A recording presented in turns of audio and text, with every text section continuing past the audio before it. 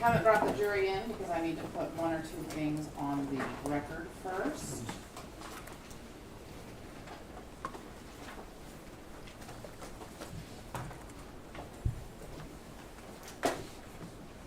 And I'm going to officially call the case. This is cause number D1GN 18001835, Neil Heslin and Scarlett Lewis versus Alex E. Jones and Free Speech Systems LLC. Could I have announcements for the plaintiff, please? And if Mr. Bankston, you'll just announce everybody, please. Sure. Your Honor, Mark Bankston for the plaintiffs, along with Wesley Hall, Kyle Farah, and William Ogden. And your clients are with you today? Yes, Your Honor. Announcement also is my client is Neil Heslin and Scarlett Lewis. All right. Mr. Reynal? Andino Reynal for defendant Alex Jones. With me in the courtroom, Joe Magliolo, West Medlin. And you also represent Free Speech Systems, don't you? I do, Your Honor. All right. Okay, and I know you'll make those introductions again when the jury comes out. That's fine. This is just for the record here today. We previously had a discussion off the record, myself, Mr. Bankston, and Mr. Reynal, regarding an opening statement by the court to the jury, just to lay the land a little bit for them. I'm not going to read it now because I'm going to read it in a minute, but I want to put on the record that you're in agreement with this statement, Mr. Bankston. No objection, Your Honor. And Mr. Reynal. Subject to our prior objection regarding bifurcation, we agree to the court's language. I'd also, before the jury comes in, like to raise the additional issue, which is we've objected to the introduction of evidence that isn't relevant to actual damages. And so I would ask the court, so as not to interrupt Mr. Bankston, to give me a running objection during his opening when he's discussing evidence that goes to the amount of punitive damages rather than the amount of actual damages like that. Right, so your objection is overruled. You may have a running objection. The only evidence that we are reserving is net worth. Thank you. All right, are we ready then? Your Honor, the other thing is I was going to offer the agreed exhibit 31 to have it Oh. on before we start. Okay. Are all of the exhibits that have been admitted up here for use by witnesses and attorneys as we go through this? Correct, or we'll have copies. Yes, we have them here in the courtroom, and then I have your, you have a set as well, and then we have multiple sets. All right. We'll have one set that's just witness court order. So plaintiff's 31 index of defendant's video discovery production produced November 7th, 2019, or has a new name? This actually becomes, what would you like to call it, a green list of videos. All right. And Mr. Bankston has also, we have agreed that to the extent they haven't already been admitted, every video on this list will be admitted with no objection from either party. Yes, we believe they're already admitted, but Can I have a copy? absolutely. Thank you. This is mine. Yes, it is. All right. And then I was going to give one to Mr. Clark Yes, as well. please. And that's all from the bench. All right, then I'm going to tell Ms. Matashek's-Field that we're ready. It'll take a little bit longer than normal to bring the jury in because I have them in a different space and they have to walk around.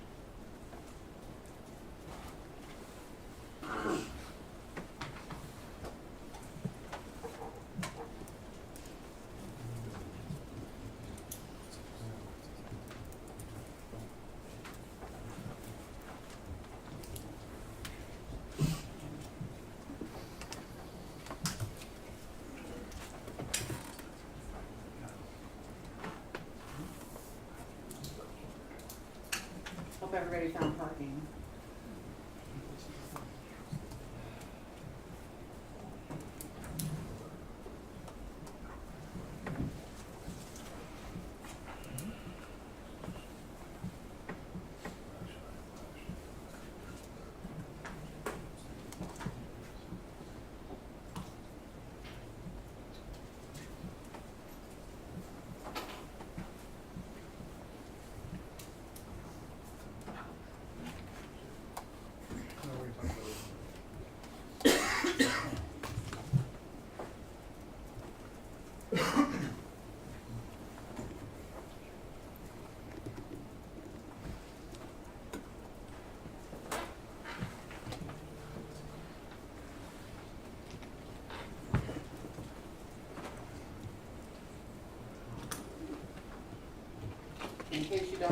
rise for the jury.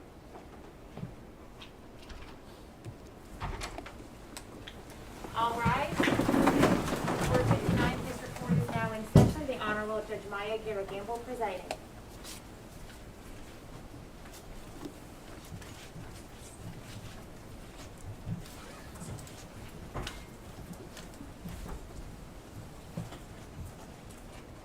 And the jury can sit down when you reach your seat, but make sure there's one more we're gonna need there in the corner.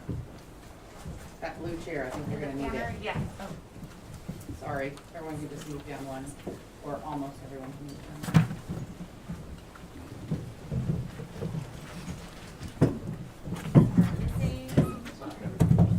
Did you lose them in the lobby?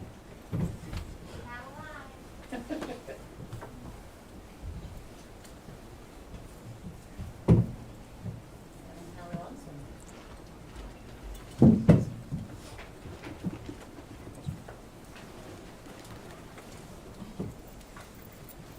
You may all be seated while we wait for them.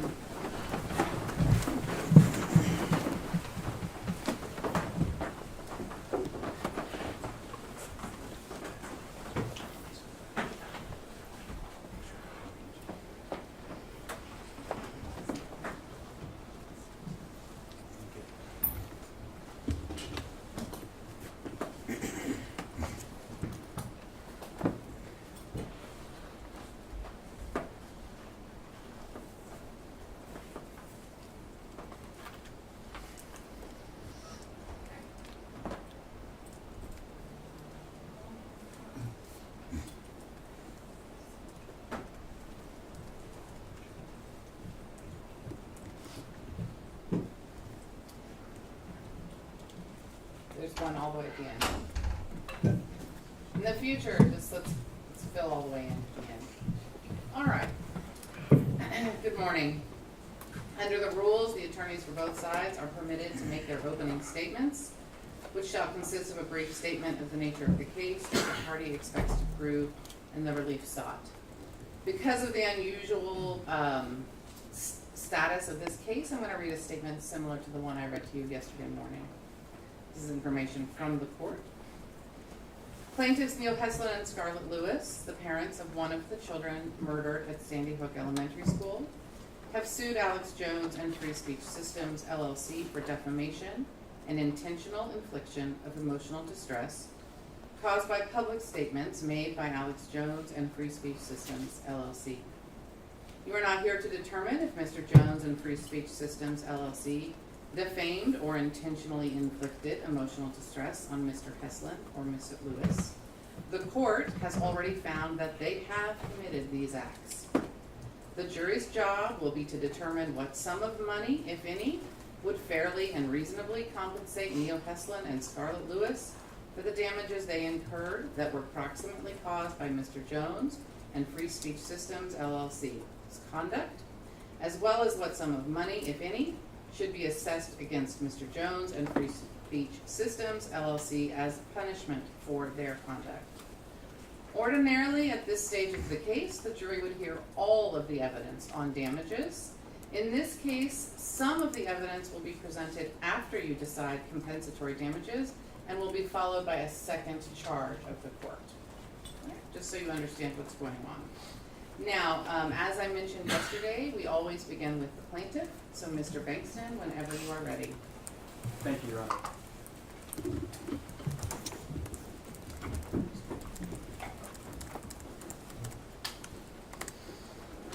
Ladies and gentlemen, my name is Mark Bankston, and I'm here to talk to you about two rules first.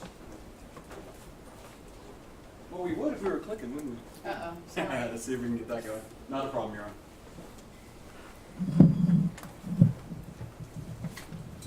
There you go, thank you. Like I said, Mark Bankston, I first want to talk to you about two rules. Here's the first rule.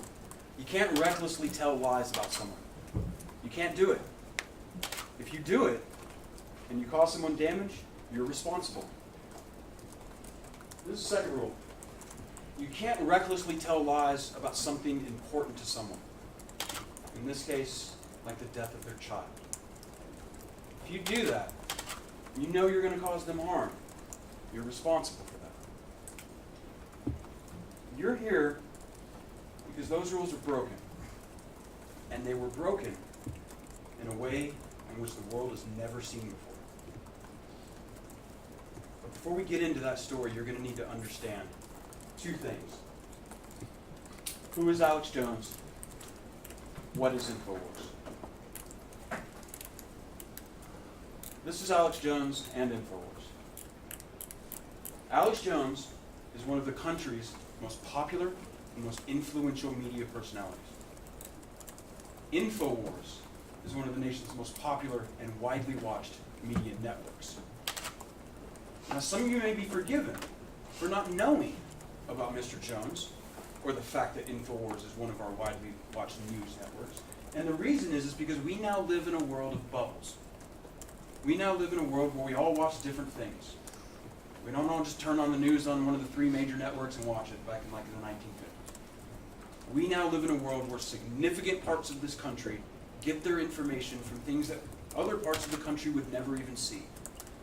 And over the last decade, Mr. Jones has become incredibly influential over a segment of this country.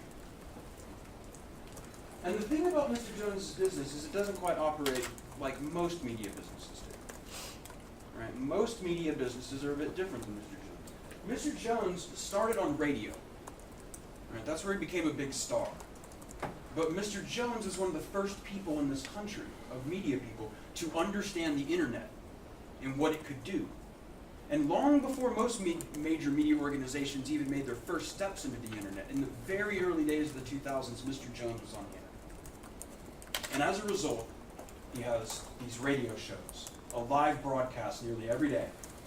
He has an internet website, Infowars.com, where you can view videos, news articles. And he has a YouTube site, or at least he did until very recently, where he got billions of views on that page. The other thing that's different about Mr. Jones's business is that most media businesses make their money through advertising. And you're going to hear from the evidence in this case that Mr. Jones makes a little money that way. That's how they operate. But the main way that this business operates affects the news they cover. Because what they really do, the primary way the business operates is to sell products. As you see here on the screen in Exhibit 15. This is another example that you'll see in the sidebar of the articles you'll see in this case. Here's a product called DNA Force. It claims it's going to overhaul your body's cellular engines and protect them from reactive oxygen species. Now, these kinds of products dictate the kind of news that has to be told on InfoWars, because you want to try to attract the audience that will buy these products. So that's what Mr. Jones did. His programming is very fantastical in some respects. In some respects, it's meant to convince you that powerful, shadowy forces in the world are out to get all of us and have put a cloak over reality. And Mr. Jones is going to take that cloak off and show you the real truth. That's what his media network's about. And for the past 10 years or so, Mr. Jones has become very influential. He has gained a position in media maybe unlike any other media figure in this country. And when he did that, 10 years ago, in 2012, when his popularity was truly exploding, Mr. Jones made a choice. And he made that choice. God, there we go. Made that choice on December 14th, 2012. That was the day of the Sandy Hook Elementary School shooting. Really one of the darkest days in American history. When you got to think back to 2012 when this happened. We've never seen anything like this before. I mean, the idea of someone coming in and slaughtering first graders, we were all of us, in like a collective state of shock over this. But not Mr. Jones. You see, Mr. Jones made a choice that day. Mr. Jones decided he was going to go on the air that day with the title of a video. And that video was called Connecticut School Massacre Looks Like False Flag, says witnesses. Now, what's a false flag? It's interesting, it's an older term. It's a naval term from 17th, 16th century. And what it means is, let's say you were a Spanish ship and you wanted to attack a French ship, but you didn't want to get Spain in trouble. Well, what you could do is you could put up a British flag on your ship. You could fly a false flag. That's what that meant, so that you could attack the French ship without getting Spain in trouble. That's where the term comes from. But in the modern sense, in Mr. Jones's world, false flag now means something very different. A false flag is when a mass tragedy, shooting, or bombing was actually staged by the United States government, and particularly the Central Intelligence Agency, and that is fake. Didn't happen. I want to show you Mr. Jones on the day of Sandy Hook, as news was coming in of Sandy Hook. On his broadcast, he called Connecticut school massacre looks like false flag, says witnesses. And you'll see that Mr. Jones is talking to somebody who has a relative in Newtown, and he's trying to coax out the information to prove that this was a false flag. Let's take a look at that clip. I said, this is the attack. Look, people got to find the clips the last 2 months. I said they are launching attacks.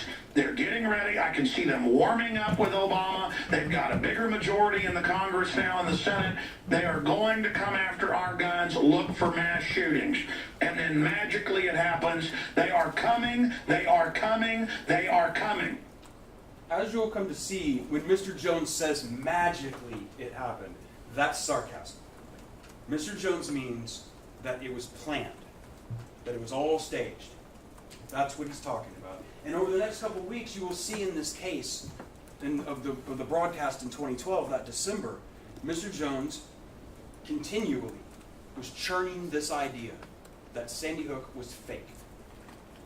By just 1 month after the shooting, Alex Jones, who would become patient zero for the Sandy Hook hoax, he had created a sensation. And by a month later, he had aired an entire episode entitled, Why People Think Sandy Hook is a Hoax. And for some of you, I think that it hit me right at the beginning is why? Why is he doing this? It's guns. It's about guns. Mr. Jones knew that his audience were worried about their guns. Maybe even rightly, they were worried about, people who wanted to own AR-15s. Maybe there were going to be some new registration checks, or maybe they were going to ban the AR-15. Right? That's people that had that worry. But Mr. Jones played on that fear. He knew it. He knew they felt that. And so here's what he did. Jones told his audience that Obama was coming for their guns. So he told his audience that Obama staged Sandy Hook. And not that Obama ordered the murder of those children, but that there were never any children at all. That the school was fake. That it wasn't an operating school. That the parents were liars, paid actors. Your Honor? Can I approve this? No? Well, Your Honor, ordered that all demonstrative exhibits be shared with the other side before, and this PowerPoint was not. So, These are words that he's saying, overruled. okay. And I have shared all the images in this stuff. Let's go back. Mr. Jones said that the school was fake. And it wasn't an operating school. He said that the parents were liars, paid actors. He said the funerals were fake. Their tears were fake. Everything was fake. So that Mr. Jones could have this story on his broadcast. This was a massive campaign of lies. That's what the evidence is going to show. And in fact, it is difficult to wrap your head around it. We have brought for you, we're going to be showing you in this trial, dozens of videos. 44, I believe. We're going to try to show you before it's all over. And we can't show you all of them, and I'm going to tell you why. If we were to sit down and try to watch all the videos that we have about Sandy Hook, if I just put them on and let's play them and let you watch them, and we're going to spend the rest of this week doing it, we couldn't do it. Would not have enough time for you to sit here every single day and watch it. So I'm going to have to show you what I can. I'm going to respect your time in that. And we're going to be showing you clips from over years and years and years, and we're going to try to give you the full breadth of what happened. And the other problem we face is we don't even have all the videos. We know there's more out there. You're going to hear testimony about that. You're hearing expert witnesses talk about it. We don't have it all. We can only show you what we do have. Right? That no one really even knows how massive this was. Because some of that is lost to the sands of time. But this was done. This massive campaign of lies was accomplished because Mr. Jones recruited wild extremists from the fringes of the internet who were willing to be as cruel as Mr. Jones needed them to be. The first one of these is a man named Wolfgang Halbig. You're going to hear a lot about this man during this trial. Wolfgang Halbig, you will hear, was a former Florida state trooper. And then apparently he started some sort of security business. And Mr. Halbig was on InfoWars all the time. They just had him on over and over and over. Because Mr. Jones needed somebody who could pretend like they were going to support what he was saying. And Mr. Halbig was willing to do that for attention. I want to show you of the many, many times that Mr. Halbig was on. Let's first watch this first clip from September 25th, 2014, in an episode entitled Connecticut PD has FBI falsify crime statistics. All right, and what you're going to see in this video is Mr. Jones describing Mr. Halbig, and then I want you to pay attention because you're going to see something very strange. You're going to see Mr. Jones do mocking imitations of the parents crying to try to say that they're fake. You're going to see Mr. Jones say that there are photos of their children that prove that they're still alive, that they faked their deaths. Let's take a look at what Mr. Jones said there. We're fearless, folks. Support us. Support Wolfgang. This is not a game. They are hopping mad. We're covering this. CNN admits they did fake scud attacks on themselves back in 1991, 1990. Would they stage this? I don't know. Do penguins live in Antarctica? Wolfgang W. Halbig's our guest, former state police officer, been worked for the Customs Department, and then over the last decades created one of the biggest, most successful school safety training groups, and he just has gone and investigated, and it's as funny as a $3 bill, and they've been, but man, Wolfgang, you dropped a bombshell of your scores of points, your 16 questions. If you've got a school of 100 kids, and then nobody can find them, and then you've got parents laughing on, and then they walk over to the camera and go, and not just one, but a bunch of parents doing this, and then photos of kids that are still alive, they said died. I mean, they think we're so dumb that it's really hidden in plain view. And so the preponderance, I thought they had some scripting early on to exacerbate and milk the crisis, as Rahm Emanuel said. But when you really look at it, where are the lawsuits? There would be incredible lawsuits and payouts, but there haven't been any filed, nothing. I've never seen this. This is incredible. That's Mr. Halbig you're seeing on the screen right there. Mr. Halbig will come on the show and they'll do interviews, and we'll see some from Mr. Halbig too. We're going to see some videos of him talking. But that's the guy that he would be bringing on these shows to talk about this over and over and over and over again. The following day, they published this article on Infowars.com. This article reads, FBI says no one killed at Sandy Hook. Now, let's just make this clear. Everyone now agrees. You're going to hear testimony from the author of this article. This is obviously wrong. You're going to hear, he didn't read the chart right. He just didn't scroll down. And they went with this and put it out to their audience. And the important thing about this is this story was InfoWars' third most popular story ever. This was a viral sensation. Millions and millions of people saw this article. You're going to see the data on that. And when Mr. Jones realized the explosive popularity of these kinds of things, he doubled down. You got to remember, we're 2 years out from Sandy Hook. No network is covering Sandy Hook anymore. Mr. Jones, though, saw how this was doing with his audience. It became an obsession at InfoWars. you're going to see that there are parts of Mr. Jones' show. You know, he has his live show, and he has these internet videos he puts up, and he also, he does a radio show. So he has call-in guests sometimes, or call-in listeners, who will call in and talk about things with Mr. Jones. And they were eating the Sandy Hook stuff up with a spoon, and Mr. Jones kept inflaming it. Here's an example from December 29th, 2014. This was called America, the False Democracy. In this clip, you are going to hear Mr. Jones say that these children did not die. Sandy Hook is 100% fake. Let's talk to Kevin. Kevin, go ahead. You're on the air. Hi, Alex. Calling about Sandy Hook. Basically, my take on it is I live about 50 miles from Newtown, and the whole thing is pretty much the next step in reality TV. Because with other false flags like 9/11 or Oklahoma City or the Boston bombing, at least something happened. With Sandy Hook, there's no there. You've got a bunch of people walking around a parking lot. It's pretty much what it comes down to, and none of the evidence. No, I've had the investigators on. I've had the state police have gone public. You name it. The whole thing is a giant hoax. And the problem is, how do you deal with a total hoax? I mean, how do you even convince the public something's a total hoax?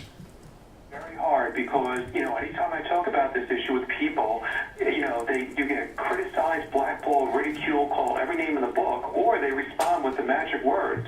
They were saying on TV.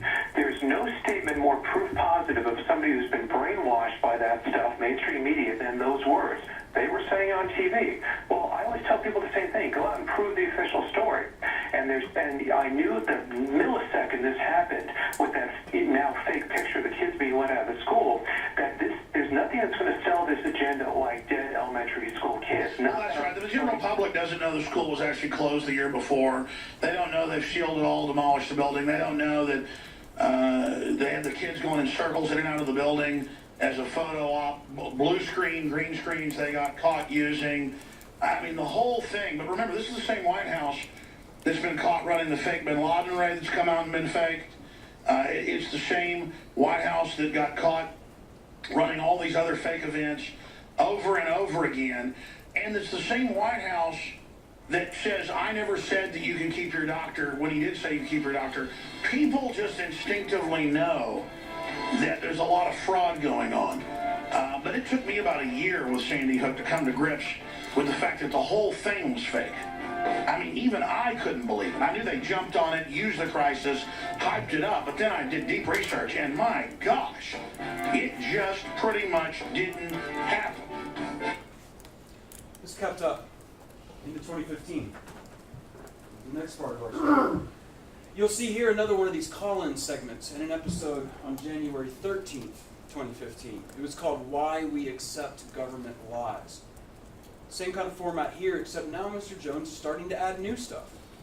One of the things you'll hear in this video is that now Mr. Jones is saying that there were photos of a child at Sandy Hook that were used to stage a fake mass shooting in Pakistan. All right? It's confusing, but we'll get into it. I want you to take a look at this video from January 13th, 2015. Yeah, when you're trying to, decipher cloak and dagger, dirty tricks, it's pretty hard to do. It's just that when you learn that they were funded by Western funding, then you learn that it was the same Amarillo Lockheed Connection underwear bomber. Then those are big red flags that they were patsy provocateurs. The classic MO has been followed. And then, it kind of becomes a red herring, to say the whole thing was staged. Because they have staged events before. But then you learn the school had been closed and reopened, and you got video of the kids going in circles in and out of the building, and they don't call the rescue choppers for 2 hours, and then they tear the building down and seal it, and they get caught using blue screens, and a email by Bloomberg comes out in the lawsuit where he's telling his people, get ready in the next 24 hours to capitalize on a shooting. So Sandy Hook is a synthetic, completely fake, with actors, in my view, manufactured. I couldn't believe it at first. I knew they had actors there, clearly, but I thought they killed some real kids. And it just shows how bold they are, that they clearly used actors. I mean, they even ended up using photos of kids killed in mass shootings here in a fake mass shooting in Turkey. So, The sky is now the limit. I appreciate your call. Shortly after this, InfoWars got its first YouTube strike. This means somebody made a complaint against the channel. In this case, it was a father of a victim. There was a father who had complained to InfoWars because their son's photo was used in one of their videos. It was this whole thing about the Pakistan shooting, and we'll get into that. It's not important now. It's obviously a lie. But when they used the son's picture, they complained to YouTube for copyright reasons. That's how they figured they could stop him. So YouTube issued him a strike. But InfoWars smartened up after this, and they realized don't use pictures of children. That's what you're going to see. So from this point forward, you'll see Mr. Jones react about this and say, this is, unjust to me, and I'm going to keep doing it. And it did. It kept up. Mr. Jones had Mr. Halbig all through 2015. And you'll see on March 4th, 2015, in this video, saw the new bombshell Sandy Hook information intel. Now, before we look at this video, I want to talk about, you've heard some of them already. Mr. Jones is going to keep repeating these same false claims. He's not questioning anything. You got to make sure, there's a big difference here. He's not questioning. He's not going, something fishy might be going on at Sandy Hook. These aren't questions, he's just stating facts falsely. And here they are. You'll hear about Anderson Cooper on a blue screen. And you might know about blue screen from like Marvel movies. This is how they composite somebody into something. The argument here is that Anderson Cooper of CNN did an interview with a parent in Newtown, and they weren't really in Newtown. They were really on a CNN studio in Atlanta, and they faked it and made it look like Anderson Cooper was there with the parent. But these people weren't even at Sandy. It's a lie. You're going to see it's a lie. It's just an obvious lie. You're going to hear them talking about kids walking in circles, going around the building, doing drills. And you're going to see the video he's talking about in his videos. He's going to play it. And what's most astonishing is the video he's showing, the building in the video, isn't even the Sandy Hook school. He's lied to his viewers. It's a firehouse in Newtown. And you're going to see that this video is hours later in the day when parents are showing up to pick up their kids, find out what happened. And there's a group of adults and teenagers and all walking around the building to get to the front of the building. And Mr. Jones tried to sell this to his audience to say that this was fake. It shows that it was the children were actually being let out of the front of the building and then back into the building. And he'll say, well, you should be getting them away from the building. It's not even Sandy Hook. He's going to talk about men in SWAT gear caught in the woods. But you're going to see video that proves that they actually knew that the video they're talking about, it's helicopter footage, was taken well into the afternoon, hours after the shooting, had nothing to do with the shooting, and you're going to find out it's some reporters who tried to get too close to the school, take pictures. It's all in the police reports, it's all public, but he tried to convince his viewers that these were CIA operatives or whatever, in SWAT gear to facilitate the shooting or something. Whatever false thing he thought was going on here. Let's talk about how the school was actually closed. It was not an operating school. That they just opened it up for this day to stock it full of people and did like a stage production, but it was all not real. And it's these kind of statements that you're going to see in this case. And the internal communications inside InfoWars, they knew this was a lie. They're not that. They know there's copious evidence out there if you really go look for it that Sandy Hook was open. They were saying this knowing it was false. You'll hear him talk about a Michael Bloomberg email the day before. Michael Bloomberg is the former mayor of New York City. And part of what he has done since being mayor is he's been a real big gun control advocate.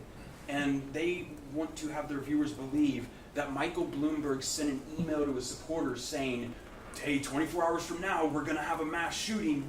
Everybody get ready to mobilize on it. As if Michael Bloomberg had foreknowledge that they were going to fake this shooting. You're not going to see this email because obviously it doesn't exist. It's made up. Just a lie. You're going to hear about rescue helicopters. Why weren't the rescue helicopters called? But you're going to find out Mr. Jones doesn't know where the rescue helicopters were coming from. He doesn't know how close the hospital was to Sandy Hook Elementary. And you're going to hear that those EMS, they would have gotten there way faster than a helicopter from way far away. You're going to hear all sorts of things about the ambulances and the EMTs. He tells his audience that they never even allowed EMTs in the building. And I'm guessing here, so you don't have to get the EMTs in on the conspiracy, right? You just keep them out of the building, they'll never know it was all fake. It's garbage. EMTs went in that building, anybody can verify it, it's not hard to figure that out. Most of them have given interviews about what they saw that day. It was the worst day of their lives. You're going to hear about that response that day. And yeah, EMTs were in there.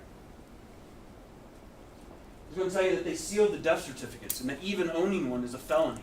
That's on an InfoWars episode you're going to see. And the truth is, any one of you could right now call up Newtown Clerk and get one for $20. Any of the victims. It's just a lie. You're going to hear him say, as you've already heard him say, that there are photos of the victims who are still alive. This is so disgusting, so repulsive, that I feel silly standing here and telling you that's false. But that's what I have to do in this case. That's where we're at. I want to show you a video of him saying all these things. This is when Mr. Halbert comes on the show again, and let's listen to what Mr. Jones has to say. Mr. Halbig, thanks for coming on. Recap who you are. Recap why you question kind of the top 10 or 15 points that I know are on your website of why this doesn't add up. And then now they're really trying to seal everything when they could discredit us anytime they wanted to. Just tell us why Anderson Cooper's nose disappears, why it's blue screen. Just tell us why the people are walking in circles in and out of the building. It appears to be staged. Tell us why they said they didn't catch somebody in the woods when they did. Tell us why the school was closed before and then after, why they've sealed it all, why they've now torn it down. Tell us why Bloomberg sent out an email to his people the day before saying get ready to launch an operation to capitalize on the mass shooting. Tell us why you didn't launch the emergency helicopters. Tell us why the ambulance is parked for an hour down the road. Tell us why this appears to be as phony as a $3 bill. Wolf K, thank you for joining us. And you'll notice these aren't questions. Tell us why this happened. Because it did happen, according to Mr. Jones. It'd be like if somebody came up to you and said, tell me why you're a thief. Tell me why you're a liar. Tell me why you're a murderer. It's not a question. That's not what Mr. Jones was doing. You're going to see that by November 2015, there was more people getting involved in this. As I told you, Mr. Jones was recruiting wild extremists from the fringes of the internet. One of those gentlemen was a man named Jim Fetzer. Jim Fetzer, InfoWars helped distribute his book, Nobody Died at Sandy Hook. Jim Fetzer was a former professor who, in his twilight years, started doing things like this. And wanted his stuff featured on Mr. Jones' show. And InfoWars wanted to help him. And you're going to see the internal emails in which InfoWars helps him distribute this book. This horrific book. The next month, it's important to know that at least a couple of people inside of InfoWars knew what was happening was wrong. They knew it. They didn't just know it, they warned him. Editor-at-large Paul Watson, the editor-at-large of the company, warned Mr. Jones in writing. Now, I know that's probably hard for some of y'all to see, so I'm going to read this to you. There's an email you will see. This is from Paul Watson, the editor at InfoWars, to Buckley at InfoWars, who's another managerial employee, and Anthony at InfoWars, who you'll hear is another managerial employee. And he says, sent this to Alex. He says, this Sandy Hook stuff is killing us. It's promoted by the most batshit crazy people, like Rince and Fetzer, who all hate us anyway. Plus, it makes us look really bad to align with people who harass the parents of dead kids. It's going to hurt us with Drudge and bringing bigger names into the show. Plus, the event happened 3 years ago. Why even risk our reputation for it? And when he's talking about Drudge, some of you probably know he's talking about Drudge Report, a website that compiles news links. And if a media organization gets featured on Drudge, it gets a lot of traffic. So Mr. Watson wasn't so much concerned about the morality here. He was concerned it's going to make us look bad, and it's going to hurt us with Drudge. This is about money. This is about the bottom line, what he was trying to get Alex Jones to see. And Mr. Watson had very good reason to be alarmed. Not just because of the things that were being said on InfoWars and the things that were being written, but what Mr. Jones was doing on top of it. And one of those things was sending his reporter to Newtown, Connecticut. And what you're going to see is that this reporter, Dan Bidandi, who you will find out is a former professional wrestler, he went to Newtown and confronted people in Newtown. I want to show you a video of that. This is going to be Mr. Bidandi following around Newtown city officials. And I want you to hear what he says to them. What's this guy's name again? He's with criminal walking down the walkway. And this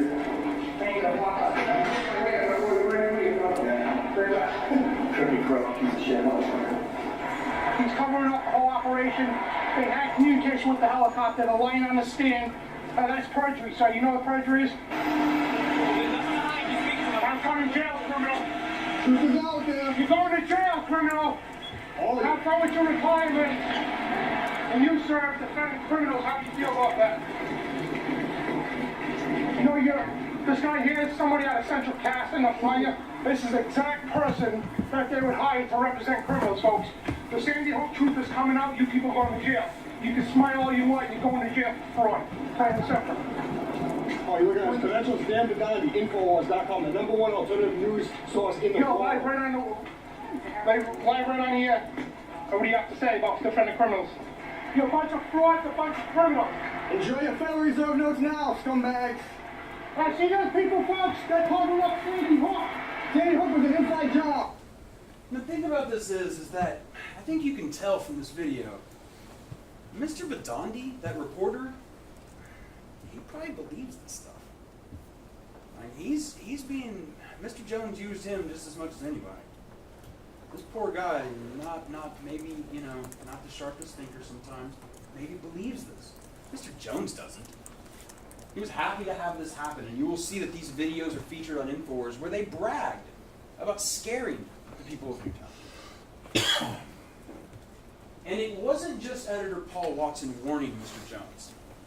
The warnings came not only from InfoWars employees. Mr. Jones and InfoWars was warned by their viewers that what they were doing was wrong.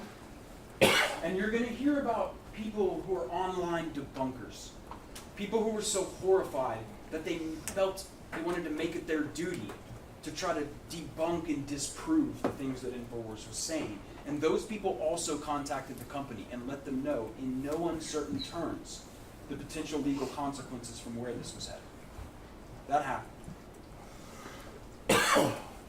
But it didn't matter. It didn't matter that they warned them, told them that what they were doing was wrong, told them that what they were doing is false, because InfoWars already knew that. They already knew they were lying. They knew it was false.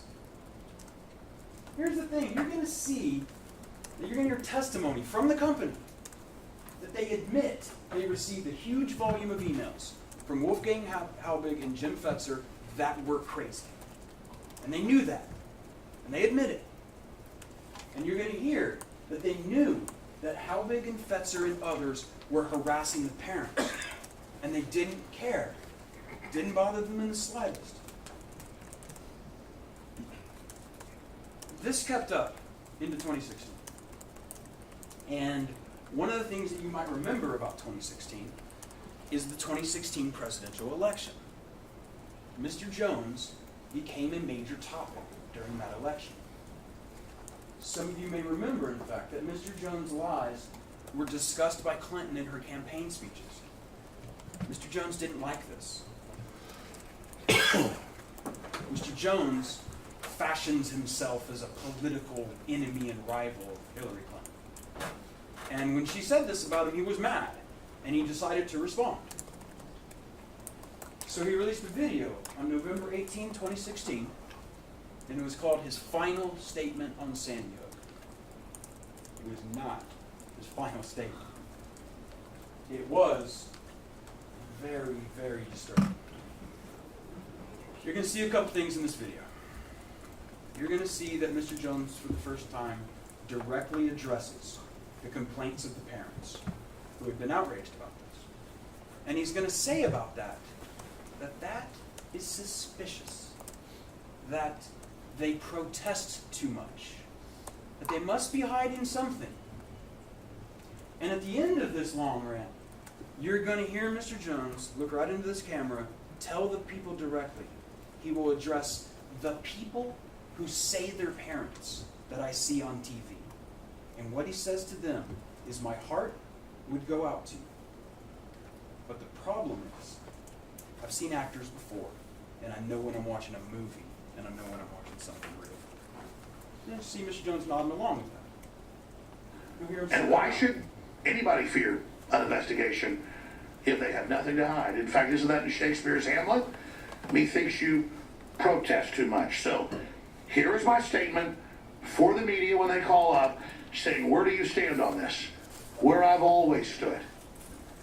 When there were other mass shootings, I would simply point out that they're very rare statistically, and why should we all give up our rights because some other bad person does something?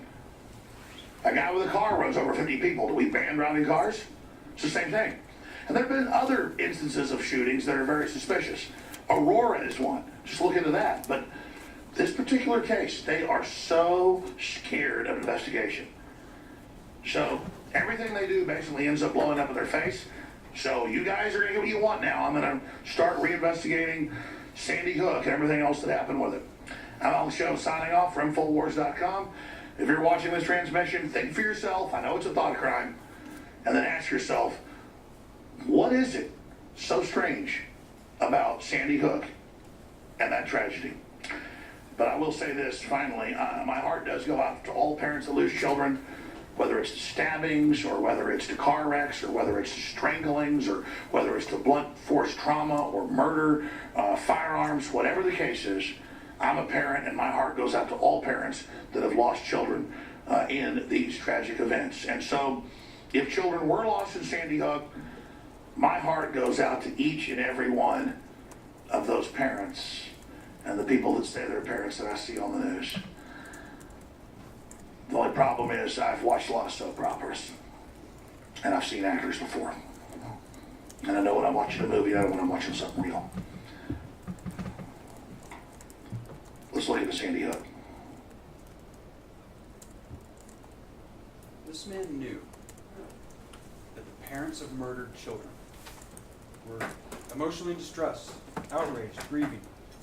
And he looked straight into that camera and he said, the only problem is I've watched a lot of soap operas and I've seen actors before. And I know when I'm watching a movie and I know when I'm watching something.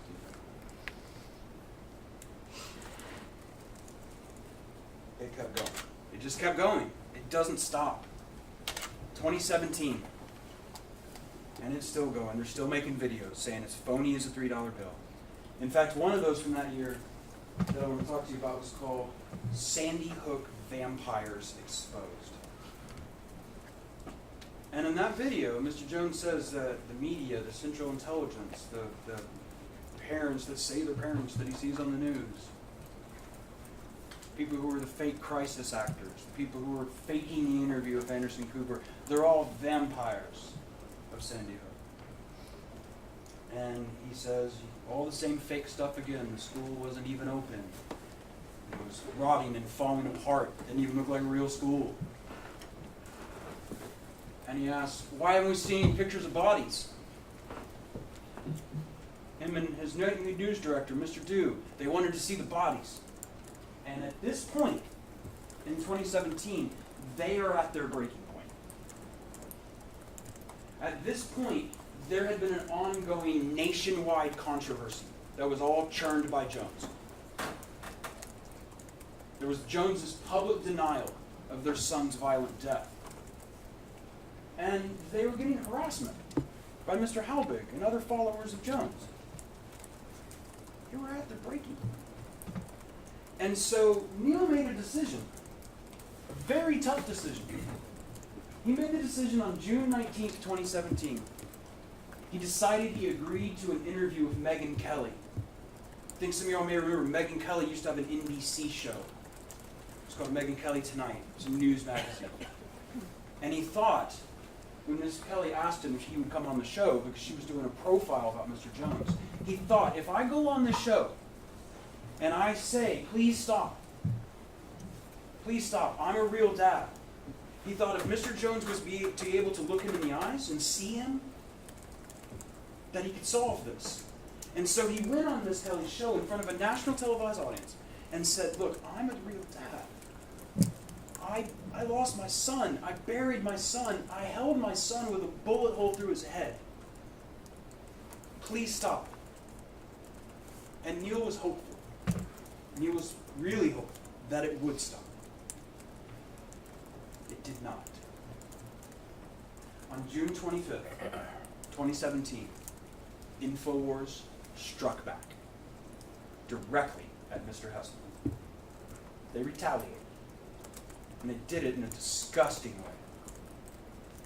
They aired a video that talked about Neil's interview on Megyn Kelly and said, one problem. Mr. Hesselin's a liar. Mr. Hesselin never held his child. He made up that story. And we can prove it. Because you see, according to InfoWars' version of events, the shooting was fake. And all these fake actor parents, who were like paid actors of the CIA, were given a cover story. And one of the easiest parts of their cover story, apparently, was that they didn't release the bodies of the children to the parents.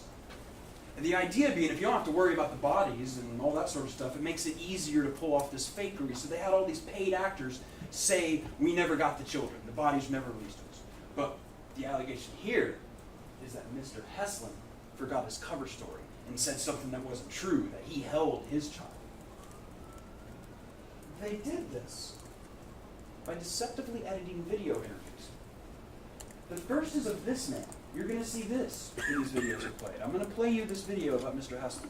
And this man is Dr. Wayne Carver. He is the medical examiner who had the incredibly difficult job of seeing those children after CPR. And what you're going to see, the evidence will show you that Dr. Carver in this interview was talking about the process by which the children were identified. All right, they got all the children, and they got to get the parents into contact, right? And he was talking about how the way you do that is through photograph. Right? You don't want, the reason you do that is it's less traumatic, and you don't want to bring a parent into the room of a body of a child that's not theirs. Right? So you want to do this by photograph. Make sure that you get them lined up before you do it. And as you'll hear, he'll even say there's a time and a place for up close and personal. But first you identify by photograph. They actually edited this video in such a way to make it look like, oh no, the parents were only shown photographs of their children. Or that was the story anyway. And it's actually just a complete deception, sleight of hand by editing this man's interview. They do the same thing with these parents. This is Lynn and Christine McDonald. And Lynn and Christine McDonald, you'll see in this interview, we're talking about the process of being at the funeral home of their daughter. And her casket. And, you know, as a mom, when your child has suffered these kinds of injuries, you have to make a very difficult decision. And that decision is whether to open that casket. And Ms. McDonald made a decision not to. And you're going to hear, you'll hear expert testimony talking about this interview, where you'll see that Ms. McDonald wanted her little daughter, she wanted to remember her just the way she was. So she didn't look. And what InfoWars did is they took her interview and they cut her off mid-sentence and made it look like she was never allowed to see her children. Both of these things, all of this stuff you're going to see in this video, came from this anonymous blog post that had information from that gentleman, Jim Fetzer, who InfoWars, you'll hear testimony, that they knew, at the time they published this broadcast, they knew Mr. Fetzer was crazy, completely unreliable. They didn't care. They were doing this to retaliate against Neil, who had the temerity, the audacity, to stand up on national television and tell him to stop. That's what this was for. I want you to see that video. Let's play that now.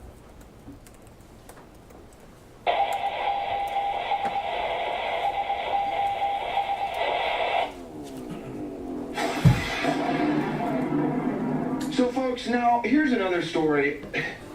You know, I don't even know if Alex knows about this, to be honest with you.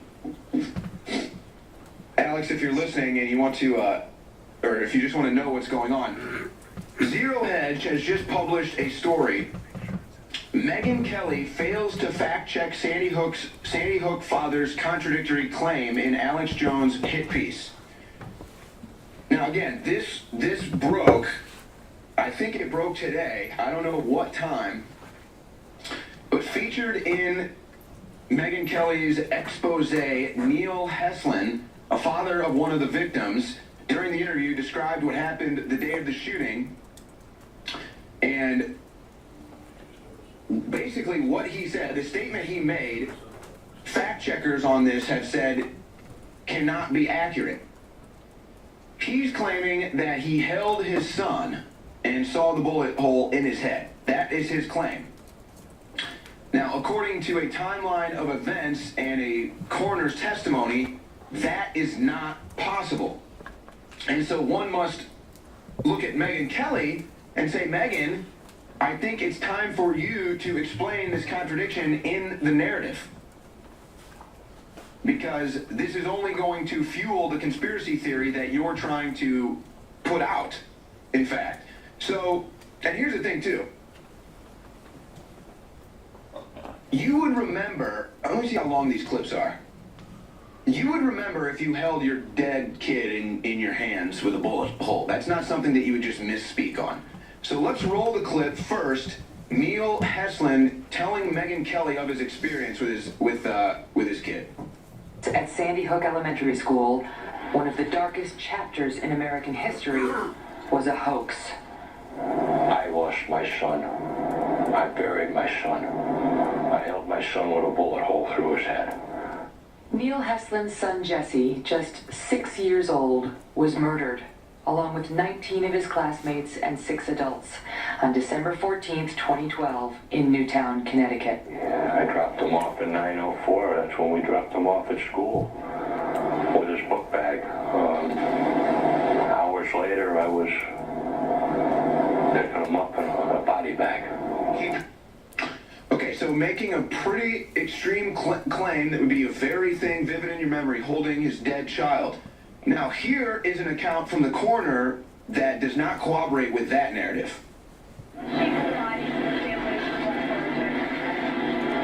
We did not bring the bodies and the families into contact. We took pictures of them, of their facial features. You have, it's easier on the families when you do that. There is a time and a place for up close and personal in the grieving process. But to accomplish this, we felt it would be best to do it this way, and you can sort of you can control the situation depending on the photographer, and I have very good photographers. It's going to be hard not to have been able to actually see her.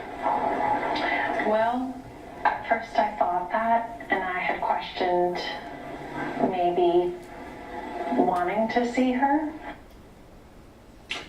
Okay, so just another question that people are now going to be asking about Sandy Hook. The conspiracy theorists on the internet out there that have a lot of questions that are yet to get answered. I mean, you can say whatever you want about the event. That's just a fact. So there's another one. Will there be a clarification from Heslin or Megyn Kelly? I wouldn't hold your breath. So now they're fueling the conspiracy theory claims. Unbelievable. We'll be right back with more. The man you just saw, his name is Owen Schroyer. He's another media star at InfoWars, sort of Mr. Jones' protege. And what you just saw there was a manufactured, fabricated lie, specifically engineered and calculated to hurt Neil Heslin and Scarlett Rose, to retaliate against Neil for daring to speak out, proposing any sort of resistance to Mr. Jones' years of cruelty. They struck back against him. And it didn't end there. Right? Now Neil and his family had been introduced into the Sandy Hook conspiracy. They were a key part of it now. They were a focus of this lie. And it didn't end. A month later, you're going to see that there was significant controversy over this video you just saw. And Mr. Jones, a month later, doubled down and defended it. He got on a show, he played that entire video again, and then he said this. He said, was a month ago. He, meaning Mr. Schroyer, had said, I wouldn't hold my breath looking for a response. We've not seen a clarification. Mr. Jones then said, the stuff I found was they never let them see their bodies.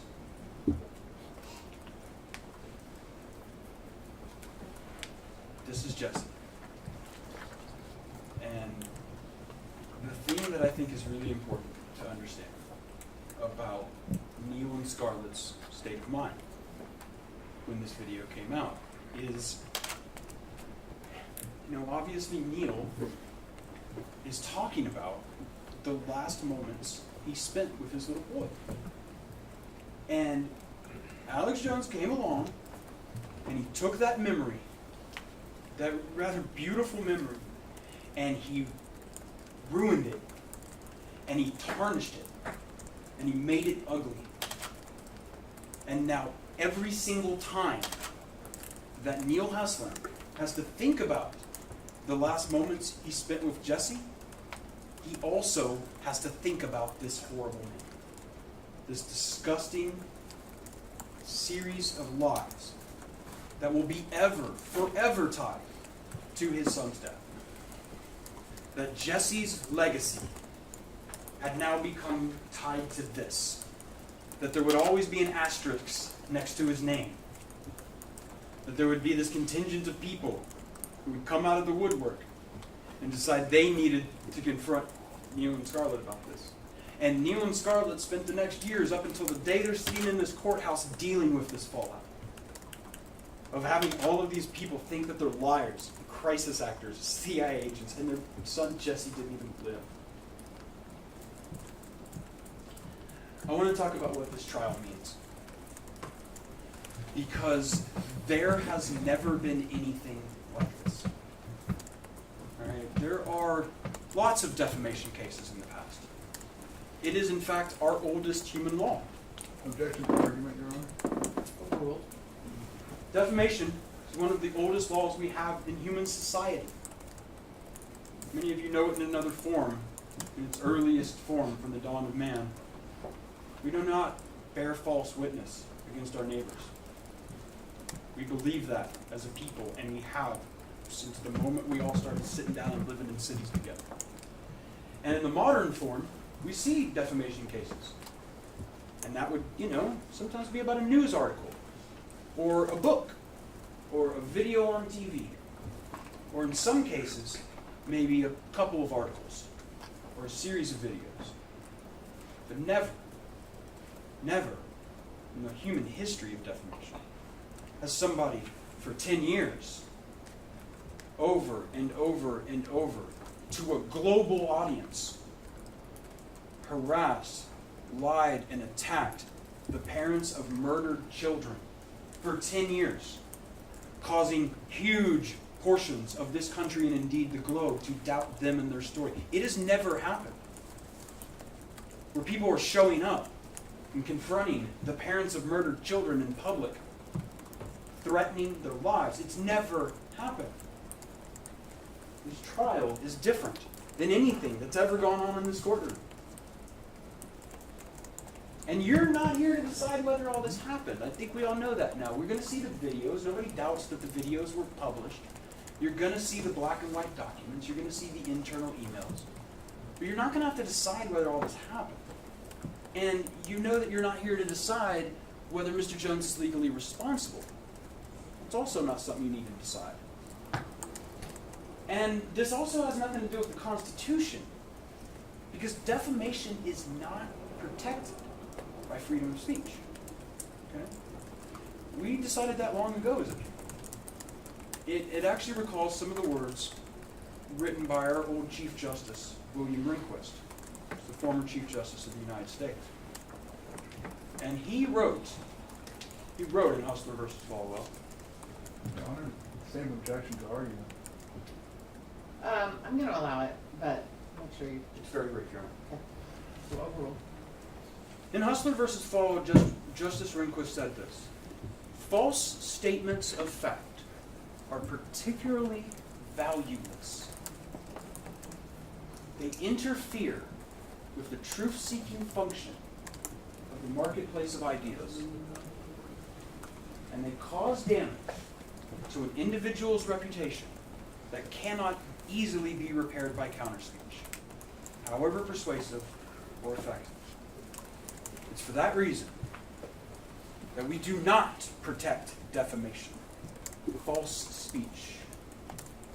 Because speech is free, but lies you have to pay for.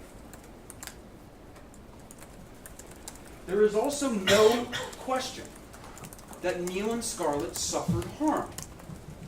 I don't know what InfoWars lawyers are going to get up here and say. I don't. But one thing I know they will not tell you is that Neil and Scarlett weren't harmed by this. That's not going to happen. They won't tell you that. Because we all know that happened. And the testimony will show that Free Speech Systems admits that its conduct harmed the plaintiffs. They'll admit what they did to these parents' grieving process. They'll admit it.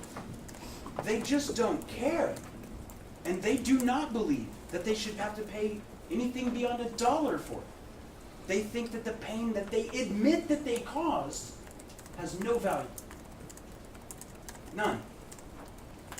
They're going to stand up here after the things that you've just seen, admitting that they did wrong, admitting that they caused the harm, and they're going to have the absolute gall to say, give them $1. That's what they're going to do. You have two tasks. There's two things you got to do while you're in this courtroom. The first task is how much money should Neil and Scarlett be paid for the harm Mr. Jones has caused. The second thing you're going to have to consider is how much money will it take to punish Mr. Jones for his actions. That's it. Those are the only two things you're here to do today, through this trial. And I want to talk really briefly about the burden of proof for doing that, because that came up a little bit during jury selection. And you'll notice they use this term, preponderance of the evidence. And ever since I came out of law school long ago, I do not know why we use words like that. That is dumb. Why do we talk that way? It really, because there's such an easy way to say it, and I think everybody in the courtroom will agree with me, the defense counsel will agree, that what preponderance of the evidence means is a fact more likely true than not true. Just a slight tipping of the scales. If you think you could flip a coin flip and it's better than those odds, that's more likely true than not true. And that's how we decide things in a civil court. Obviously, most of the things, like about whether he did something wrong or whether these videos are published, you won't have to decide that. So this actually isn't going to be that difficult in this case, because the evidence that you're going to see is going to fill up that scale you see that's pushing down. It's going to weigh it way down, because what goes in that part of the scale is the harm to Neil and Scarlett. And the evidence of that is overwhelming. You're going to be hearing a lot about it. You see, Mr. Jones knew that his lies would damage Neil's reputation. He knew that. He knew that if he cast Neil and his family into the middle of this Sandy Hook lie, that millions of people across this country were going to believe it, that they were going to harass these people, that their lives are going to get more difficult. Not because of what was going on in their minds, but what was going on in the minds of the millions of people who saw this. He knew that damage would happen. He doesn't care. Thinks it's worth $1. What I want you to remember about this is this number. 24%. You are going to hear expert testimony in this case. That will tell you that that number, 24%, at the time all these events were happening, is the percent of people in this country who believe that Sandy Hook was either definitely or possibly staged. 1 in 4 Americans. And you're going to hear expert testimony that Mr. Jones was the only voice of any importance whatsoever, the only commercial media figure at all to spread these lies. That there was These were things that were confined to the weird corners of the internet, bizarre Facebook groups and weird little YouTube videos and, these crank professors writing their anonymous blogs. Nobody with millions and millions and millions of followers. And nobody was doing it. It was Mr. Jones. And you're going to hear expert testimony that Mr. Jones and his conduct is the nearly exclusive driver of this. That as Mr. Jones put that out and his followers put that out, and it spread like a virus through the internet. And you're going to hear how had it not been for Mr. Jones, this number would be trivial. Because it would have never gone beyond the most crazy places on the internet. And you're going to hear how for 10 years, Mr. Jones's lies have inspired his guests to harass Neil and Scarlett. That's something you're going to hear. You're going to hear how guests and viewers who believed Mr. Jones' lies contacted Neil and Scarlett at home, that they accosted them in public. They harassed them online and by telephone, and that they threatened their very lives. Mr. Jones knew that his lies about Jesse's death would cause severe emotional distress to Neil and Scarlett. He didn't just knew it, he intended it. Intended to inflict emotional distress. This was his goal. It wasn't that he committed an accident. It wasn't that he was just not careful. He intended to hurt them, and now he wants to pay a dollar. But for 10 years, Mr. Jones has robbed Neil and Scarlett of the time they needed to heal over the violent death of their son Jesse, because Mr. Jones wanted to sell more of his products. That's the reality. You're going to hear how Mr. Jones's lies caused Neil and Scarlett to get stuck in loops of negative thinking about Jesse's death. Right? And what we mean by this is when your thoughts don't have an off switch. You're going to hear expert psychological testimony, medical testimony from medical experts, that what this is called is forced rumination. Rumination is obsessive thinking about a tragic situation when it interferes with your normal function. And that's what was happening to Neil and Scarlett over the past 10 years. For 10 years, Jones has used his campaign of lies about the Sandy Hook Elementary School shooting to force Neil and Scarlett to ruminate about the violent loss of their son Jesse. Whenever Neil encounters the Sandy Hook lie, he can think of nothing else. And whenever Scarlett encounters the Sandy Hook lie, she shuts down and isolates. It didn't have to be this way. I want to make crystal clear to all of you, we are not here today to seek compensation for the death of their child and the grief that comes along with losing a child. A lot of parents lose children, way more than we want. It's accidents, disease, firearms. We've actually gotten to the point where firearms is a leading cause of death of children. Parents have to deal with this. And yes, it's horrible. But with qualified medical intervention and time, you can heal.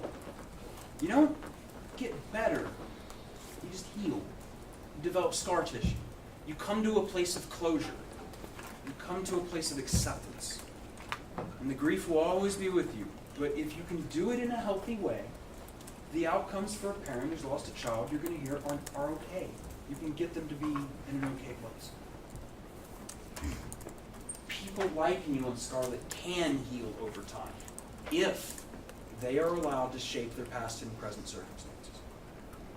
But Neil and Scarlett were prevented from healing because they had to contend with Alex Jones' lies. Dealing with this conspiracy of lies for 10 years put a lot of life stressors on Neil and Scarlett, which led to a substantial decline in their well-being. and cause them to continually suffer aggravated mental anguish. That is what you will hear from a medical professional, psychological professionals. I'm going to tell you this. And that's one of the other things you're going to compensate for in this case. We talked a lot about mental anguish yesterday, but it's that and the reputation, right? It's about what went on in their minds. That's the mental anguish. But in the millions of other people's minds, that's the reputation damage. Both of those things happened to Neil and Scarlett. That's not the only thing you're going to have to consider. You're going to hear evidence over the next coming days that relates to the things you'll need to consider for punitive damages. And as we talked about, these are the damages designed to punish the defendant and also to deter, to convince every other media organization that if they go down this path, if they try to copy Mr. Jones's formula, it will not be a good thing for them. Hopefully, this trial will be able to deter and prevent any other media organizations from following the same cruel path. Because what you have to remember is that Mr. Jones, for 10 years, intentionally lied that the shooting was fake or a government-led plot. When I say 10 years, it's because I want you to understand this hasn't stopped. Bringing this lawsuit did not solve this. You can look at what Mr. Jones has said afterwards, and you can see inside of his mind and know how malicious he was, because he is still saying Sandy Hook is synthetic. I want to show you a video from October 1st, 2021, just last year, in which Mr. Jones says that, you know what? My original instinct was right.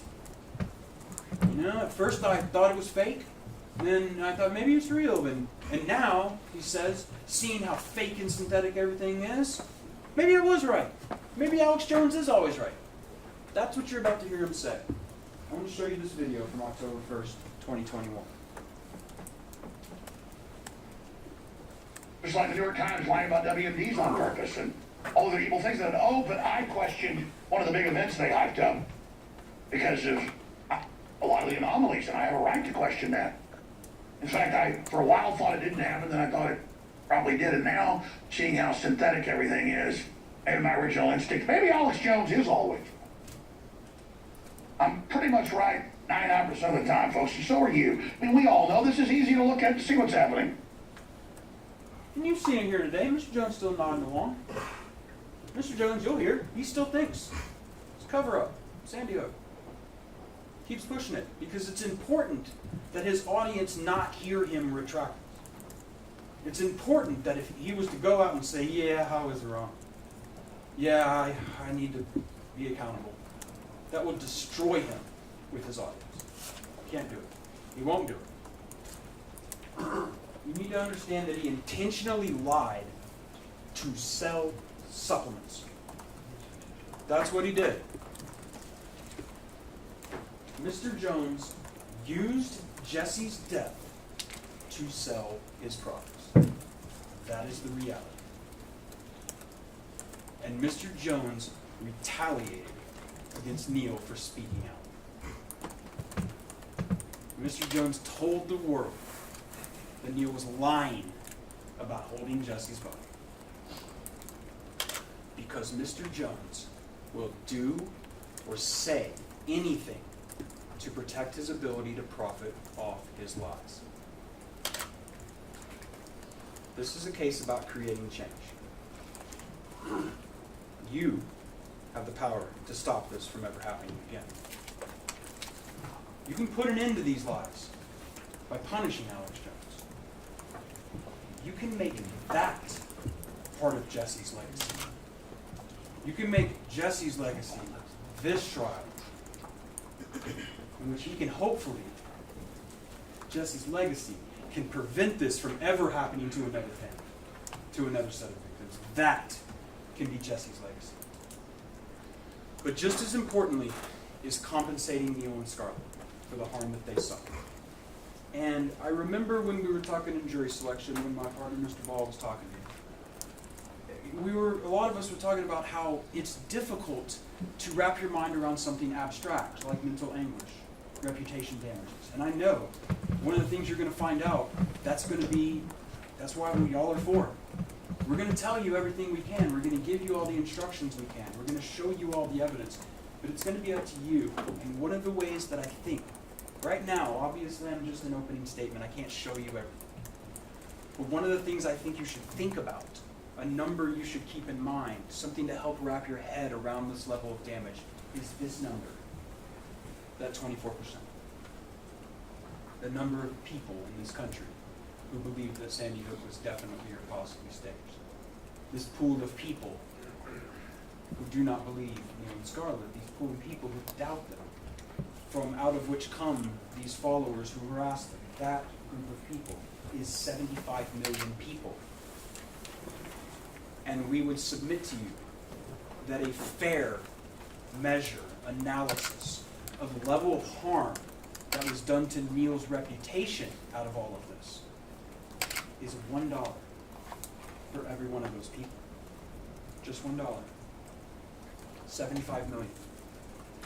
And we would submit to you too that the emotional damage that was done to Neil and Scarlett, which you will hear through medical experts, we'd submit to you that that is at least as valuable as what happened to their reputation. At least. In this case, that has never had anything like this ever happen before. Another 75 million.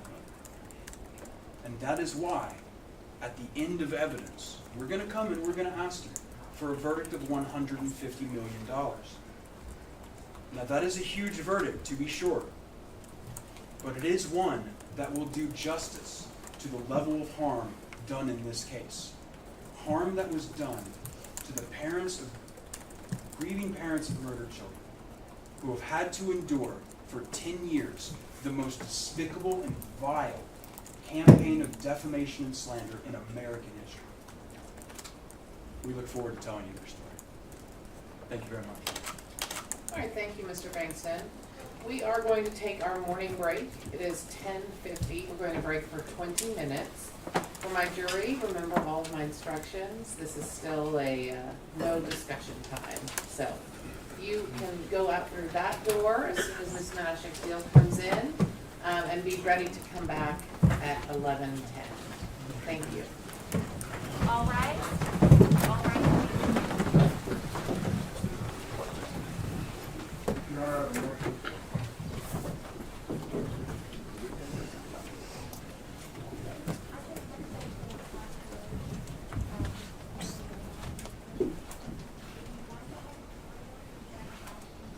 And just whoever is last, make sure you shut that door behind you, please. Thank you.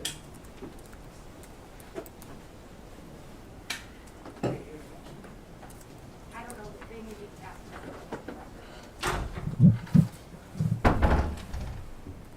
All right, you may be seated. Yes, Mr. Reynolds? At this time, defense would move for a mistrial based on a violation of the Civil Practice and Remedies Code, Chapter 31.0011.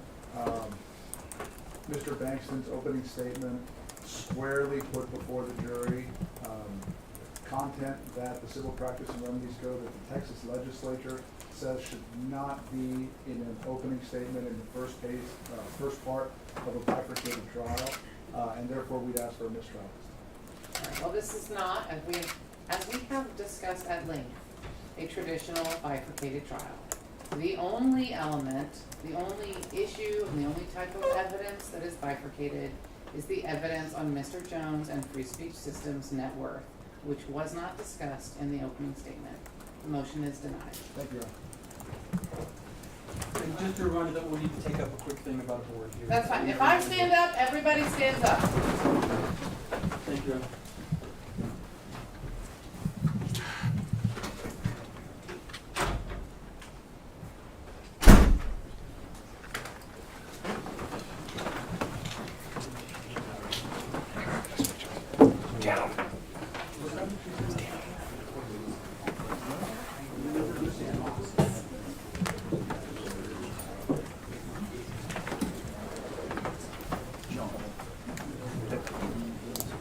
Thing outside of this courtroom. Every participant in this trial, every party, every lawyer is ordered to be silent outside of this courtroom, or if there is any member of the jury within sight. And On the 5th floor entirely, no talking about this case at all. No talking about anything. Because my jury cannot be hearing any of that. Is this understood? Yes, Your Honor. Yes, Your Honor. We need to shut that door. Can you do it? I didn't know if you need the rest of my counsel. They just came and told you you needed me. They are welcome to come in. I need at least one person from each side, and I needed Mr. Jones to hear me that if he is asked a question, he is not allowed to answer on the 5th floor. You can go down to the 1st floor, it's fine. If you see a jury member, you may not say anything. And neither may anyone else. I just don't think they're going to be asked. Also, at 5 o'clock, this building is closed. So if you want to be interviewed, you got to do that outdoors. Or even if you don't want to be. It's outdoors. It's not in the building. We end at 5, and everyone must immediately pack up and leave. Potentially the lawyers can stay and talk to me. All right. What was the issue? Mr. Bankston doesn't like my demonstrative exhibit. My other is this one is just broadcast. That's not a thing. They don't broadcast over airwaves. Like, it's just factually incorrect. But as far as this one, we want to put that on there. Right? Okay, so my problem here, my objection here, Your Honor, is that this is a factual claim that there were 27 hours spent on Sandy-Hook, and that constitutes less than 1% of its number, but they violated discovery orders to produce us that material. We know there's tons more of Sandy-Hook videos. We've had briefings in this court from the experts to prove it, and we've never been able to establish the total amount of time that they spent on it. And they could have established that, they did not. Can I put this down? You can. I've seen it. Your Honor, we just had a conference where we agreed on Exhibit 31 as being the totality of the Sandy Hook videos. I mean, we just did that. That is Well, I wasn't in the conference. What was agreed to me was that these are the videos that are admitted in court. This case is in its unique and frustrating situation because of the choices your clients have made. Period. I understand, That's Your the Honor. end of the day on that. Counsel and I agreed on Exhibit 31 as a summary exhibit of the videos that were done between 2012 and the filing of the lawsuit in 2018. I wasn't there. What was presented to me is here's an agreed list of the videos admitted into evidence. Those are two different things. I would love to be presiding over a trial in which a full discovery process unfolded properly and according to the rules. It did not. Not because of my choice, not because of the plaintiff's choice, because of the defendant's choices. They are stuck with the consequences of those choices. I'm not gonna let you use those demonstratives. Understood. Anything else? We had the issue that I raised to you from Chambers earlier. I don't know how you do it. I don't want to have that conversation out here. Out here, exactly. Yes. So whenever you want to, just let me know. All right, so I'm not done with my break. We're gonna go about 3 more minutes over because I had to deal with all of that. I'm gonna make sure that whoever is out there, and I don't know who it is, knows what my orders are now going forward. Mr. Bankston, you'll tell your team. I think all of you were in here when I issued the orders about the hallway and the building. Is that right? All right, so then everyone should understand that. All right, I'll be back in a few minutes.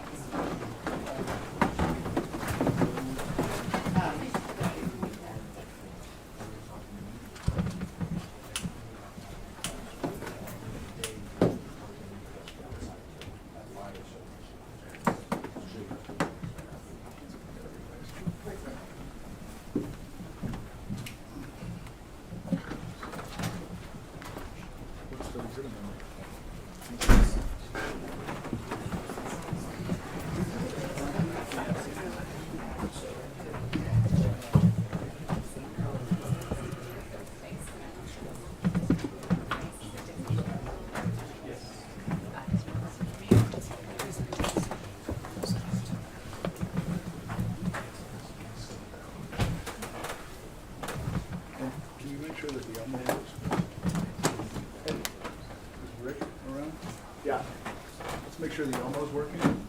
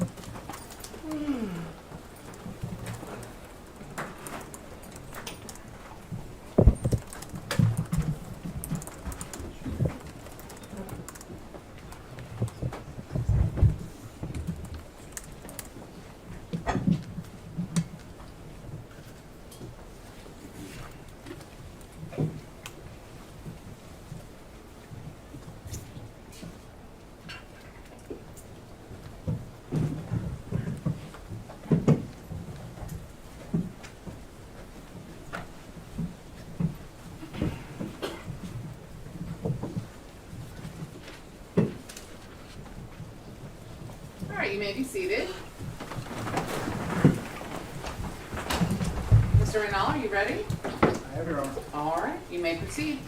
May it please the court. Yes.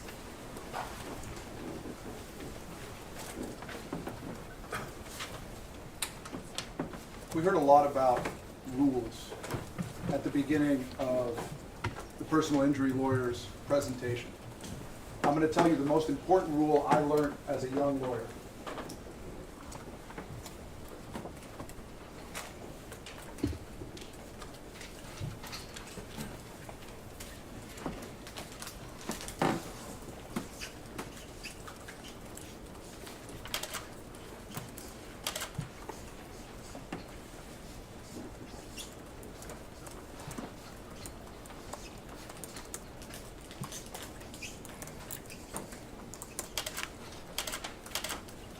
In case anybody can't read my handwriting, that says do not lie to the jury if you hope to get the verdict that you've requested. What we heard was a conspiracy of lies. The truth is going to come from that witness stand. It's going to be in the documents, the records, the evidence. My mentor, who I'm lucky enough to have sitting at this table with me, told me a long time ago to keep track of the other side's opening statement and write down their misrepresentations. So you can come back to the jury in closing argument and show them where they haven't kept their word. You see, a lawyer's opening statement is not like a politician's speech. You don't get to see if the politician is going to keep her word before you vote for her. You get to see if we keep our word before you vote in this case. My name is Andino Reynal, and I am honored to represent Alex Jones and FSS. He is one of the most polarizing figures in this nation. And I'm honored to represent him, not because I agree with everything that he says, but because I believe in his right to say, and I believe in every American's right to choose what they watch and what they listen to and what they believe. Mr. Bankston's first lie came at 9:37 a.m. when he said that InfoWars was one of the most significant networks in the USA. In fact, the evidence will show that in 2018, InfoWars was completely deplatformed. You will not find InfoWars on YouTube. You will not find InfoWars on Facebook. You will not find InfoWars on Twitter. You will find it absolutely nowhere. Mr. Jones has been canceled, punished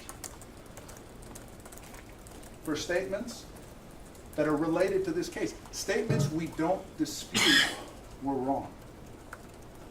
But in order to render a just verdict, you need to understand and be able to see all the evidence and understand the chain of events and understand what he said and when he said it.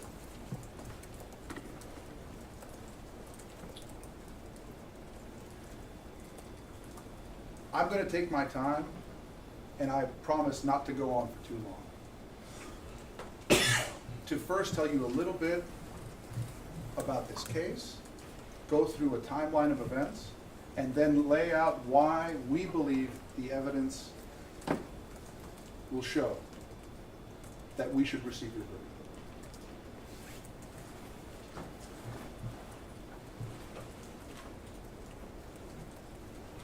On December 14th, 2012, Adam Lanza, a mentally disturbed young man in Connecticut, woke up early. He got a .22 caliber bolt-action rifle, went to his mother's room, and shot her in the head while she was sleeping. He then armed himself with a long gun and 2 pistols, and some reports say he drove by the high school where he'd been a student, saw 2 police cars, and diverted to the elementary school. He shot his way in and killed 20 first graders, 6-year-olds, and 6 school employees. In the span of 10 minutes, he created pain that would last a lifetime. Alex Jones was 1,500 miles away in Austin, Texas, dropping off his own 6-year-old at school. When he heard about the event, he was shocked and saddened, just like everyone else in America. He was also suspicious. Alex Jones has hosted a show called InfoWars since the late 1990s. He started out on Austin Public Access. InfoWars is a talk show where Alex Jones discusses, and some of the people who work with him, discuss conspiracy theories. And they discuss government cover-ups. And they discuss lies told by the mainstream media. And they try to give an alternative view. Mostly it's a college. So let's discuss what happened and go through the years. I want to clarify something.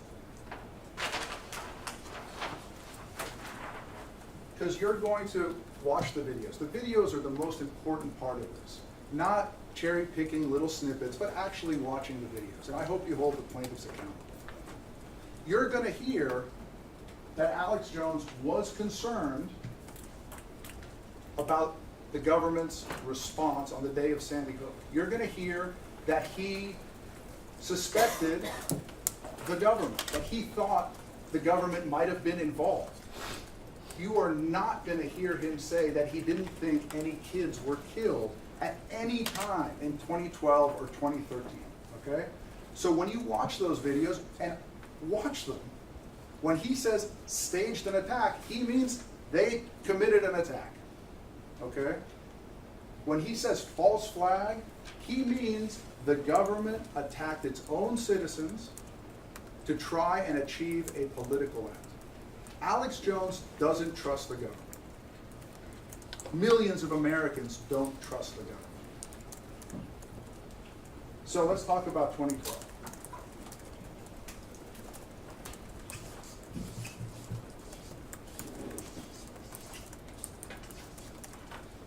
And the first thing I want to talk about is what happened in the immediate aftermath of the Sandy Hook murders. There was, and you'll see Alex, you'll be able to watch his response to it. Like him, everyone was heartbroken across the nation and across the world. And they showed their sympathy for the people of Newtown, Connecticut. You will hear from the witness stand, there were over 500,000 letters, cards, drawings. There were so many toys sent to the town because it had happened right around Christmas. So many toys sent around the town that they had to get a separate mail sorting facility to distribute the toys to other places. Millions of dollars went to the United Way to support the family members. President Obama got on a jet and flew there the next day. I mean, not to mention every senator from Connecticut, every mayor, every town politician, people from around the world gathered to mourn. The mainstream media also went. Unfortunately,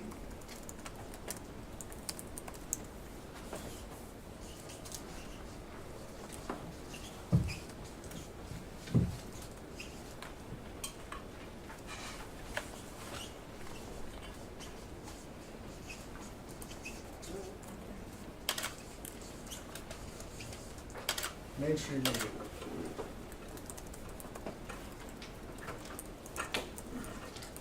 Some of the people who went to Sandy Hook, and the evidence is going to show that Sandy Hook wasn't different from any other school shooting. I mean, we live in a nation divided. If you're blue, every time there's a school shooting, it's America's the most dangerous place in the world, and we need to ban the AR-15. And if you're red, every time there's a school shooting, it's, again, here they are, taking advantage of a tragedy to try and infringe upon our rights. Unfortunately, that's just the way things work in this country. And it was no different at Sandy Hook. Hours after the event, CNN, every major news source was there, interviewing people, broadcasting. The evidence is going to show calling for gun legislation. InfoWars, back in Austin, was also covering it in 2012 and 2013. It was big news. And InfoWars never contested that the children were murdered in 2012 or 2013. You'll watch the videos. I was surprised. I don't have them ready to play. You'll watch them, okay? Assess them yourself. They were covering it, and they were saying that it was being botched, mishandled, and used to push gun legislation. And you'll hear from the witness stand, they will admit to you that the investigation and the coverage of the event was botched at first. I mean, I don't know what we have now. There's an enormous report. But you will hear covered that CNN misidentified the shooter and put this man's picture up from Hoboken, New Jersey, for 4 hours and said that he was the real killer. You will hear that there was another, well, at least they reported, that there was another man in handcuffs outside. You will hear that it was reported, and you'll see it in the videos, that there were people who were arrested. There was chaos. And we all know that that's what happens after these events, okay? Unfortunately, in this case, the chaos, the bad coverage, led a lot of people to doubt.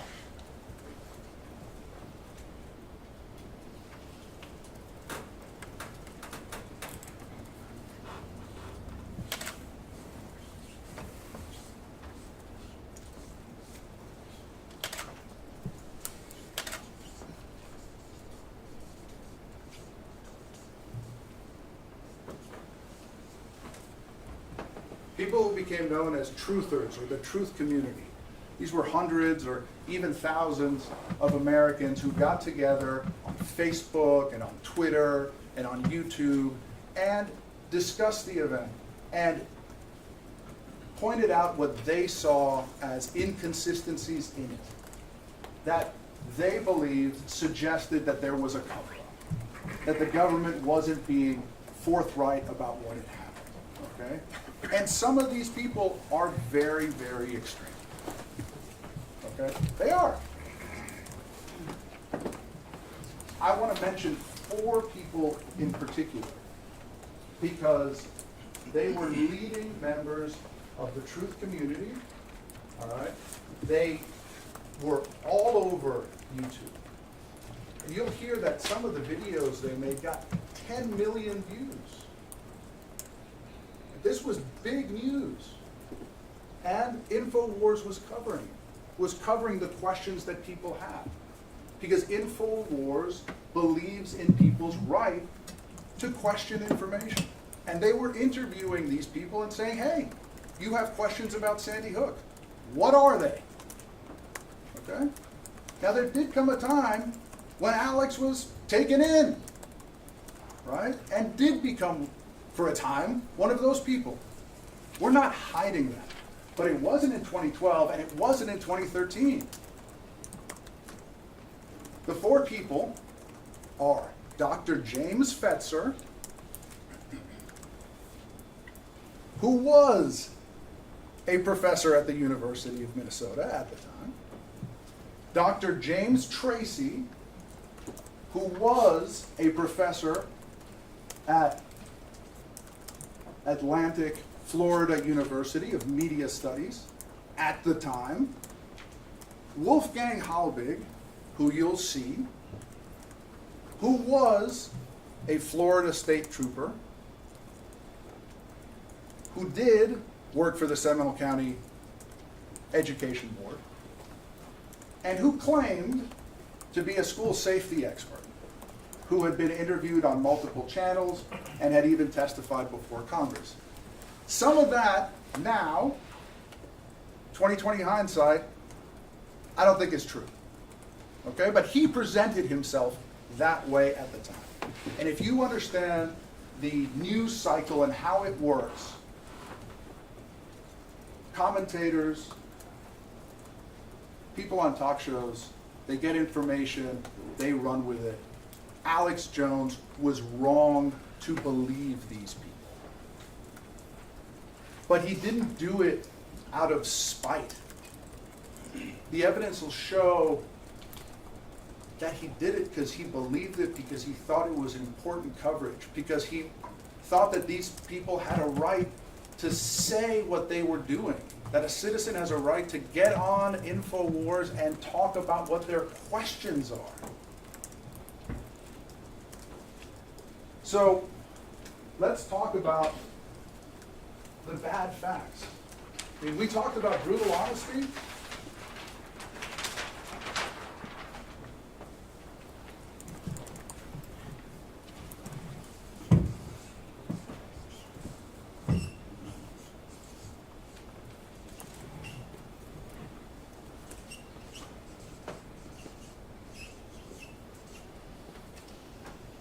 (2014 to 2015) in the summer. For the rest of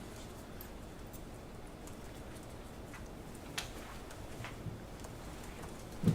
Alex Jones has apologized repeatedly for the coverage that he gave to Sandy Hook from 2014 to the summer of 2015. And he has every reason. He does. They trusted people that they shouldn't have trusted. It created a lot of tension at his company. There were arguments about it. But he felt the show was important, and he aired it. He regrets that now, and he said so. The thing you have to remember about Alex is that he has been talking about conspiracy theories and taking on the elites, whether that is the Bush administration or the Obama administration or the Clinton administration. He's been the outsider for a really long time. And by the time we get to 2014 and 2015, he felt he had seen what he perceived as so many lies and so many cover-ups and so much hand-washing of the facts that he had become biased. He was looking at the world through dirty glasses. And if you look at the world through dirty glasses, everything you see is dirty. Important for you to know, I don't think there's any evidence that is going to come from that witness stand that Mr. Heslin or Miss Lewis ever watched this show during this period. And I can assure you that there will be no evidence that Mr. Jones or any member of his staff named Mr. Heslin or Miss Lewis during this time. Okay. So just to recap where we are, 2012, 2013, InfoWars is covering Sandy Hook with a slant that children were really murdered, but there's a government cover-up and potentially government involvement. That doesn't say that Mr. Heslin and Miss Lewis aren't the parents of a dead child. It doesn't. So we get to this period, and it ends in July.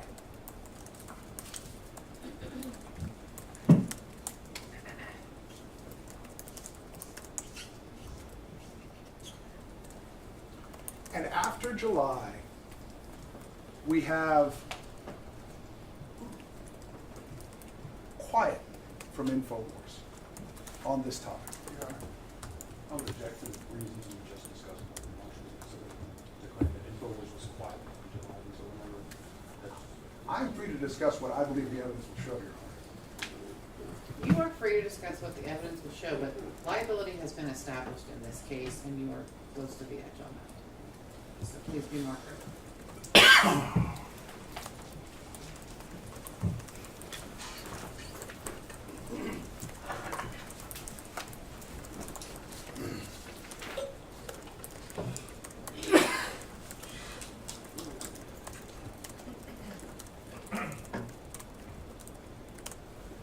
Let's talk about 2016.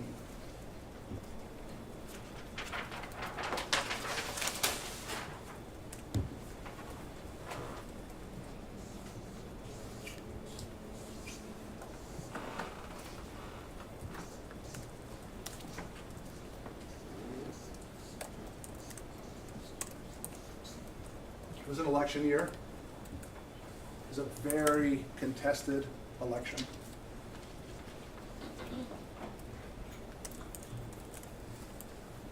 And Mr. Jones, for the first time in his entire career, supported a candidate. And he was associated with Donald Trump. Hillary saw that as a liability for Trump and made Alex a big part of her campaign, saying that Alex had repeatedly said on his show that Sandy Hook hadn't happened. By this point, Alex didn't believe that. So on November 18th, 2016, he put out a video called Final Statement on Sandy Hook. And you'll have the opportunity to watch that video.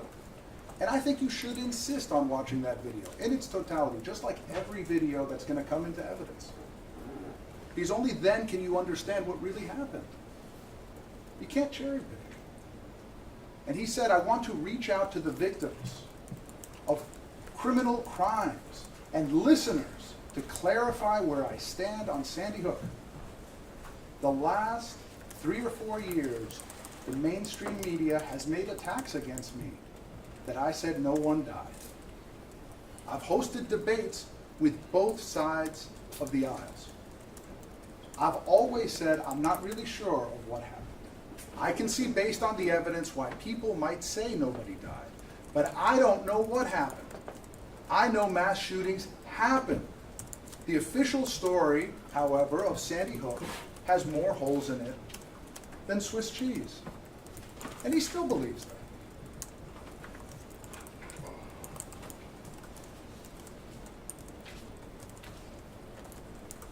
That's it.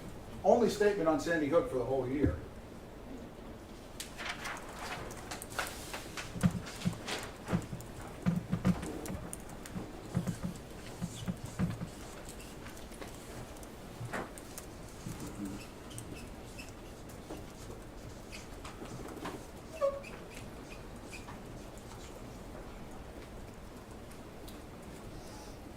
Megyn Kelly's no friend to Donald Trump. And she decided that she was going to run a hit piece on Alex Jones about this issue. Alex Jones hadn't brought it up since November. She brought it up. She decided to air a show where she would confront Alex, who she got to interview by misrepresenting the purpose of the story, and juxtapose it with an interview with Mr. Heslin. Alex had never said Mr. Heslin's name. He'd never said Miss Lewis's name.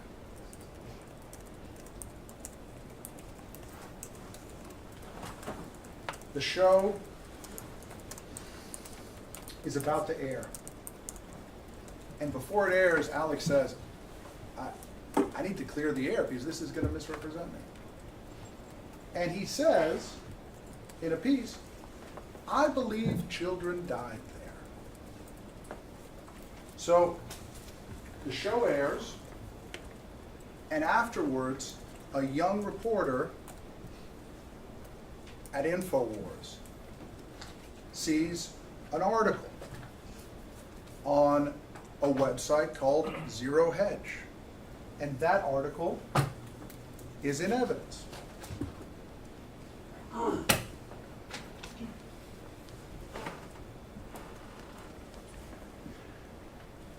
And the judge has already found InfoWars, or Free Speech Systems, parent company for InfoWars, and Alex Jones guilty for those statements. But you are free to consider the intent with which they were made in determining whether they were made maliciously or in good faith. And you're going to hear from the reporter who made the statements. Your Honor, I'm going to have to object again to the context. So you're going to have to explain the difference between defamation and intentional infliction of emotional distress. Intentional infliction of emotional distress, for which Alex Jones and Free Speech Systems, LLC, have already been found liable, includes the state of mind of the actor, which means it has already been established that the acts they took to inflict the emotional distress were intentional.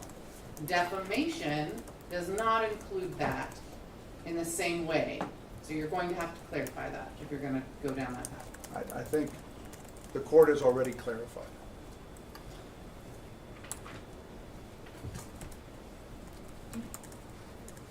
Let me see. This is the article. It's in evidence. I'm going to move this because I'm sure that most of you can't see it.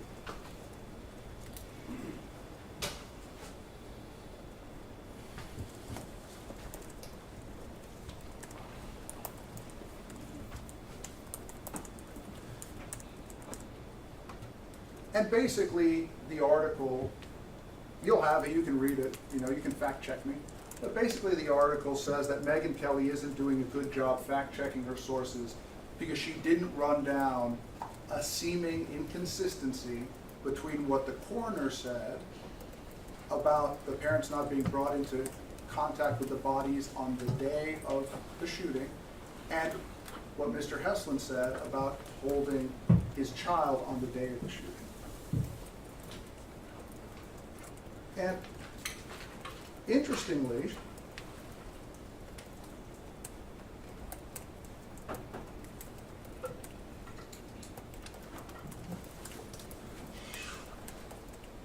states, Alex Jones' official position is that he believes children died in the shooting.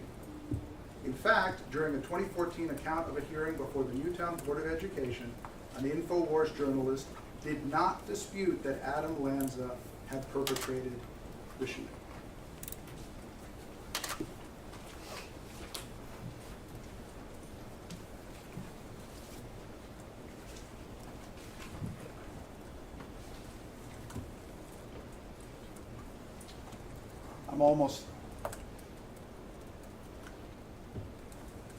There are 4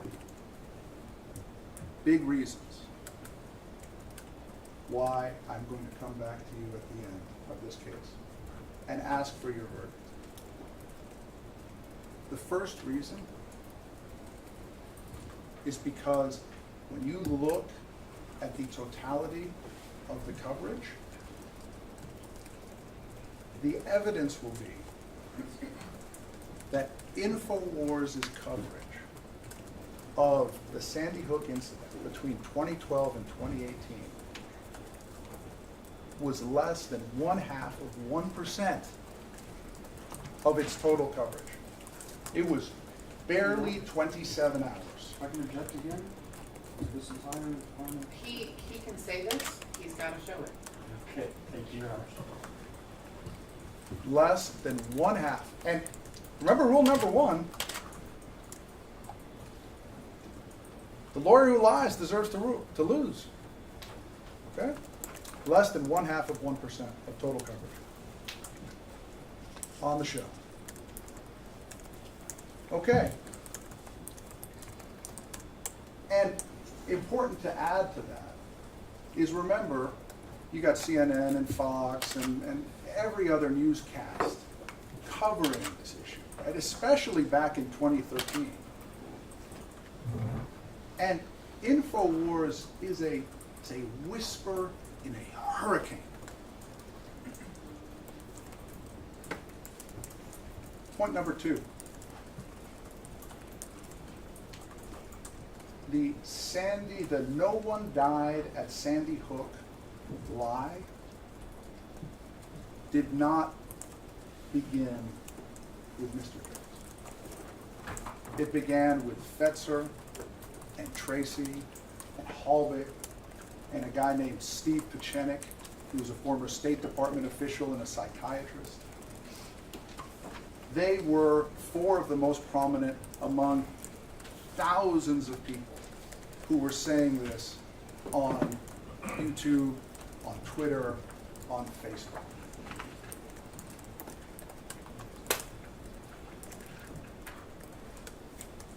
Given that, it brings me to point number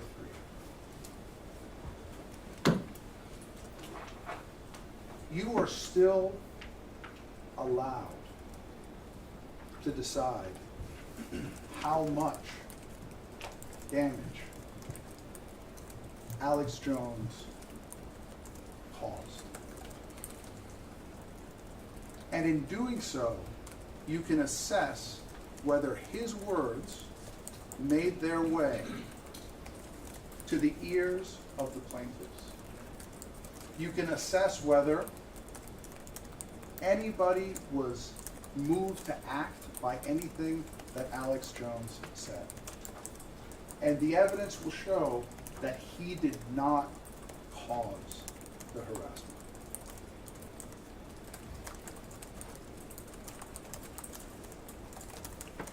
Number 4. Mr. Bankston, the personal injury lawyer, talked about this a little bit. Actual damages. The first question you're going to be asked to answer is actual damages. You will see no evidence that it was Alex Jones, the talk show host, and not Adam Lanza, the mass murderer, that caused the mental anguish that is honestly suffered by Mr. Heslin and Ms. Lewis.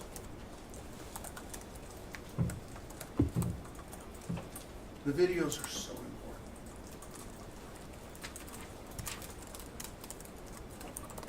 Watch.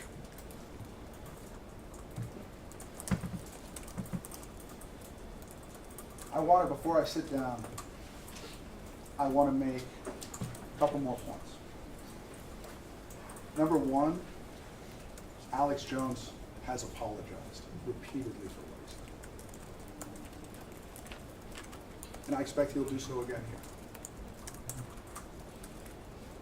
Alex Jones has already been punished.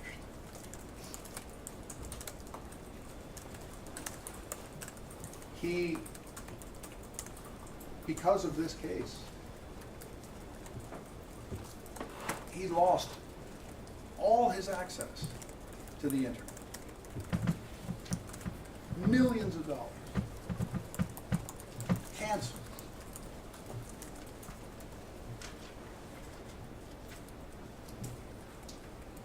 He regrets what he did. And he's paying a price for it. He's paying a price for it today. He pays a price for it every time somebody on the street chases him and says, "You killed the children at Sandy Hook," and throws coffee on him. And because he's been canceled, nobody can hear his side of the story. Nobody can see the texture of reality. We are not cardboard cutouts. We are all real, complex people. People make mistakes. They pay for it. They want to tell you this is the great Satan. This man is not a cardboard cutout. He's a human being just like every one of us with his own ideas. You will be able to decide.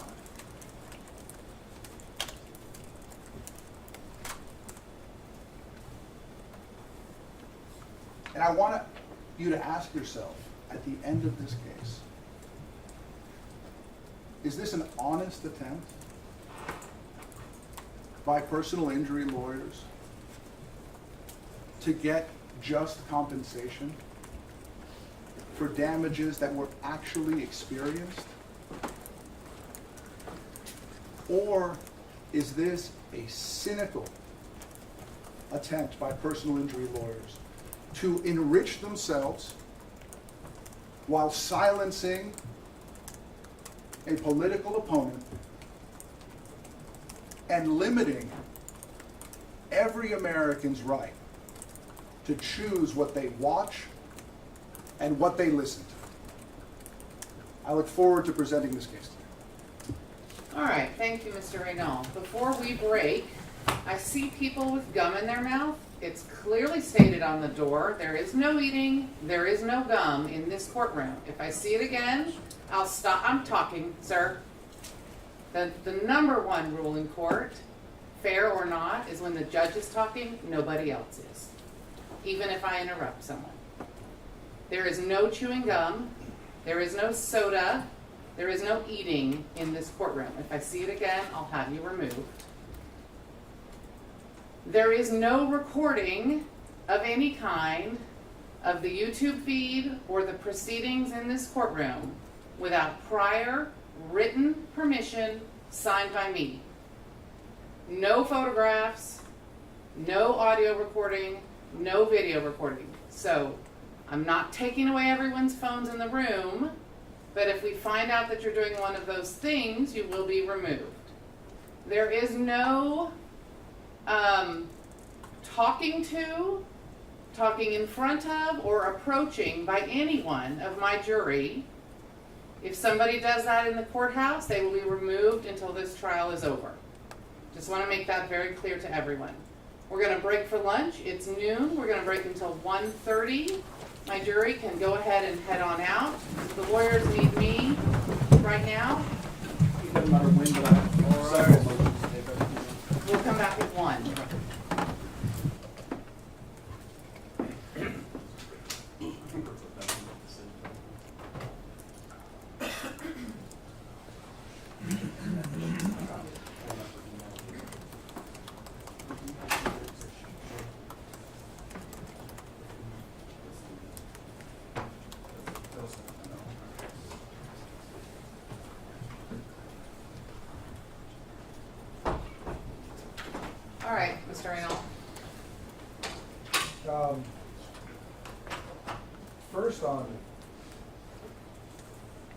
On the United Way, it was certainly not my intent. I think I said that the United Way received millions of dollars in donations to support the parents and the families of Sandy Hook. I don't think that's collateral source. I mean, I think that's what the evidence will be, that the United Way took in all that money. I certainly didn't mean to insinuate that they turned around and gave it to Mr. Hudson and Ms. Lewis. And I think it's easily covered in the testimony. The money came in, it was spent on all sorts of things.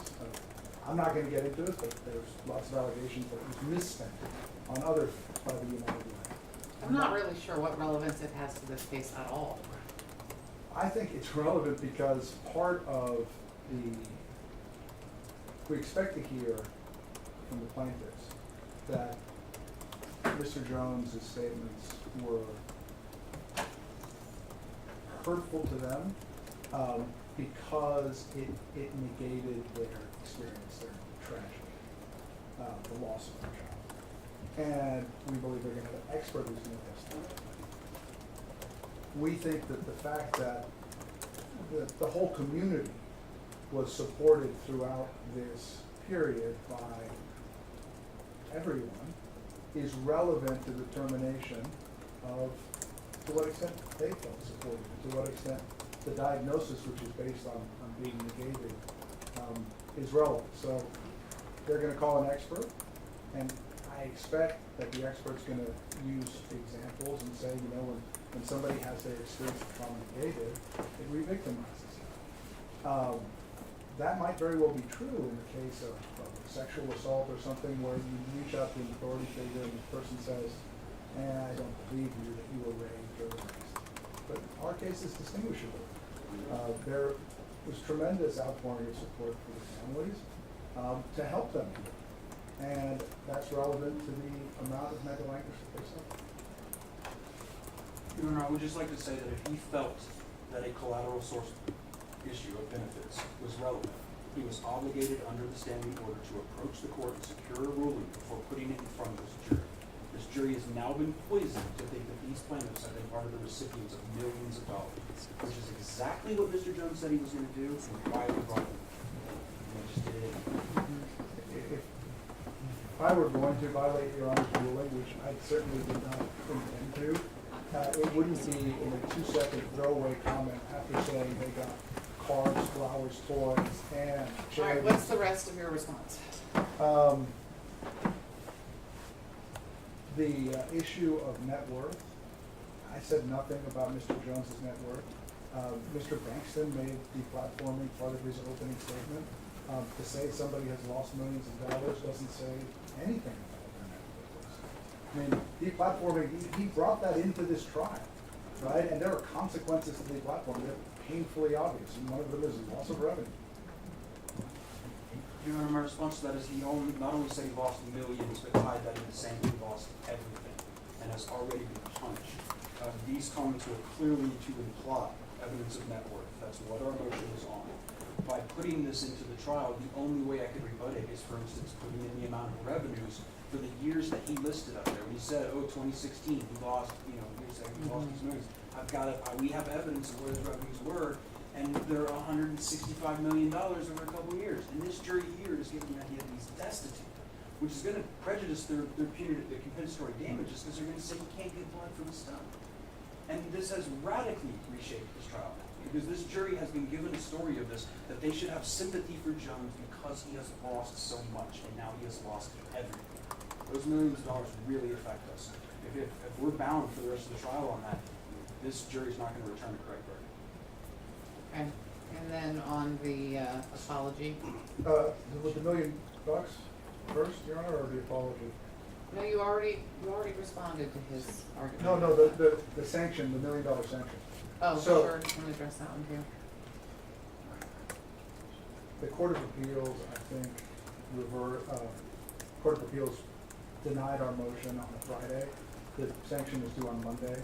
I have a check overnighted from InfoWars for what I believe to be the correct amount. It was $966,000. Put on it the names of all the plaintiffs. I instructed my client, his father, particularly to put on it the name of the law firm and the name of the plaintiffs, and had it delivered to their offices. instead of cashing it and saying you owe me another $100,000, Mr. Bankston called me and said, you know, the check's not legible, it's for the wrong amount, reissue me a new check. Okay, so I called my client and they are putting a stop payment on the old check. I think they already have, and they're coming up, they're gonna do a new check that has everything typed on it. I thought I was gonna have it today. I'm sure I'll have it tomorrow. I mean, you know, there's lots of good faith. $966,000 is not peanuts. And Mr. Bankston could cash the check and said, you owe me $100,000. Your Honor, I could not have cashed the check. Did you try? The check was. No sidebars. The check was completely illegible. I can show that to you if you like. It was written to the wrong clients. I cannot take money from these plaintiffs that is owed to them. I don't know why the check would be written to anyone other than the attorneys, and to go into their account and then be dispersed properly. That's the way we do things like this. It's always written to the attorneys. Look, the aw shucks, I just made a mistake, I don't know quite what I'm doing, enough of that, okay? You know exactly what you're doing, you're very competent. I don't appreciate you pretending to not be. Get the check here tomorrow, made out to Mr. Bankston's law firm, in the correct amount. If you don't know what the correct amount is, send Mr. Bankston an email and ask him what it is. If you disagree with his response, let me know before we leave today, and we will have a conversation about it. Thank you, Your Honor. I don't want to open up the whole trial with regard to net worth, because we went through that a week ago. What I heard Mr. Reynal say was InfoWars lost everything. Now, I know Alex Jones is InfoWars, and InfoWars is Alex Jones. That's been established in this case. The same goes for Free Speech Systems. But I don't know that we need to completely open up net worth to address that. But I do think it means you're gonna get a little more leeway to talk about those subjects.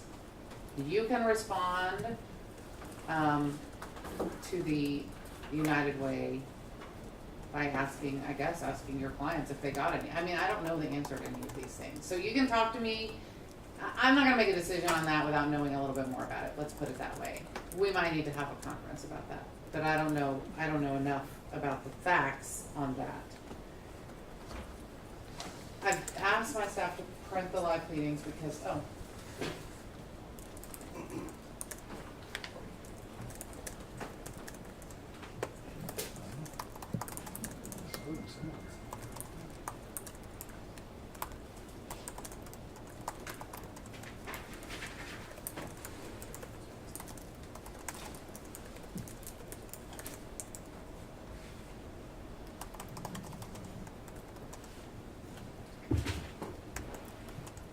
I do not see in your answer anywhere that you plead 73003A3.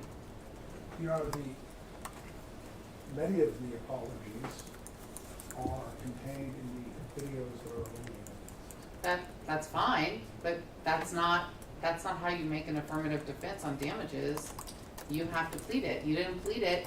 You've already argued in your statement to the jury that he's been punished and shouldn't be punished more because he's apologized. So what am I supposed to do with that now? You weren't allowed to do that.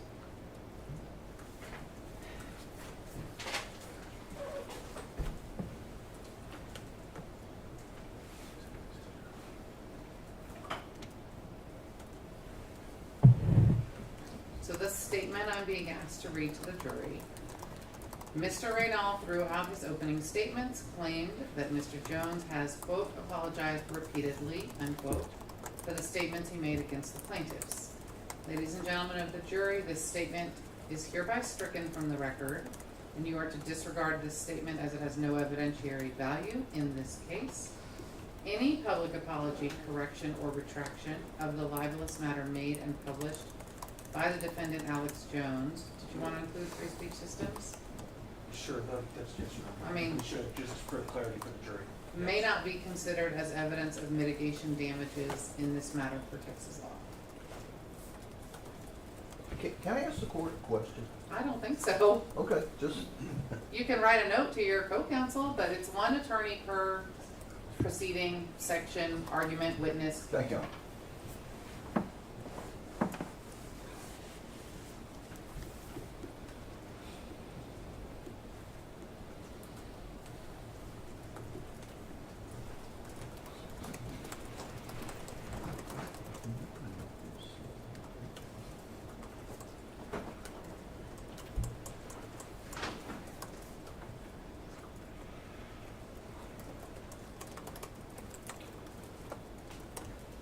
I would add, Your Honor, that, as Your Honor instructed, there is nothing that is said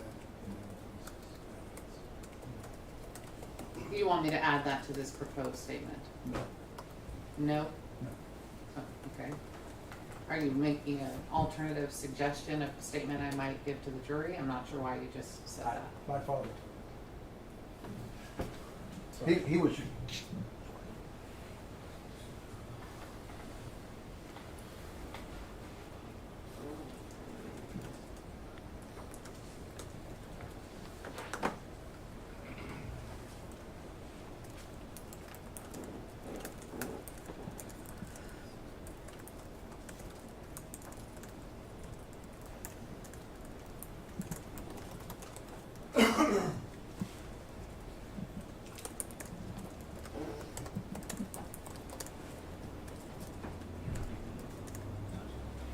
I mean, I think that this proposed statement is true and accurate.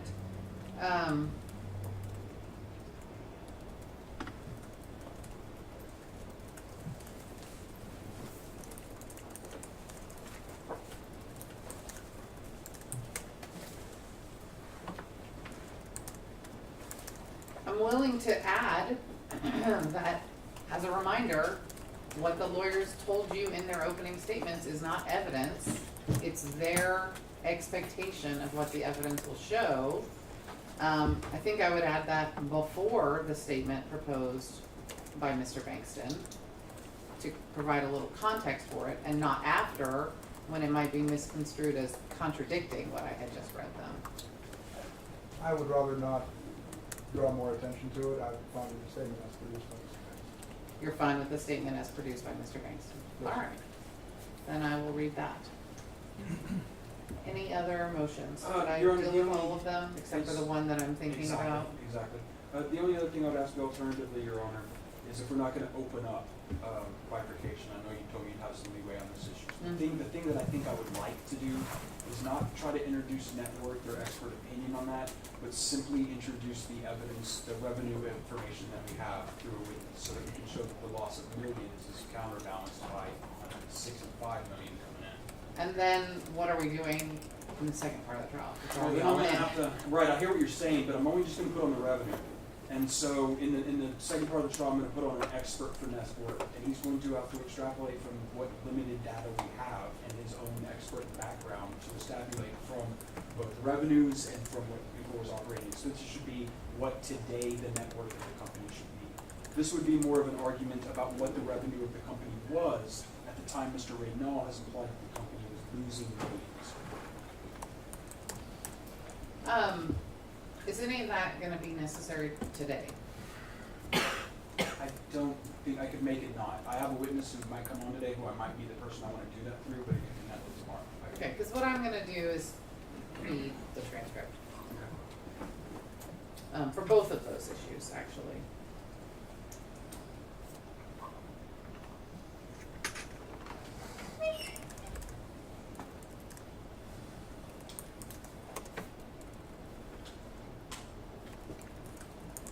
Was there any other motion, Mr. Bankston? No, Your Honor, that's all from the plaintiffs. Anything from you, Mr. Reynolds? No, Your Honor.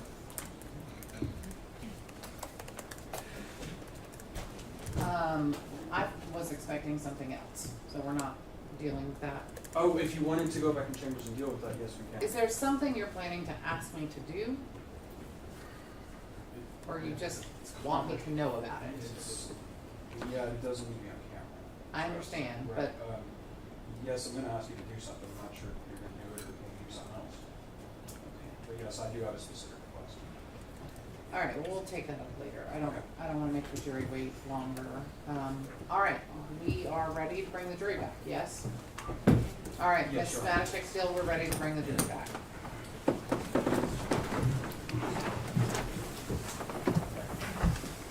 Is anyone invoking the rule? Defense would invoke the rule, Your Honor. So we'll do that once I ask for the first witness, then you can do it. Well, they need to stay in here until I swear Oh, them in. okay. Yeah. Okay. So if they're in the building and they're gonna be a witness, they should be in here now. Mr. Banks, can I ask Ms. Carpova to be here? Okay. And we'll bring them all up, I'll swear them all in, and say the rule and the rest of it.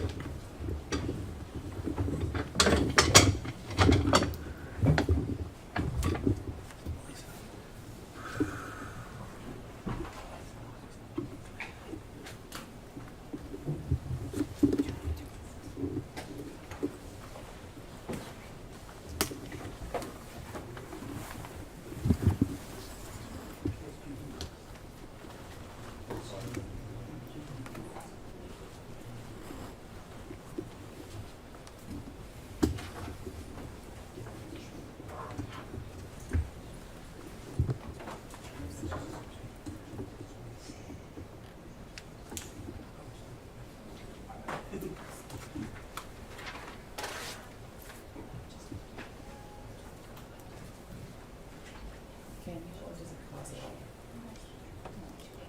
Okay. Do you mind doing that? Okay, thanks.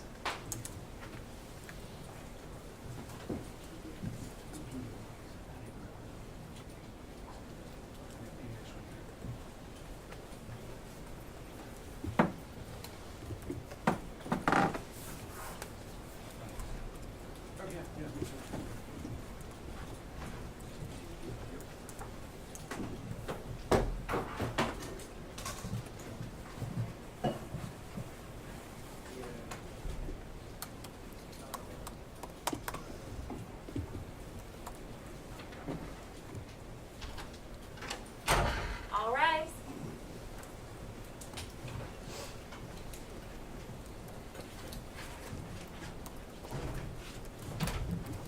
Someone go unmute that No, now. Otherwise, I will. Not me. Leave it on. Oh, yeah, you wanna go do it right now? Thanks, sorry, I didn't realize. I didn't know you were doing that. So sorry. I'm sorry.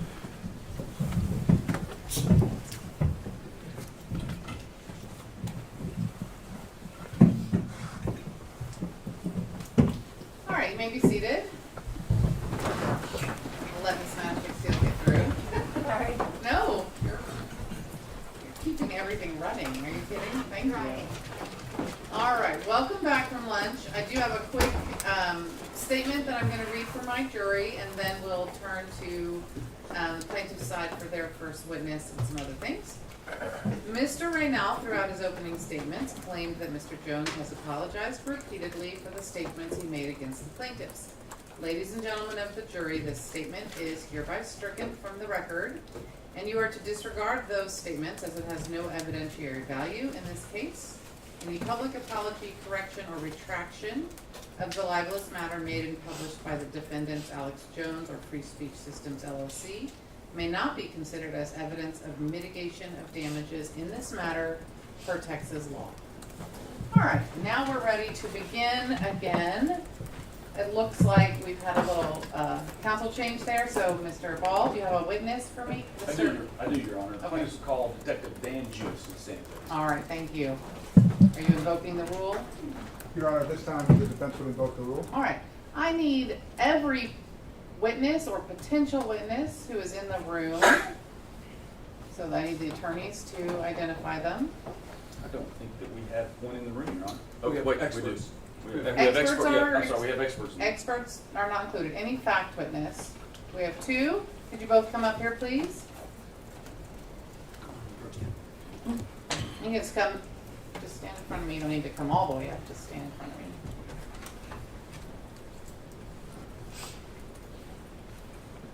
All right, just stand right there. And then I need your names for the record, please. Sir, you go first. Daniel Jewis, Jewis. Thank you, ma'am. Daria Karpuk. Daria Karpova. All right. I need each of you to raise your right hand and be sworn in. Do you solemnly swear or affirm, under penalty of perjury, that the testimony you're going to give in this matter shall be the truth, the whole truth, and nothing but the truth, sir? Ma'am? Thank you. Lower your hands. You have been placed under what is called the rule, which means that it will be necessary for you to remain outside the courtroom while other witnesses are testifying.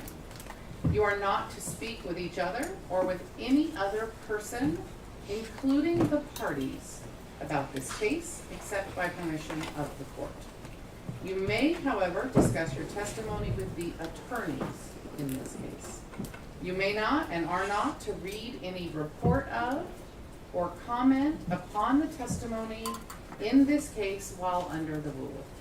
Any witness or other person violating these instructions may be punished with contempt of court, and it may result in my striking the witness's testimony. So, Ms. Karpova, at this time, you're not testifying, so you will be instructed to remain outside the courtroom. And Mr. Jewis, if you are not released from the rule after your testimony, you also will have to remain outside the courtroom. You do need to stay on this floor so that when you are called to testify, you are available and you can hear your name being called. So at this time, Ms. Karpova, I need you to go out in the hall. You can remain there. Counsel, it is your obligation to inform any and all other fact witnesses that the rule has been invoked and the effect of the rule and any violations of the rule. As any other witnesses arrive, you need to advise me so that they can be sworn in and placed under the rule formally as well. Also, if they come in and they sit down and you don't tell me, then they may not be allowed to testify. So you need to make sure everyone knows that. Do you each understand that? Yes, Your Honor. Thank you. Yes, Your Honor. Thank you. All right, sir, you have been sworn in and you may come and sit on the witness stand.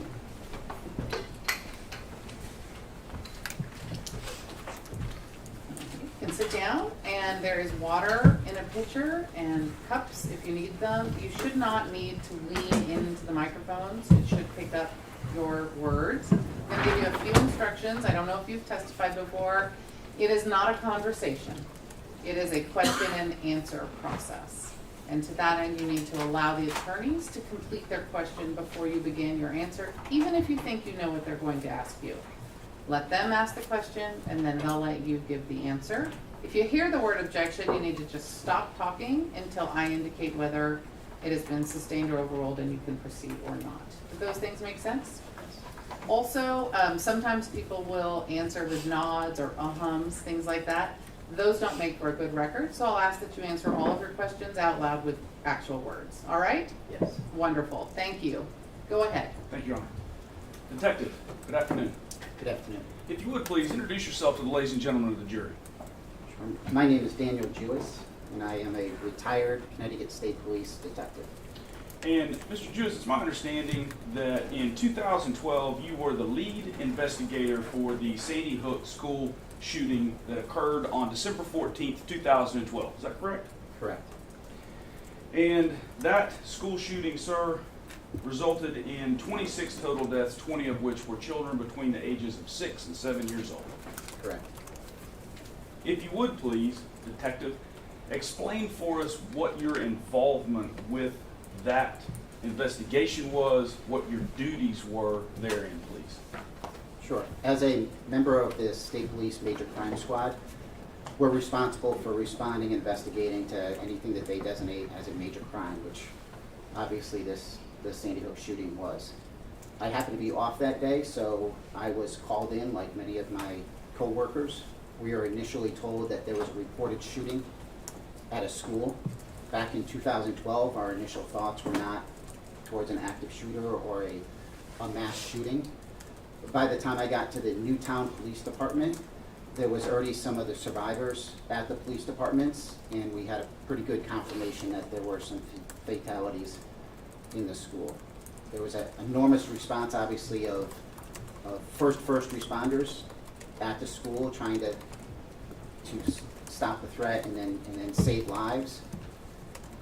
We then immediately went into our investigative role, set up our command post operations, and started working with 26 different agencies that ended up responding and helping out with the investigation. Detective Jewish, how is it that you came to be the lead investigator in charge for this particular school shooting, this incident? Sure, the first part of that is just how the state police actually became the lead agency, because you'll see that in many of these other incidents. There's either a federal agency or the local agency, and that was because of some previous work that we had had with the FBI in particular, where there was a clear understanding that we were the ones that handled homicides, and they were a very supportive role, but that this being a mass homicide was something that we were going to handle. Newtown itself is just a mid-sized police department, and just couldn't be expected to handle something like this, especially because so many of them were part of the immediate response and obviously had some other needs at that point. The Major Crime Squad that's our premier detective bureau in the Connecticut State Police, and homicides is what we do. The office that I worked out of, which was manned by a sergeant and 6 detectives, was about 10 minutes from Sandy Hook, so we were going to be the main office to investigate that, and at that time I was the senior detective in that office, and so it just made sense that they ended up putting my name on the paper as the lead detective. And that's what it was just a name, because this was such a massive case that there were so many people that played key roles, but they had to identify somebody as the lead investigator. And how long did your role as lead investigator continue, Detective? I don't see an end to that role. So you consider yourself, continued today, the lead investigator on Sandy Hook? I do. Okay. Absolutely. I'm retired, but I still consider myself, that's my responsibility. And we're going to talk a little bit here in a moment about your involvement with the parents, with the community. But before I do that, I kind of want to go back a little bit and talk just a little bit about your background so that we kind of have a foundation for where you're coming from. Is that okay? Absolutely. Okay. In 2012, could you tell us where you worked and lived, Detective?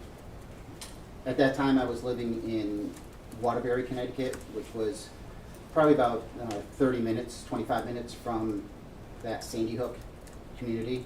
Again, I was assigned as a detective in the Western District Major Crime Squad, but my office was actually out of the Southbury Barracks, which was about 10 minutes from there. I had joined the Connecticut State Police in 1998 and made detective about 4 years after that. So at that time I had about 14 years in the Connecticut State Police, and I also had done 20 years in the Connecticut Army National Guard, and I retired from there as a master sergeant. Now, where you told us that you lived back in 2012, would you consider that, Detective, in or around the Newtown community where the Sandy Hook Elementary School was located? It is. I mean, Connecticut is only so big, especially compared to a place like Texas. But, you know, we divide the state almost by whether you're east of the river or west of the river. And so I certainly consider myself to be part of that community. Pretty small community overall. Absolutely. I understand that you, I think from what you've told us, you kind of hinted towards it, that you've recently retired from the force. Is that correct? Correct. I retired officially in March of 2021. Congratulations. Thank you. Hope you enjoy your retirement. It's my understanding, though, that in your retirement you're also kind of busy right now, aren't you? I am, yes. And what are you taking your time up with as it concerns employment and your continued involvement? Sure. So even before Sandy Hook, I had worked with a co-worker, and we did outside training for his small company. That was leadership and team building training. And then after Sandy Hook, there was a lot of requests for sharing of lessons learned, both from the leadership side and the investigative side. And so then that led into my development of another private company called the RAC Academy, which stands for Response to Active Killers. And so now in retirement, I still do that leadership and team building training under Team Training Associates. And then I am fortunately, but also unfortunately, very busy in today's world with the Response to Active Killer training, which my team and I do. And we consult and give training to the full spectrum of people that are involved in active killer incidents, from obviously law enforcement and dispatch, but also I do a lot with school safety and businesses and houses of worship. anybody that would be a likely target of these types of events. And kind of bringing together your experience and how you're applying your experience now with active shooter situations. I don't want to talk about the kind of the shooter itself, but more take you to what you learned and what you did in this Sandy Hook elementary school shooting as it concerned management of and your time with the parents and the families after this took place. Sure. So both in our response and in support of those families, and now it's a large part of the training that I do in the consultation is many of our clientele expect to learn some advanced investigative techniques to handling these types of things. And the reality is it's not required. That's not really there. Law enforcement investigates homicides, and these departments that I go and I work with, they're already good at that. They already have the skills of collecting evidence and doing interviews, and it's going to take them a lot longer, just like it took us, and a lot more resources, so they're going to need a lot more help with that. But the things that I like to concentrate on are the things that caught us by surprise, the things that were off the radar, the things that we never received training for. And actually, when it comes to Sandy Hook, it's the thing that I think that we made the greatest impact on, and it's the thing that we spent the majority of our time on, and that is the support of those families and really doing deep dives into, even though we can't bring back their loved ones, how from the moment that it happens, from the moment that we're involved, how we can support them the best that we can. I think one time you had told me in a previous discussion with you something about a butcher block piece of paper. Does that bring to mind some of the involvement that you had with the families there, and if so, tell us about it? It did. So obviously these events are so unique, and so our response, and I don't mean from the response on the scene of Stop the Threat, yes, those are unique and we didn't need to get into that, but our support of the families cannot roll into our traditional model and go by our traditional policy and procedures, because otherwise we would have to tell those families things such as, it's an ongoing investigation, we can't share information with you, and we'll tell you things once this is all over, and we want to be able to return belongings or actually walk them through the scene until we've come to some type of resolution to this case, which obviously with cases like this are going to take a long time. The first time that came to light was... Your Honor, I'm going to object to the narrative. Sustained. Well, let's try to break it up just a little bit. Sure. As it concerns the work that you did with the families afterwards, were you personally involved with the families who lost loved ones, one of the 20 children who were murdered in the Sandy Hook school shooting? I was, yes. And personally involved with them, how did you make that one of your priorities in your investigation of this? Sure. We quickly identified that our top priority in this investigation was, the first question we always had to ask was, what is best for the victims and the victim's family? That became our immediate top thing in every action that we took before we brought it against a policy or even what state law was. We went and asked ourselves, what is in the best interest of those victims and those victims' families? And that just put us on the mindset that we are here to continue to support them in the best way that we can. And I think I asked this, but I want to make sure. Did you become personally familiar with each and every one of those families that had to go through this tragedy, Detective? They did. There was a couple families that we didn't have direct contact with out of 26 families that we were dealing with. But initially we as in the investigative team had assigned an officer to be assigned to those families to carry out some duties with gathering some initial information for positive identification because they lost their loved ones. But eventually that role transitioned over where myself and another partner of mine were the direct contacts with the family to meet with them individually, in groups, and to answer whatever questions and continue to give them support that still continues today. And so that thought of what's in the best interest of the families, that's something that we actually put up on butcher block, and we hung that in our command post and we hung it in our office, and it was just a constant reminder of what our goal was, because our shooter was dead, so we weren't preparing to go to trial. We were we knew that the best thing we could do was to support those families. And I want to capture something you said there. You said that still continues today. Is that one of the reasons, if not the main reason, that you consider yourself to still continue your duty as lead investigator of this tragedy? It is, absolutely. And the families that you have personal involvement with, you have had personal involvement with the Lewis and Heslin family, correct? I have, yes. And you're aware of our client sitting in the room here, Neil Heslin and Scarlett Lewis, yes? Yes, very much so. I'd like to thank you on their behalf for being here today. You don't live in Texas right now, do you? No, I don't. That's right. Where'd you fly down from? Where do you live now, Detective? I'm still in Connecticut. I just relocated to East Haven, Connecticut. Okay, well, thank you for being here.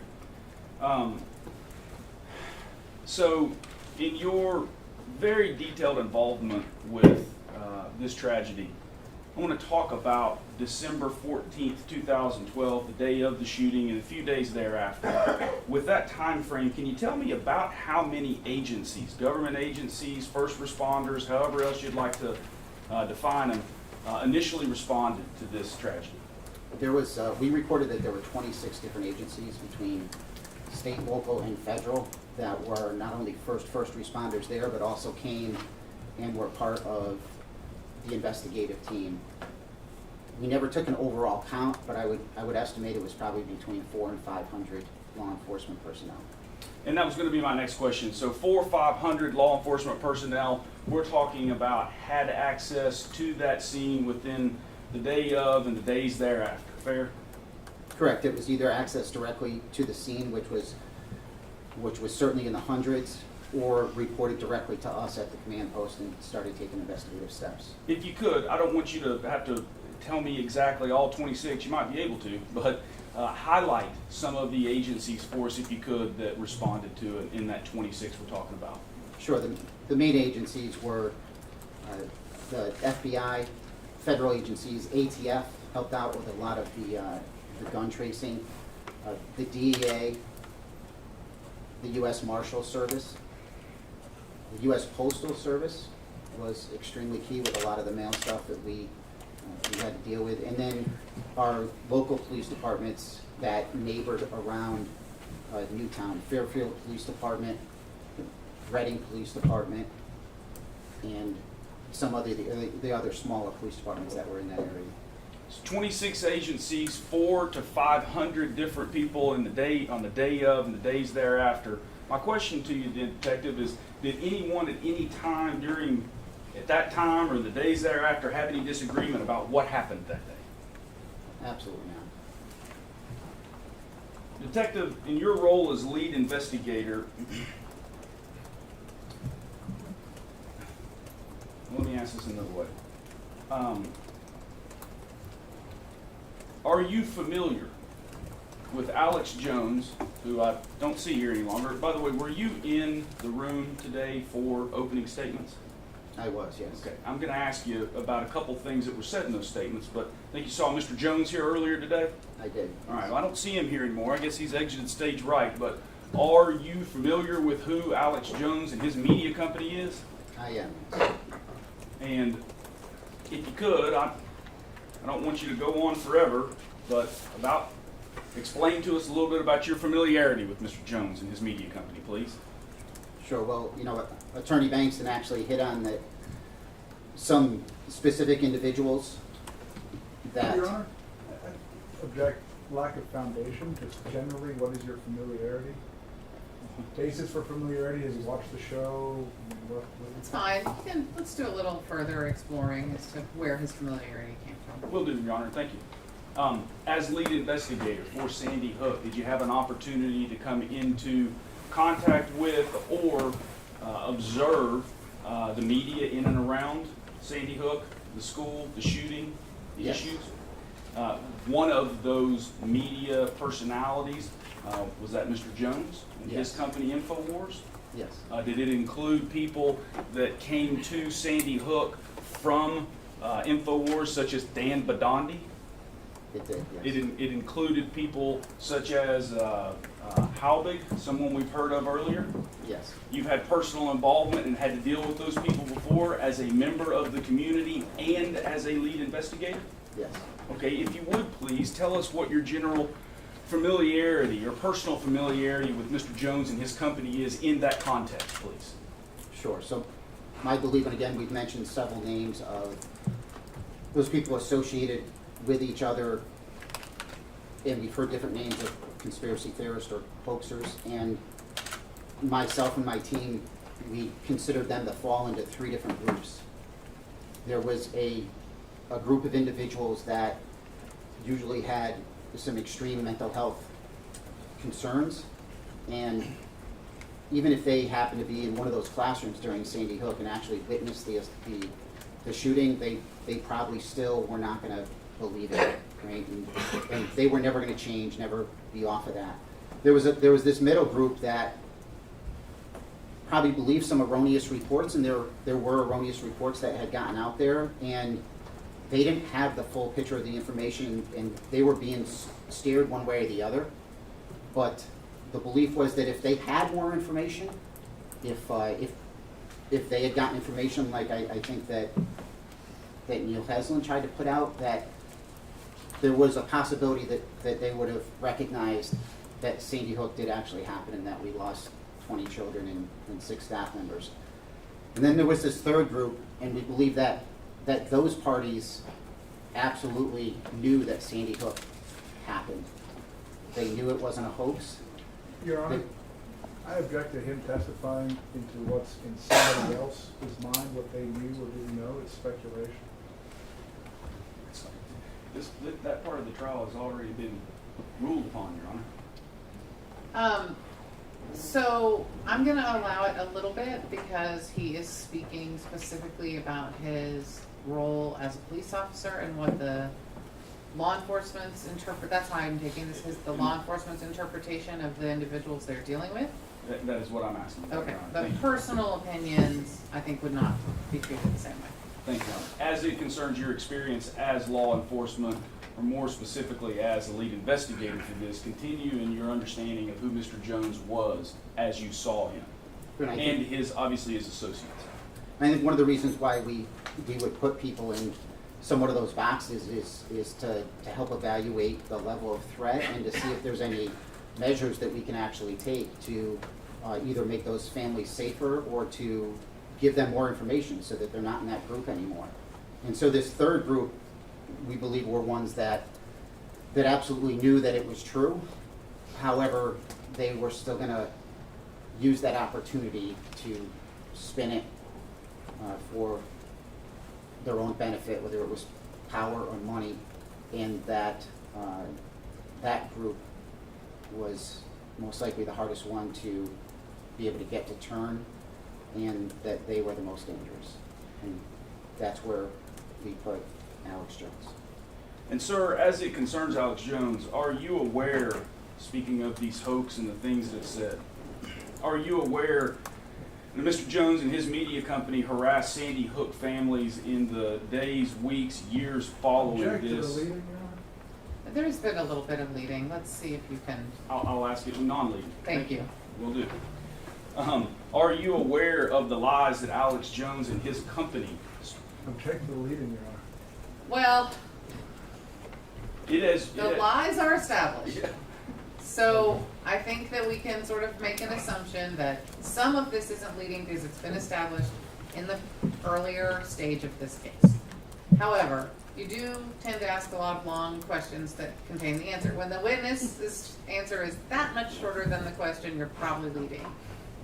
So let's both work on it. I can ask a non-leading. I just started getting leading objections, Your Honor, so All right. I'll change I all that. know. So let's go ahead and keep going. Are you aware of the lies that Alex Jones and his company spread concerning Sandy Hook? I am. We, in part of our support, a large part of our support of those families were to continuously field complaints from them about harassment, hoaxers, people that they felt threatened by, and so they reached out to us on numerous occasions And obviously part of that then was they would explain who those people were, how that contact was made, and then if we could assist them, we would.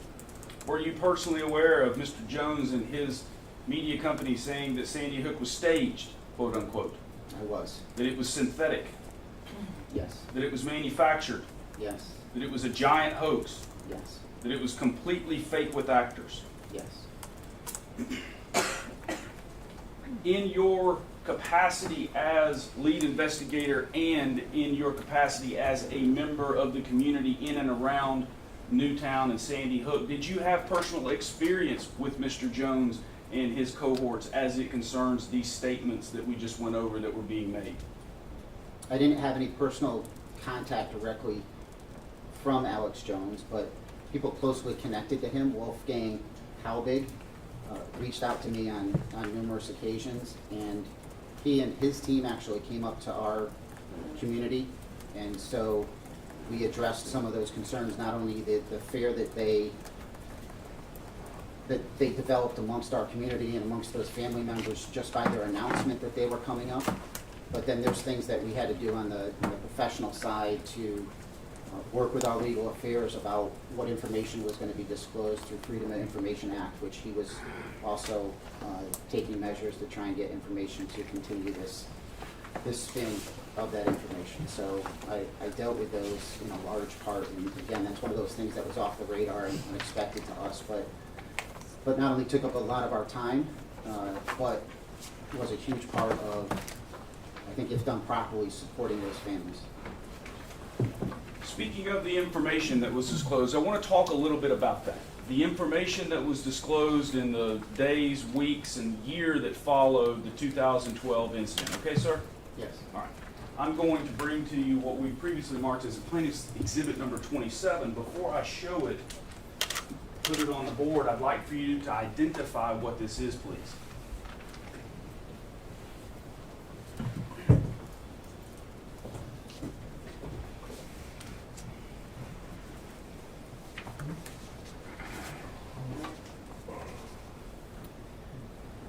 This is a printout of our internet release of our case information. So this is our agency's response to the thousands of Freedom of Information Act requests that we had.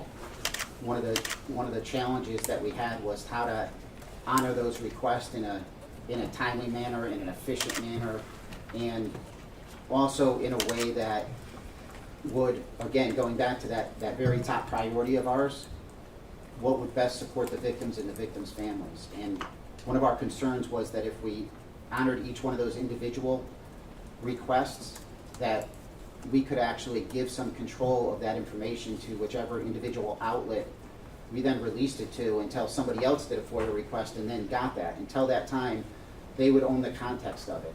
And so we decided that by us actually just publicly releasing it all and having it be on our website where any fact checker could simply go to it to include the families, then it would be more difficult for somebody to spin that up and misinterpret it and own that power. So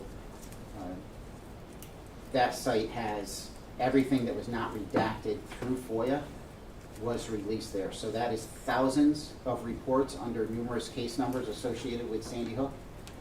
It is photos, videos, everything associated with our case that was released under those FOIA requests. And what I've handed you there is exhibit number 27. Is that an accurate copy of a official state website from the state of Connecticut, which compiles or is a compilation of the information that you have discussed? It is, and it's still up today. It's still accessible. At this moment, plaintiffs would move exhibit 27 into evidence. Any objections? None, Your Honor. Plaintiff's 27 is admitted. Thank you, Your Honor. If we could, please, let's bring up exhibit 27 on the board. So, you've kind of told us this a little bit, but I want to get just a little further into it, Detective. Again, this is an actual official website of, this is not the actual website, this is a printout of it, of a compilation of all of the information that you just told us about, and it was done by the Connecticut state government, yes? Correct. Okay. If we could go to the next page. and we'll just flip through this real briefly. Go to the next page, please, again, Melissa. And then the next page, thank you. Go back to the page before that. So it's my understanding, does this website contains information about first responders, pictures, videos, things of that nature?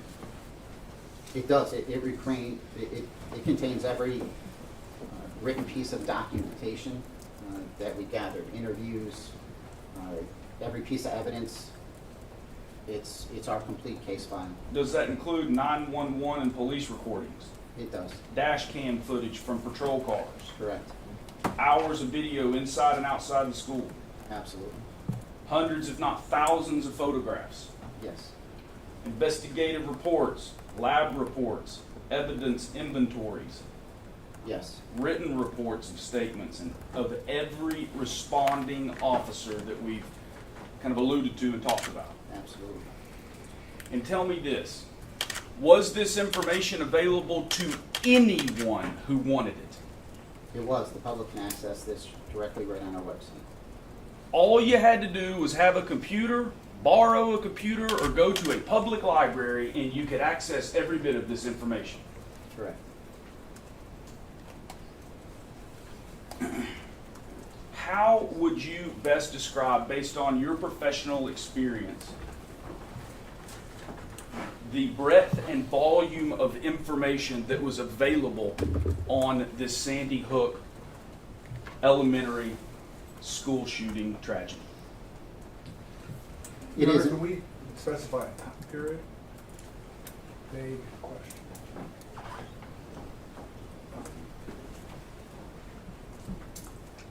Overall.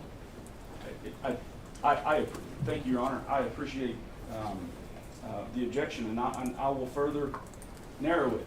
Let's talk about the 2012. We know what happened in December 2012. Is that correct? Correct. Okay. So let's talk about the month thereafter and the year thereafter. So 2012 and 2013, when you were heavily involved as lead investigator of this tragedy. Yes? Yes. Okay. Well, how would you describe, based upon your professional experience in that regard, the breadth and the volume of the information that was available concerning this tragedy? So first, our team, my sergeant and our 6 detectives, we worked on nothing but this Sandy Hook investigation for a full year. It's the only time in my career that I've ever heard of that ever happening in the Connecticut State Police as far as being isolated onto one case. And yet these reports and these records are still generated by so many different members of those 26 different agencies. Just this information got funneled through that small team that worked on that. And the result after 1 year, because it took us about 1 year to at least get to our first time period where we could say we're going to suspend it at this point. We gathered up as much that's apparently ready for us. That final case allotment was enormous. It's the largest case file that I've ever seen, probably 20 times bigger than any other case that I've ever worked on. And being a major crime detective for quite a while, I've worked on the most major cases in Connecticut. But the case file itself is absolutely enormous. Have you reviewed all of the information that is available and that was available in the month and year thereafter? I did. Every report that is in there came across my desk, and I read that. There's one caveat, is that when it came to photos and videos, I've only seen some of those, and that was because we knew pretty early on that I was not going to have to go to court and testify for that, because otherwise I would have had to seen all those things as well. But just understanding the trauma that can be inflicted by just looking at and experiencing those things, I didn't see a need without this case going to court to have to see those things. But as far as every other written report and every other photo or video, which does not include some very graphic things, I personally saw and reviewed. Based on your knowledge of the information contained therein and your personal review of it, could any reasonable question have been answered with the review of this information as it concerned what happened at Sandy Hook? Absolutely, that's Your why. Honor, objection calls for speculation.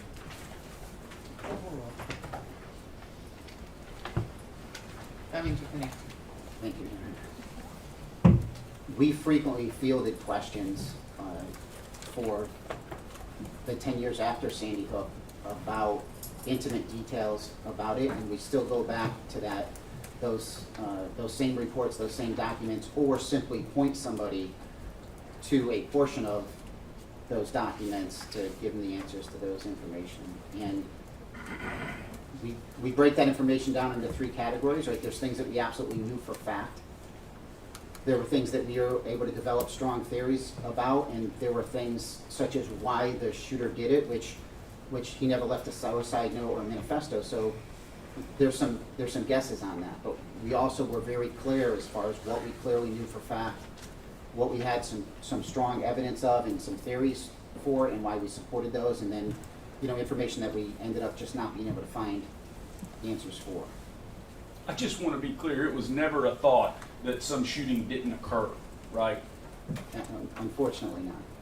I do, though, want to talk to you about some of the outrageous claims and lies that we heard about in opening that Alex Jones, his company, and his cohorts made in the month and the years following this incident, okay? Sure. And I've kind of got these on quotation. I took them down as Mr. Bankston was either saying it or showing a video that we witnessed during opening. So the first one is, quote unquote, men were arrested wearing SWAT gear. Your response to that, sir, as the investigating officer? It never happened. There were individuals that were temporarily detained because, like happens in many of these things, they're trying to sneak onto the property and get photos and stuff, but no one in SWAT gear was ever arrested. Was it even reasonable to believe that in any way? It wasn't. It's just absurd. There was absolutely nobody else. And you can see that in our arrest paperwork. There was nobody that was arrested. And next, quote unquote, multiple shooters chased into the woods. Absolutely not. There was one shooter. That shooter was found dead in classroom 10 of a self-inflicted gunshot.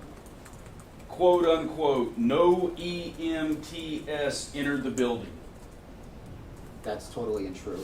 Not only were some of our law enforcement personnel, not only did they have a high level of medical training, but 3 paramedics were escorted into that scene for those victims that were still there that were not immediately transported to hospitals with life-saving, to try and save their lives. So paramedics were actually escorted into that scene so that they can make official declaration on those victims.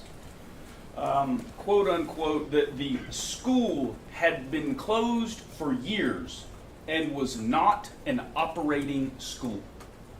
You know, one of the things that we did to go into the background of the shooter and find out that he did actually attend that school was, you know, we totally found out that school had been operating for decades. There was no stop time frame in that school. It was fully functional, and we had thousands of people that attended or worked in that school.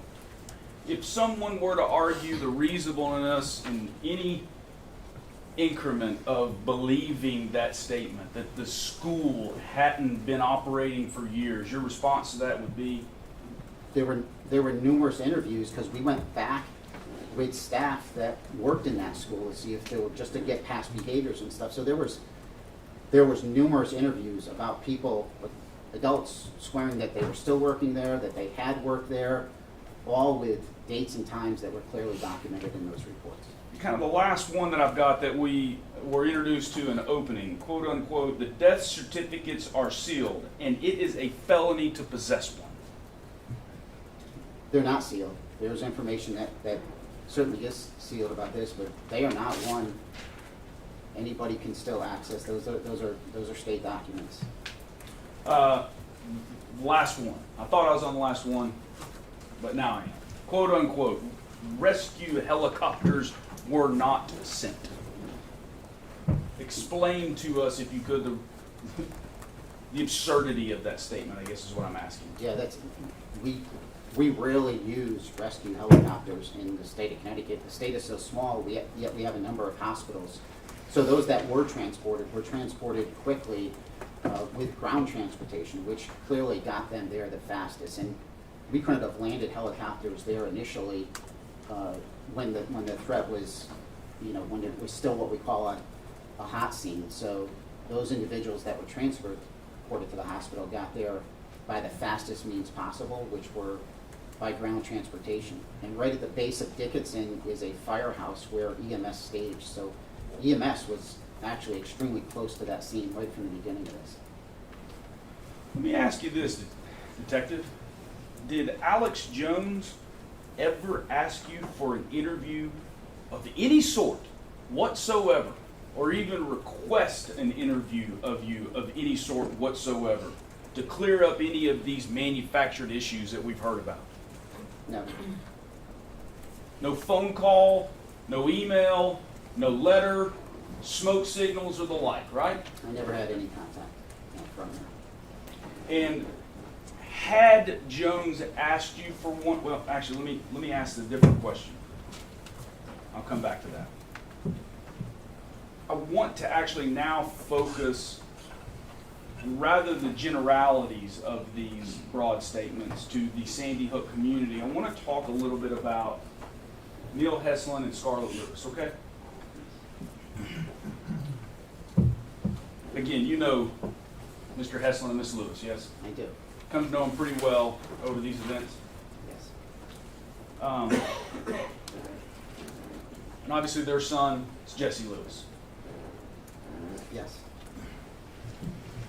We've discussed a number of these outrageous lies and claims that were made by Jones and his company, but are you personally aware, as the lead investigating officer and a member of the community in and around Sandy Hook, of other lies Mr. Jones and his company directed towards or concerning the Heslin Lewis family? I am. Tell you what, I would like to now, this has already been pre-admitted, PVX23. I'm going to play a subsection of PVX23. After I play this video, which is a portion I believe we might have seen in opening, I'm going to ask you a couple questions about it. Okay, Detective? Yes. All right. If you would, please play that, Melissa. He's claiming that he held his son and saw the bullet hole in his head. That is his claim. Now, according to a timeline of events and a coroner's testimony, that is not possible.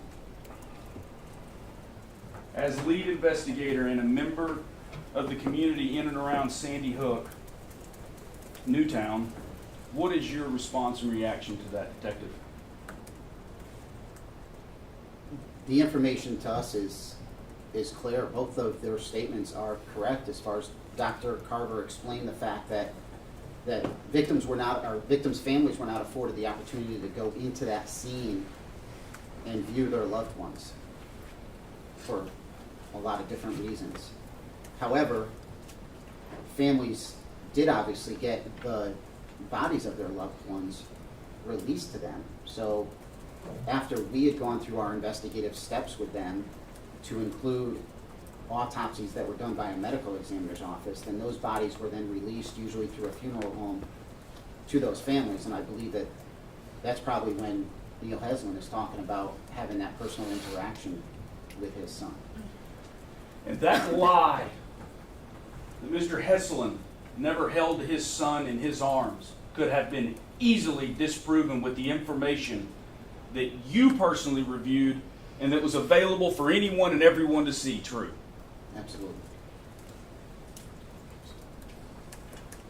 Why was it important for you today, Detective, to be present here and offer us your testimony?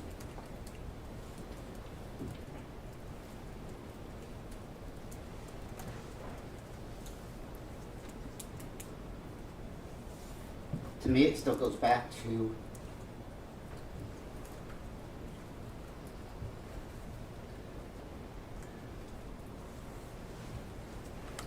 that number one thing that we wrote on the butcher block, and that is that it's still our job to support those families in every way possible. And it's absolutely horrific, the amount of trauma that they've had to endure in the wake of having lost a loved one.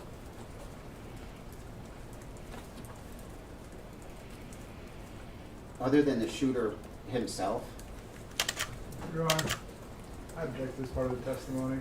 I understand that Mr. Jewis is emotionally involved here, but he's not a psychiatrist, he's not a doctor.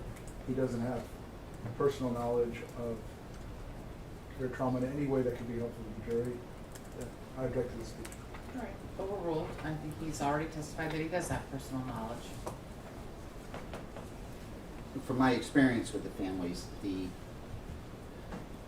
trauma, the heartache that they've had to deal with associated to these conspiracy theories is only second to actually losing their actual loved ones. And so I'll continue to support them any way I can. And that support just comes in the manner of telling the truth. We had consulted with a psychologist early on that really guided us through and helped us deal with families in the wake of these types of tragedy, because that's not something that I had ever experienced before, and that's not something that we had covered in training. And she told us some key things. Objected to hearsay, Your Honor. Sustained. So, Mr. Jewis, Detective Jewis, excuse me, don't tell the jury things other people have told you unless those other people are Mr. Jones. There's some other exceptions that may come up, but for now, that's the basic rule. Do you want to ask another question? Sure, I will. I'll end with this.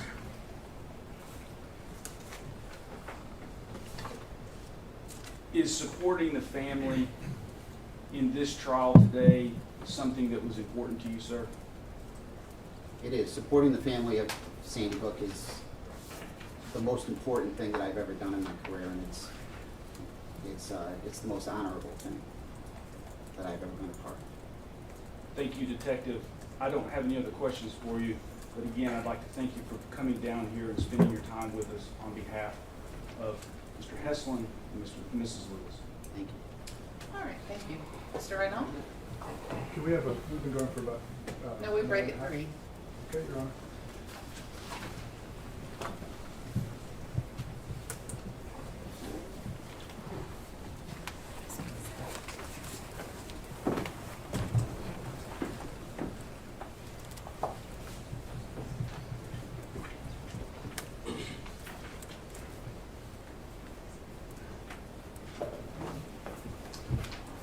Good afternoon, Detective Jewis. Good afternoon.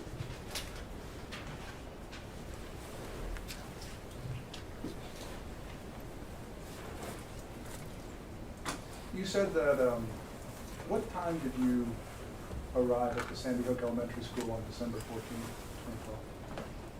I didn't actually go to the school itself on December 14th. I responded to the Utah Police Department. And so at that time, there was already some survivors that were arriving, and so we as in my team that was there went immediately to the Emergency Operations Center and started our command post operations. Object non-responsive, Your Honor. Everything after I wasn't there that day.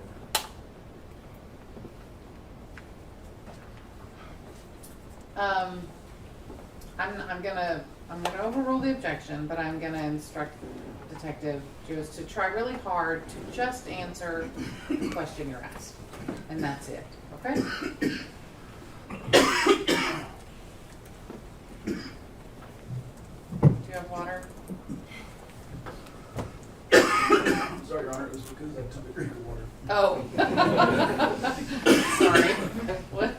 Caught me by surprise. That's okay. Go ahead, Mr. Reno. There were 20 children murdered that day, you testified? Correct. That is 40 some odd parents?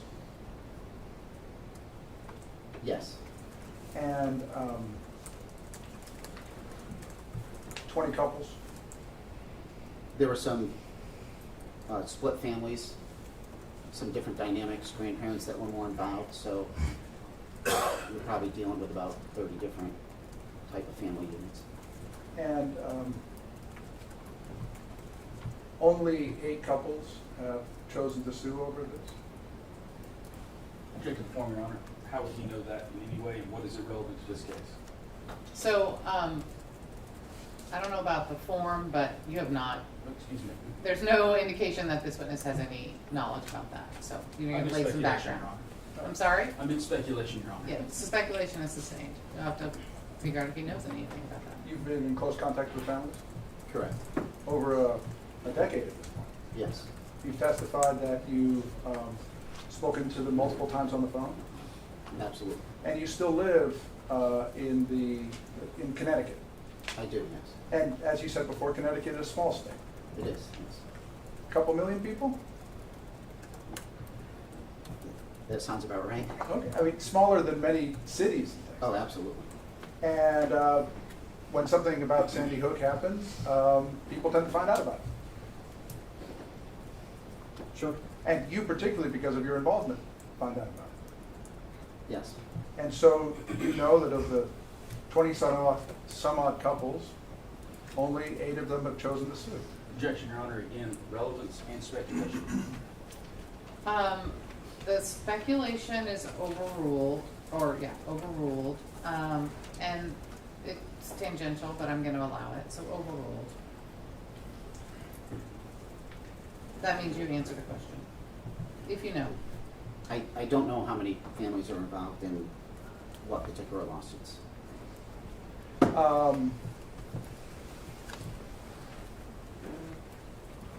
In the aftermath of the massacre, who was the killer, if you know? Adam Lanza. And in the aftermath of Adam Lanza's rampage at the school, you testified that 26 different law enforcement agencies responded? Correct. And coroners came from all over to help out with Dr. Carver's work? Medical examiners is what we call them in Connecticut, yes. From New York and other surrounding states? There was some personnel from around New England and New York that assisted.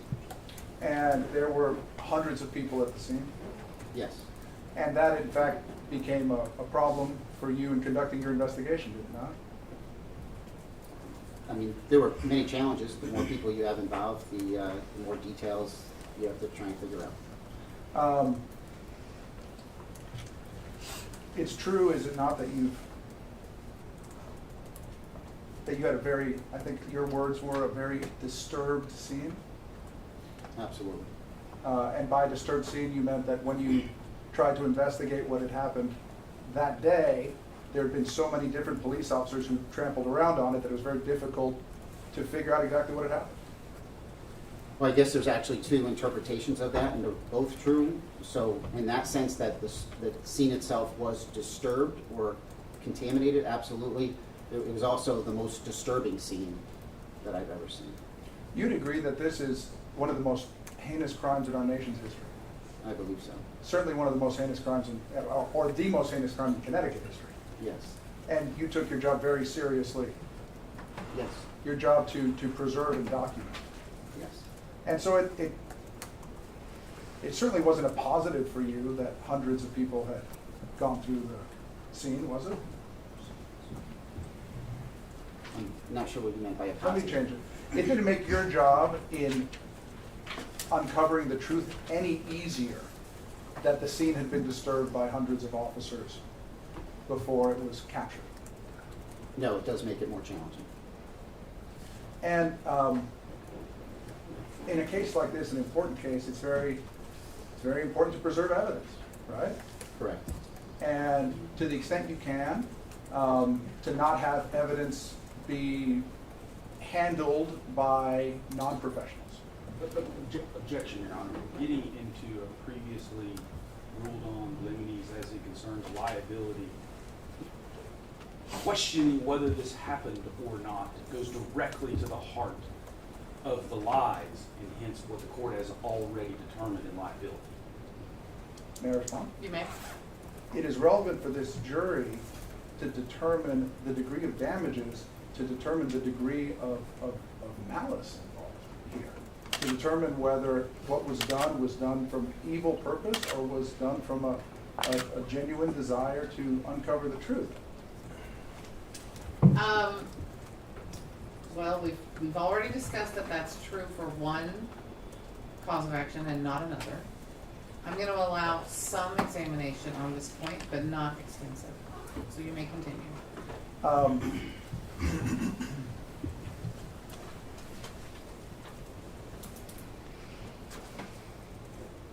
Do you consider the body of the victim to be an important piece of evidence in a murder? Absolutely. And is it important for that body, that person, to be handled only by professionals until he or she is released to a funeral?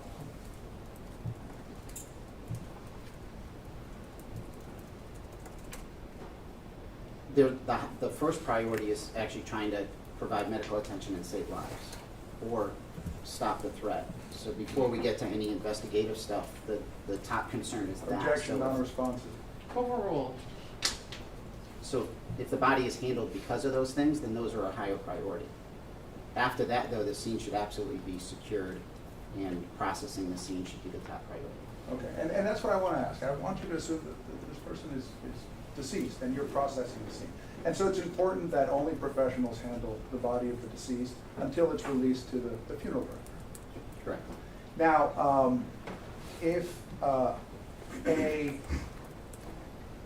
non-professional handled the body of one of the children at the crime scene, somebody who was not in the police, who was not a medical examiner, would that be important to you to know that?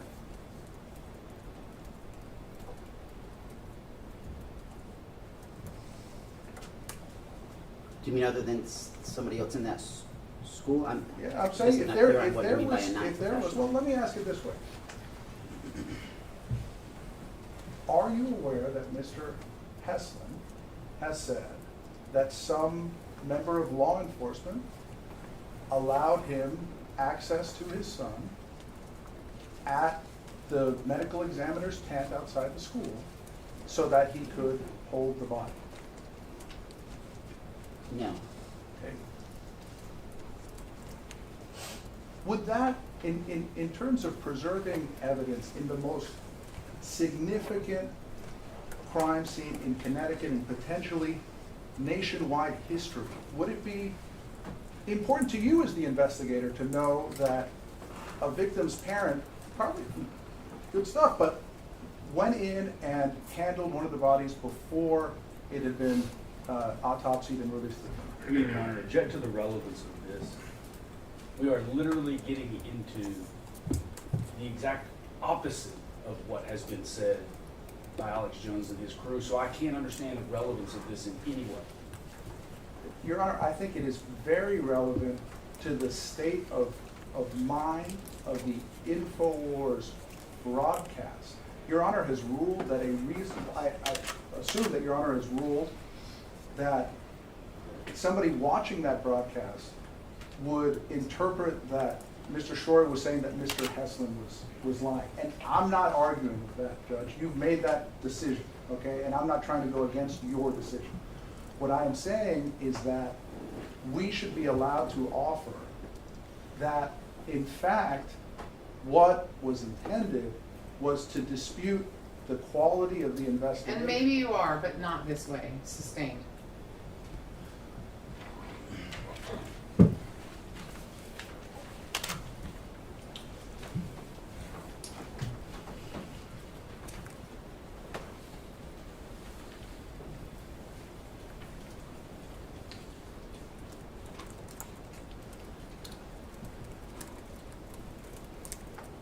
Do you believe that it is appropriate for citizens to question the official narrative of what happened in any mass casualty rate? No, I think that's important.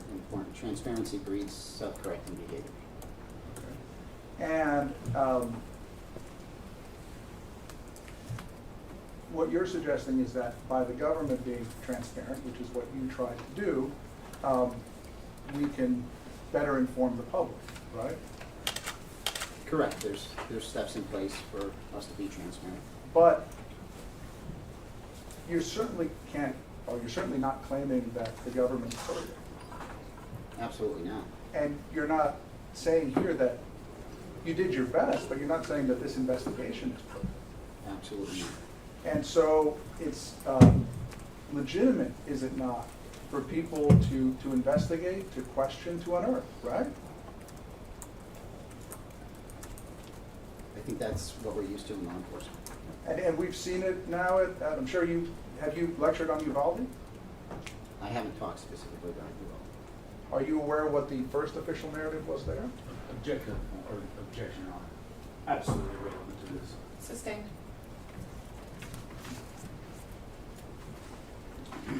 When was your report finalized and released to the public? What year? I believe it was the beginning of 2014. Okay, so, and when you say the beginning, are we saying first quarter? I believe it was the first quarter. Closer to April or closer to January? In my mind, our investigation hit that first mark after a year, which would have been December of 2013.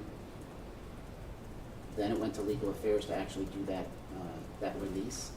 I believe it was, sometime close to that February 2014 timeframe, but I'm not positive. Okay, and that was the decision was made basically to compile everything, do the investigation, and then release it as a whole to the public. Is that how I understood your testimony? Well, we wanted to conclude our investigation before we released anything. I don't know. Well, let me ask the question a different way. Did you release information about the investigation before the official release of the big report? It was released through our PIO, so our Public Information Officer. In small amounts, depending on what had been requested? Correct, through briefings and things like that. But the vast bulk of the information wasn't available until it was released by legal sometime in the first quarter of 2014? I believe so.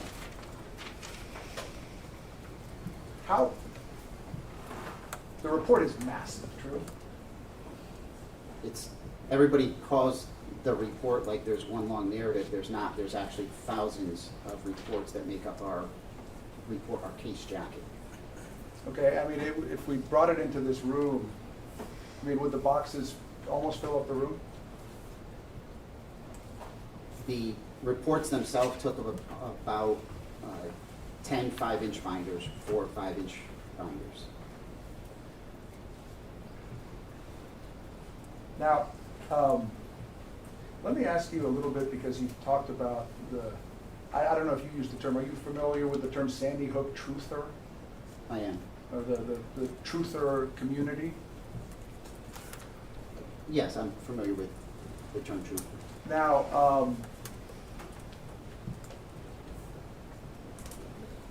do you know who Dr. James Fetzer is? I hadn't heard his name until today. Are you familiar with a book called Sandy Hook? I think it's Sandy Hook Never Happened, or Sandy Hook, No One Died at Sandy Hook. I only just recently heard about that. That was never brought up to you by any family members? Not that I recall. And how about Dr. James Tracy? I'm not familiar with him. And how about Steve Bachelli?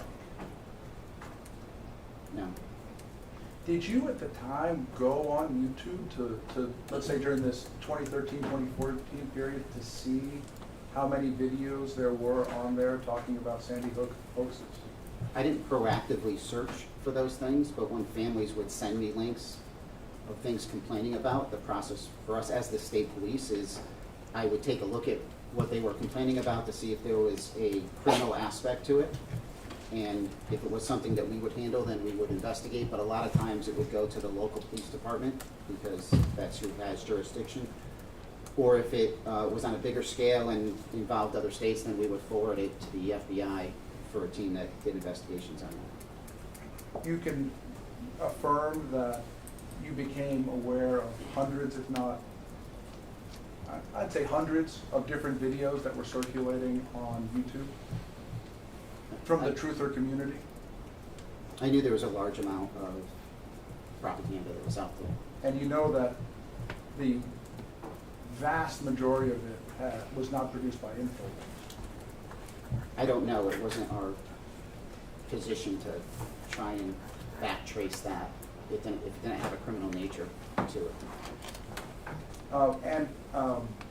Talking about that, as a police officer, documenting information is very important, isn't it? Correct. And it's one of the first things you learn in the academy, right? Correct. And you want to be accurate in what you document, right? Correct. Because not only do you have to rely on it, but others might have to rely on it, right? Absolutely. You might not be available, right? Correct. Another officer might have to read it. Yes. Or someone else. How many offense reports or police reports do you have from Mr. Heslin and Ms. Lewis about being harassed? I don't know a number of reports. Fair to say you don't have it? I'm not sure if there were reports that were done after that initial allotment, as the case was continuously open and closed, depending on new information, to include if there was anything that we actually investigated. Some of those were just simply referrals to other police departments, so they would have had the actual reports about those criminal complaints. So you can't stand here and tell us specifically that you have a report where you can say that Mr. Heslin and Ms. Lewis came to you and said, listen, this InfoWars person came and harassed me. I can't. I want to rewind. At the time of the Sandy Hook tragedy, there was a worldwide outpouring of sympathy, true? Correct.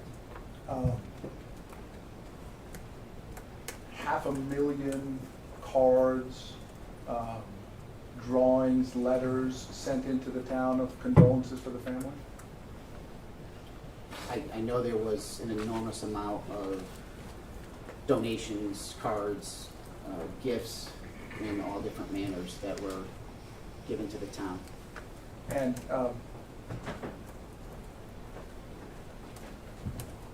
distinguished public figures, including the President of the United States, came to Sandy Hook? Correct. I keep calling it Sandy Hook, I shouldn't, to Newtown. Well, Sandy Hook is a small suburb of Newtown. Ah, okay, I thought that was just the name.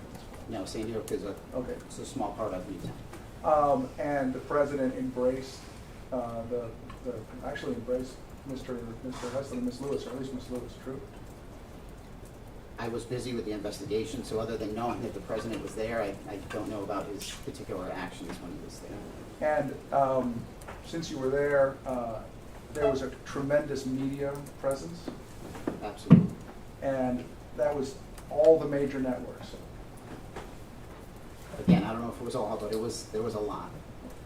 In at any time in 2013, did you ever see an InfoWars anything in Newtown?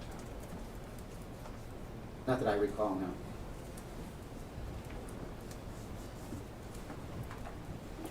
Fair to say that in the immediate aftermath of the shooting, there were wild withdrawals.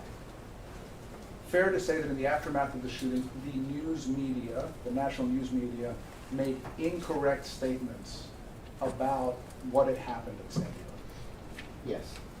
And fair to say that the national news media misidentified who the shooter was.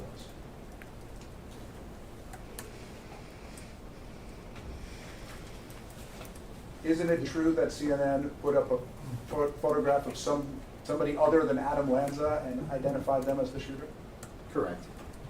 And I don't know if it was local news media or national news media, but at first there were reports that a second person was in custody because of the attack. Isn't that true? I don't know if the reports were that it was because of the attack as opposed to that there was somebody else that was detained. Around that time, I was obviously busy with things. I don't know exactly what the media reports were. Fair enough.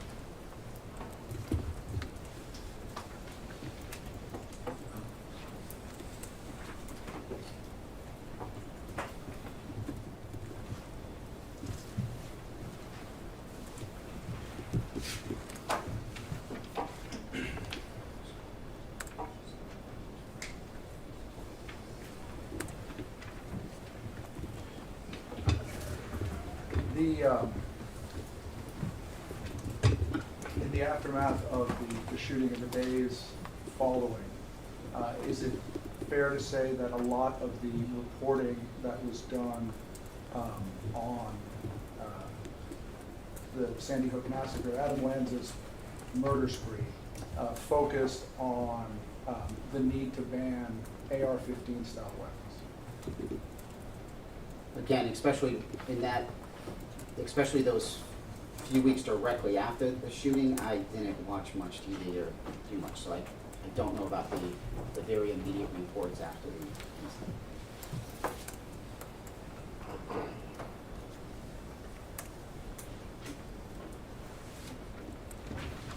One more, ma'am? Okay.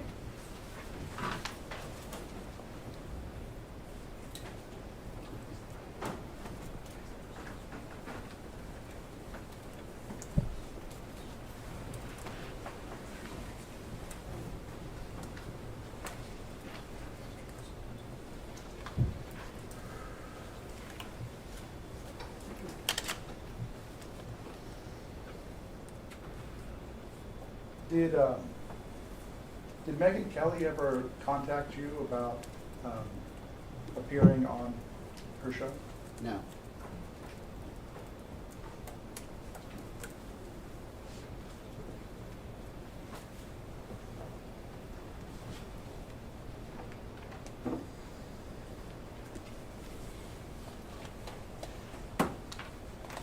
You said earlier, in response to a question by Mr. Ball,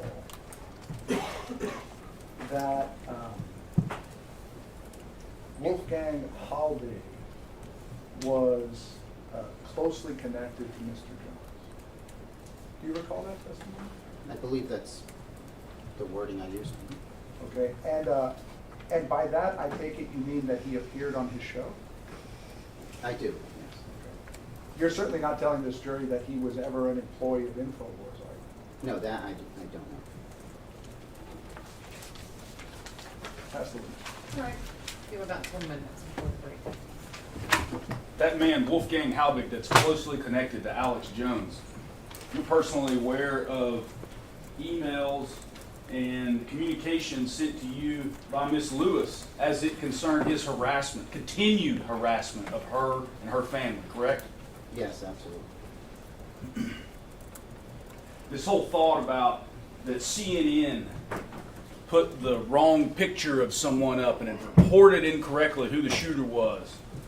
That was Adam Lanza's brother, picture of him, right? Because Adam Lanza had his brother's ID, right? Correct. Yeah. Would object to the leading, Your Honor. Okay. I can rephrase. That's fine. Thank you. The picture that defense counsel here talked to you about as the wrong shooter. Remember that? I do, yes. Yeah, who was that the picture of? It was his older brother. It was Adam Lanza's older brother, Ryan. Still dealing in misinformation, aren't we? Objection to the sidebar, Your Honor. Sustained. Unless you meant that as a real question. I did. Still dealing in misinformation, aren't we? Today, in this courtroom. I'm going to object to the sidebar again, Your Honor, but I'll take it back up on recross. I don't know that it's a sidebar, but I'm going to ask you to move on to another question. Fair enough. Thank you, Your Honor. Let me ask you this. the questions you were given about the other families and whether they had initiated any legal proceedings. Sitting here today, you're not aware of any other families that have been specifically retaliated against other than this family sitting in this courtroom. Is that fair? By Alex Jones, that is. I believe Lenny Posner is through the connection of how big. Might be somebody that I would consider. I don't know enough about the details, but that's the person that I would say might fall under that category. Your personal involvement, you understand that this family was specifically retaliated against, yes? Yes. Thank you. I guess one other question. And did Mr. Posner file a case? The other one that you're aware of who was specifically retaliated against by Mr. Jones? I believe so. Thank you. All right. Is it in any way okay to identify somebody's older brother as a mass murderer on the nightly news?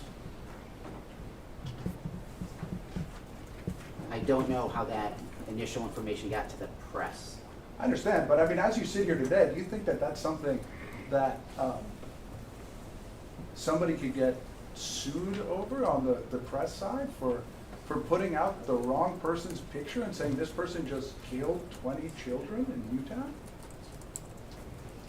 I don't know enough. Objection, Your Honor. I don't think he's a legal expert on Sustained. how that comes to be. Now,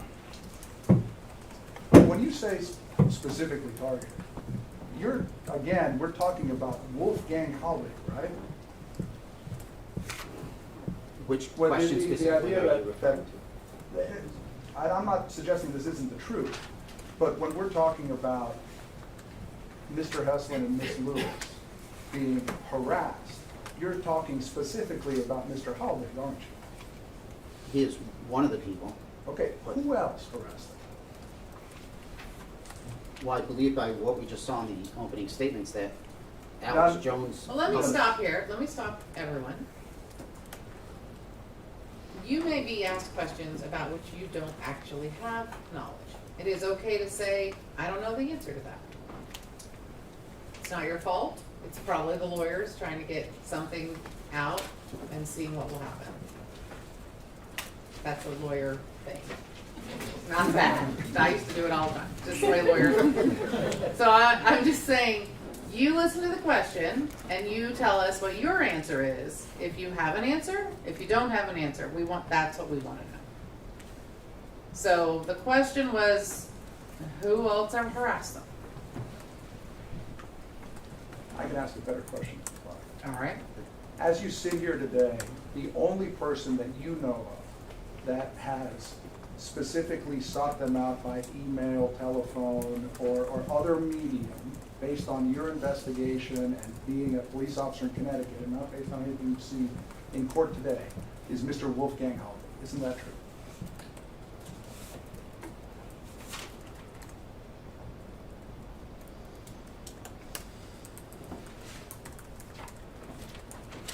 I don't know that.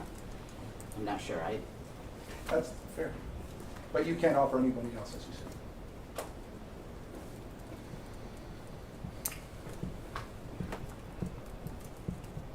Hate to put you on the spot. Well, as I sit here today, I know that Alex Jones talked about Neil Heslin's interview with Megyn Kelly. And so I would say that that is a public harassment of that because that information is incorrect. Understood, and that's what we watched on the television. That was the broadcast. Correct. No further questions. All right, thank you. It's 2:56. We normally break from 3 to 3:30. What we're going to do today is break from 2:56 to 3:30. But this break is going to serve two purposes. As I discussed briefly with you at the end of the day yesterday when you were tired and probably not able to really take in what I said, you actually are going to have the opportunity to propose your own questions to live witnesses. Here's how it works. Waiting for you in the jury space are pre-printed pieces of paper with Detective Jewis's name on them. And there is enough for each of you to have one. You may not discuss with each other. If you're writing a question, what your question is, what you've heard, or anything else. The ban on discussing the case and the evidence and what you've heard continues until the very end, including during this process. You may ask a question or questions if you have them. You do not have to. I'm not recommending that you ask questions. I'm not suggesting that you ask them or not ask them. I'm simply giving you the opportunity. You write them down on yourselves. Do not sign them. These are not.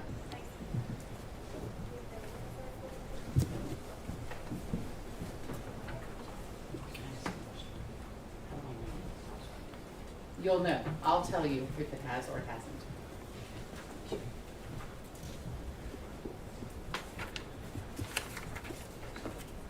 Until you hear from me that it has, you just assume it has not.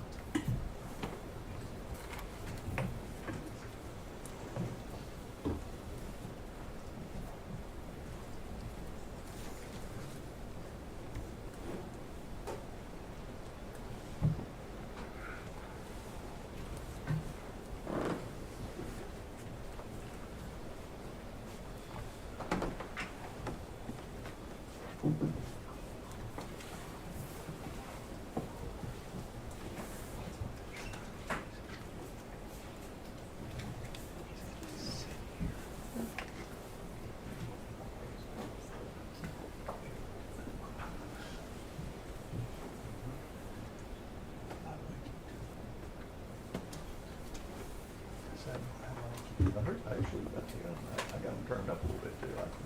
I can hear what they say.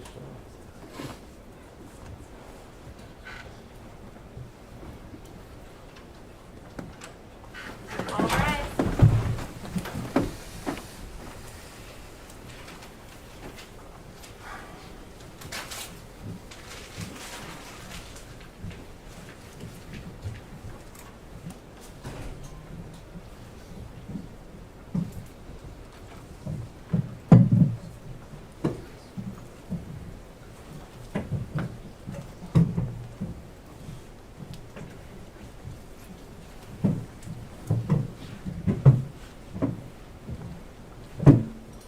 Alright, you may be seated. Welcome back, everybody.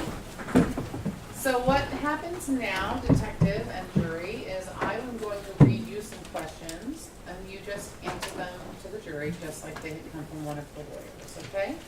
And to the jury, thank you. Some of you may not hear a question you proposed, or it may be slightly rewritten. You can put all of that on me. These are my decisions. I decide what the questions will be at this stage. And so if you're frustrated by that, the end of this process, meaning the end of the process, I'll be happy to talk to you about it. Until then, just assume that I have a good reason for the decision I made. All right? Okay, here are the questions. How many hours or days after the shooting did you first see the scene of the crime as a police officer and as an investigator? It was 1 week after Sandy Hook that I went to the scene, and with my team we then did a walkthrough of the scene. In your experience and observation, did Mr. Heslin and Ms. Lewis experience greater trauma from the harassment calls and emails?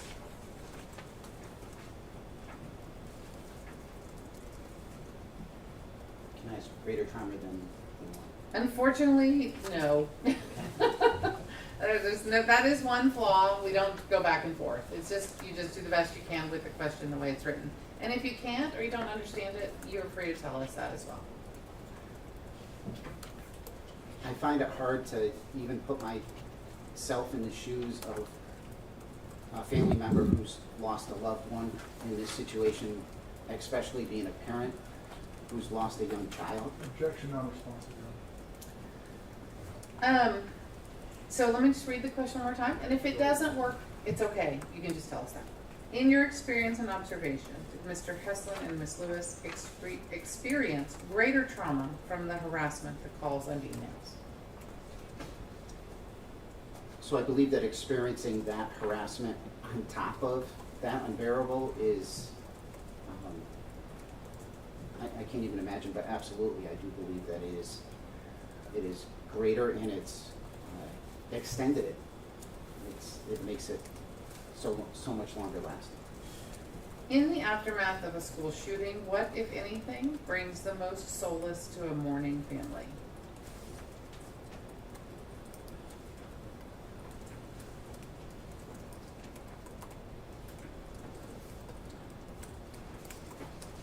I have found that that's individual for each one of them. Some is faith, some is just their own family and friends.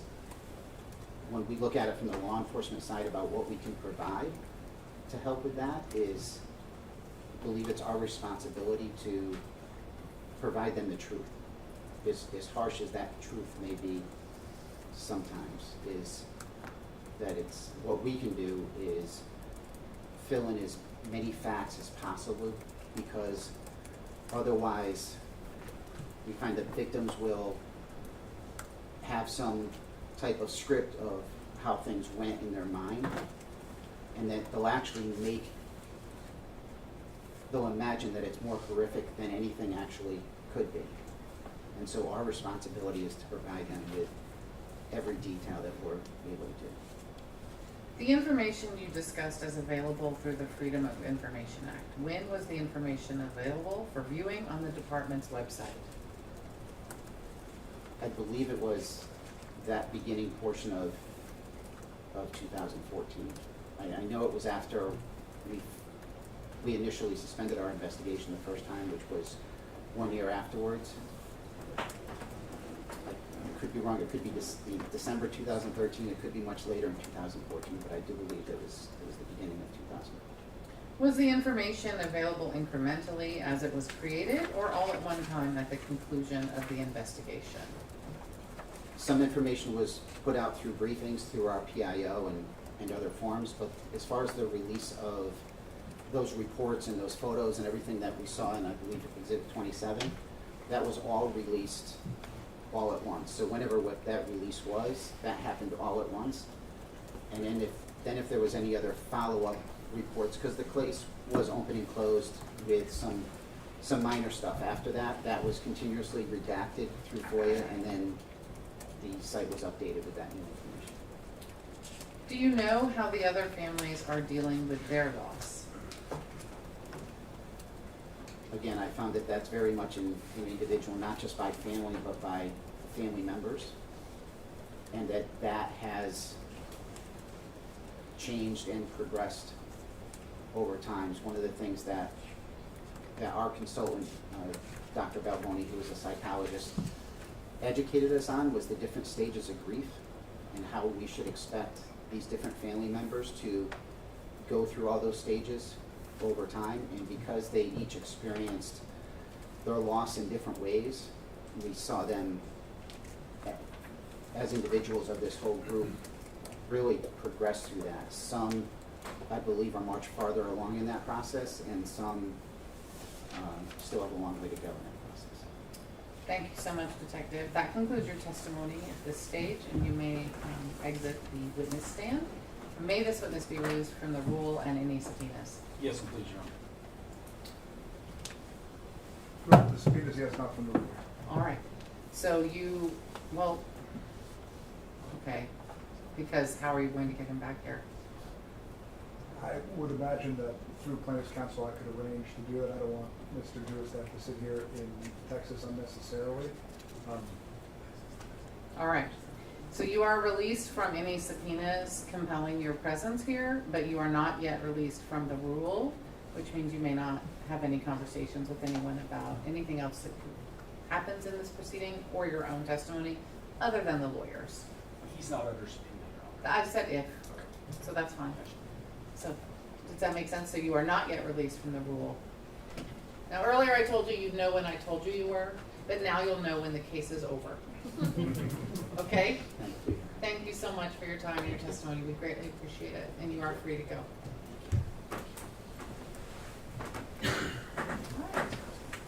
You have another witness for us? Your Honor, the plaintiffs have called Daria Karpova at this time. All right. Do you mind? Thank you, Detective Deputy.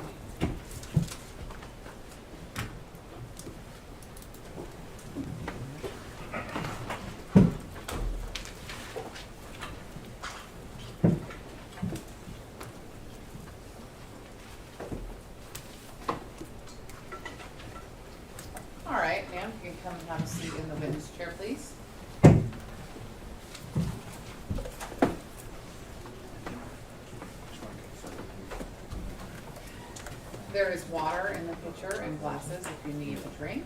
I'll ask you to try and make yourself comfortable. You should not need to lean into the microphone unless you are extremely soft-spoken.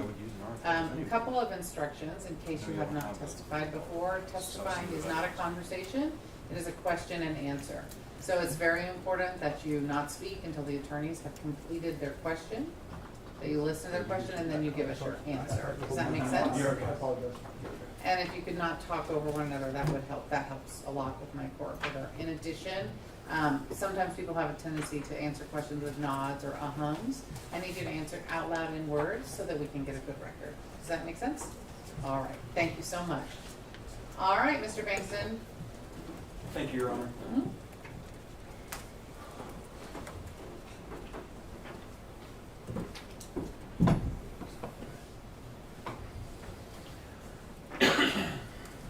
All right, good afternoon, Ms. Karpova.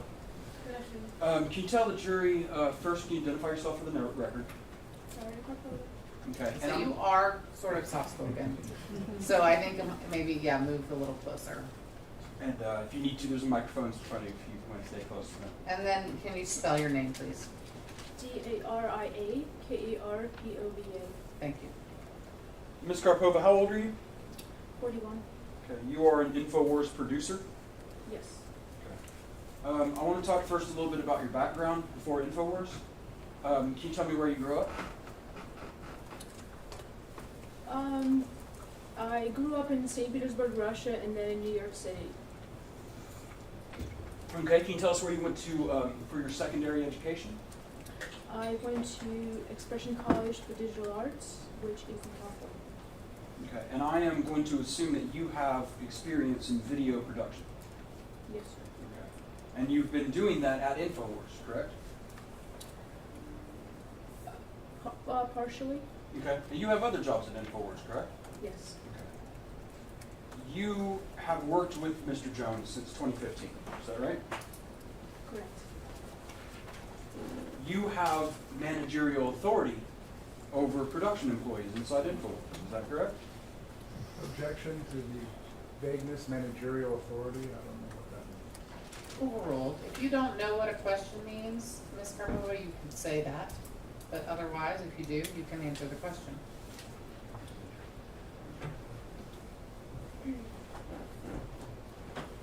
As of in my current position, I do.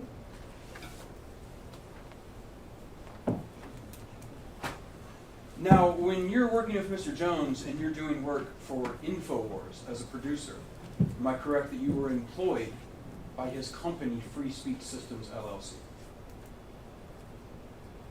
Yes, I am.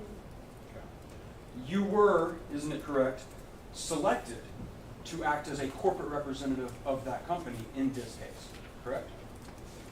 Yes, I was. As part of that selection, you have previously provided testimony on behalf of the corporation, correct? Yes, I was. And when I say on behalf of the corporation, you gave testimony in which you prepared to speak with the corporation's voice, correct? Yes. As part of the preparation for doing that, you were tasked with making yourself acquainted with several topics of information that relate to this case, correct? Yes. One of those that you have had to, were ordered to prepare yourself on for that testimony was an examination of the videos that are contained in plaintiff's lawsuit, correct?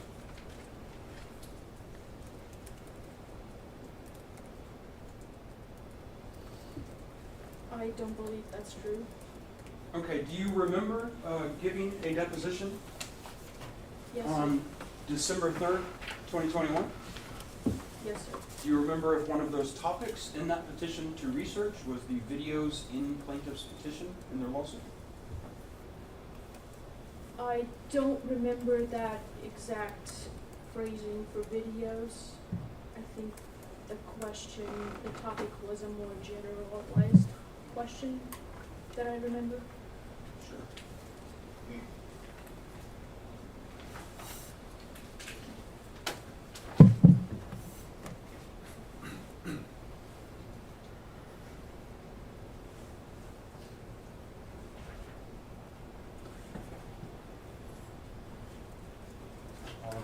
come back to that, Mr. Arpodi.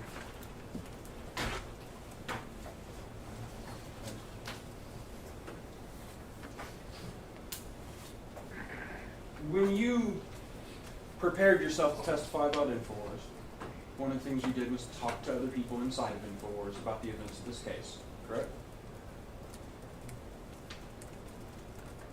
Are you referring to the current testimony? Or Not the, no ma'am, actually let's focus back on your 2021 testimony, okay, when you prepared yourself to speak on behalf of the company. In preparing to do that, you spoke with people inside of the company about the events of this case, correct?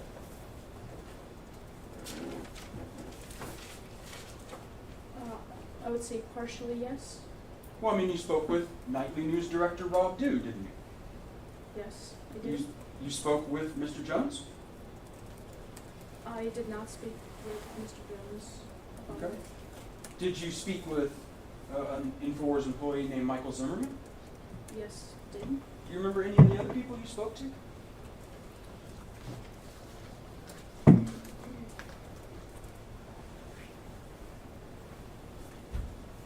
I believe these were the two people that I spoke to. Okay.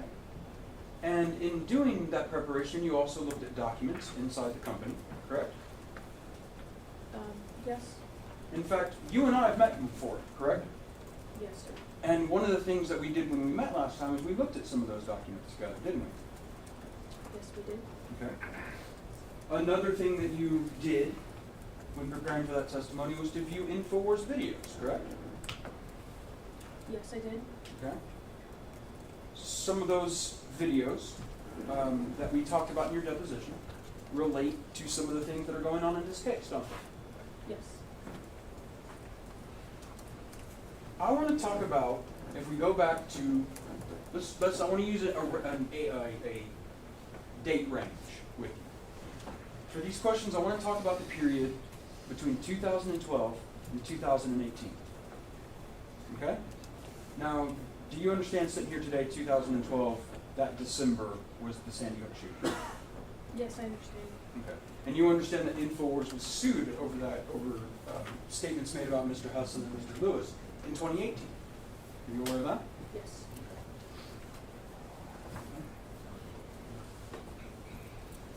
I want to talk about during those years, the different ways you can see InfoWars. Okay, so the first one I want to talk about is that Mr. Jones does a live show, correct? Yes, he does. In fact, he's doing it right now, correct? I'm not sure what he's doing right now. Okay. He had a YouTube. Your Honor, I would object to lack of foundation that she has personal knowledge of InfoWars between 2012 and when she began working there in 2015. She was actually prepared on that for the deposition. Right, I think that's what we're talking about. I understand, but I think it would be up to Mr. Bankson to elicit what somebody told her. She has no personal knowledge of these facts. Well, And she's we're not okay, right now we're talking about her role as a corporate representative. A corporate representative is somebody designated by the corporation and tasked with obtaining all of the knowledge that that corporation has and swearing to it under oath at a deposition or in testimony. So she doesn't have to have worked there if she's been designated as the corporate representative. I believe that's the case, Your Honor, for purposes of the deposition, but Right. not for purposes of her testimony here today. Well, I'm not really sure exactly what, we're not there yet, so make it clear. Correct. Okay. Yes, I'm going So to track maybe, how she if gained this it's, if knowledge. it's personal knowledge that Ms. Karpova has just as a person, it probably starts when she went to work there, but if it's her knowledge as the corporate representative, then that's something different. Yes, and in fact, I think one thing that would help me make it clear for you, Ms. Karpova, when I ask questions, is I may ask questions that are geared towards your personal opinion and your personal knowledge, or I may ask you what you have have testified to on behalf of the corporation. Do you understand the difference between those two things? Yes, I do. Okay. I want to go back again to your corporate deposition and ask you again, do you remember in your corporate deposition that you were tasked with certain tasks, and one of those, the first topic, in fact, was the sourcing and research for the videos in plaintiff's petition? Do you remember that? Yes, I remember that topic. Okay.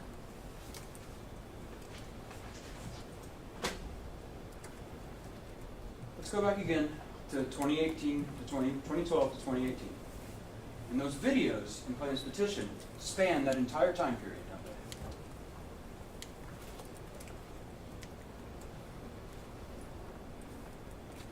they? Different years on videos, yes. Okay. And during those years in which those videos were put out and those broadcasts were put out, you would agree with me that they appeared in multiple different formats, correct? I'm not sure what you mean by that. Sure, let's start then. You understand that some of those videos during that time period were aired as part of Mr. Jones's live show, correct?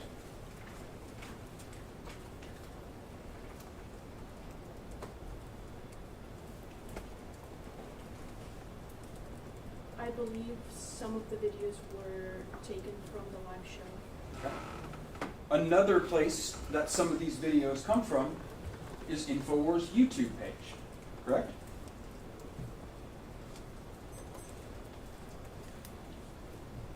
I'm not sure where the videos came from. You don't remember us talking in deposition about YouTube videos?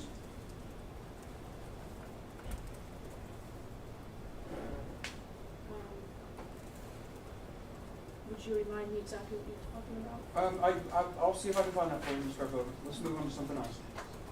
Let me ask you about another one.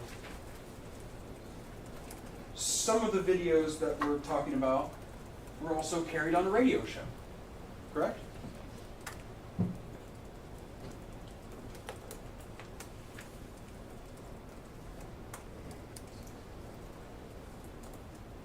I'm not sure if the videos were.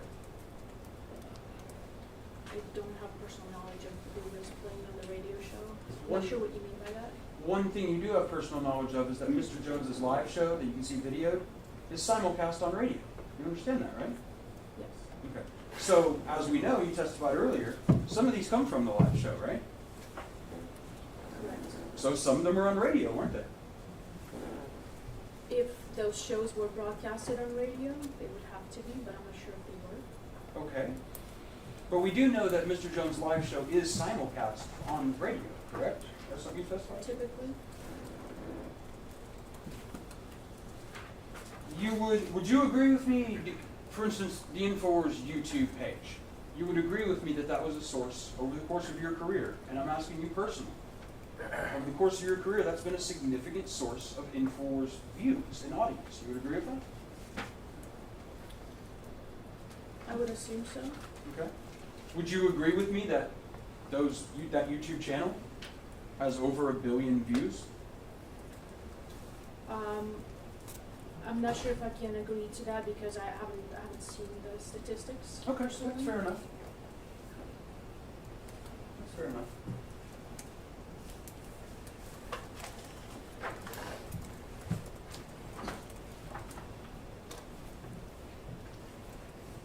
Let's talk about the InfoWars website, right? Because not the YouTube page, but I want to talk about Infowars.com. You're familiar with that website? Yes. Okay. The videos discussed in plaintiff's petition, many if not all of those videos appeared on the Infowars.com website, correct? I don't agree with that, no. Okay. Do you agree that some of them were? I'm not sure. I'm just, oh, excuse me, please I'm finish your sorry. answer.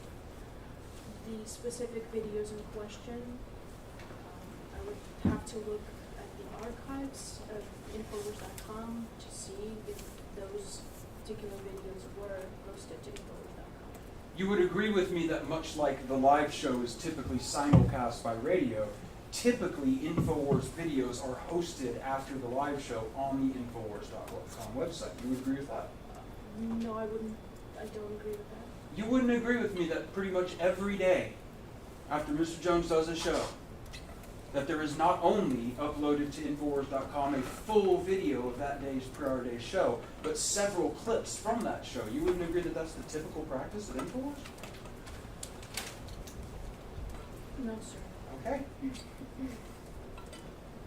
That website, Infowars.com, you've reviewed statistics relating to the view count on that website, correct? I have not. Do you remember seeing this in your corporate deposition? You reviewed it then? There were a lot of documents there. I don't recall the specific page you're referring to.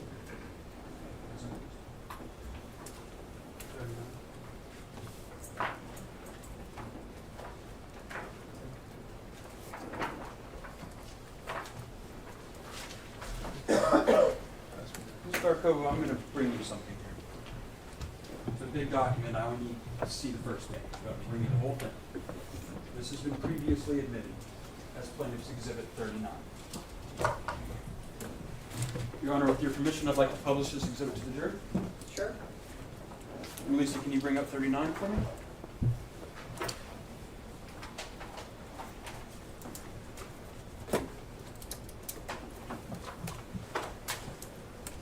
This is analytics for the Infowars website, correct? Yes. Okay.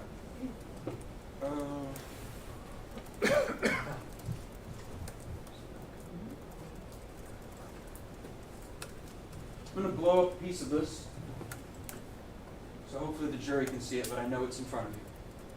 You would agree with me at the very top of, well, let's start a little bit on this document. These analytics are something that is collected by Infowars to analyze their business, correct?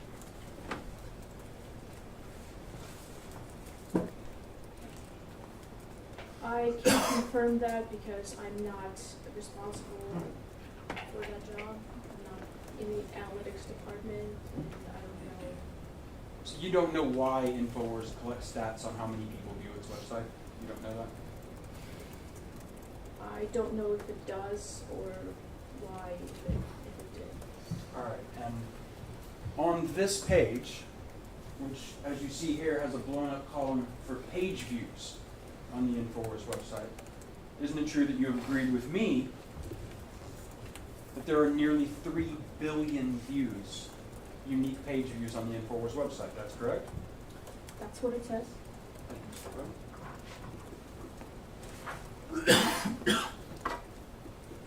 You would agree with me that over the course of your career, from 2015, for instance, during that period, Infowars was already featured on over 200 radio stations. You know that, right?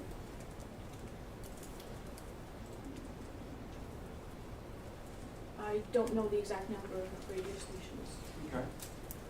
Ms. Garpo, before your role as corporate representative in this case, weren't you asked to prepare to learn all of the company's information about the audience reach of those videos in that plaintiff's petition? I was asked to prepare several topics, and I've consulted with the people that I thought were necessary for that, and I did the best I could collecting that information. Okay, objection unresponsive now. Sustained.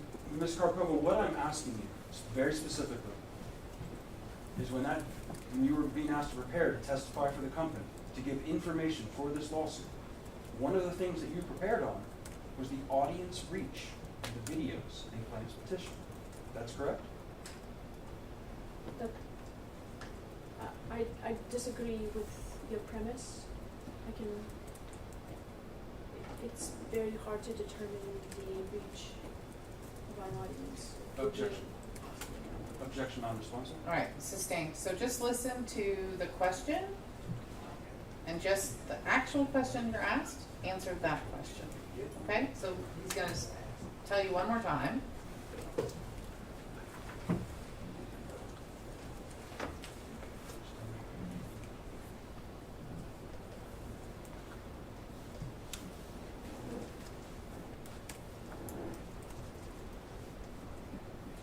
All right, Ms. Karpova. Let's try it. Let me make sure I'm being really clear with you. I'm not asking you right now for what the audience reach was. I'm not asking you if you were able to do it to your satisfaction. I'm not asking you about any of the data. I want to know, were you tasked for this case with preparing to testify about what the audience reach of the plaintiff's petition and videos were? Yes. You would agree with me that another place that you could see Infowars videos is social media. correct?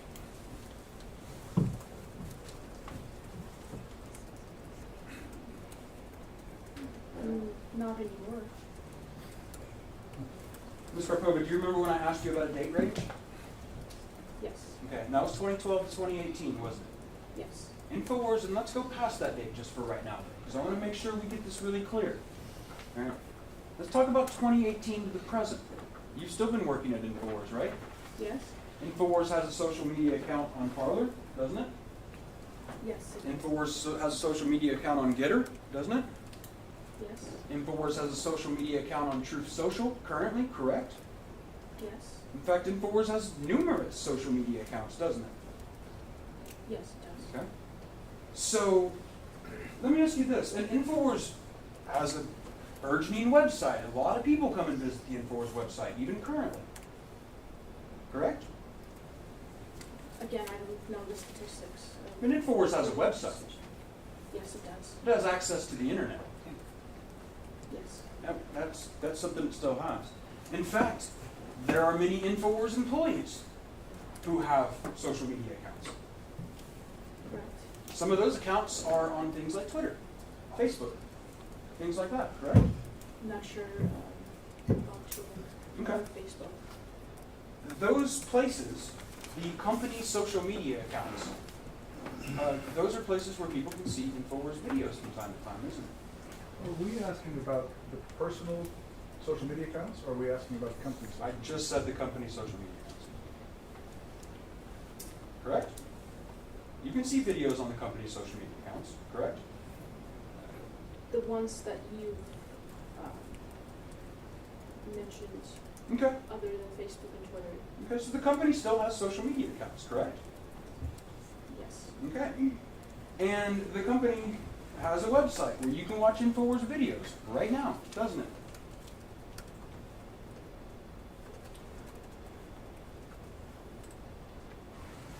I believe the website is mostly article driven. Infowars.com. If I go to Infowars.com and I hit ban.video, I'm looking at a huge archive of videos, aren't I? That's updated every single day, right? You just mentioned a different website. If you go to Infowars.com, one of the sections of that website, up at the top, with news, featured articles, other stuff, is ban.video. Click here for video, isn't it? You're talking about ban.video, but you're asking me about Infowars.com. All right, let's not split a lot of hairs then. I'll just make the question a lot bigger for you. The Infowars.com website provides a link at the very top of the website to another, I guess, web domain that is also owned by Mr. Jones and Free Speech Systems that provides video content daily on the internet, correct? Yes. So if somebody were to say that InfoWars has had all of its access to the internet taken away and lost its ability to post on all social media, that would not be true, would it? Not entirely. Excuse me, I'm sorry, I didn't hear you. Not sir. entirely. That's not an entirely true statement, is it? Right? If someone was to say that, that would not be an entirely true statement. I would say for the most part it is true. Okay, well what I'm asking you is because something I heard earlier today in opening statement is this right here. InfoWars has lost its access to the internet. InfoWars has lost its social media accounts. If those things were said, that's not true, is it? InfoWars has not lost its access to the internet. InfoWars has not lost the entirety of its social media. Correct? I believe it was referring to the audience reach and the new social media platforms that have come up since the deplatforming have a fraction of the viewership that the previous platforms did, which Alex is no longer on. Well, let's just talk about what you mean when you say deplatforming, right? InfoWars, shortly after the filing of this lawsuit, lost its YouTube page, correct? Yes. And it did so, that happened because of repeated community violations of YouTube policy, correct? I don't know that. Okay, you don't know how you lost the YouTube site? I object, Your Honor. It calls for speculation as to, she obviously doesn't work for YouTube. I mean, it's, I mean, I don't. Okay, your objection, calls for speculation, is overruled. Okay. She said she doesn't know, you can try to get I'll to try to it get another this way. Did YouTube send anything to the company notifying it why its accounts have been canceled? I don't know because I was not privy to those documents. Okay, that's fine. The other thing that happened to InfoWars is that it lost its Twitter page, right? Yes. And I believe its Facebook page? Yes. Okay. And that's what you mean by deplatforming, right? That and a few other platforms. So that's it. That's what we're talking about. InfoWars lost a few platforms. Didn't get denied access to the internet. It's not banned from all social media. You'd agree with that? I wouldn't agree with that because we're talking about the audience reach and the platforms it was banned from encompasses most of the audience, most of the internet. Really? You're going to testify here under oath, Ms. Karpova, that the audience from InfoWars' YouTube, Twitter, and Facebook page is greater than Mr. Jones' live show, radio show, Infowars.com, and the banned video archive. That's your testimony under oath today? I don't know how it would compare because I don't have the analytics for that. Okay, in the future I want you to testify that way instead of saying that it wouldn't, right? Because what I want is your personal Objection, Your Honor, to the instructions to the witness. He can ask questions, she can answer. I'll sustain that, but I am going to say that you need to restrict your answers to things that you know, right? Whether you are asked a question as an individual or as a corporate representative, you have those two roles. You have information in each of those roles. It's not helpful to the jury to guess or assume, so you need to only testify about things you know. Do you understand? Okay, thank you. During the time in which you've been employed by InfoWars, both personal knowledge, let's do it first through your personal knowledge. Actually, scratch that. Let's do it backwards. And getting prepared to testify for this company, to be its corporate representative, you became aware when preparing for the topic of audience reach that InfoWars has been carried on several cable packages, correct? Yes. Same question about your preparation. You also became aware that InfoWars was carried on shortwave radio, correct? Yes. And that's a worldwide Christian radio, isn't it? I'm not sure what radio that is. Okay. And you know what Genesis Communications Network is, right? Yes. Okay. Genesis Communications Network is an entity by which InfoWars is broadcast on a bunch of radio stations. Isn't that right? I can't speak to the distribution of Genesis Radio Network. So in other words, when you got prepared to testify in this case about audience reach of these videos and broadcasts and things, how far it gets through Genesis Communications Networks, that's not something you can tell the jury. I don't have that information. When getting prepared, one of the other things that you knew InfoWars was carried on is OTT boxes. Isn't that right?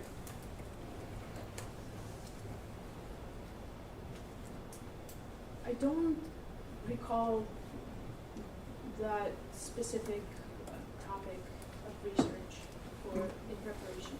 Let me see if this may help you understand, because I used an abbreviation.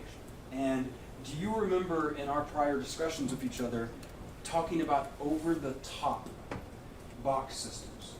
Boxes that are put on top of a TV and plugged into it. Do you know what I'm talking about? Yes. Okay. And InfoWars has been on those, right? At times. Okay, so that's a yes. Correct? During this time period we're talking about? Again, I'm not sure about the time period. Okay. One of the other ways that you're fully aware that I could see InfoWars content is that InfoWars content is republished by a variety of different people, correct? Yes.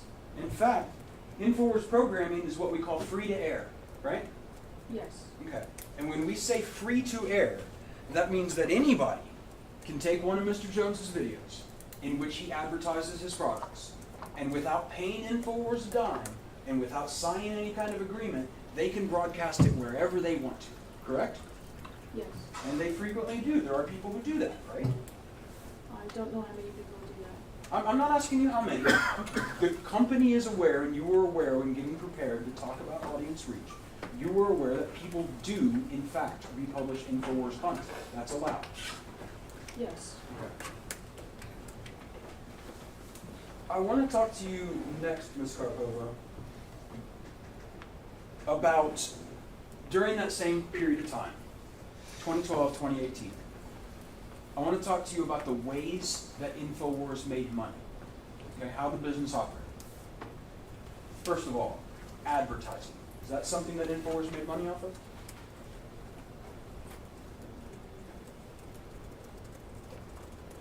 Could you be more specific? Sure, I'll give you one example. You know what Rev content is, right? Those little click boxes that were for a long time at the bottom of InfoWars web pages?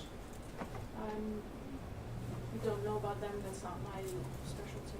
So, in other words, let me put it this way. In your role as a producer for InfoWars, right, you do not encounter the advertising modules on the website? Is that what you're saying? Not typically. Okay. And then in terms of the videos, in terms of video production, over the course, and let's back up for a second. As a producer, you have worked on multiple InfoWars shows, correct?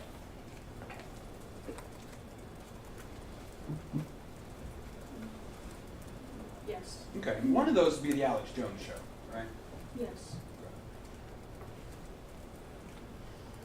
On the Alex Jones show itself, during the time in which you were producing that show, you personally, there was advertising on that show, correct? Could you be more specific on the advertising, the type of advertising you're talking about? No, all I really want to know is, during the entire time of your career, was there ever advertising on InfoWars? Yes. Okay.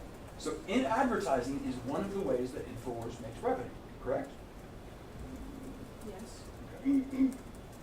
Another way that InfoWars makes revenue is the sale of its products. You know what I mean by that? Yes. Okay. InfoWars has a website where it runs a store, right? Yes. Okay. That store sells a variety of different products, right? Yes. One of the types of products that store sells is herbal supplements, right? Yes. In fact, there are a variety of different supplements, some not using herbs, right, but others using elements like iodine. Yes. Okay. There are a variety of different pills that can be purchased on InfoWars that purport to give health benefits. You'd agree with that? Yes. Okay. There is a variety of materials, would you agree with me, that are geared towards those who are prepping for emergency situations? Yes. That would include, for instance, tubs of prepackaged food, things like that. Yes. Water filtration systems. Yes. AR-15 parts. I don't recollect that specifically. You know, personally. what may refresh your record memory? Do you remember InfoWars selling a branded, engraved InfoWars AR-15 receiver on its website?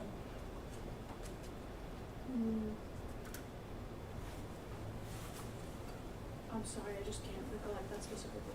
Okay. In other words, there are a large variety of products for sale on the InfoWars website. It's not just one kind of product. Do you agree with that? Yes. Okay. InfoWars also has an Amazon.com store, correct?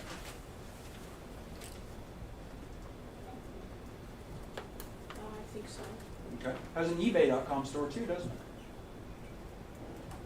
I don't have any knowledge about eBay. Okay. account.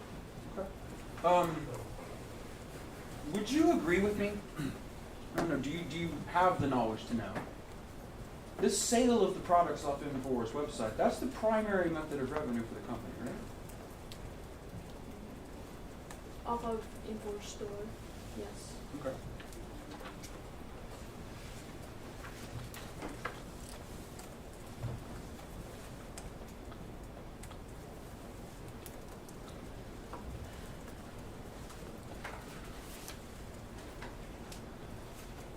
Ms. Karpova, I want to turn now, and we're probably just going to start to get into it today.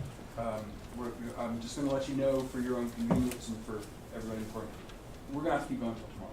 But I want to talk just for the end of today about the start of the coverage of the Sandy Hook Elementary School shooting out in Fort Worth. Okay?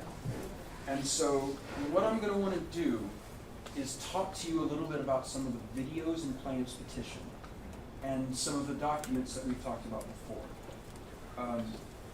And do you remember, sitting here today, you can verify for me, that on the day of the Sandy Hook shooting, as the news was coming in of the Sandy Hook shooting, InfoWars was broadcasting that day, correct?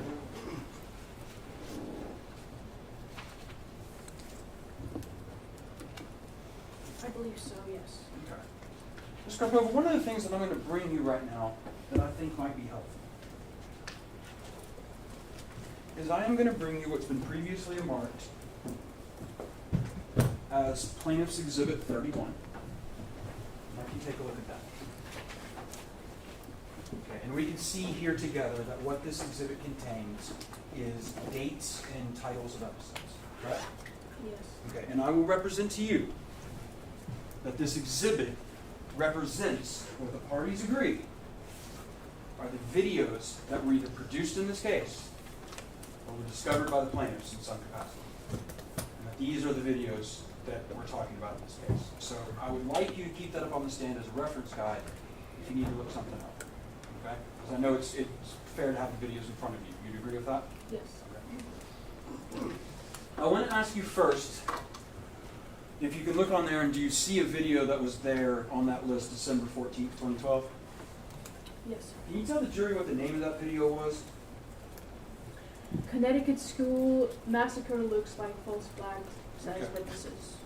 Connecticut school massacre looks like false flag, says witnesses. That's what you said? Yes. Let's talk about a false flag. When we talk about something being a false flag, you would agree with me that let's start simple. That means whatever event it is not what it seems. That's the first thing we can agree a false flag is, right? Yes. And I believe when you came to deposition, you had discussed with me various other examples of what you believed might be false flags throughout history, correct? Yes. And in fact, Mr. Jones on his show has often claimed that certain events are false flags, hasn't he? Yes. And when I say a false flag, you will agree with me that in the parlance, the verbiage, the language, the rhetoric of conspiracy culture, a false flag means that an event like a mass shooting, a bombing, a mass casualty event, was in some way staged or faked by forces likely involved in either government or powerful figures. Would you agree with that? I don't agree with that statement. Okay, so according to you, a false flag does not necessarily indicate that an event was staged or faked. That's what you're saying? Correct. Okay. At this point, I'd like to show you a little clip from this video. Can we go ahead and play PVX 1A? This is a clip from the December 14th, 2012 video. Now, I've got people calling in with all sorts of information on this subject, but get a hold of your cousin when she settles down and get her to talk to us for any other information. We need to know, were there any drills that day or the day before? Did she know, did she have anything about other shooters, or was it that she never saw the shooters? Well, I had to ask them if it was supposedly too, because they have a lot of security at that school. You have to ring the doorbell in order to get into the school. Yeah, of course, which is another side of that, yeah. It's one of these federal model schools. The thing that just scared the daylights out of me, I had a call right away, is I asked them, did they ever train for this? And my uncle said yes. Within this school year, since September, they have trained for incidents like this. Well, that in and of itself isn't the proof of it, but they can use a drill to then bring in a patsy well, it could just be a Prozac head. We'll find out. God bless you, sir. I appreciate your call. Stay in contact. We're going to go to Rob, who says email.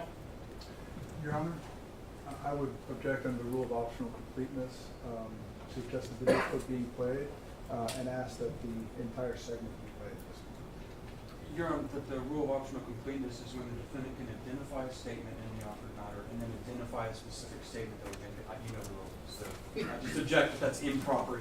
Yeah, so that you are free to admit the entire clip, or excuse me, video. In fact, it's already admitted, as you know. And so if your objection is to the playing of just the clip, we handled that in pretrial, and your objection is overruled. My objection, Your Honor, is that if the jury were allowed to watch the entire video at this point, it would be apparent that Mr. Jones is... So you are free to play the rest of the clip during your time if you would like to. In that clip, we heard Mr. Jones talk about a patsy. Did you hear that? Yes, I did. A patsy is the fake perpetrator of a false flag who takes the fall. Do you agree with that? That's what a patsy is. I wouldn't agree with that specific definition. I'm sorry, I didn't hear. I wouldn't agree with that specific definition. Why don't you define for me what a patsy is? Someone who's being used. Being used. Okay. So in this case, whoever was being the shooter was being used. Who was he being used by? I don't know. Are you asking me personally? Sure, if you know. Who was Adam Lanza being used by? Do you know personally? I don't. Let's play PVX 1D. I want to play you another clip from this episode. I'd like you to pay attention to it.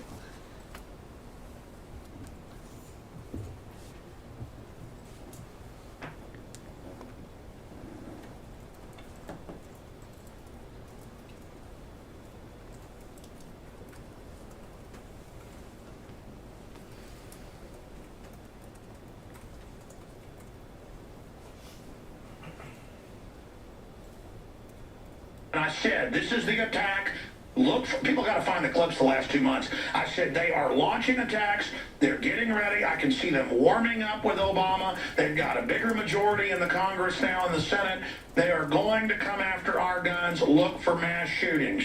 And then magically it happens. They are coming. They are coming. They are coming. They've already taken over health care. The premiums are doubling. They're bankrupting that. They're already shipped GM to China. They are going to gut this country. They're going to shut down the power plants. They're going to bankrupt us. They are re-educating us. Just like we were Ukrainians, and they're Russians. They want us bankrupt. They want the counties and the cities bankrupted and federalized. The feds themselves run by globalists. What does the new magazine say? You can get it by subscribing. You can get 12 issues. Great way. This man wants your guns. And I break down here, they're declaring war on the Second Amendment, period. They are declaring war on the Second Amendment, period. They are coming after our Second Amendment. It is happening. They want to kill America in 2013. That is their goal. That is what they want. They are moving to do it. Send your tips to Real Alex Jones on Twitter. Tell me what you think. Comment in the articles. I'll be reading what you're saying. We'll have more reports Sunday 4 to 6 and more reports tonight on the Nightly News 7 o'clock. PrisonPlanet.tv. Now, Ms. Karpova, in that clip we saw a magazine, right? Yes. InfoWars published a magazine, correct? Yes. On the cover of that magazine, who was that?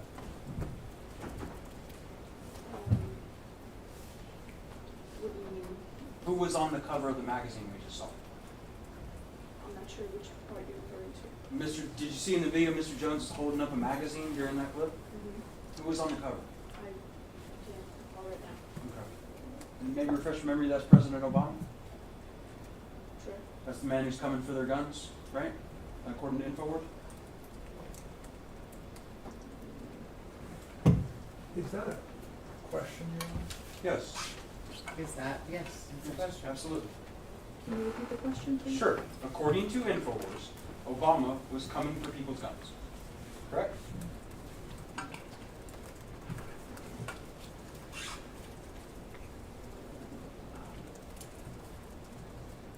I'm sorry, I don't. Do you remember what it fully said? your statement. I'm sorry, can you bring up the video again? Because I'm not sure Ms. Karpova saw this, and I think she needs to stay. Can you bring up the video to the end? I need a freeze frame on where it's holding it. Ms. Karpova, I'm going to bring up the video so you can look at the magazine. All right? Because I just asked you if under InfoWars view, Obama was coming for their guns. And my issue is, I'm wondering, is on this video, did you see the portion where he held up a magazine with President Obama that said, "This man is coming for your guns"? Did you see that? I did see that. You did see that? Yes. So according to InfoWars, on the cover of their magazine and being yelled out by Mr. Jones, Obama is coming for people's guns, correct? That's the picture we're seeing, right? Is that correct? Yes. At the end of this episode, or the end of this clip we just watched, Mr. Jones, did you hear him talking to the viewers and saying, "Send me your tips"? Did you hear that? Yes. Okay. InfoWars solicits tips from viewers through an official tip email address, correct? Yes. Okay. InfoWars frequently uses third-party material that is submitted to the show, correct?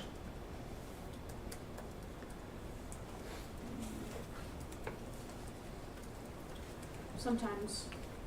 Right, and Mr. Jones was just encouraging them to do just that, right? Yes. And one thing we can agree on is on the day of the shooting, while we were still learning what was happening up there in Connecticut, Mr. Jones was already theorizing that this was a false flag, correct?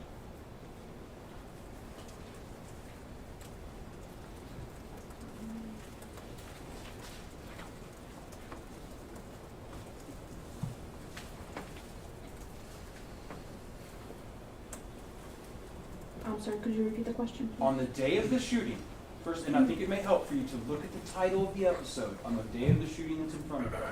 On the day of the shooting, while we were still learning what was happening, Mr. Jones was already publishing videos that was making the claim, that was publicizing and spreading the claim that this might be a false flag, correct?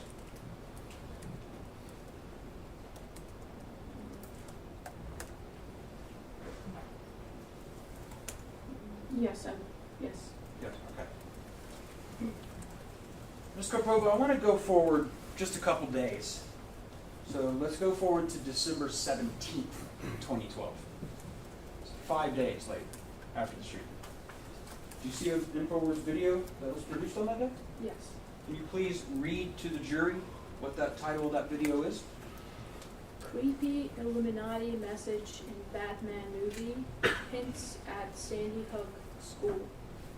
This is another video that was something you were to prepare on for your corporate deposition in this case, correct? Yes. You would agree with me that when it says the Illuminati, in fact, let me just repeat this whole title. Creepy Illuminati message in Batman movie hints at Sandy Hook School.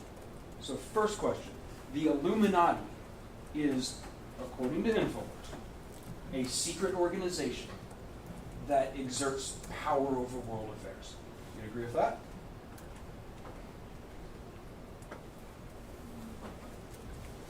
I wouldn't completely agree with that. Why don't you tell us what Illuminati is?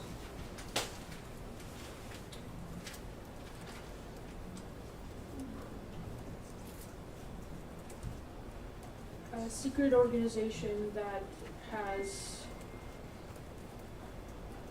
influences over government, media, Hollywood, law. So the Illuminati isn't just a secret organization. It also includes elements of Hollywood and law and all these other things too. Is that what you're saying? I'm saying it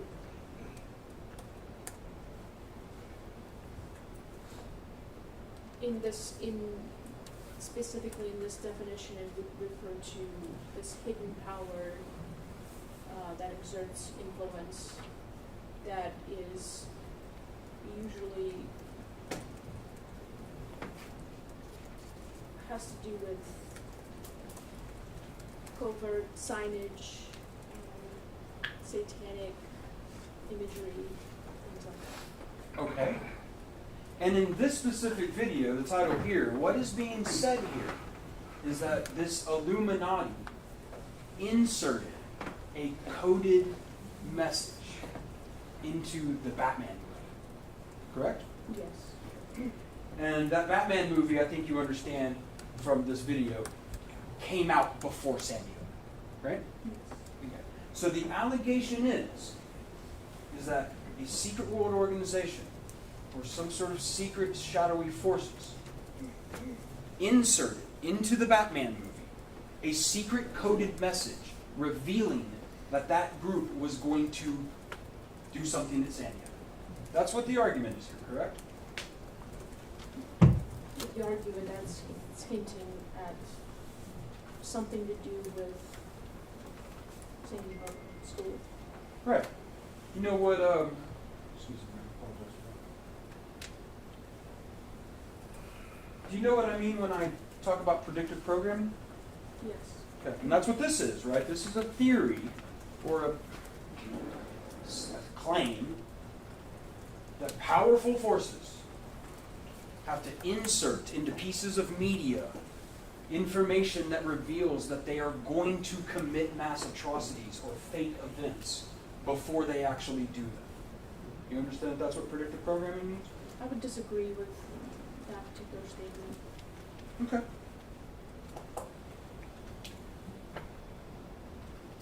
Okay, and let me just make sure. We're 5 days after the shooting. 5 days after. And InfoWars has decided to suggest to its audience that the Illuminati has inserted a secret Sandy Hook message into Sandy Hook months before it ever happened. That's what InfoWars is doing here, right?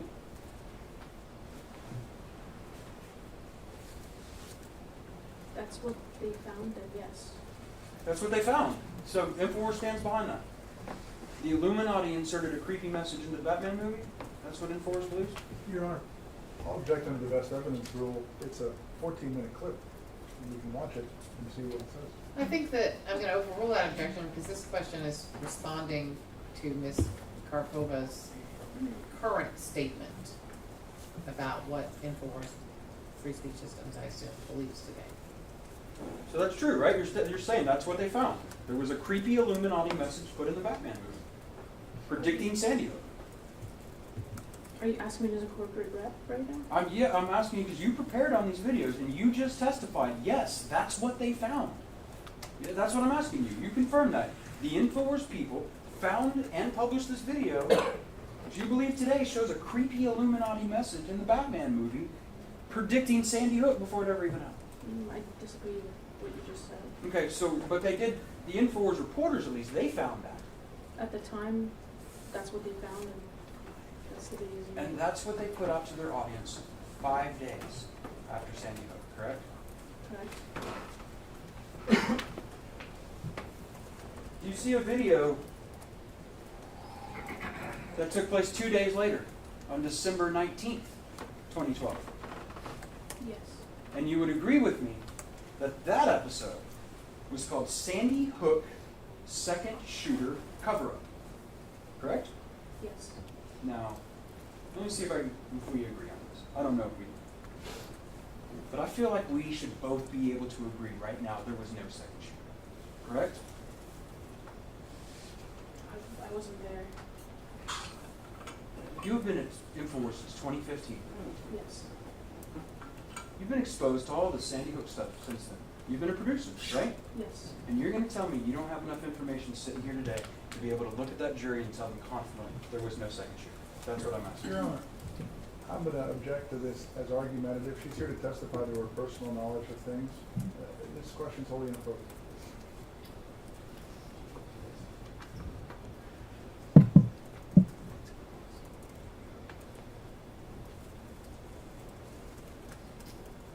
I'm a little confused as to who, are you asking her personally? Is she confident that there was? Yes, now there's a personal question based on her But last she can answer that question. years of InfoWars.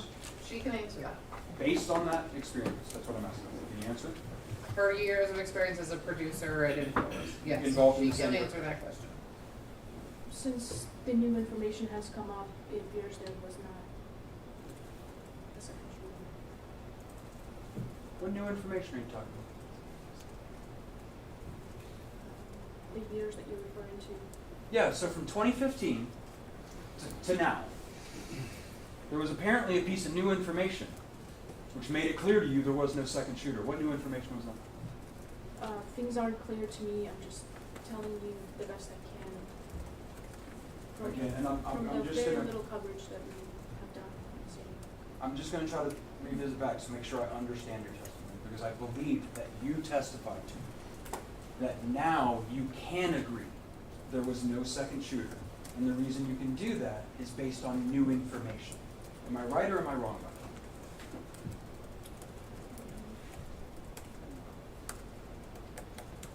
again, I'm saying I wasn't there. I can infer things.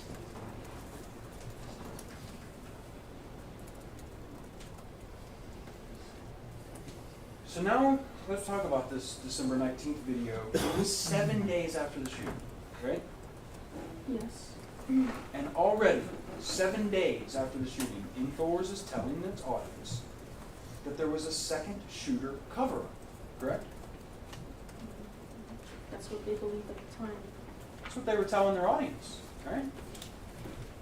And are you going to testify for me under oath that you have personal knowledge that the people who created this video on December 19th, 2012 believed it? You going to testify to that under oath? Calls for speculation. Are you going to testify to No, that? hang on. No, it does not. Does she have personal knowledge that they believed it? She might not. Overruled. Understood. Yes. Okay, so you know personally who produced this, right? I don't. But you're going to tell us you have personal knowledge that whoever it was knew it was true or believed it was true? That's how we do things. We reported things we believe. In all my experience at InfoWars. Okay, so this is just your inference based on how you think InfoWars operates. Is that correct? Yes. Let's move forward a couple days. December 21st, 2012. Now, we're now just a couple weeks after the shooting. And you'll agree with me on that date, InfoWars published a video called Part of Gotham, renamed Sandy Hook in Dark Knight film, correct? Lower part of Gotham. Okay, yes, sure, lower part of Gotham, renamed Sandy Hook in Dark Knight film. That's its title? Yes. This is, again, talking about the coded Illuminati message in the Batman movie, right? Yes. Again, just a matter of weeks after the shooting, correct? Yes. Let's go just past Christmas. New Year turns over, and it's January 10th. It's been just less than a month since the shooting. On January 10th, 2013, InfoWars produced a video that day, correct? Yes. And that video was entitled, Professor Claims Sandy Hook Massacre, MSM Misinformation, right? Yes. The MSM, that means mainstream media, right? Yes. And InfoWars likes to view itself as opposed to big, like CNN, right? Or MSNBC, right? Yes. And it was here that a professor was brought on to claim that the public was being given misinformation about Sandy Hook, correct? Yes. That professor is Professor James Tracy, isn't he? I believe so. And he was interviewed about his claims about crisis actors, wasn't he? Yes. A crisis actor, you would agree with me, has two different meanings, right? Would you agree with that? I'm not sure what you're talking about. Let's check them out. Okay, so would you first agree that for many years there have been organizations where they will have actors who will help participate in a crisis drill, where if there was, say, like a police officers who are training for a mass crisis and they need to learn how to put on the tourniquets, there are people you can pay to be actors in that crisis to help them train. You understand that that's a thing? Yes. You also understand that in the conspiracy world, that when someone says crisis actor, that can also mean that a person is being paid to play a role in a faked event. You understand that, right?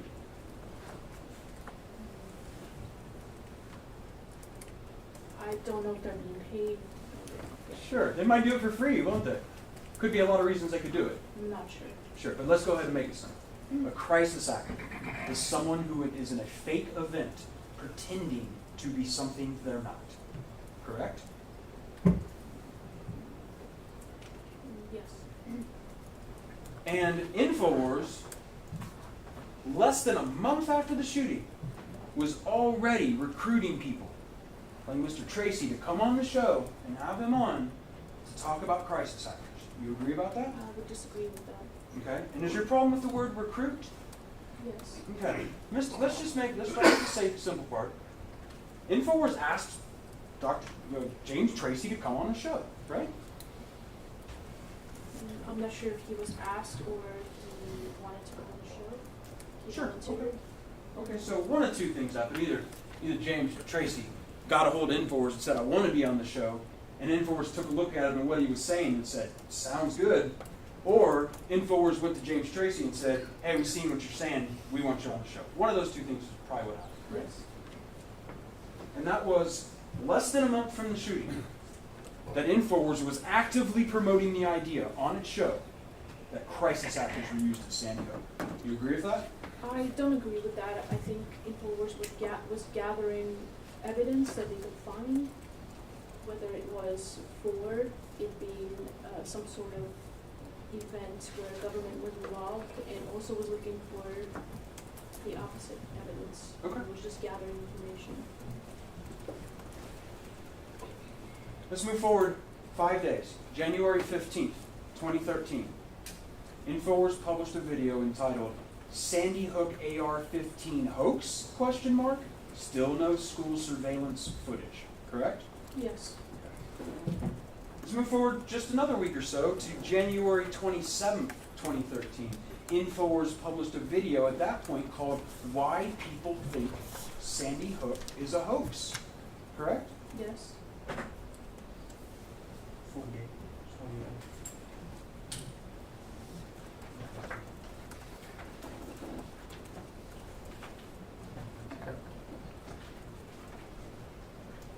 Ms. Karpova, I would like to hand you what's been marked Plaintiff's Exhibit 48. You remember seeing this email in your deposition, correct?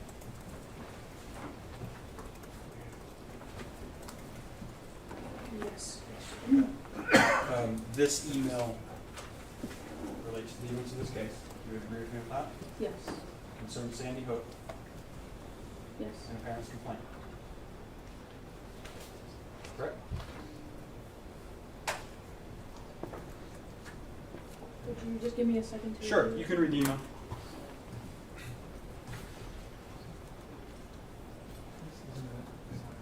Not yet.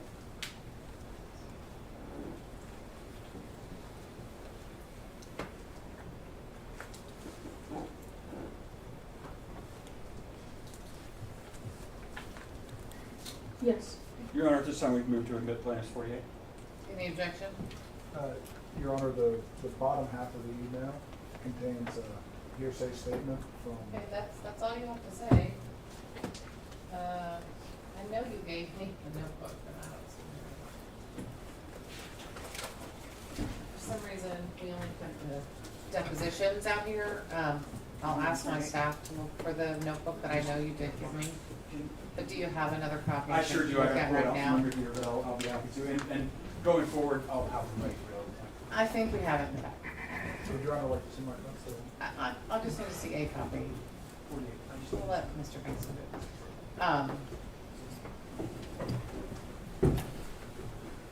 I wasn't here in the building all last week, so that's why I don't have my notebook up here. It's not anyone's fault. I mean, it's my fault. We can make it my fault. Okay, let me just look at it. All right, so hearsay objection to the second half. To the let's say the original. Okay. Sorry, to the original messages. All right.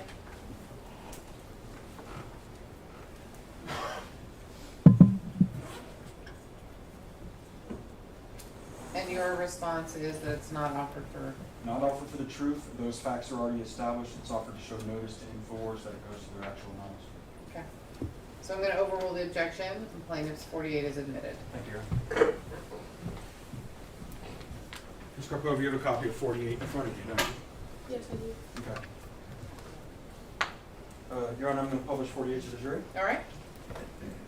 Let's start with Lenny's and zoom in on Lenny's volume.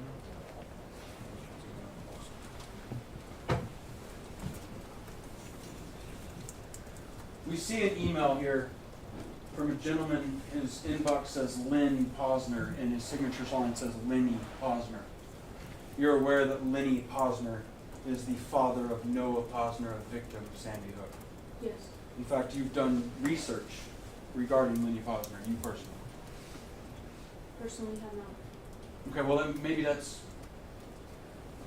for the purposes of your corporate deposition, you fulfilling that role did research on Lenny Posner.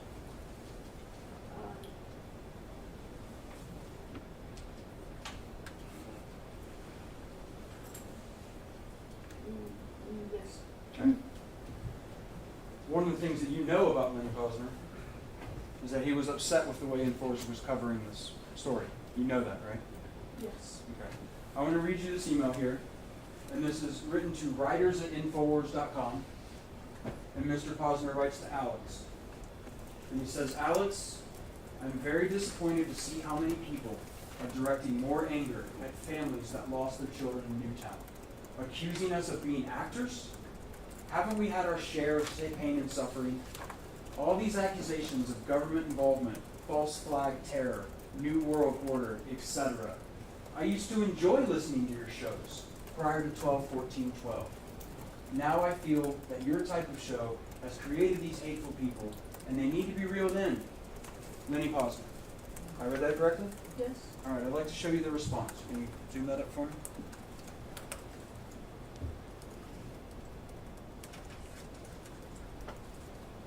It's from Paul Watson. You know Mr. Watson, Yes, I do. editor at InfoWars. Yes. You would agree with me that over the years, Mr. Watson did not like what other people at InfoWars were doing as it concerned himself. Do you agree with that? Correct. Mr. Watson wrote back to Mr. Posner, and he said, Sir, we have not promoted the actors thing. Let's start there.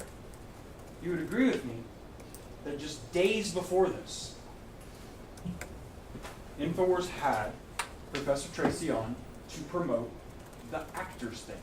You would agree with that?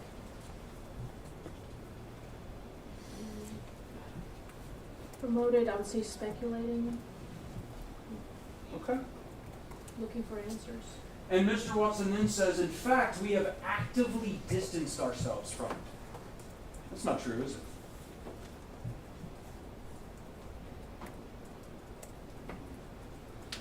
I'm not sure who's Paul Watson speaking for here. Sure, but I don't care who he's speaking for. It's not true, is what I'm saying. When he says we, we can assume he means InfoWars, right? You know that. Yes. And it's not true, is it? InfoWars hadn't actively distanced itself from the actors thing. Quite the opposite. Correct?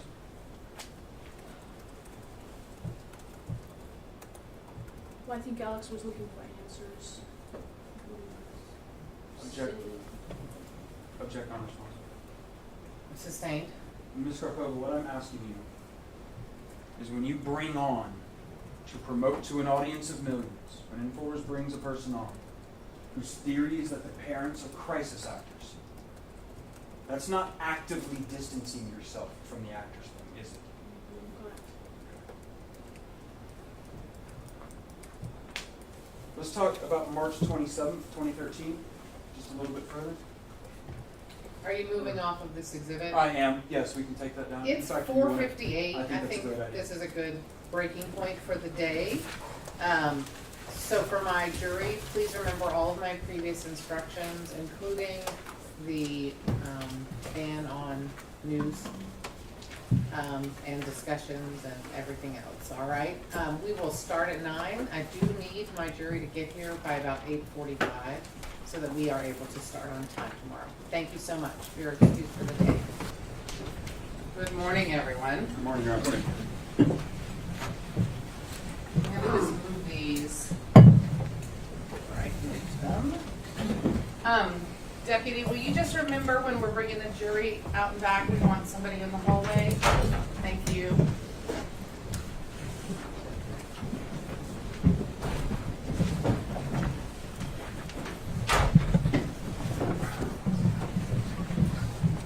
All right, you may be seated. Let me see this. She's coming up to security, Your Honor, she had trouble with the parking meter. Okay. She'll be here in momentarily, I'll go on the hall. All right.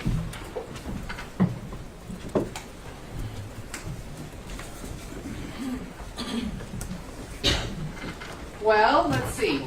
The judge who used to sit in this courtroom before me was famous for giving little historical facts in the mornings.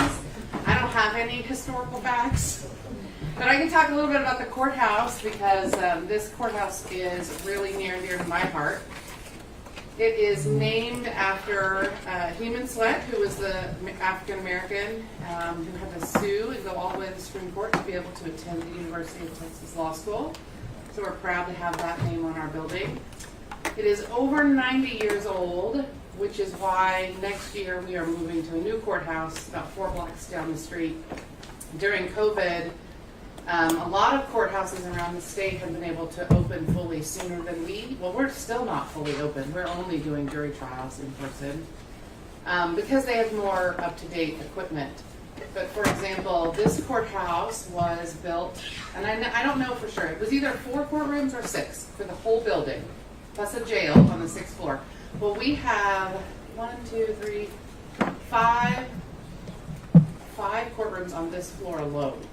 So as you can imagine, to get there, we've had to do a lot of questionable construction over the years.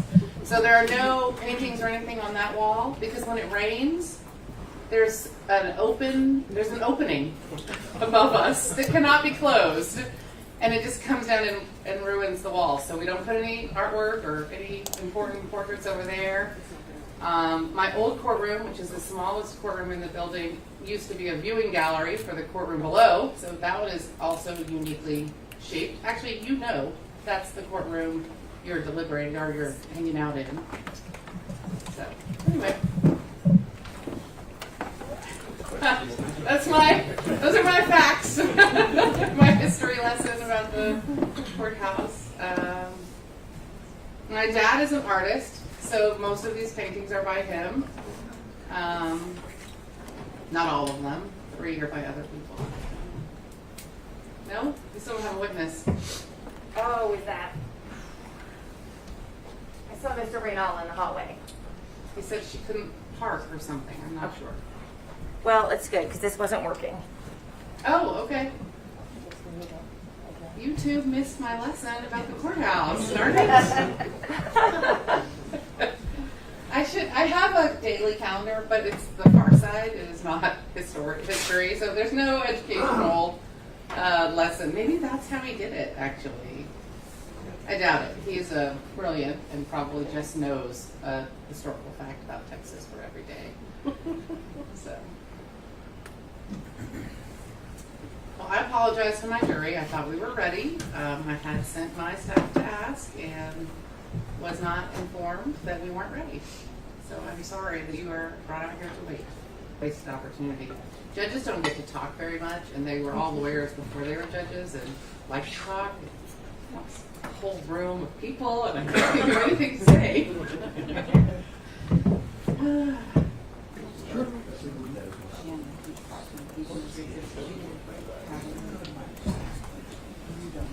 No, I don't think you're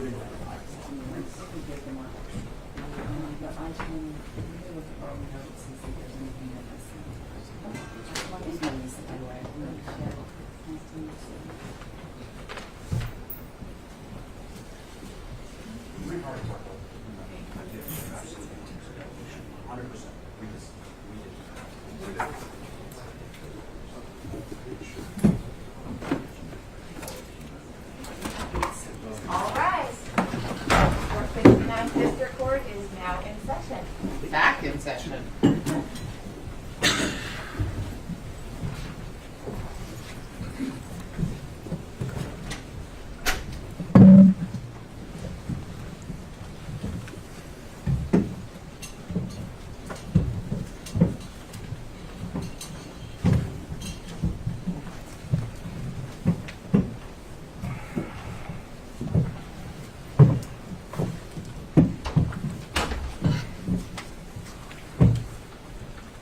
All right, you may be seated. Thank you. Ms. Karpova, you're still under oath. We're going to just pick up right where we left off today, all right? Same instructions as before. And whenever you're ready. Thank you, Your Honor. Ms. Karpova, before we get started, I have the exhibits up here from yesterday. And I'm going to put Exhibit 31 back in front of you. Is the list of all the videos. You remember that? Yes.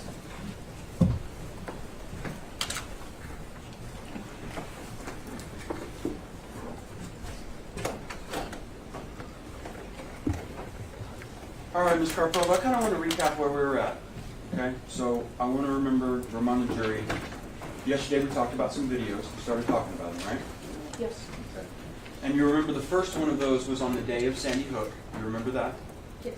And that video on December 14th, 2012 was called Connecticut School Massacre. Looks like false flag, says witnesses. Correct? Correct. We also looked at a video that was done 5 days after Sandy Hook on December 17th, 2012. You remember that? Yes. And that video is called Creepy Illuminati Message in Batman Movie Hints at Sandy Hook School. That's right? Correct. Then we also looked at another video that was just a couple days later, 7 days after the shooting. And that one was entitled Sandy Hook Second Shooter Cover-Up. Right? Yes, sir. And then we talked about another video that was 2 days after that, on December 21st, 2012, and that was entitled Lower Part of Gotham Renamed Sandy Hook in Dark Knight Film. Yes, correct. Okay. And then we talked about how on January 10th, as we turn the new year, there was a video entitled Professor Claims Sandy Hook Massacre MSM Misinformation. Correct. Okay. And then we talked about how on January 15th, 2013, 5 days later, InfoWars published a video entitled Sandy Hook AR-15 Hoax, ? Still no school surveillance footage, correct? Yes. And then we talked about a video a couple weeks later on January 27th, 2013, and that one was entitled Why People Think Sandy Hook is a Hoax. Yes. Okay. And then at the end of the day, we talked about an email with one of the parents. Do you remember that? Yes. It was an email in which one of the parents was asking InfoWars to please knock it off with the crisis actor and false flag terror stuff on their coverage. You remember that? Remember it was sent to the writers, yes. Okay. And in fact, it was replied to, wasn't it? Yes. And then what the reply was is that InfoWars had an editor claiming they were actively distancing themselves from the actors thing. Well, the point on that, I think Paul Joseph Watson, I'm not sure if he was speaking exactly for Alex Jones himself. He might have been speaking for himself and other employees at InfoWars, but as to Alex Jones, I'm not sure if he was speaking for him. Well, and that would make sense, wouldn't it? Because you also testified yesterday that InfoWars did not distance itself from the actors thing, correct? Alex Jones did mention he continued to wonder and search for the truth of the incident, yes. Okay. Now let's pick back up. And we had just gotten to basically a month after the shooting. We had seen all these videos about false flags. And then in March 2013, you understand that InfoWars published a broadcast that day, didn't it? You're referring to one of the videos? On March 27th, 2013. Yes. What is the title of that video? Dr. Steve Pachinik, Sandy Hook was a total false flag. All right, so Dr. Steve Pachinik, Sandy Hook was a total false flag. If I'm correct, Dr. Steve Pachinik is somebody that has told Alex that he used to be in the CIA? I don't have the details of his bio, but he has a pretty extensive bio that has to do with psychological operations, working for the government, being involved in overthrowing governments, things like that. Does he have those credentials, or did he just tell InfoWars he has those credentials? He's reported to have those credentials. That's what he claims in his bio. Reported by Mr. Pijnik, right? Or Pachinik, right? Yes. Okay. And that episode, when that episode's talking about false flags in that instance, we're talking about crisis actors, right?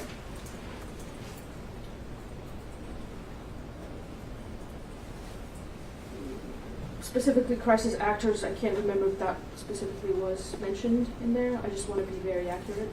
Sure. Okay, well, let's talk 4 days later. Can you flip the page for me? Yes. What's the next video called on April 1st, 2013? Crisis actors used at Sandy Hook. Special report. Okay. So there we have April 1st, 2013. InfoWars is publishing a video called Crisis Actors Used at Sandy Hook. Special report. Correct? Yes. Okay. On April 9, 2013, InfoWars published a video about Sandy Hook, correct? Yes. And that video was called Obama Gun Grab PSYOP, correct? Correct. And would you agree with me that PSYOP means psychological operation? Yes. So we've seen now a list of videos from 2013 talking about things like false flag, crisis actors, hoax. You agree with that? Yes. And so if somebody was to say in this courtroom that Mr. Jones in 2013 was not saying this was fake, was not saying it was a hoax, was not saying that there were crisis actors pretending to be these victims, that would not be true, is it? I think it would be true because, again, Alex Jones was still researching things, and with the contradictions in the media that was thrown in that time in the mainstream media, he thought that it was his duty to investigate, especially when it involves something as tragic as the deaths of children. That shouldn't be used in, say, a government operation. Can you look at the title of that April 1st video for me? You see it on the page? Yes. Okay. The title of that video is not "There Are Contradictions That Raise Questions About What Happened at Sandy Hook."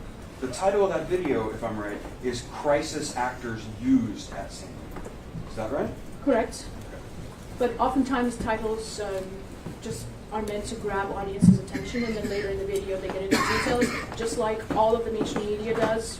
Flip on any newspaper right now, website, it's going to be full of clickbait articles.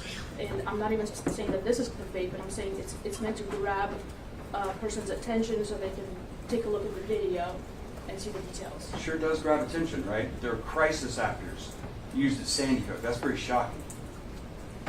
That would be pretty shocking, yes. Sure. You will agree with me that it was known that the official reports of Sandy Hook that were released by the Connecticut State Attorney's Office, those were available to InfoWars, and InfoWars knew they were available by December 2013. I don't believe that's true. Okay.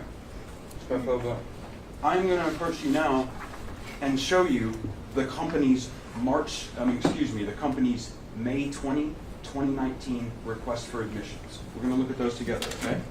Yes.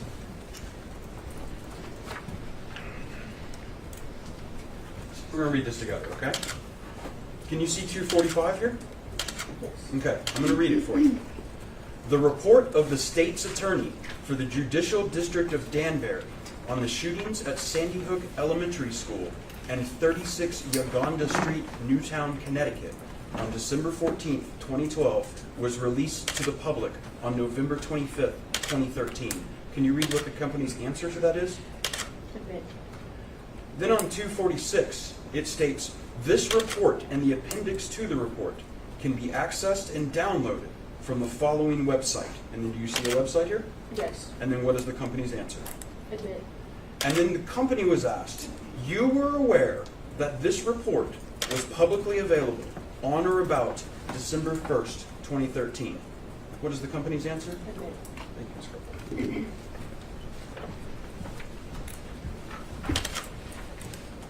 I think it's important to make a little instruction for the jury at this time. So those questions and answers are part of the process that leads up to trial.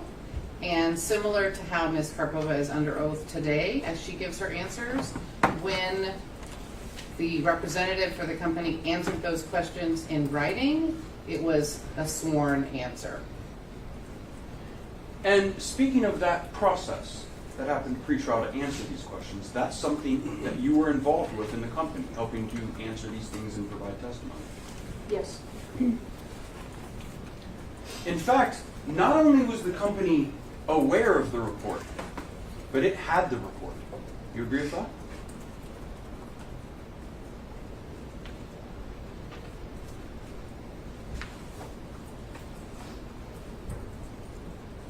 It must have had the report, yes. Okay.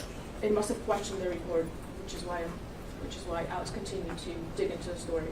Right, so people at InfoWars, editors at InfoWars, had access to all of the material that was in the state's attorney's report. You agree with that? Evidently so, yes. Okay. Now, I want to talk to you a little bit about Wolfgang Halbig. You know who he is, right? Yes.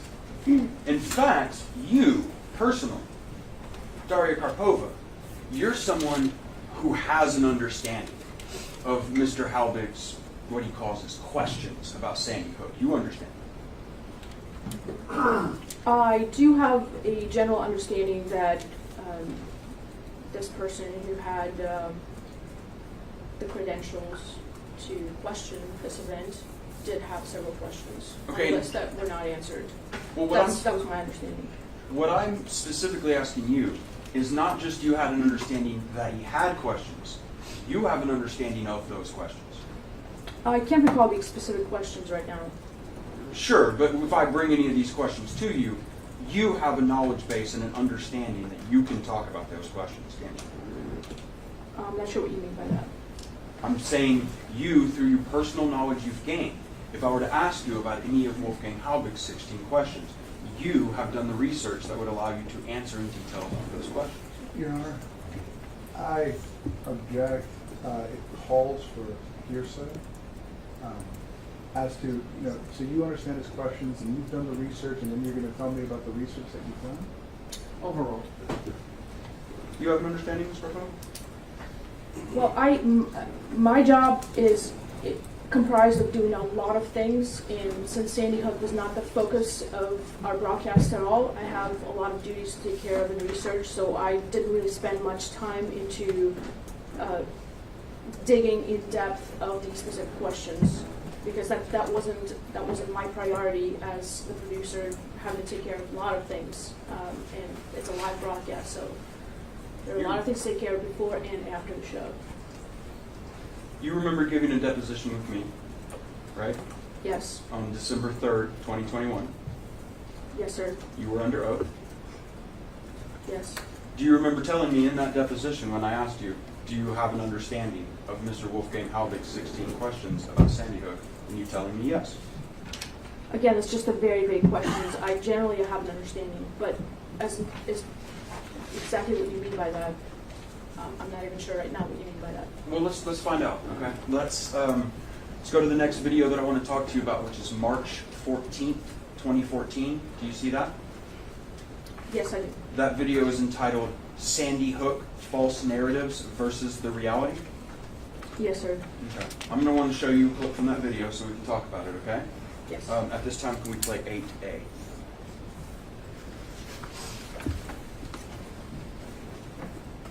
Major universities he's consulted for. I mean, he's a top consultant, long career as a state police officer in Miami, Florida.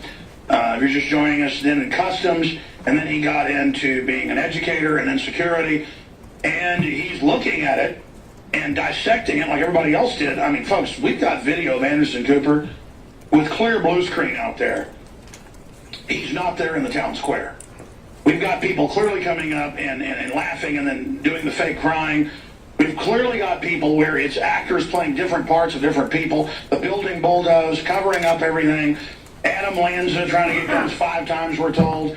The witnesses, not saying it was him. People out in the woods. But we've got the investigator here, Wolfgang W. Albig.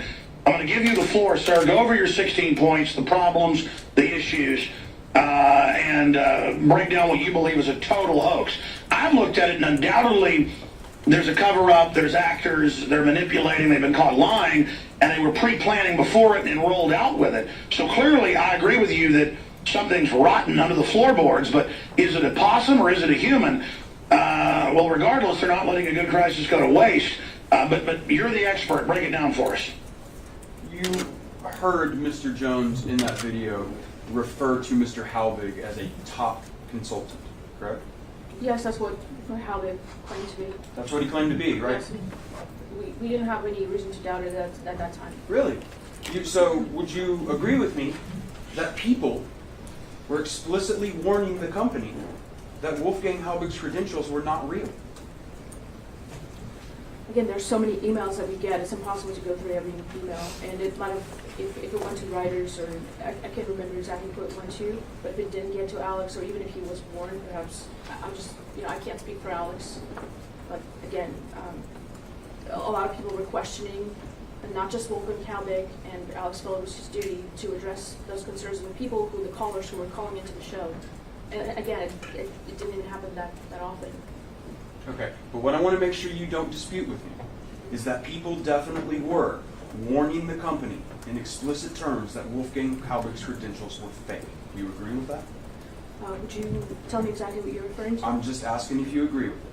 I can't remember right now. Okay, thank you. The truth is, though, it doesn't matter whether people were warning you at InfoWars, because according to you, as an InfoWars producer, you do not believe you're responsible for verifying all the claims of your guests. That's true? It just would not be possible to verify everything. We have guests. It's a talk radio show. I understand, but if you're going impossible. It's an opinion-driven talk show. Okay, political and social commentary. So before Wolfgang Halbig comes on the show, your testimony is it is impossible to check or verify his credentials. I wasn't the producer at that time, and I'm sure the producer at that time did the best they could to verify his credentials, and to him, it might have checked out. That's the standard practice. We do a basic look into the guest, and if they seem okay, if they've been on other shows, then we give them a platform and let the audience decide if they should listen to them, believe them, or turn them off. Okay, but what I really want to get to, Ms. Karpova, is you believe, as an InfoWars producer, it is not your responsibility to verify your guest's claims, correct? I would say it's in part my responsibility. Okay. Do you remember? And I do that as in my job. Do you remember to the best of my ability? Sorry. Oh, it's okay. I'll give you some time. Do you remember giving this deposition on December 3rd, 2021? Yes. Okay. And you were under oath at that time? Yes. Okay. Do you remember in that deposition when I asked you if you think Wolfgang Halbig's credentials are true or reliable, that you told me that I'm not responsible for making sure the claims of our guests are all accurate? Do you remember telling me that? Yes. And that conforms to what I'm saying right now. That it's not your responsibility to verify any of this. That's what you're telling me. Or To at the least, best of my ability. well, I mean, at least what I'm saying to you, it was your testimony under oath last Yes, year so that's what I was that you had no referring responsibility. to. Well, I don't think I have no responsibility, and I'm sorry to be interrupting you. Right. Only one person can yes, speak I'm at a sorry. time. Again, my truthful answer is that it's my responsibility to do my best to research the guest and their claims. And I've done that before, and I think you actually have an email that I authored referring to a guest that I didn't think was credible. at the time, another guest. So I do that on a regular basis, and that's what I was referring to. It is my responsibility to the best of my ability, but beyond that, it isn't. I'm not the arbiter of ultimate truth of the claims. Well, I'd like to show you that question and answer from your deposition, which is different from this.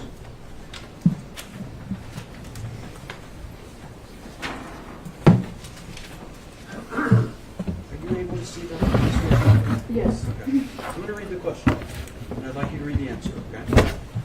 And I said, I'm sure Wolfgang Halbig has said a lot of things about his credentials. Do you think they're all true? Do you think Wolfgang Halbig is a reliable source about his own credentials? What was your answer?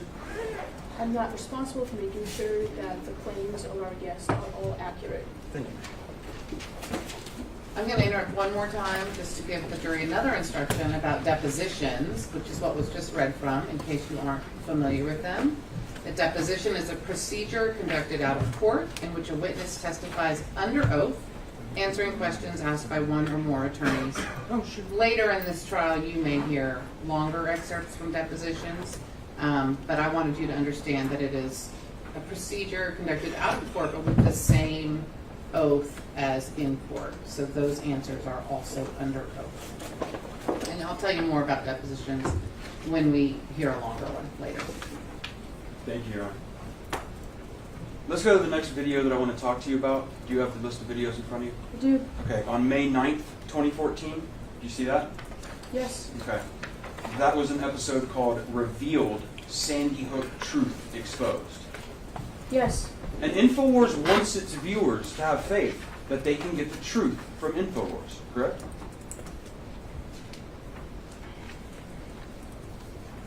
It's up to the we always rely, we think our audience is smart, and we rely on them to figure out for themselves what they think is true and what's not. But we present our opinion. Well, the truth, right? That's what you're telling your audience to give them, is the truth. Sure, everybody has their own definition of truth. I don't think that's true, Ms. Garkova. Isn't there a truth and anything that's not true? Or are there people have other truths that compete with each other? How do you view that? Well, because a lot of things that you've said in the opening statement weren't true. Well, if they weren't true, they weren't true. I'm sure somebody's going to prove that. Okay. But what I'm saying is that we've watched on these videos, and you've seen the tagline up on those videos where it says InfoWars, the front line of truth journalism. That's true, isn't it? Truth to in the way that we believe what we're saying. Absolutely. Okay. I stand by that. On May 13, just a couple days later, May 13, 2014, InfoWars aired an episode entitled Sandy Hook Officials Caught in Cover-Up and Running Scared. Is that true? That's the title, yes. And that meant that the town officials were hiding the truth, right? Again, I'm referring to a previous answer where it's the title that's meant to catch the audience and watch the video for more details. Let's talk about another one of those titles. And that, you'll see, was on the same day. Do you see another video on May 13th, 2014? Yes. And you see it's called Bombshell. Sandy Hook Massacre was a DHS illusion, says school safety expert. Yes, sir. DHS stands for Department of Homeland Security? Yes. Okay, I'd like to play you a clip from that video. Let's go ahead and play 9A. And this will be the clip from Bombshell Sandy Hook Massacre was a DHS illusion, says school safety expert. But look, let's say you got 3 minutes in a nutshell of what's going on here to the lay person out there. As a school safety expert, renowned nationally, Mr. Halbig, of what really happened here, and what would you say to that school board? Well, the first thing I got to say before I get to that is that thank God I've had 67 great years of great life. I got a beautiful family. You know, I mean, I'm getting threats all the time. I got some crazy people out there. You know, they're attacking my wife, they're attacking me, and everything else. But you know what? All they have to do is answer 16 simple questions. You and I wouldn't even be talking today. It's unheard of, okay? And I think the school board members and the superintendent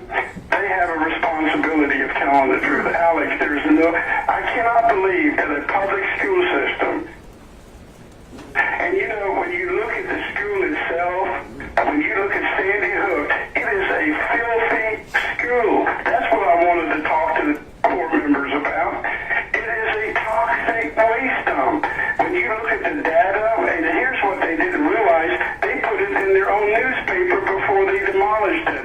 Sandy Hook had the highest level of lead paint throughout the entire school. Sandy Hook had the highest level of asbestos in the ceiling tiles and the ceiling floors.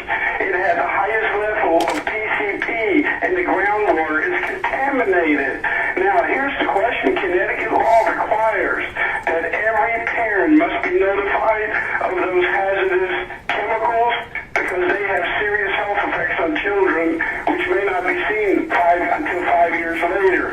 Now, why would any parent, why would those 18 of the 20 parents that moved into Newtown in 2009 enroll their child in a school with all those hazardous chemicals? Their parents just don't do that. They don't expose their little children to chemical hazards. Let me just stop you. As an investigator, coming to got Al Capone for tax evasion, not for all the murders or money laundering, you're looking at how they don't do any of the standard stuff, the paperwork, the police reports, no helicopters sent, no rescue, kids going in circles, totally staged, men with guns in the woods getting grabbed, no names released. They deny it went on, later have to admit it went on, but say we're not answering questions. I mean, clearly it's a drill, just like the Boston bombing. I don't know exactly what's going on, but the official story isn't true. And again, I've read a lot of criminology. I'm not a cop, but I've studied a lot of it. And just from a lay media investigative journalist perspective, something is rotten here.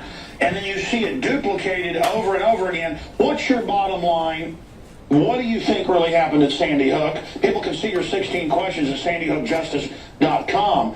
And we just salute your will to go up there and have 8 police cars block you the United Way and have them shut you down at the school board, at the commission. But bottom line, what do you as a almost 40-year investigator, police officer, you name it, what do you think's happening here?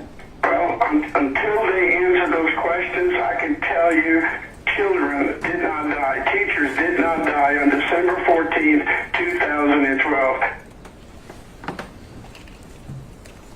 During that video, we saw some video footage of Wolfgang Halbig at a Newtown Board of Education meeting. You're familiar with that?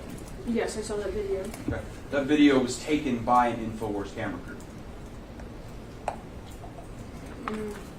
I'm not sure. Okay. Well, you understand Dan Badandi went up there, right? Yes, he did. Okay. That's an InfoWars reporter.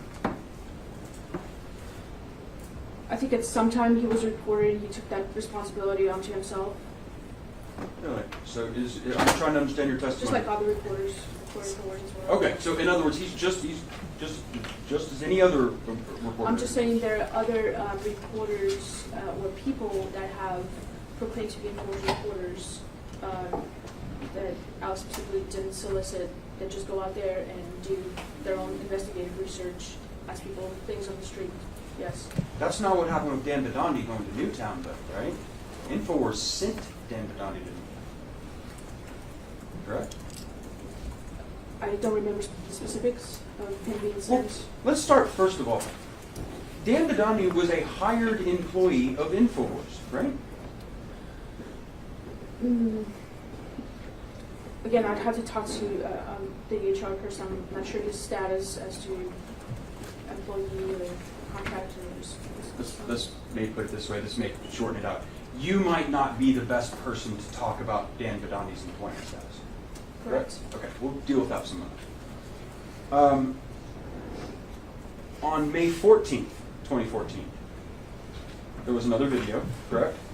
Yes. And that one was called Sandy Hook Red Flags Ignored by Newtown School Board, correct?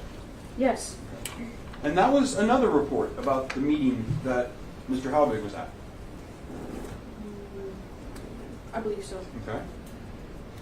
I want to show you an email from that day.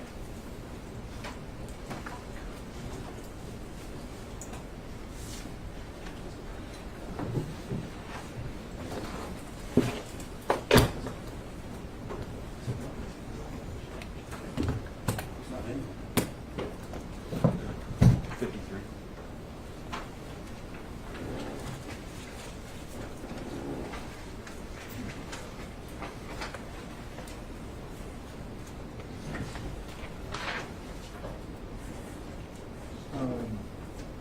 No objection. Your Honor, at this time we move to admit plaintiff's exhibit 53. 53 is admitted. We put 53 up on the screen, Melissa?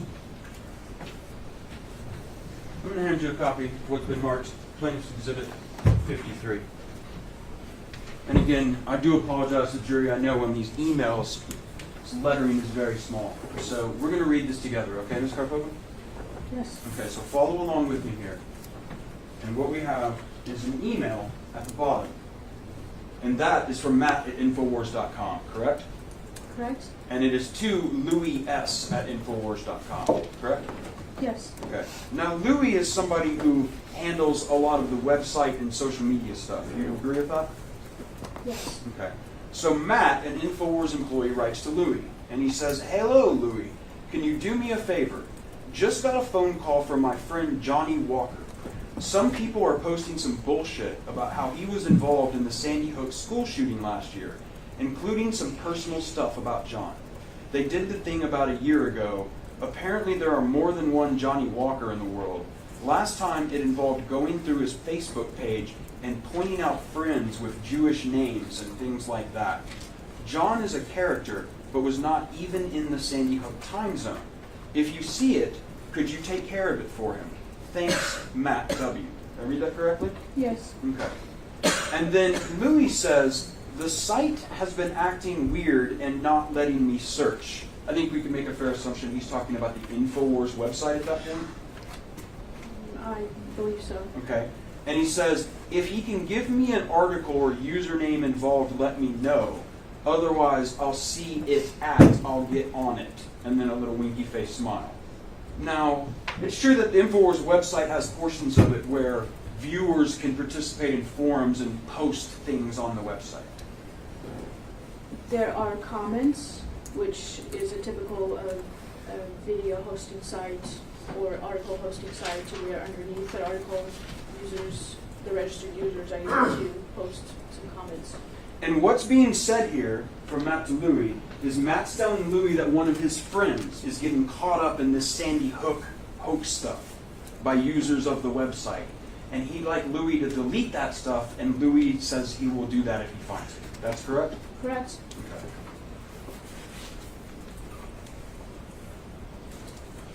I want to talk to you about an article.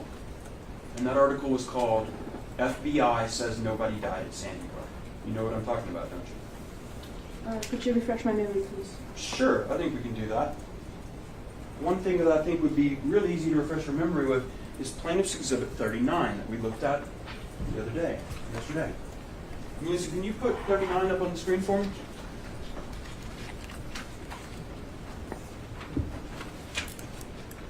And Melissa, can you zoom in on the entry for number 14?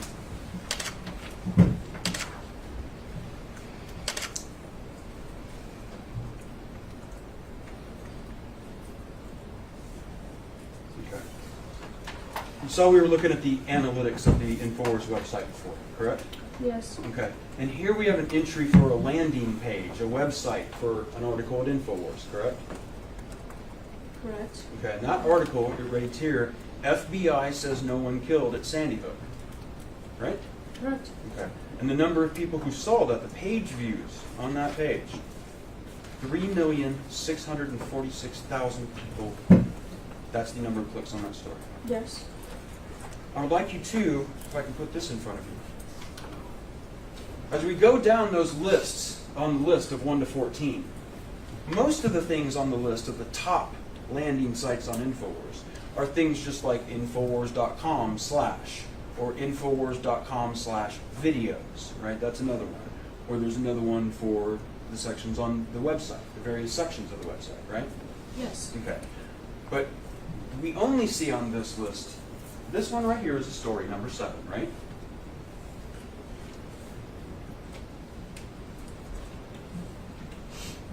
Yes. Looks like a video, maybe. Okay.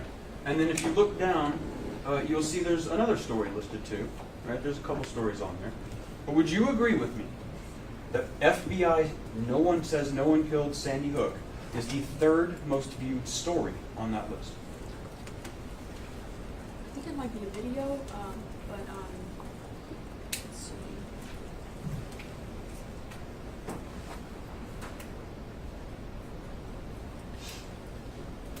again, I'll take your word for it, and we just I'm not able to really quickly calculate the ratings right now. If they're, oh, yeah, can you point it out to? Well, here, let me try to go down with you and we can see, okay? All right. I get my reading glasses. It's a very small print. Well, those are coming apart on me. We're going to do it this fancy way for a moment. Look at that. Sure. Hello to you. All right, so we have number 7, right?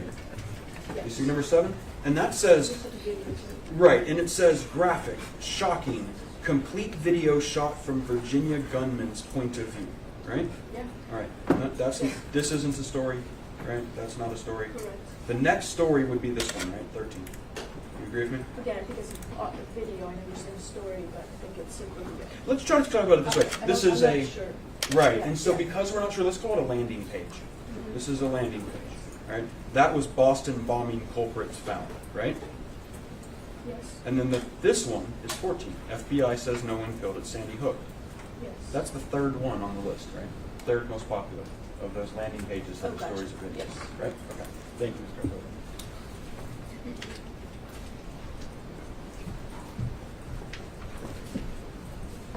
You're going to give me just a second to pull in here and replace my Yeah, I was going to defective say, I eyewear. keep a pair up here for witnesses. not a problem. We can share, but if you have more, that's great. I'm good. You'd be amazed how many witnesses don't bring their reading glasses. It's not a bad trick, I would imagine. I never thought of that. I really just thought they forgot them because they didn't know they'd be reading something. All right, I want to talk about the following day, Ms. Carpenter. We talked about this article, FBI, or video. I don't know how it was presented. But I want to talk about the following day on September 25th, 2014. You see a video on that list? Yes. Okay. And let me ask you this. Do you see a video on September 24th, 2015? I do not. So if there is a video entitled FBI says nobody killed at Sandy Hook, if that's a video and not an article, InfoWars never handed it over in this case. Oh, I guess they couldn't find it. It wasn't there. Because they did platforming. Because there's a lot of videos that InfoWars might not be able to find anymore, right? Correct. So if somebody was to say that those videos on that list were the total amount that InfoWars covered Sandy Hook, they can't say that, can they? I don't know. Okay.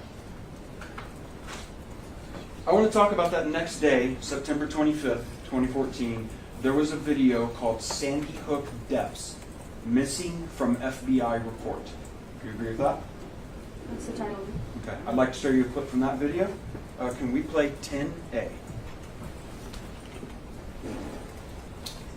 We're fearless, folks. Support us. Support Wolfgang. This is not a game. They are hopping mad. We're covering this. CNN admits they did fake scud attacks on themselves back in 1991, 1990. Would they stage this? I don't know. Do penguins live in Antarctica? Wolfgang W. Halbig's our guest, former state police officer, then worked for the Customs Department, and then over the last decades created one of the biggest, most successful school safety training groups, and he just has gone and investigated, and it's as funny as a $3 bill, and they've been... But man, Wolfgang, you dropped a bombshell of your scores of points, your 16 questions. If you've got a school of 100 kids, and then nobody can find them, and then you've got parents laughing on, and they walk over to the camera and go, and not just one, but a bunch of parents doing this, and then photos of kids that are still alive, they said died. I mean, they think we're so dumb that it's really hidden in plain view. And so the preponderance, I thought they had some scripting early on to exacerbate and milk the crisis, as Rahm Emanuel said. But when you really look at it, where are the lawsuits? There would be incredible lawsuits and payouts, but there haven't been any filed, nothing. I've never seen this. This is incredible. Ms. Karpova, did you hear Mr. Jones say in that episode, or in that clip right there, there are photos of kids who are still alive, they said died? Yes. That would be pretty shocking if it were true, right? It would be pretty shocking if he looked at those photos and thought that those are the children. It's the kind of thing that's so shocking, it'd be the kind of thing you'd want to verify or confirm before you said it to millions of people, correct? Again, Wolfgang Halbig was very pushing, persistent on getting on the broadcast. He claimed that he had bombshell information, Alex would have him on, but after a while, once the story kept developing, Wolfgang would send dozens of emails per day, and they were all ignored to just general InfoWars box. Okay. Objection non-responsive. Sustained. We didn't hear Wolfgang Halbig talking in that video, did we? Well, he was the guest. Sure, I understand that. But we heard Mr. Jones say there are photos of kids who they said died who are still alive. That's what Mr. Jones said. Correct. And Mr. Jones should have verified that if he was going to say something that outrageous. Right? Or do you not think so? I can't speak for him. I'm not sure what was going through his head at that time. Okay. The research that he had done. I'd like to show you another clip from that same video. Again, we're looking at September 25th, 2014. Sandy Hook deaths missing from FBI report. Can we play clip 10B? Well, according to FBI crime statistics at FBI.gov, no one died in 2012 in Sandy Hook. It shows no homicides in that town. And that story by Don Salazar is online at Infowars.com. We'll put that on screen. Shows some screenshots of those statistics for TV viewers. Again, radio listeners can go there and pull that up for themselves. All right, once again, we're hearing about this story about how the FBI said nobody died at Sandy Hook, right? Correct. Okay. And that'd be pretty shocking if it was true, wouldn't it? Yes. Might be the kind of thing you'd want to verify with the FBI, isn't it? Well, Alex was relying on the writers that he just mentioned in the video, and Alex lets the writers do their own research and post a story, and he doesn't really control what they write. And that wasn't verified with the FBI, was it? I don't know if the writer verified it or not. Okay. Well, maybe ask him. I would like to play with you another part of that episode. Can we play clip 10C?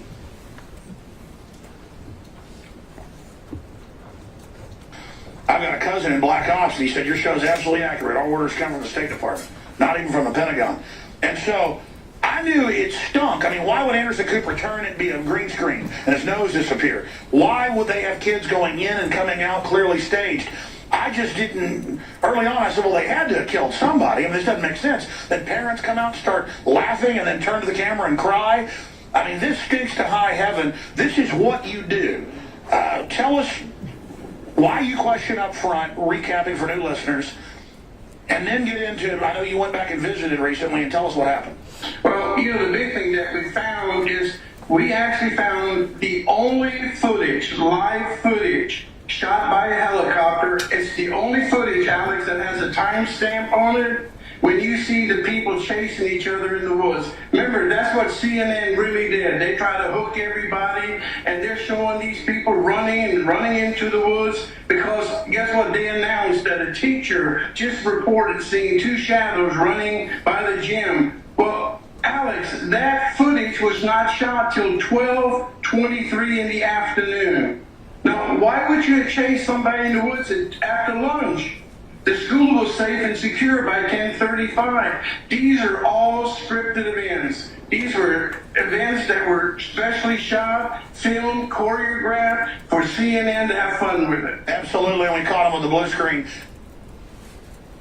Ms. Karpova, in this video, they talk about this helicopter footage of some people being detained in the woods. Correct. And that it was taken at 12:23 hours after the shooting. Correct. Okay, the company now understands that's reporters that were trying to get too close to the school. Correct. Understands that was fully documented in the final report. Correct. Okay. And this is a live show. Wolfgang was a guest, and it just spur of the moment. They didn't pre-plan. You know, it's not the beauty of Alex Jones show is that it is not a scripted show. So whatever the guest says is what you get, and this is why people actually tune in to Alex Jones versus CNN. Okay, and you described that as beautiful. It's one of this. It's the genuineness of the broadcast and Alex presenting what he believes at that time is what people are attracted to. He's No. not lying about what he's saying.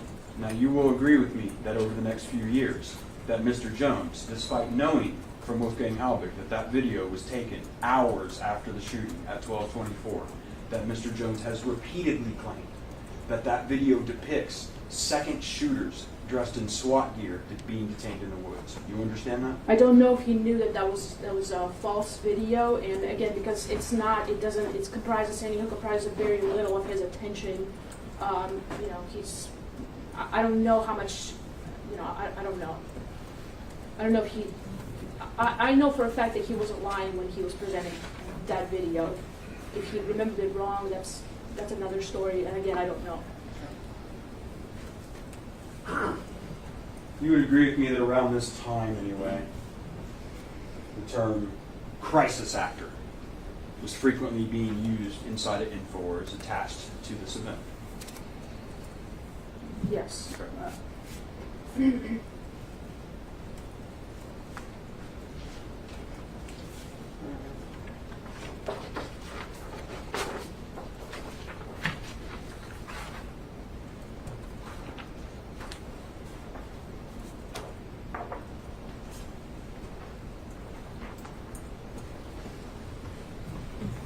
Need to lay some predicate on relevance. Okay. Oh, sorry. No, I was looking at the back. No objection? No objection. What number? 55. Claimants 55 is admitted. It's just really quick. No body of this email. Nothing, right? Correct. Okay. This is an email from Nico. Yes. That's an InfoWars producer. Yes. Okay. Used to be. That is to Rob Dew.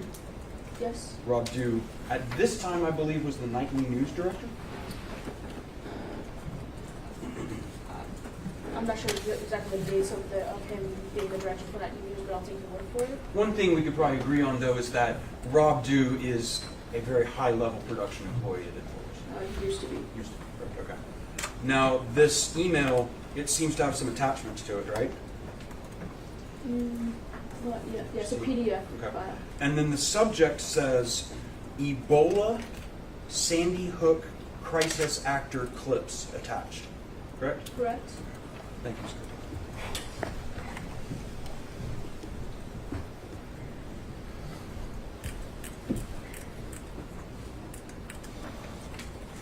Ms. Karpova, I'd like to show you what's already marked as Plaintiff's Exhibit 56, an article that was written by InfoWars.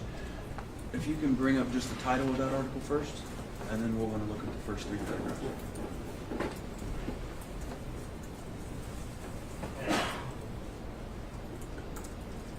This article was entitled Internet Censors Viral Sandy Hook Truth Documentary. That's right? Correct. And the date we see on there is December 9th, 2014. Is that right? Yes. All right, let's pull up the first 3 paragraphs of this article.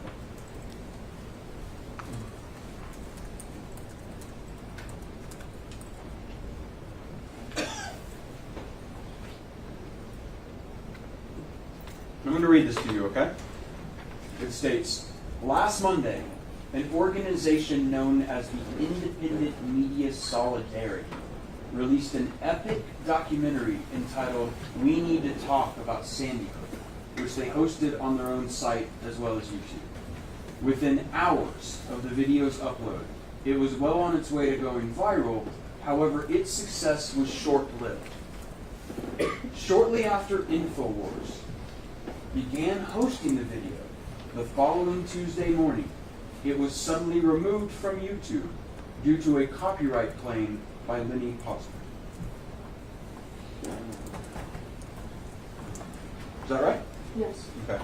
And then you'll see in these articles, there are advertisements for the supplements that we've been talking about in this trial, correct? Sure. Okay. So basically, there had been some group of people who were trying to investigate Sandy Hook, and they had published a documentary which had been quickly banned. And InfoWars decided it would distribute it using its platform. That's right? Correct, because we stand against censorship, and this is the point of the article, is trying to say that as soon as InfoWars posted it, it got removed. Because InfoWars believes it should be able to publish false facts about anyone with no consequence, correct? False. I'm sorry, what exhibit number was that? I'm sorry, Your Honor, that was 56. Thank you.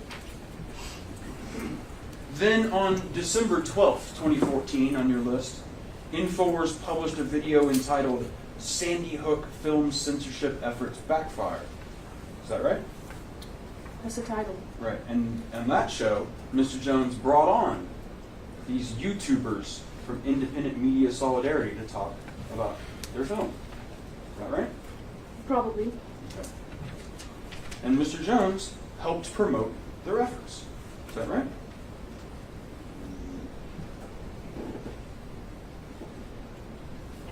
I believe Alex wanted to remedy the fact that they were censoring.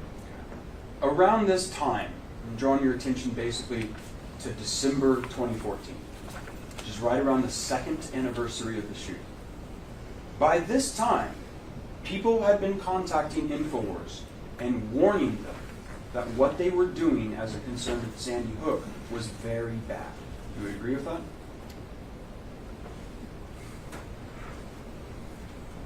I can't agree with that specific statement.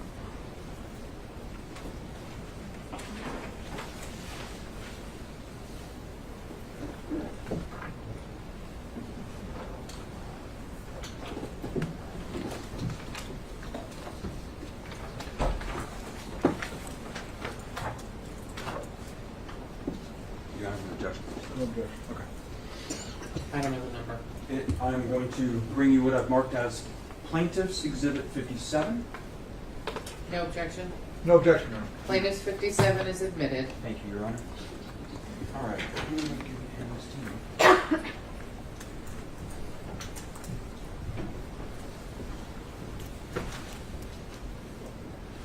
And Ms. Karpova, on this email, I would like you to go to the final page,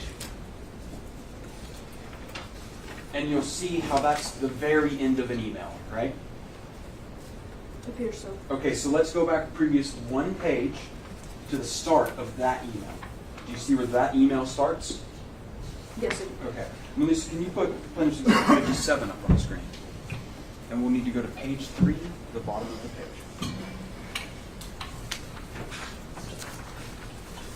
I'm going to read this to you, okay? yes.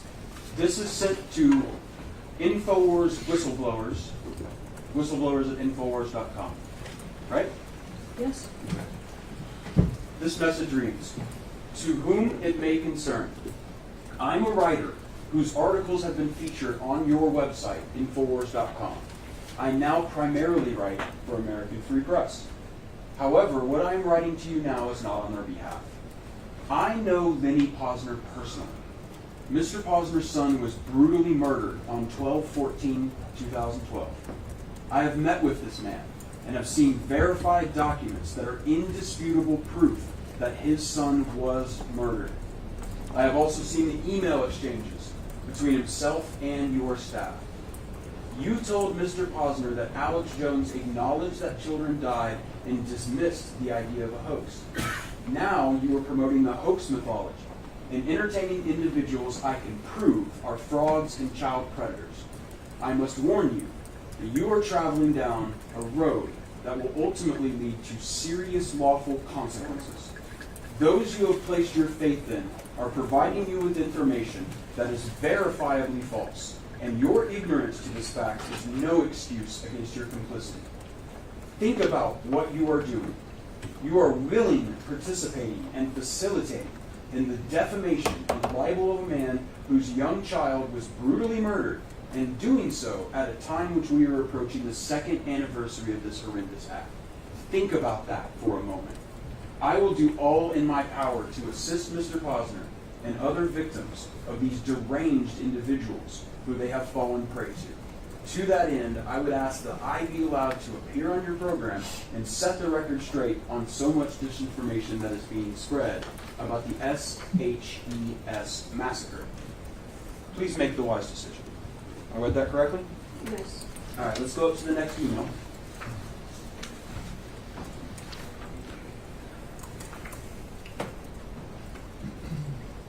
All right, this email's from Rob Dew. Is that right? Yes. Who we agreed is a high production employee at InfoWars at that time. At that time. Okay. He says, Keith, can you be more specific of who you are referring to being frauds and child predators? You are warning us about talking about something and you work for the American Free Press? Are we only allowed to talk about topics you approve? If you undisputed proof about Sandy Hook, I would love to put it on our show. Threatening our organization to appear on the show is not the way to do it. Censorship is news, and people and organizations in Newtown have singled out a single video when there are millions of videos about the Sandy Hook incident. I never discount our government on the ability to murder, but when the act is pinned on a feeble kid carrying pounds of ammunition, firearms, and there is not one shred of video evidence that this person was inside or in front of the school, which has just upgraded its video surveillance system, then it's our duty to ask questions. When those who ask questions are attacked and their questions ignored, that only increases the likelihood of a cover-up. Why is Sandy Hook the only event we are not allowed to question?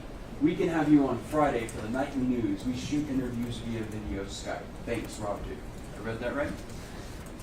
You read the words right, but the tone you inflict on it, it just supposes that he's being snarky or some kind of condescending to this person, but he isn't at all. Okay. I can read you the email in Rob Dew's voice if you'd like. I don't need you to do a Rob Dew impersonation. Let's go to the next email.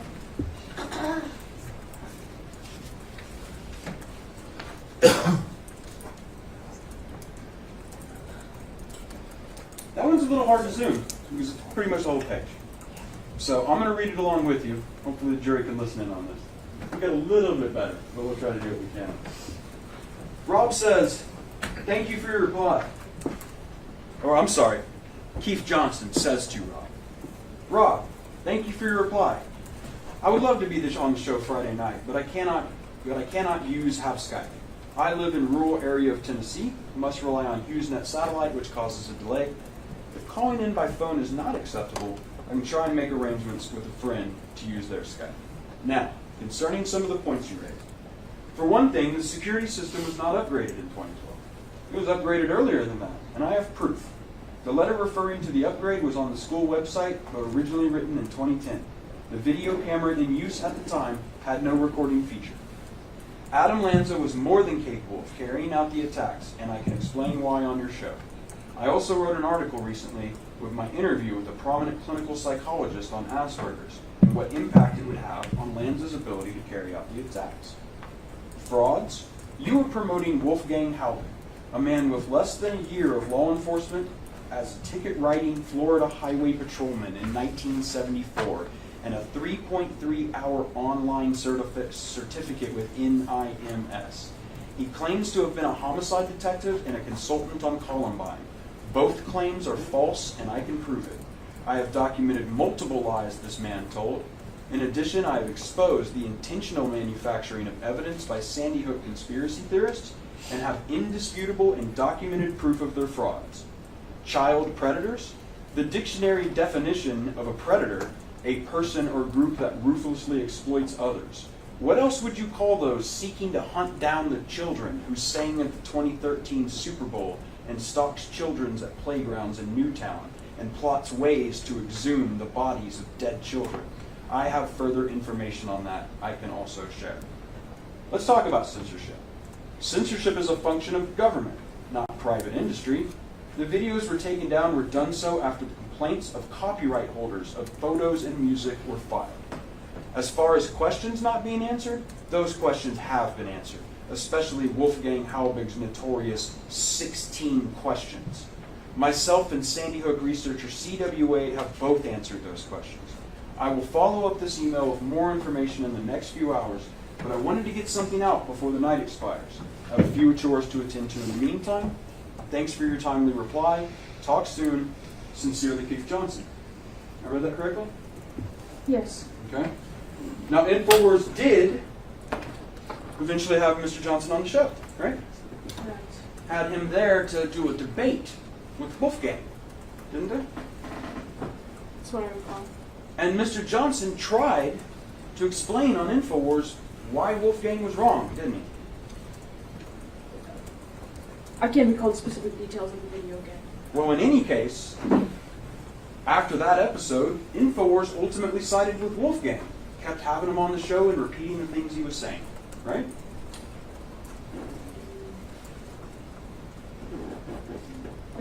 Are you referring to a specific video of Wolfgang I'm after, asking you, Ms. after this debate? Sure, I'm asking you, Ms. Karpova. After 2014, Wolfgang Halbig was on the show repeatedly throughout the next year, and InfoWars kept repeating his claims repeatedly until 2017, 2018. Can you agree with that?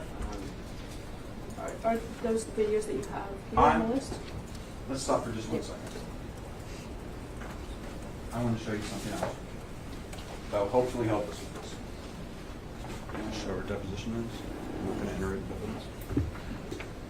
Ms. Karpova, I'm approaching you with the notice that was given to you for the things you were to be prepared on to testify in this case. Okay? I would object at the deposition. Sure, sure. In her role as a corporate representative to provide testimony as a corporate representative. Okay? I would like you, do you remember seeing this notice? Yes. Okay. Do you see how it has the topics at the bottom? Yes. What's the number one topic? Sourcing and research for the videos described in plaintiff's petitions. After the preparation, I can take it. After the preparation that you had done, are you telling me right now that you cannot tell me if after 2015, InfoWars was still hosting Wolfgang Halbig and repeating the things he was saying? Are you not prepared to testify to that? Again, I'm not sure the videos you're referring to. There are a lot of videos that InfoWars produces. They're in front of you. Okay, so these are the videos you're talking about. Well, certainly a lot of those happened after 2015, didn't they? Okay, but you're referring to specifically Wolfgang Halbig being in those videos, and I can't remember specifically. Why don't you those take a look? instances. Okay. Take a look at the videos in 2015 for me. Is Wolfgang Halbig in any of those videos, do you think? Okay, so there are a total of 1, 2, 3, 4, 5, 6, 7 videos in, 1, 2, 3, 4, 5.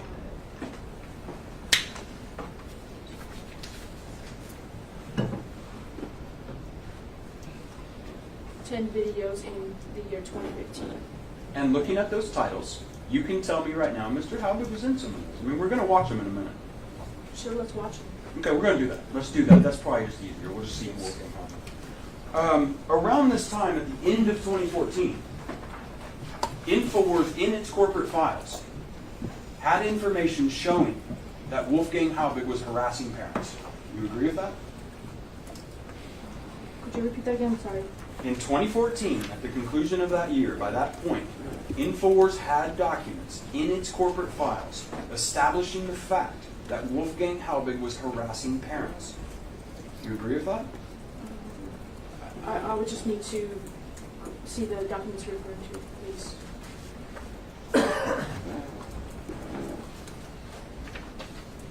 Okay.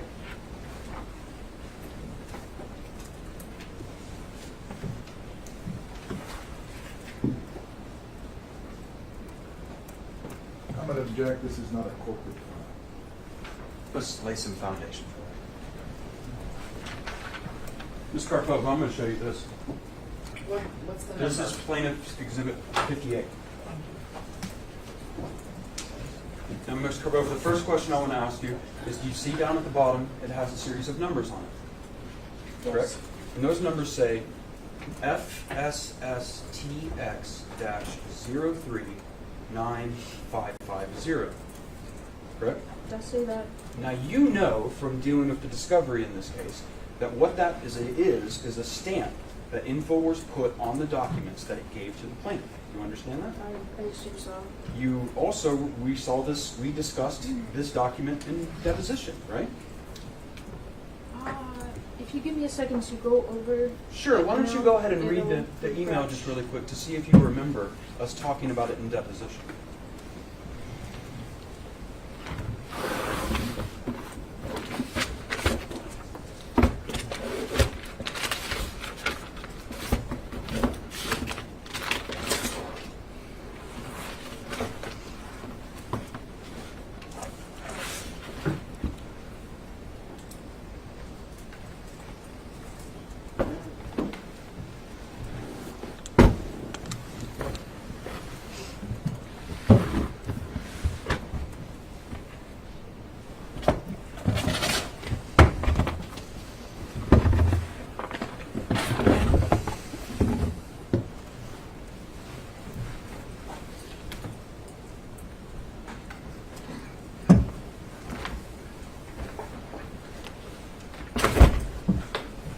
Yes, I remember. You remember discussing this email, right? Yes. And you remember how we discussed how this email came out of InfoWars corporate files. This resides in InfoWars corporate files. Objection. Corporate files? That's vague, Your Honor. Object to it as vague. Corporate files. Well, I'm gonna overrule it. She can answer the question if she knows the answer.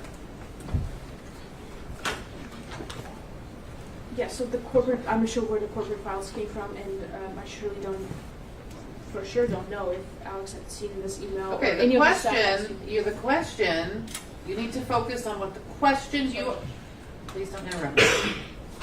You need to focus on the question you're asking, not just what you feel like saying. And the question, you remember how we discussed how this email came out of InfoWars corporate files. This resides in InfoWars corporate files. That was the question. Correct, and I'm sorry, I just can't truthfully answer as to the nature of corporate files.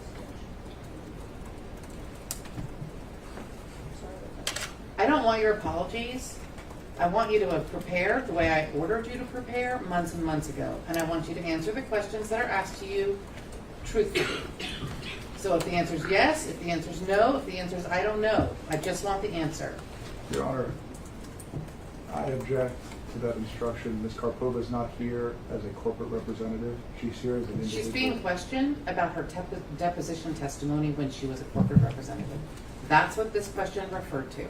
I understand. I So think she doesn't did- understand what corporate files means. She didn't say that. She said correct. I think we can move on. The answer was correct. That's the answer we got. Your Honor, at this time we would move to admit plaintiff's 58. 58 is admitted. Thank you, Your Honor. Can we put 58 up?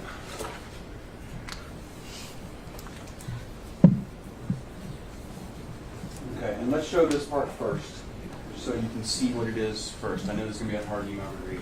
But you see how this is from Wolfgang Halpern, correct? Yes, You it still is. have it in front. She still has it in front of her, right? You still have the document in front of you? And it's to, there's an email address of a person's name at something called Hager Sharp, and an email address at info@safeandsoundschools.org. You see that? Yes.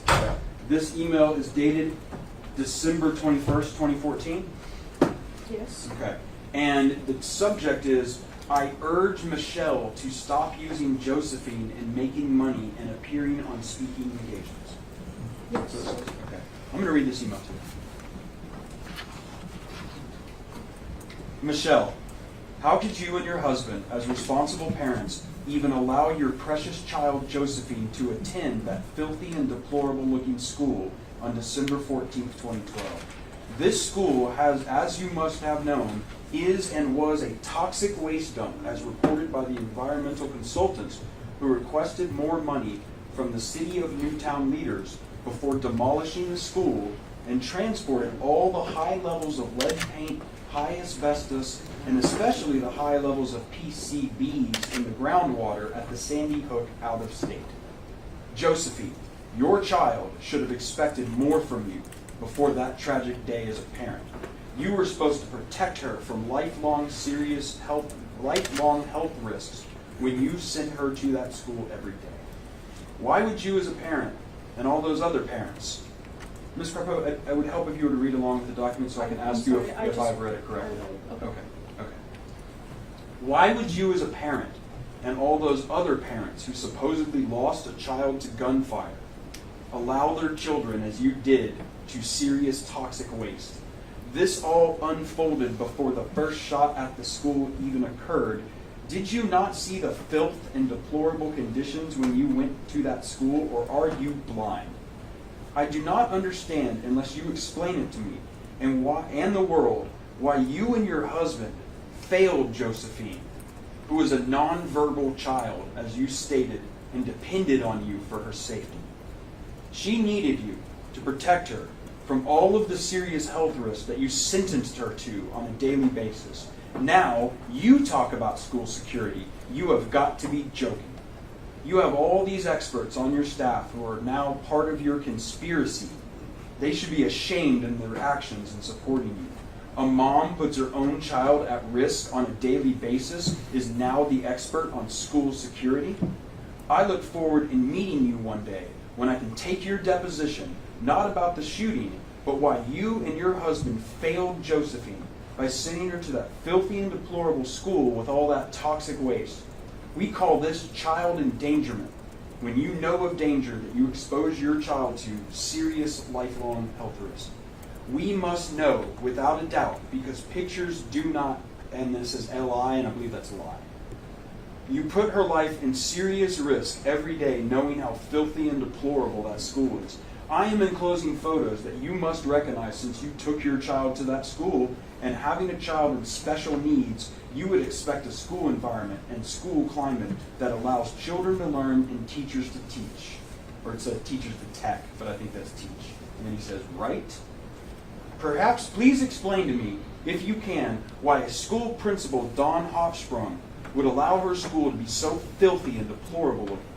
There is not one female elementary school principal in this country that would allow her school to be that filthy and deplorable, both inside and outside, and most of all, allow her school to become a toxic waste dump, placing every child in her school and staff in serious lifelong health risks. Right? All the pictures were taken by Major Crime Squad from the Connecticut State Police. Please respond, since you are now the expert on school security. Wolfgang W. Halbert. Did I read that right? Yes, you read that right. And Wolfgang had sent this email to the parents of a murdered autistic girl. You realize that? I realized that, and you were supposed to, yes. Okay, so InfoWars, in its corporate files, had information as early as the end of 2014 that Wolfgang Halbig was doing this kind of thing. Do you agree with that? Could you specify this kind of thing? The email we just saw. Correct, and you're classifying it as a harassment of the parents. I would, sure, but I'm just asking you. They knew about this. InfoWars knew about this.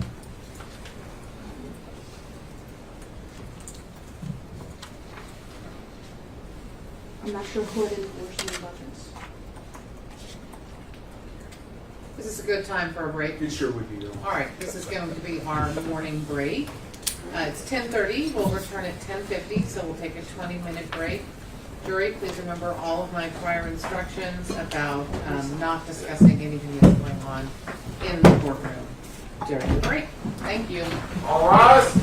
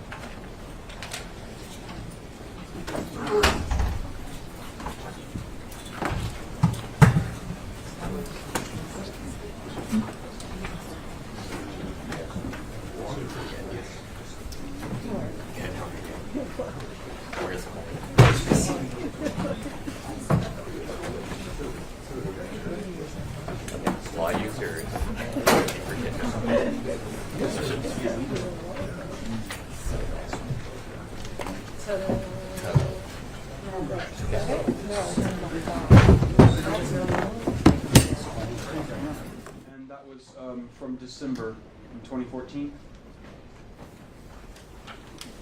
Yes. That InfoWars has. You have that email. The company has it.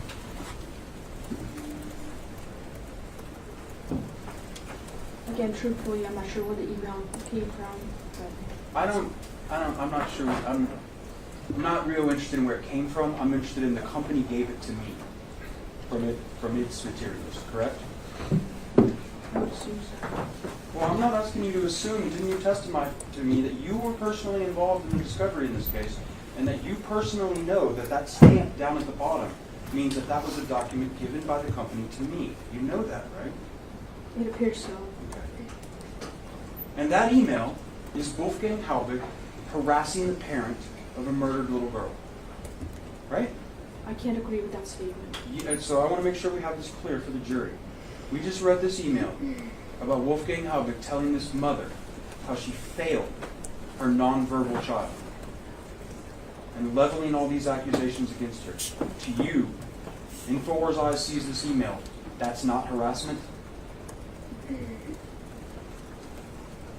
To me, this seems like Wolfgang was a person who was very perturbed by the incident and horrified that in his mind the children were used for this tragedy, and he's trying his best to address the situation.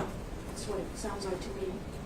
And he certainly, I don't feel like he believes that this is a parent who lost a child, and he is truthfully is just horrified that the children in his mind are being used. That's right, because in this email, when he keeps on talking about to Miss Gay, Josephine, your nonverbal child, and you failed Josephine in the shooting that day. The truth of it is he's mocking her because he doesn't believe that she had a child named Josephine. He doesn't believe that was a real child. That's correct, right? I don't believe he's mocking her. I think he's just appalled. So am I.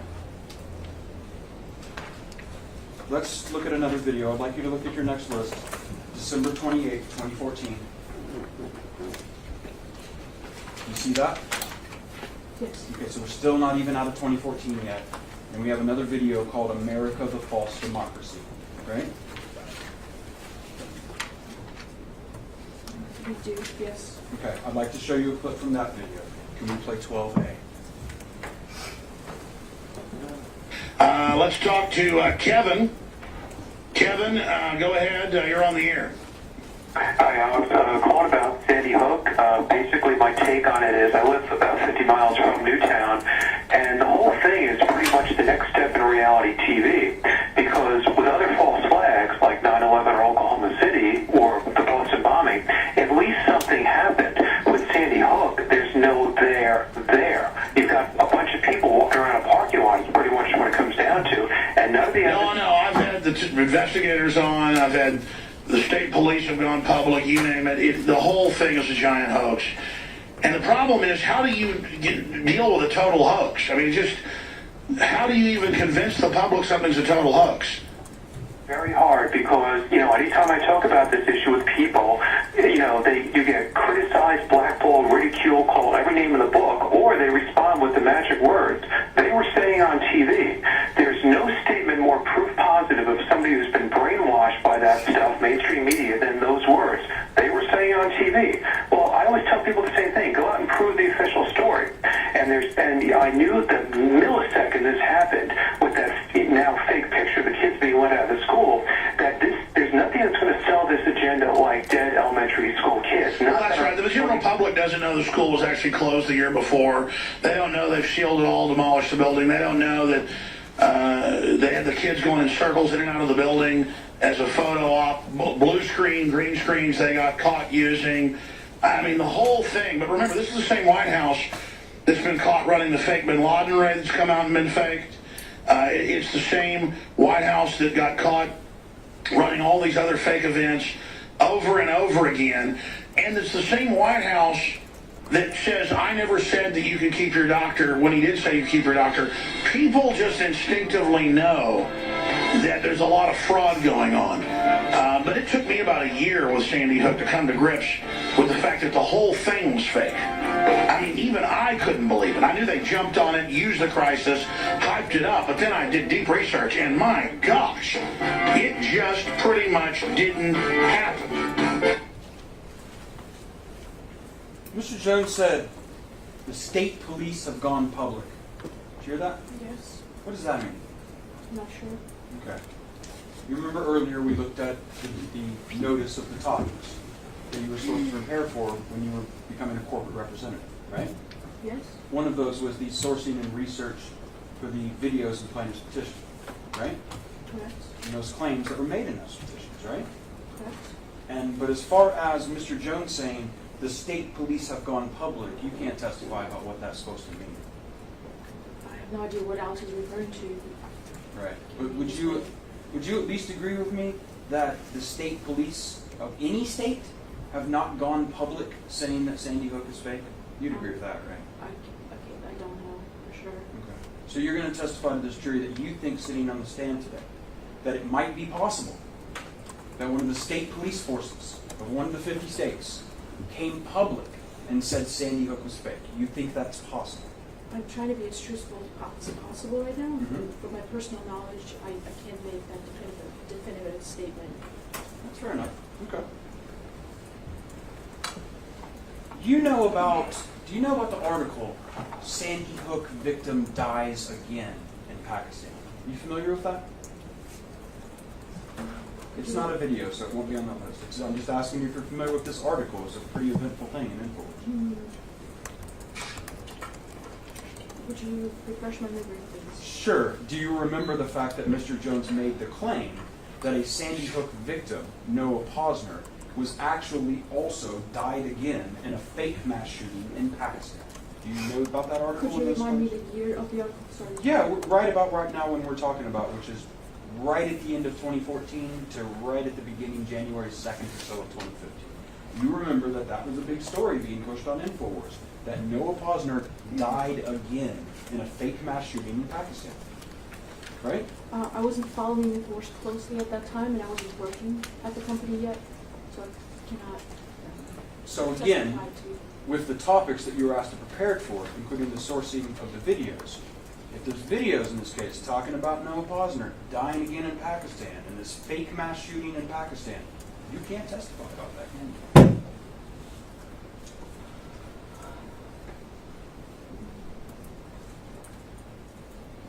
I'm not sure, sir. Okay.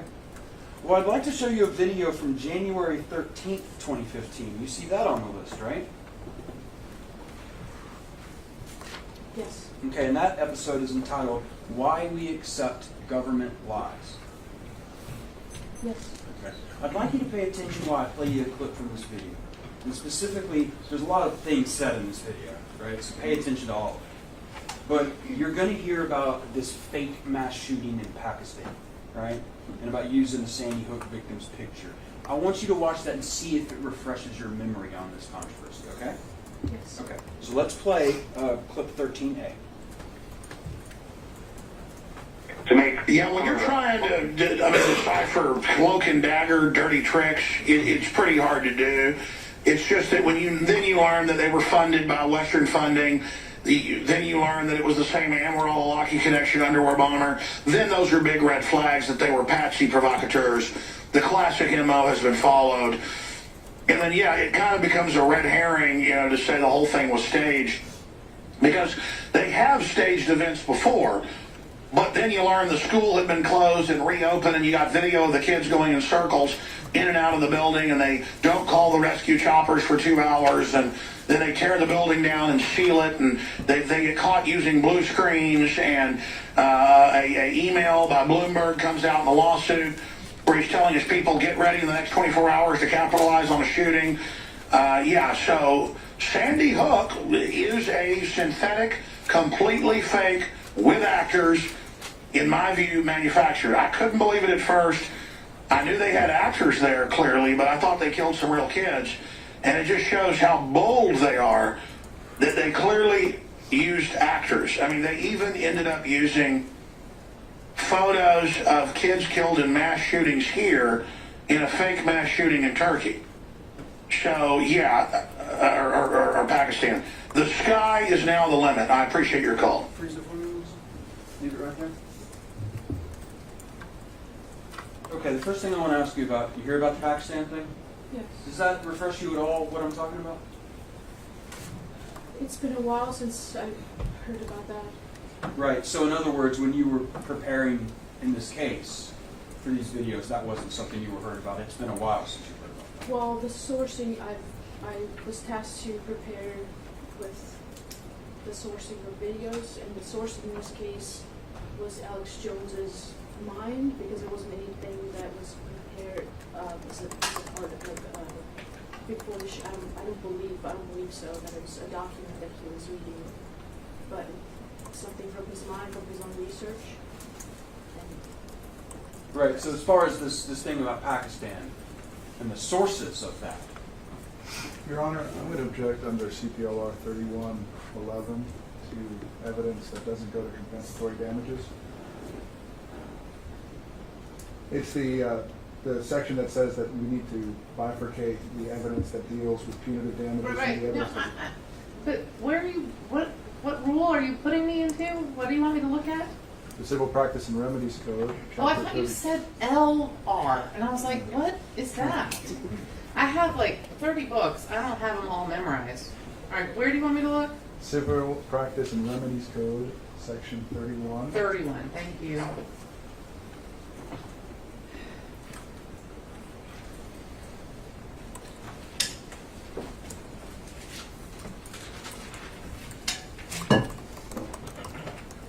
Which part? Sub-point 11.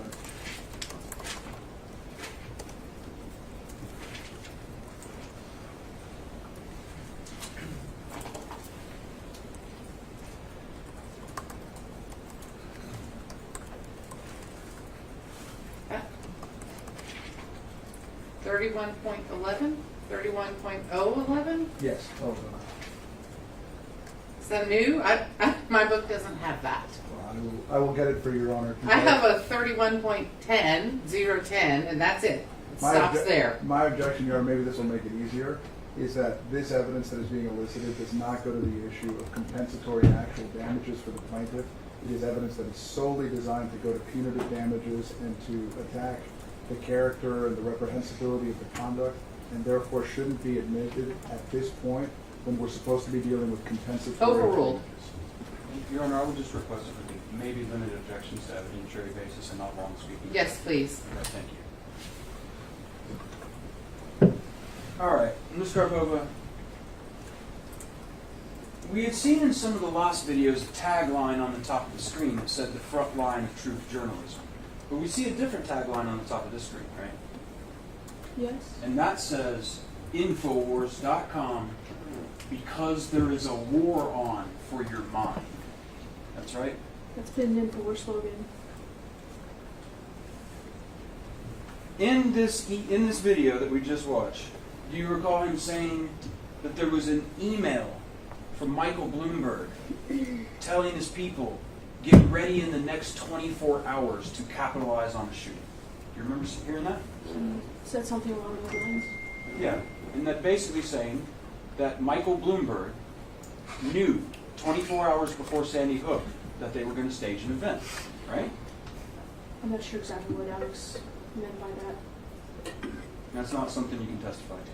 I'm not sure, sir. You would agree with me, it's pretty ridiculous to think that former mayor of New York, Michael Bloomberg, had an email that he sent out to his gun groups, his gun control groups.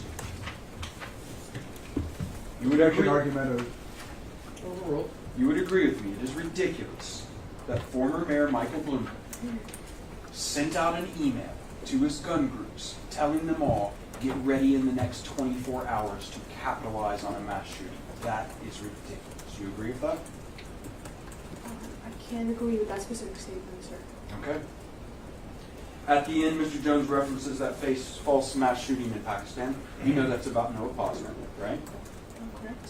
Okay. Mr. Posner complained about that, right? To you two?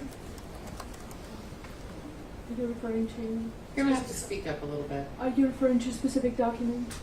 No, I'm not. I'm asking you, do you know Mr. Posner complained about that story to YouTube? Do you know that?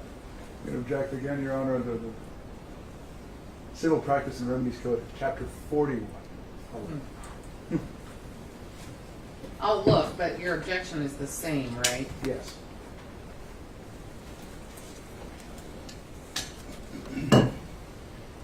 Yeah, overruled. Thank Can I have a running objection, Your Honor? You may. Do you remember one of the videos you were supposed to get prepared for? It was on February 12, 2015.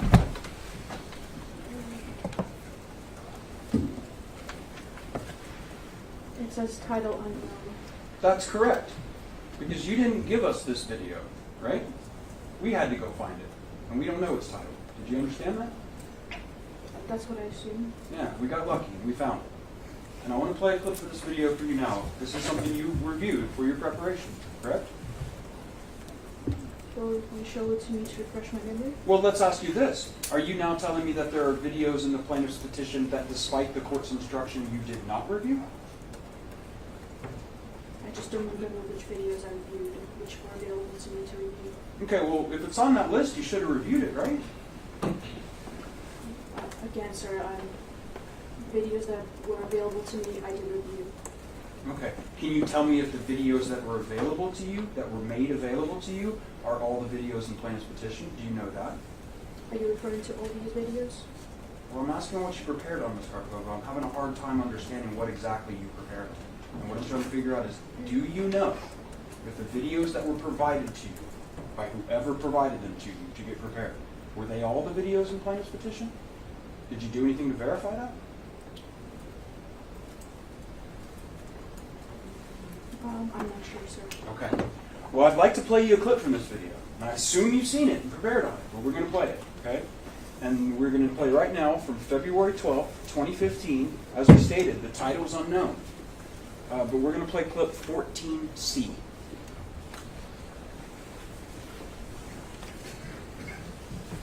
Do I know the whole story? No, I don't know the whole story. Am I being lied to? Absolutely, I'm being lied to.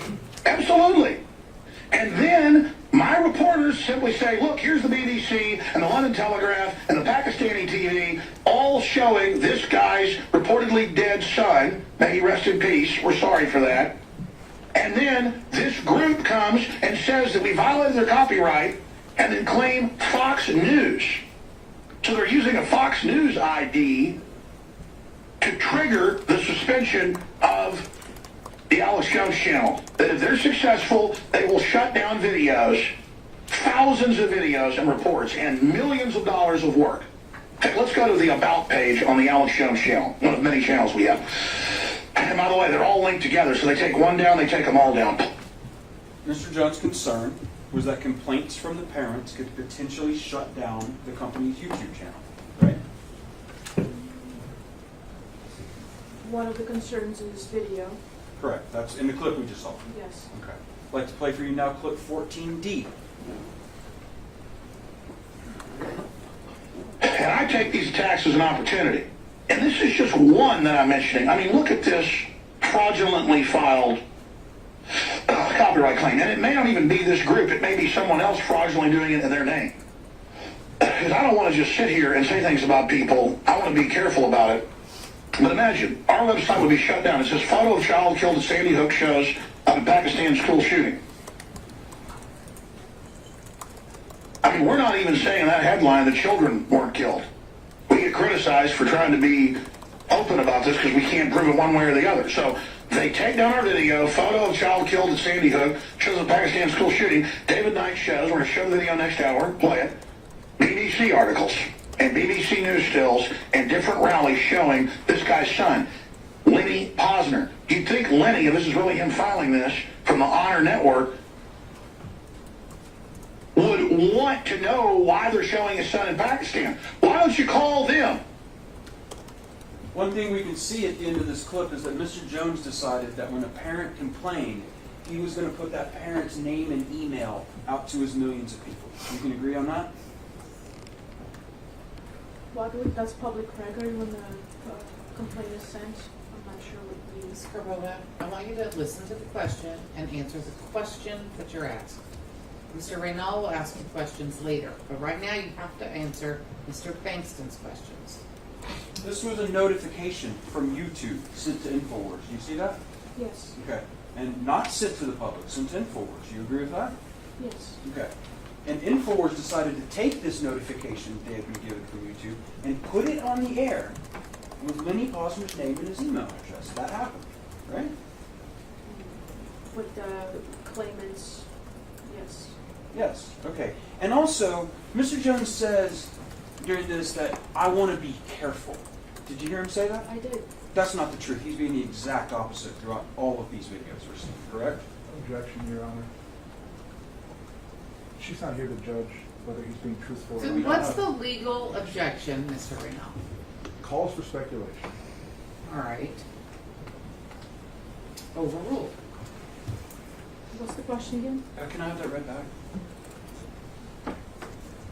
Yes. Thank you, Mr. Vaughn. Question, that's not the truth. He's been the exact opposite throughout all of these videos we're seeing, correct?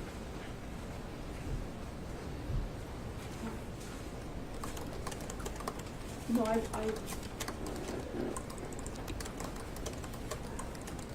think he's trying to be as truthful or as careful as he can. Okay.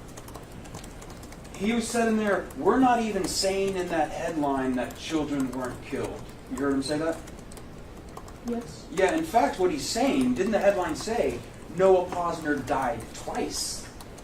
Right? That's what it said. Yes. Okay. I want to play you another clip. You understand, like we talked earlier, that Mr. Jones will sometimes have people who make YouTube videos who've been featured on the show. He'll sometimes invite the people who made those YouTube videos that were featured. He'll invite them on the show to talk to them. That's happened before. I would say occasionally. Okay, well, I want to show you something like that, right? Let's play clip 14H of Mr. Jones talking to people who were trying to get their YouTube videos on the show. Just a second. Can you approach real quick? Sure.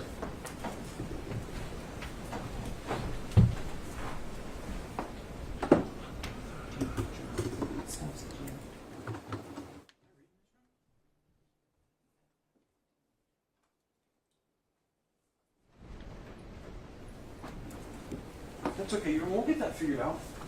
Okay. And if we can become back and visit it, we will. I mean, if you want to admit it now, that's fine, but I don't have it on my Yeah, list. did you have any? I had it on my list. I mean, it's 14. Is it part of PVX 14? Correct. I just want to make sure it's been disclosed to defendants.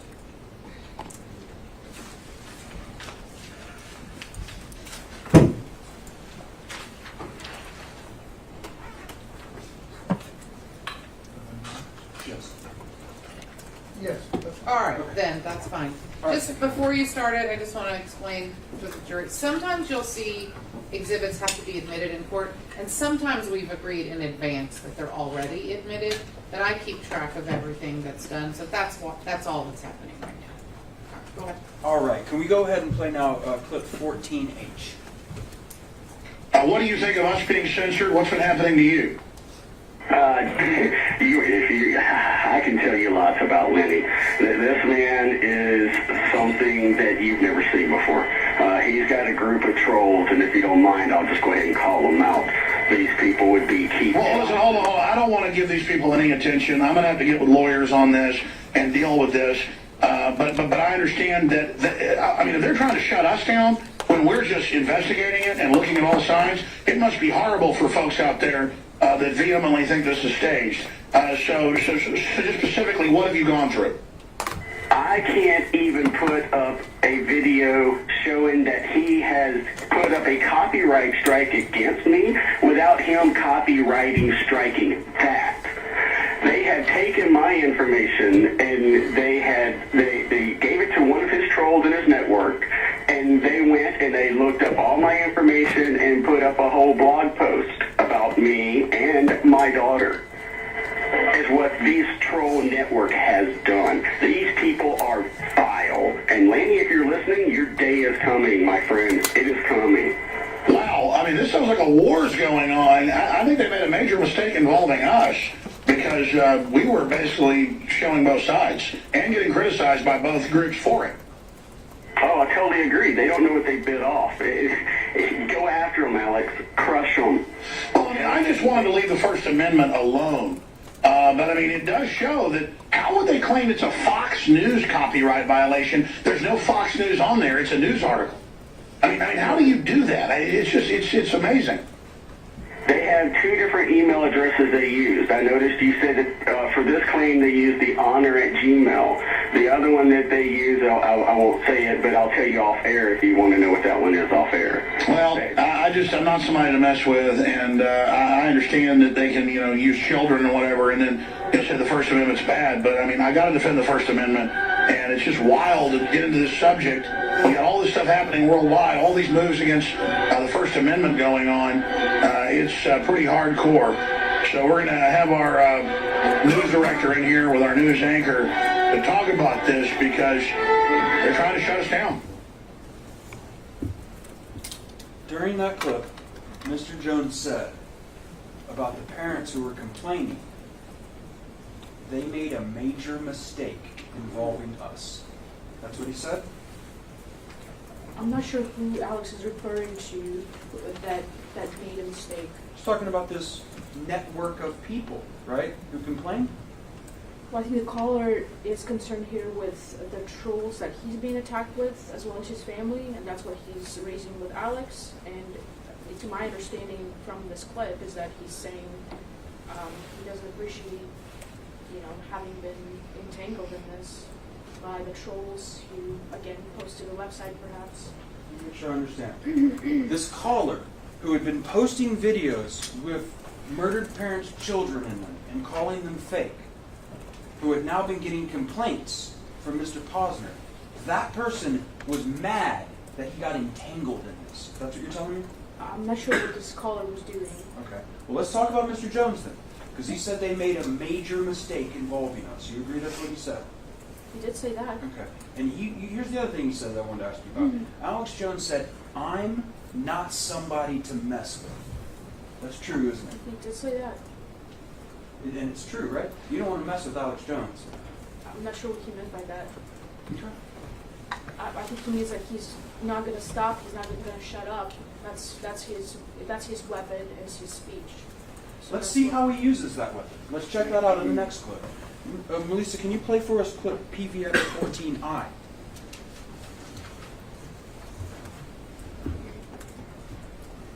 Well, I've got an article here from a guy I think was our last caller, Michael. He's been getting all kinds of grief from Mr. Posner. Anything that comes out, social media shut down due to Sandy Hook false copyrights. What's interesting is they list the address for the Honor Network in Boca Raton, Florida. You look up the address on that, which says 908 North Dixie Highway.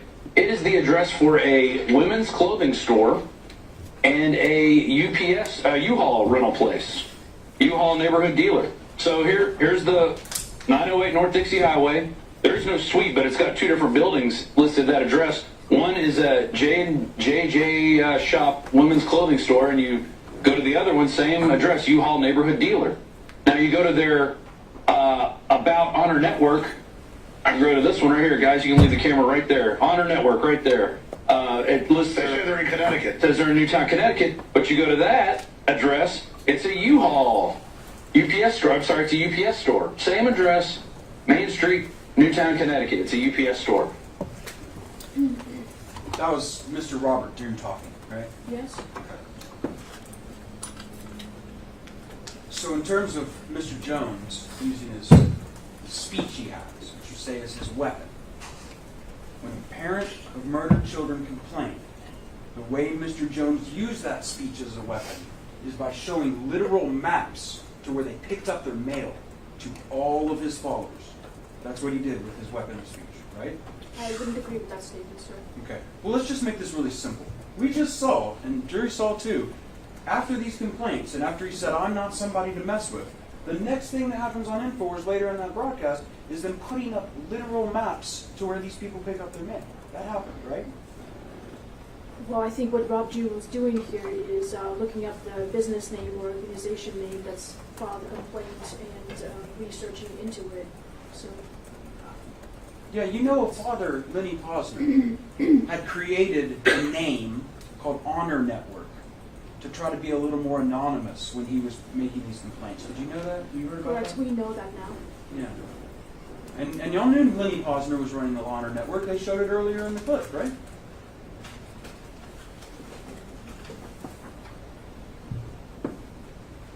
Ms. Karpova, we saw his email address, right? The Honor Network is the address. And you saw Lenny Posner's name. Yes. Right? And you know down there in Florida what he showed, that's where Lenny Posner was picking up his mail. I'm not sure if that address was public, but the way they were able to find it, the organization's address, that's what he was showing on air. Objection non-responsive. Sustained. They showed maps to where Lenny Posner was picking up his mail, correct?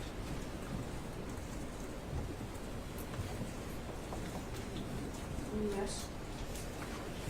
One thing we definitely know, I know you're saying you don't know if it was public. It was definitely public after that, wasn't it? To millions of people. Well, assuming it was public, that's how he was able to find it, and it was on Google Maps, is what he was showing. Ms. Karpova, can I please again remind you, do not assume anything. You don't know for a fact where that came from, do you?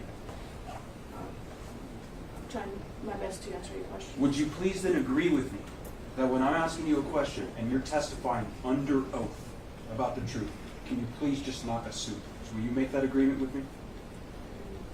Yes, sir. Okay. You understand this trial is very important, right? Very important. Okay. And so I definitely want to make sure that you're not saying anything that you cannot say under oath. Do you understand that? Absolutely. Okay. I want to show you another clip from this. Let me show you a very short clip at the end of this discussion that they're having. PVX 14J. You think, if they had this organization, they would have some sort of headquarters where they would be setting up a memorial? Well, we'll just start investigating that. And I guess I'm going to have to probably go on up to Newtown. I'm going to have to probably go investigate Florida as well. So Mr. Jones says, essentially because Mr. Dew is confused that Mr. Posner is using a UPS box and that he doesn't have a memorial set up or something. He's confused. Because of that, Mr. Jones says he needs to go down in Florida and investigate this, right? I'm not sure if I would agree with that statement. Okay, that's fine. Let's move into 2015 a little bit later. Let's go to March 2015. All right. In March 4th, 2015, there's another video, right? Yes. Okay, and that is called New Bombshell Sandy Hook Information Inbound, right? Yes. Okay. And I know in the last few videos where we've been seeing Mr. Jones talk about the incident being totally synthetic, completely manufactured, that kids didn't die. In these last few videos, we haven't been seeing a lot of Halvik. But in this video here about the bombshell information, this is Mr. Halvik we're going to be talking about, right? I'll take your word for it. Well, let's look at a video. Let's go ahead and show you a clip from that as PVX 15B. Bombshell info you're breaking today. Bombshell info. Go over the main points of Sandy Hook as a top safety expert, why you questioned it. There you are, successful, making a lot of money, running nationwide programs, playing golf, pretty much quasi-retired. Why would you do all this? Well, because it didn't add up. I know you've talked about that on air. I'm not putting words in your mouth. But then the latest bombshell you just dropped, you're saying, because we know the school suddenly reopened, had been closed, and then they tore it down. The place was falling apart in photos and videos we saw. Didn't look like a real school. Then you add everything together, it looks like a prop, a drill. Did they kill real kids? Maybe, maybe not. Why didn't they call helicopters? I mean, I keep repeating this. It just doesn't add up. Wolfgang, what's the new bombshell info? Well, the new bombshell info is that the subpoenas have been issued across the country. We're about to get discovery information that is now forthcoming, and if they don't provide that discovery information, they're going to be in contempt of court. And we also have the Connecticut Freedom of Information Commission hearing that is supposed to have already happened. They keep dragging it and dragging it, but eventually we're going to get the truth, and the truth is going to show Sandy Hook, that school, was not an operating school, and I can tell you that from being a school administrator. All right, Ms. Karpova, first of all, at this point in 2015, InfoWars had already had possession of the state's attorney's release of the official Sandy Hook files and report since 2013. For all of that time, since up into this video, it has had those materials. Do you agree with that? I can't agree with that specific statement, sir. Well, didn't we just put at the beginning of your testimony these requests for admissions that you were involved with in the discovery? And we went through them all and see that it was admitted that the company did in fact possess that report in December of 2013. You remember we did that? Correct, but if you're referring to who at the company had them, I have no idea who saw it. Okay, I don't need to know a specific person. We know that the information was in the company's possession as of 2013, right? It appears so. Okay, and now we have in this video Mr. Jones saying the place was falling apart and the photos and the videos that we saw didn't look like a real school. What I want to ask you, Ms. Karpova, is in getting prepared to testify, you're getting prepared to be a corporate representative, is it your belief that if we were to show this jury those photos and those videos taken inside of Sandy Hook that day, do you believe it would show that it doesn't look like a real school, that it's falling apart? Do you know? The photos that Alex was referring to, I believe so, yes. Okay, so you think, I'm going to tell you we're going to, you think when the jury sees the photos of the inside of the school and see the video of the inside of the school, they're going to think this was not an operating school? I just said the photos and videos that Alex saw that he was referring to. What are those? I'm not sure. And you were responsible for the sourcing and the research on plaintiff's petition. I couldn't find them. That's something that Alex had done his research on. You didn't even talk to Alex, did you? I don't remember. Didn't you testify yesterday in getting prepared for your corporate representative to testify about these topics? You didn't even talk to Alex.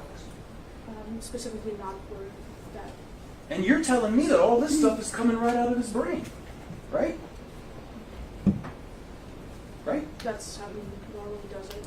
He does previous research at home or right there and there. Do you think it's fair that these parents who now have their day in court and were asking for this information, and when you were ordered to prepare yourself on this information, that you didn't even talk to Mr. Jones? Do you think that's fair to them? Objection to the relevance, Your Honor, of discovery issues that have happened in this case.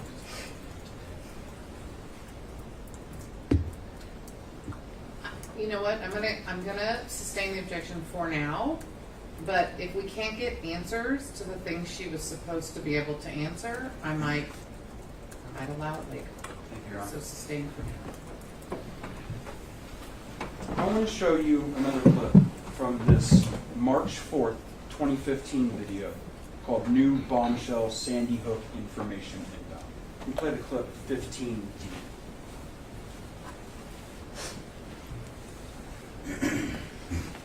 Well, they're obviously looking for a big PR bonanza and then to bring in all the actors to break down and cry.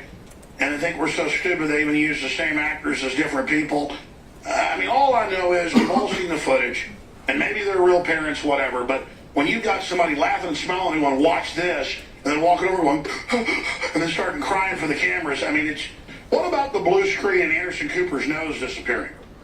Absolutely. The blue screen, it's everywhere, whether it's at the firehouse, whether it's Anderson Cooper, absolutely. They use that as a technology. It's like a movie set. They did whatever they wanted to, because guess what? They were using emotions, the death of children and teachers, unhooking everybody across America. They threw those funerals out there, and guess what? Everybody was watching it 24/7.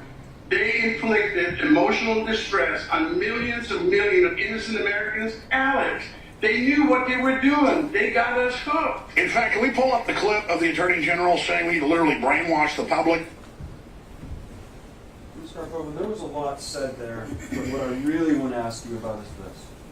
I wrote it down here. Mr. Jones said, and then they bring in all the actors to break down and cry. And they think we're so stupid that they use the same actors as different people. You heard that? Yes. What people were supposedly played the different people that were supposedly played by the same actor? Who was that? It's hard to say who he's referring to here. I don't know. It would definitely be hard to say if you didn't talk to Mr. Jones or prepare, right? I did prepare the best I could. If I may, Your Honor, and I think that she's not here as a corporate representative. She gave a deposition as one. If they want to play that deposition, this is inappropriate. She wasn't supposed to be here as a corporate representative. Are you objecting to Yes. this last question? I'm objecting to this last question, this entire line of questioning about corporate representative. Well, you're actually objecting to a sidebar, and I will sustain the objection to a sidebar. Understood, Your Honor. Ask a question. Understood. And if I could reemphasize, hopefully within the next meeting. Yes. Okay.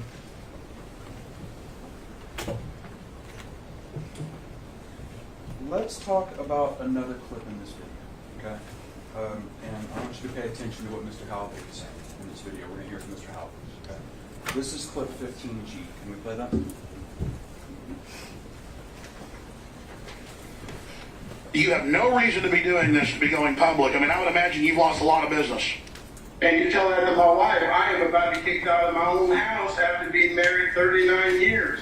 Alex, I'm about to lose my family because I'm simply asking the questions that you and your stations are looking at. And I'm asking you right now, and I'm asking all your listeners, doggone it, support InfoWars. Become part of the warriors. We need this show. We need the truth. If you find it in your heart to donate a few dollars to our legal funds, let me tell you, we have them. We have the lawsuits filed. We are closed, but we can't do it without people helping me. I'm too old for this, but I do need help. The big thing is support InfoWars, because if we don't have your voice, nobody's going to hear the truth. Well, folks need to donate. And briefly, as we're going to break, tell us the specifics of where it was filed, what's going on with the lawsuit. Well, it's filed here in Seminole County because all my businesses, Children's Safety Institute, the National Institute, this is my home, this is where I live. And so instead of going to Connecticut where everything is crooked, we're going to come in the back door, and therefore we filed it. It's in the Seminole County court system. The judge, the female judge, she saw what we're talking about, and she did not hesitate issuing those 10 subpoenas across the country. And they've been served, and we're not just waiting for all of the responses. Wow, well, this is big national news. Ms. Karpova, I want to ask you something very specific about what Mr. Jones said. Or I'm sorry, about what Mr. Halbig said. Did you hear the portion where he was sort of praising InfoWars?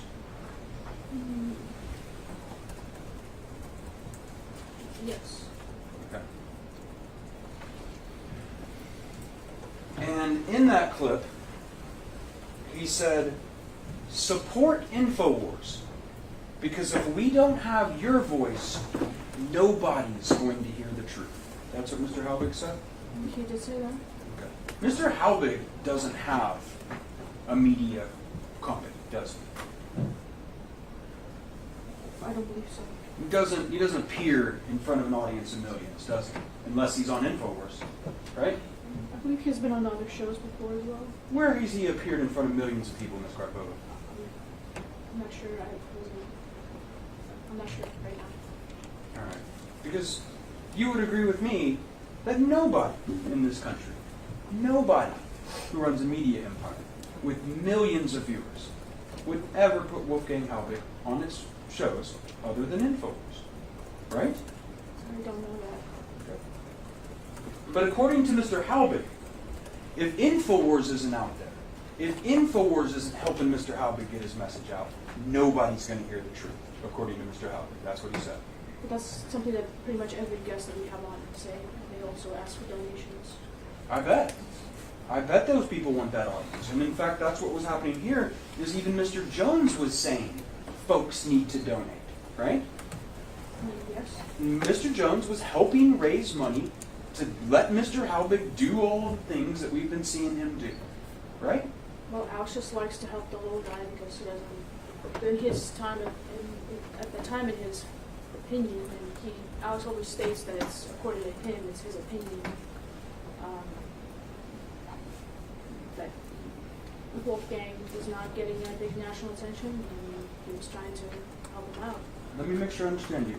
Alex likes to support the little guy, right? That's what you said? Yes. And in this case, the little guy is the guy who is sending harassing emails to the parents of murdered children. That's right? Again, I do not agree with your assessment that it was a malicious harassment email. Okay. Play another clip from that same episode. And this, let me just repeat that for the jury. Would be the new bombshell Sandy Hook information inbound on March 4th, 2015. Let's play clip 15 now. You say this is hurting your family. I bet your wife's sick of it. I mean, the evidence is there. It's not just that I believe you're doing a good job because of the fact that you have stuff to lose and that you don't have a motive. It's that I can see the same stuff you're seeing. I'm not an expert, but I've been studying it. So we should all pray for you and your family, and I hope your wife and folks stand by it. Well, my wife is like millions of others out there. She's refusing to actually read it and look at it. And I think that's what's happening to millions across the country. They were touched emotionally and they were brainwashed by the national news media. They were traumatized. Yeah, they were traumatized, and that's where we are, and we need to show them that they lied to us, that this was a conspiracy. Well, I just commend you. Folks should certainly be praying for Wolfgang. They should go to his website and support him, sandyhookjustice.com. We salute you. We'll get updates soon, sandyhookjustice.com. Folks, stand with him. He's fighting for all of us and for the Second Amendment. Alex, thank you. Thank you. I heard there Mr. Jones talking about how they traumatized us.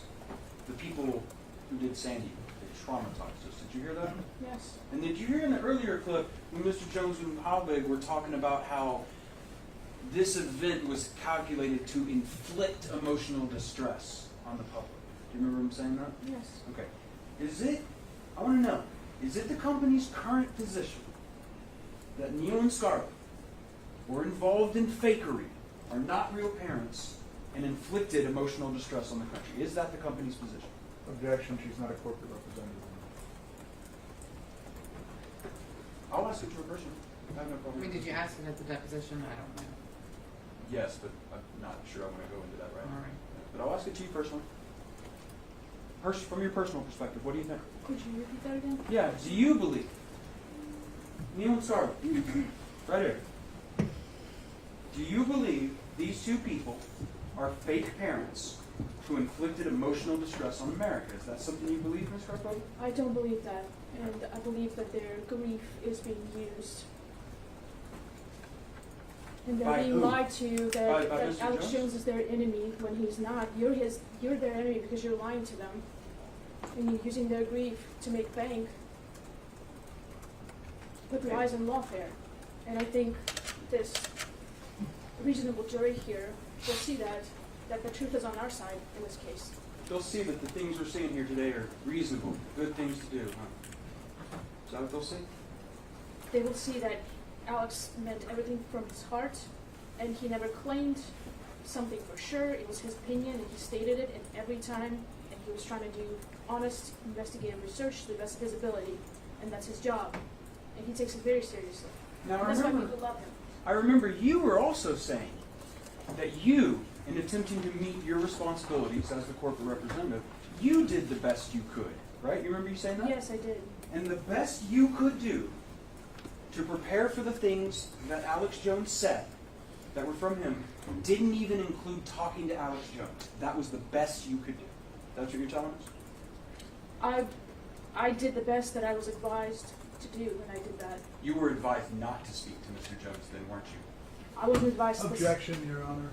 I think that we're getting into attorney-client privilege stuff. She's not here as a corporate representative. The questions are already known. I would like to move on from the Sure. device. Absolutely. Let's move on to a new exhibit. I want to, you remember we were talking in this video, or they were talking in this video, about Mr. Halbig bringing a lawsuit in Seminole County, Florida. Yes, he did say that. Okay. And you understand that the company got information from an outsider that told them that there was a good chance Mr. Halbig might be lying about that entire legal proceeding. Do you remember us talking about that? Yes, the email. Okay. I would like to show that to you now. This, Your Honor, is going to be 62.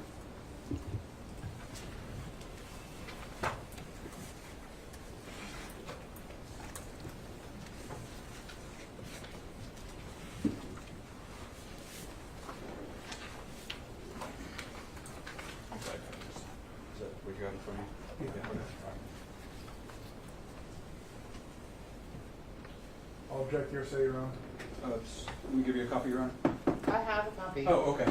And our response is not on the truth of the matter asserted, so warning to the company, something they needed to investigate. I will not object to it on that. I'm sorry? Said if they're not offering it for the truth, then I'm fine with that. All right, then 62 is admitted. Thank you, Your Honor. Ms. Karpova, I'm going to hand you Liston marked Exhibit 62. Melissa, would you mind putting 62 up for me?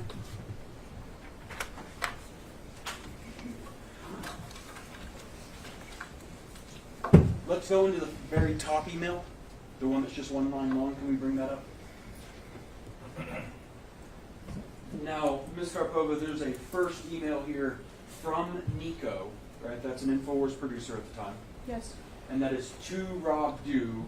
And again, we're not sure what his job function was in 2015, but definitely a high production person inside of InfoWars. Again, I'm not sure what his job was. Right, At that but, particular time. but we can agree, and have agreed in this courtroom several times now, he was a high production employee at InfoWars. Yes. Yes, okay. And he is emailing to Rob saying, here are some comments on Halbig's last interview from a law student, right? Yes. Right. Let's pull up that second email.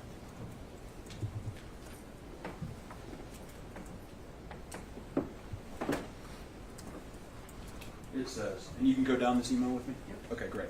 It says, Madam or Sir, I am in my final semester of law school. I listened to the Wolfgang Halbig video and some significant alarm bells went off. I also wrote on the YouTube page, but I copy and paste here. Okay, so just so I get this straight, starting at 3130, he filed his lawsuit in Seminole County Court in Florida, not federal court in Florida, but in state court. There is a legal requirement called standing. He does not have standing to sue in Seminole County Court. He was not a party to the shooting in any fashion. There is also a concept called jurisdiction. Either the man is lying or the judge is insane. A Florida county level judge would not have jurisdiction for any reason other than a contract, tort, or crime issue directly involving Mr. Halbig. Something is completely wrong here. Had he said in the federal district of Florida, or whatever district it might be if the state is split, that may at least be plausible. This is completely insane and cannot go anywhere but into a trash can, to the trash can. No standing, no subject matter jurisdiction, no personal jurisdiction. 2 cents from a third-year law student who is legally current in his education. This man seems to be grasping and stretching. No judge in their right mind would do such a thing as he describes.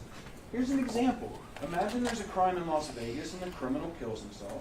There's no law whatsoever that would allow Alex or anyone else to file suit in San Antonio for anything regarding the crime in Las Vegas. There's no claim that could be made in Texas for something that happened in Nevada. It's a rule. Signed R. Darren Blumfield, who was apparently at that time at the William S. Boyd School of Law. I read that email correctly? Apparently. Okay. And so Nico had actually brought this to Rob's attention, right? Yes. Okay, so the company was on notice that there might be some significant problems with the things that Wolfgang Halbig was saying. That's what this email was saying, correct? Nico had forwarded this email to Rob. Do you what happened to it afterwards? I don't know. Objection non-responsive. Sustained. Ms. Karpova, I'm not asking you about what happened with the forwarding. I'm asking you, InfoWars had received an email in its possession that had been discussed had been forwarded among these production employees that suggested that the things that Mr. Halbig was saying in his interview were insane. Right? Yes, it appears. Okay.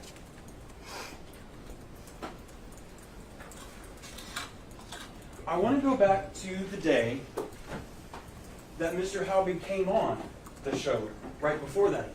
And that was the video we were just watching, March 4th, 2015. So I'm going to go back to the process of how he got on that show. Now, I think you know that in making arrangements for getting on the show and those sort of things run through a producer, in this case, Nico, right? Yes. Okay.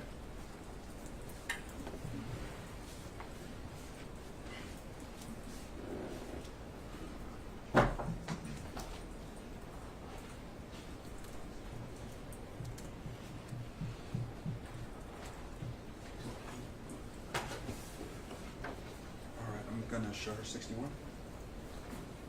There we go. I'm going to show her 61.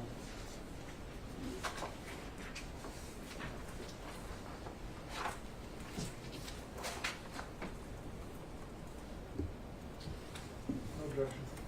Plaintiff 61 is admitted. Thank you, Your Honor. I've handed it over to Narcus 61. Your Honor. I'm saying no objection. No objection subject to my prior objection regarding Chapter 41 of the Civil Practice Manual. Which is overruled. Melissa, can you bring up 61 for me? Let's start at the bottom email.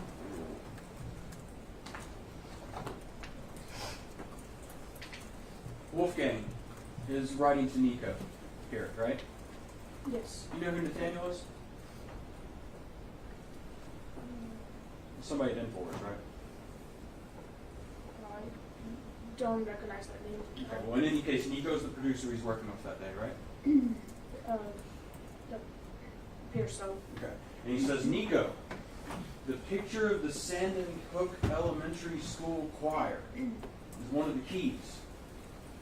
And then he says, other pictures are great for discussion. These are the CT, and I believe it's probably Connecticut, crime pictures. And he signs it Wolf. Read that correctly? Yes. And then let's go to the next email.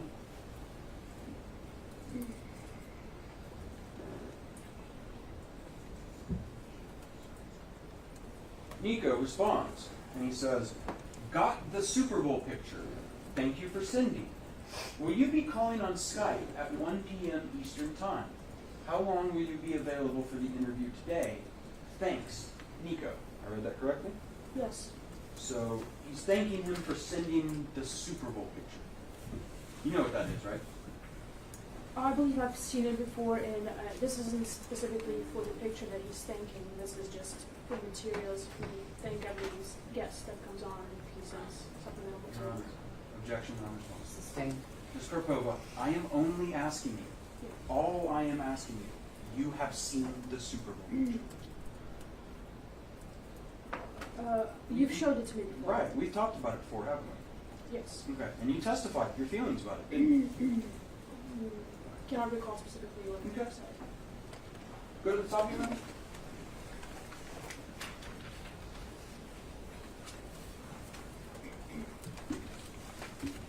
And then Wolfgang replies for how long you can be on the show. As long as you and Alex can put up with me. Wolfgang. Read that correctly? Yes. Okay. Now you understood. Well, first of all, let's start this way. Super Bowl 2013. It's about 1 month after the Sandy Hook shooting.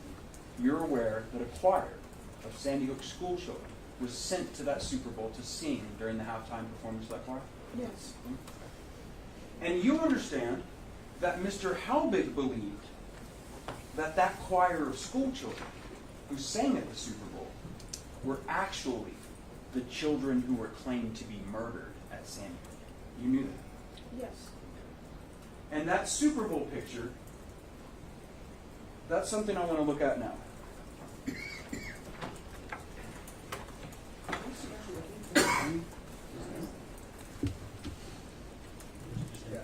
It's in, okay. Your Honor, I'm going to provide the witness exhibit 43. All right.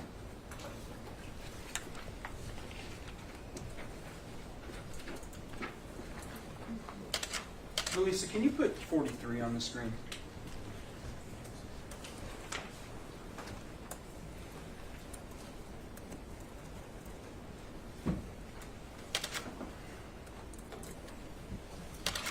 It says 10 Sandy Hook children found alive and well.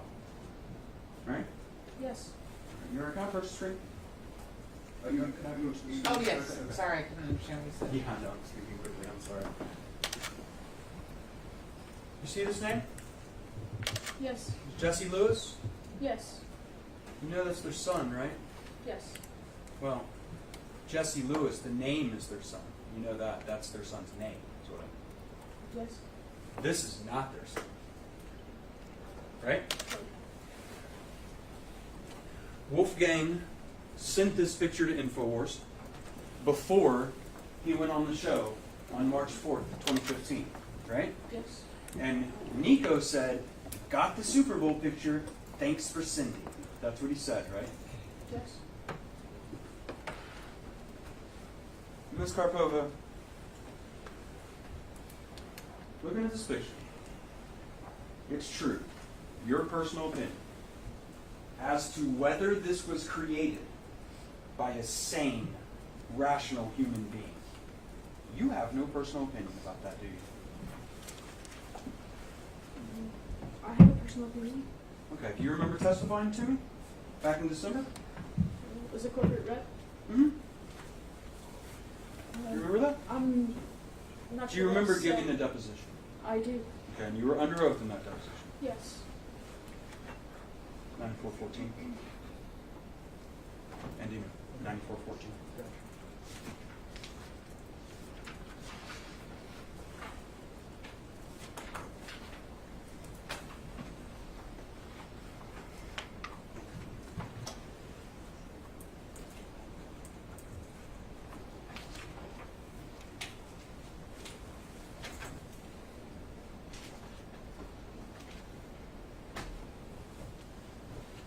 Ms. Karpova, I want to talk to you about your deposition.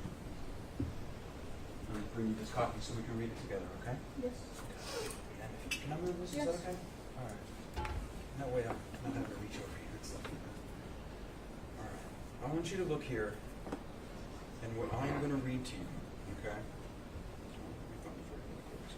94:14. And you see it's highlighted, but it's kind of gray. Right? Yes. And I'm going to ask you this question and answer, all right? Ms. Karpova, will you admit, sitting here right now, this was not created by a rational, sane human being?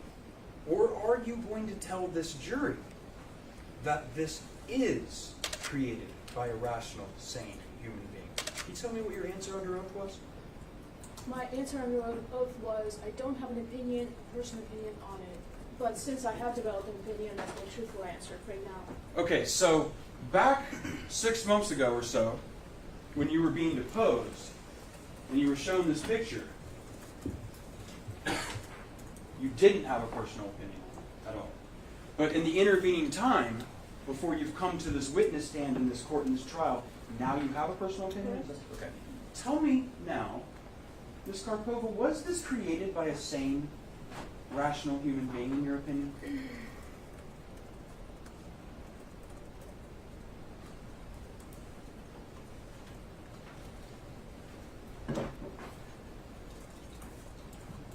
May I ask you a question? No, you may not.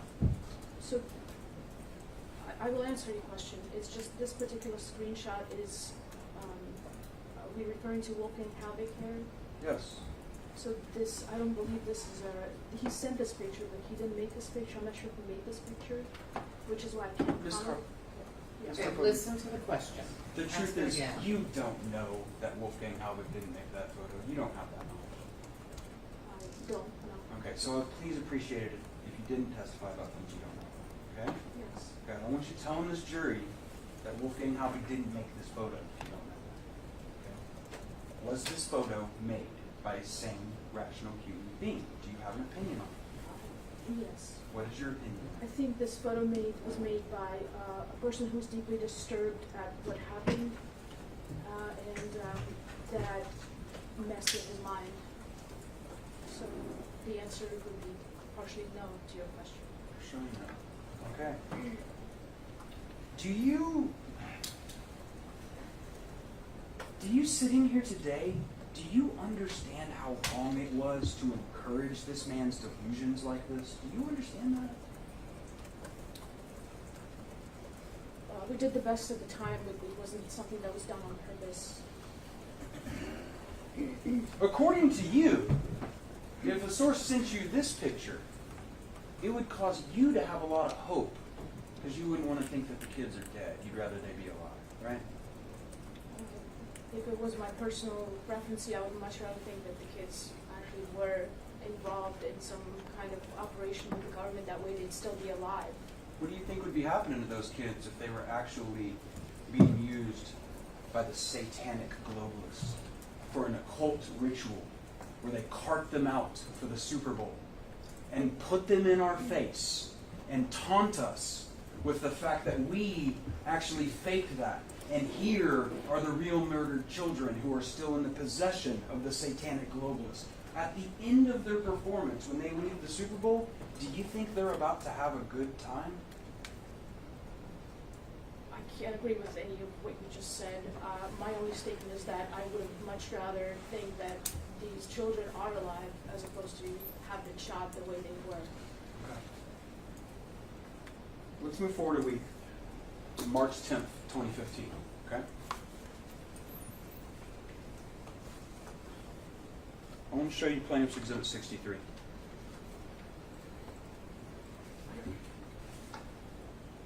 No.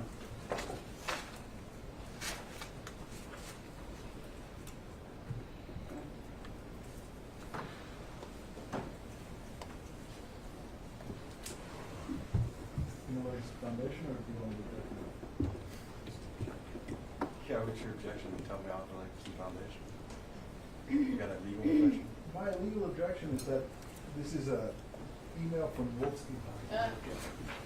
You're going to object. You can't talk about what it is. You know that. This is not an I object to, Your Honor, relevance to an email that wasn't sent to InfoWars or InfoWars staff. All right, so you're going to have to establish something. Sure. Do the same thing. Ms. Karpova, bottom of this email. Read the numbers on the label. Or the letters and numbers. The right corner? Right here. Yes, ma'am. FSSTX-040027. And you understand that to mean that means that this document was in the possession of Free Speech Systems and that they turned it over to me in this lawsuit, right? Yes, sir. Okay. So InfoWars had personal possession of this email and was aware what is the content of this email. You agree? It was in the files that's labeled here.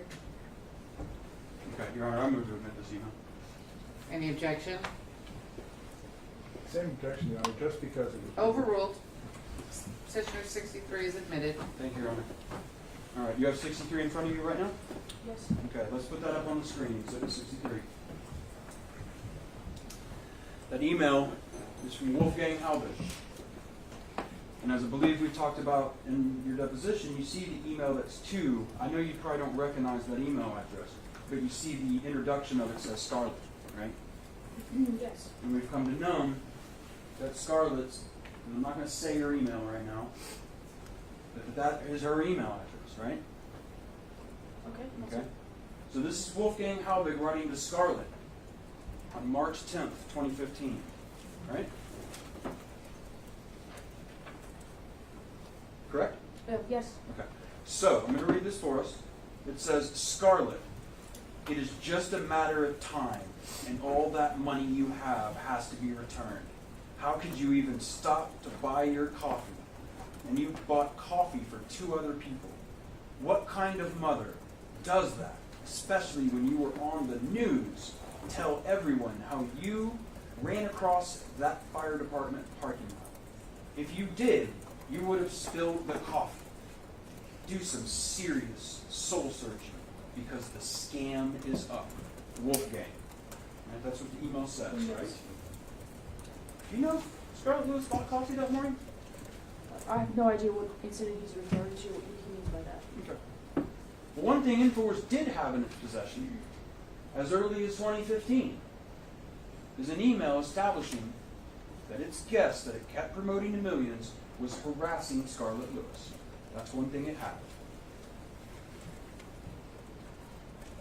I can't fully agree with that statement. Is the reason you can't agree with that statement is because you're going to tell this jury and tell them that this email to the mother of a murdered little boy is not harassment. Is that what you're going to say? I'm going to say that I don't know what incident he's referring to. I don't know if he had personal contact with her. I have no idea about any of. I can't comment on this contents of the email. Okay, so I understand you don't know anything about the incident. I didn't know anything about the incident either. I'm sure nobody in this room knew anything about this incident. But I'm sure that at least some of the people in this room have formed an opinion one way or another about whether that is harassing. I want to know yours. Is that harassing or not? I don't have a comment on that. All right, we're going to break for lunch. We're going to break for an hour and a half. Remember all of my instructions. No research, no conversation about anything that's happened in this courtroom. The rule is still in effect for all the witnesses, and we'll be back at 1:30. Thank you. All right. Mr. Vanell and Mr. Mason, do either of you need me during this break? No, no. Thank you.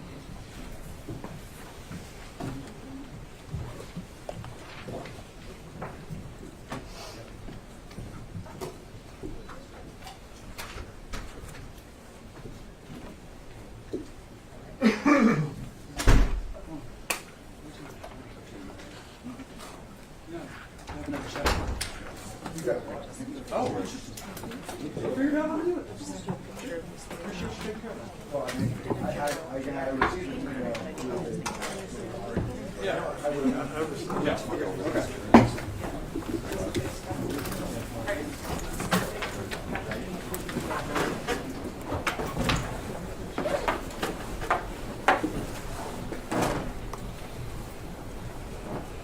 I'm gonna sit up here or sit right there.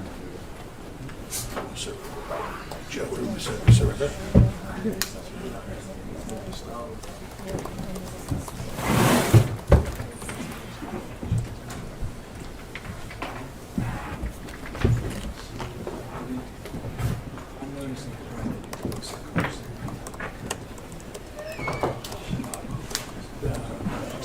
I'll make sure here.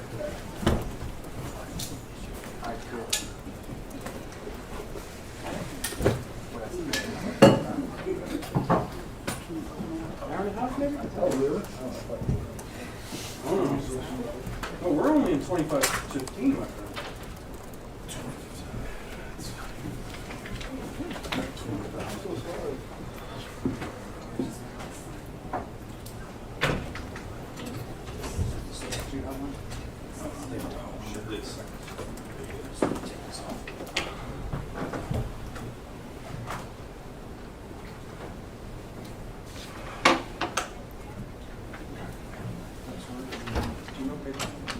All rise.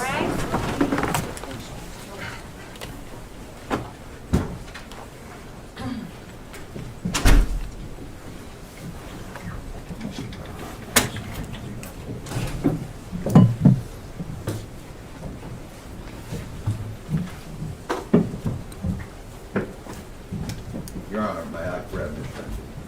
Yeah, I mean, it's 1:33. I think he knew what time we were starting.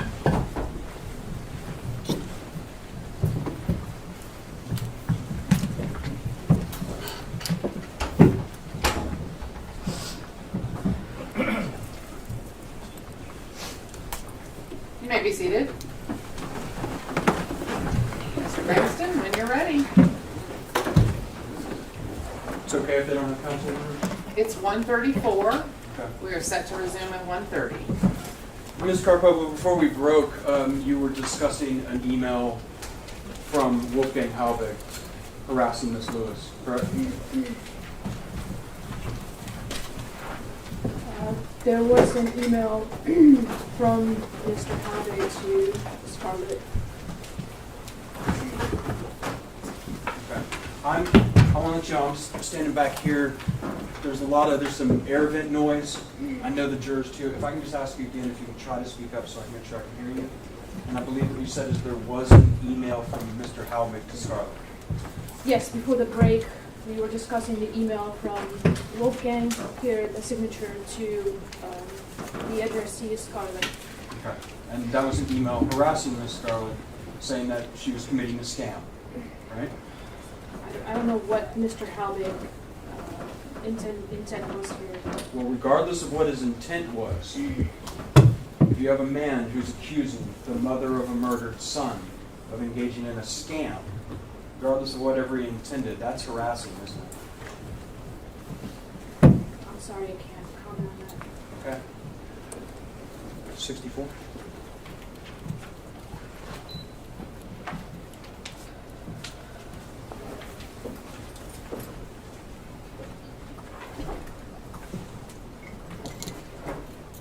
Subject to my prior objection, no.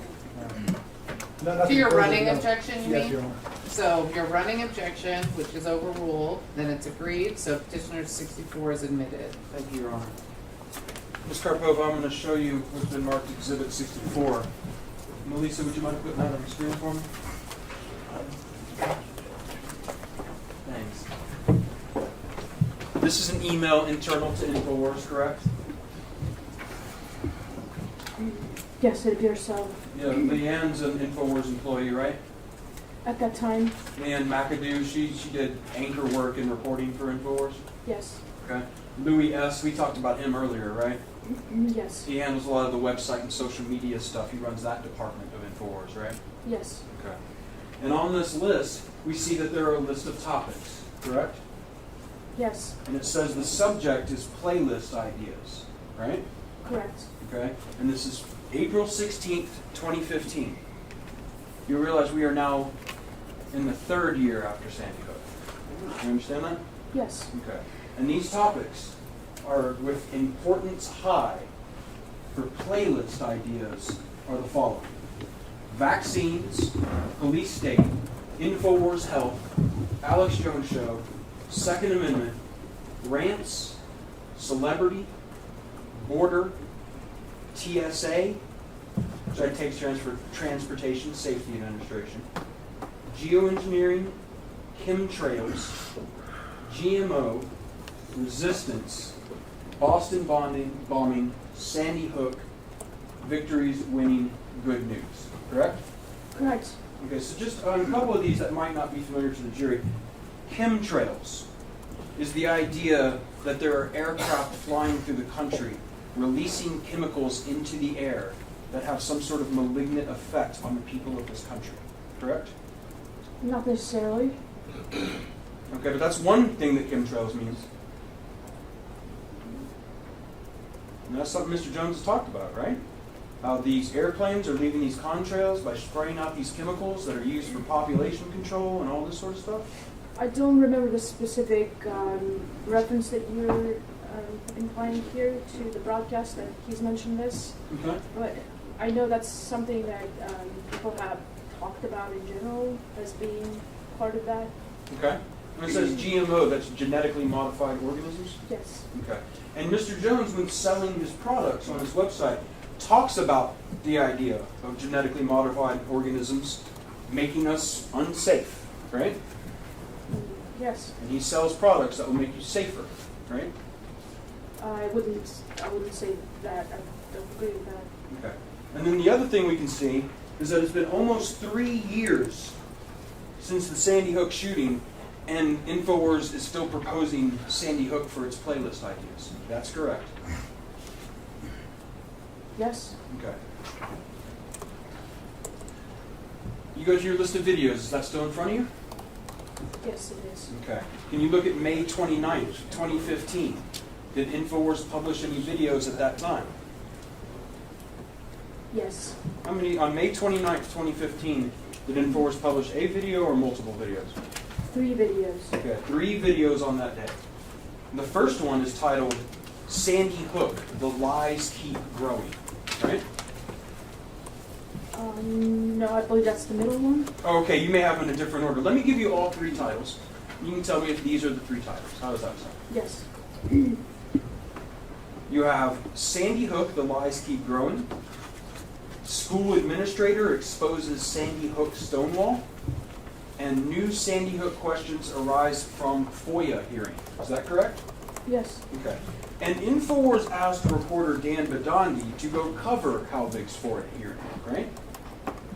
I'm not sure who asked how Dan Badandi. Okay. But certainly, InfoWars doesn't allow outsiders to tell its reporters and send them on assignments. If Dan Badandi's going to Newtown to record things to be playing on InfoWars, somebody on InfoWars told him to do that, right? That's how that would happen. I wouldn't agree with that. No. Okay, we'll see. Just a couple days later, June 4th, 2015, there's a video there. Yes. And that's official claims DHS involved in Sandy Hook, right? Yes. You know what official it's talking about? I don't recall right now. It's Wolfgang though, right? Wolfgang Halvig, that's who this video is talking about? Does that refresh your memory? I'll take a look for it. Okay. And on June 4th, 2015, Mr. Badandi ended up confronting some Newtown city officials in Newtown. You're aware of that, right? I'm not sure what date it was,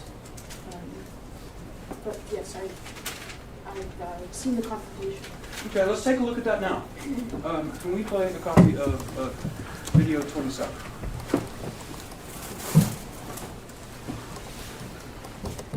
Did you say 27? Yes, Your Honor.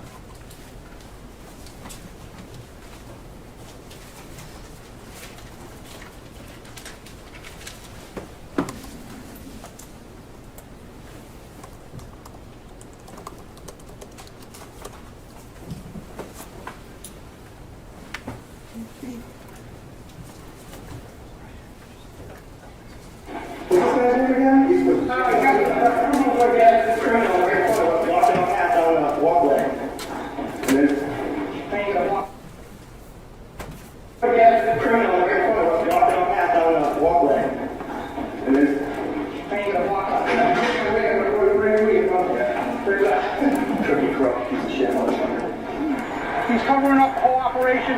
They had communication with the helicopter. The line on the stand. That's perjury, sir. You know what perjury is? Have fun in jail, criminal. You're going to jail, criminal. Have fun with your retirement. And you, sir, have defended criminals. How do you feel about that? You know, this guy here is somebody out of Central Casting up on you. This is the exact person that they would hire to represent criminals, folks. The Sandy Hook truth is coming out. You people going to jail. You can smile all you want. You're going to jail for fraud. Plain and simple. Oh, you look at his credentials, Dan Badani, Infowars.com, the #1 alternative news source in the world. Live right on the air. So what do you have to say about defending criminals? You're a bunch of frauds, a bunch of criminals.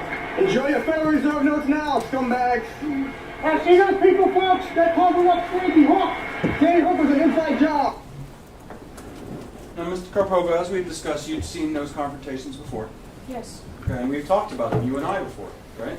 Yes. And I am correct that after seeing that video and understanding about Dan Badandi, that you believe Dan Badandi is a good reporter, right?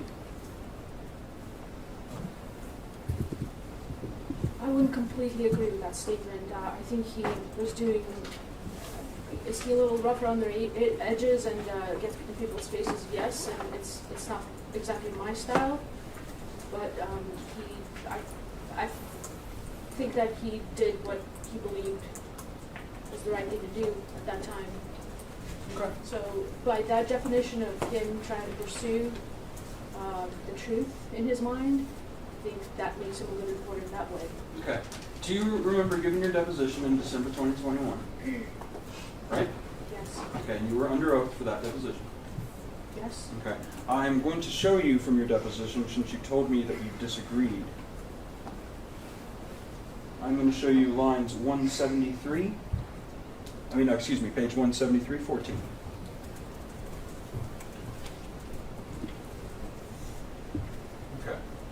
let's see if we can get this in front of you. You see these questions, right? Yes. This question and answer. And it says, you are testifying here, right now, Dan Bidandi is a good reporter. Is that what you're testifying to? Can you tell us your answer? Insofar as him trying to investigate what happened to find the truth, that's what a good reporter is supposed to do. What we just saw on that video, and the things Mr. Bidandi said, that's what a good reporter is supposed to do. That's why I just answered he believed what he was doing, and he was trying to find the truth. And my answer is pretty much exactly the same as my previous testimony. So today, you stand by your answer in deposition. Mr. Bidandi is a good reporter. That's what good reporters do. I just qualified it. A good reporter is supposed to get out there and find the truth no matter what. Okay? No matter what. It's not my style the way he did it. I wouldn't advise him to do so, but he's his own person. Well, it's InfoWars style, isn't it? They loved this, right? I don't know that. In fact, they knew, InfoWars knew, your colleagues fully knew, that InfoWars, that Dan Bidandi was down there in Newtown, and he might be frightening people. They knew that. And liked it, right? I don't agree with that. Okay, well, let's see. I would like to look on your list there. Do you see a video from July 8, 2015? Yes. And that video is entitled, The Fight for Freedom of Information in Sandy Hook, right? Yes. Okay, let's play clip 31C. See that? And now after the second hearing, you actually tried to question Chief Kehoe. He I guess, recently resigned, like maybe announced it the day before.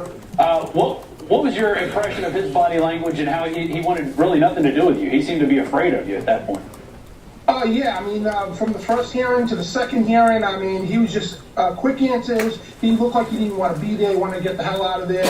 And of course, a resignation comes in the night before the hearing. And that's the first question I hit him with, is about him resigning. Why are you resigning? Then, of course, I followed him all the way out, and I tried to get answers on him. Of course, no dice. The state police actually grabbed him to put him in a state police car to escort him to his car.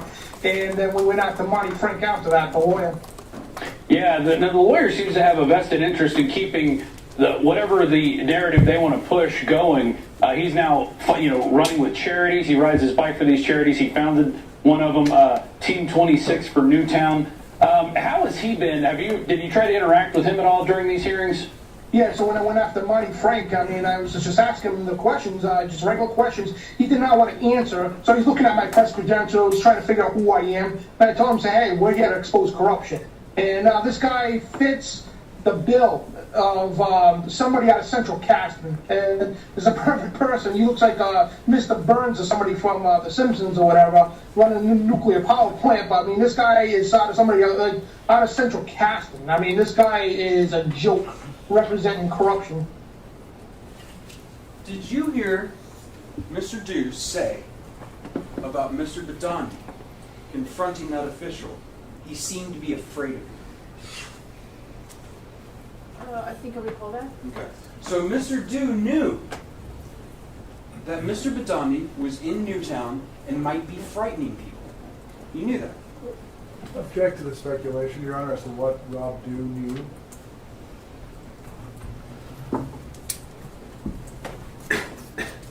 I think you need to rephrase your question.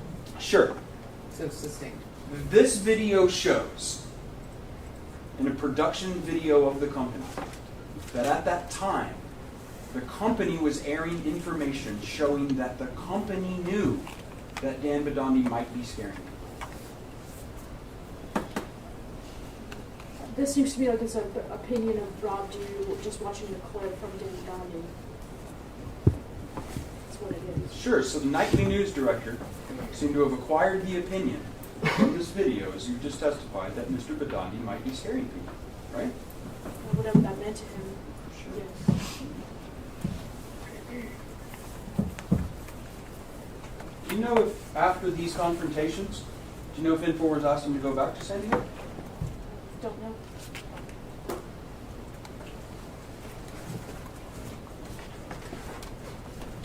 67.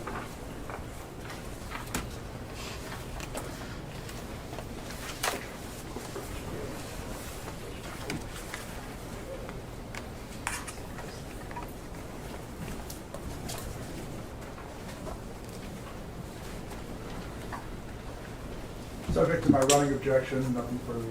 67 is admitted. Thank you, Ron. Melissa, can we put up 67 on the screen? And we'll start with the bottom email. Copy of that.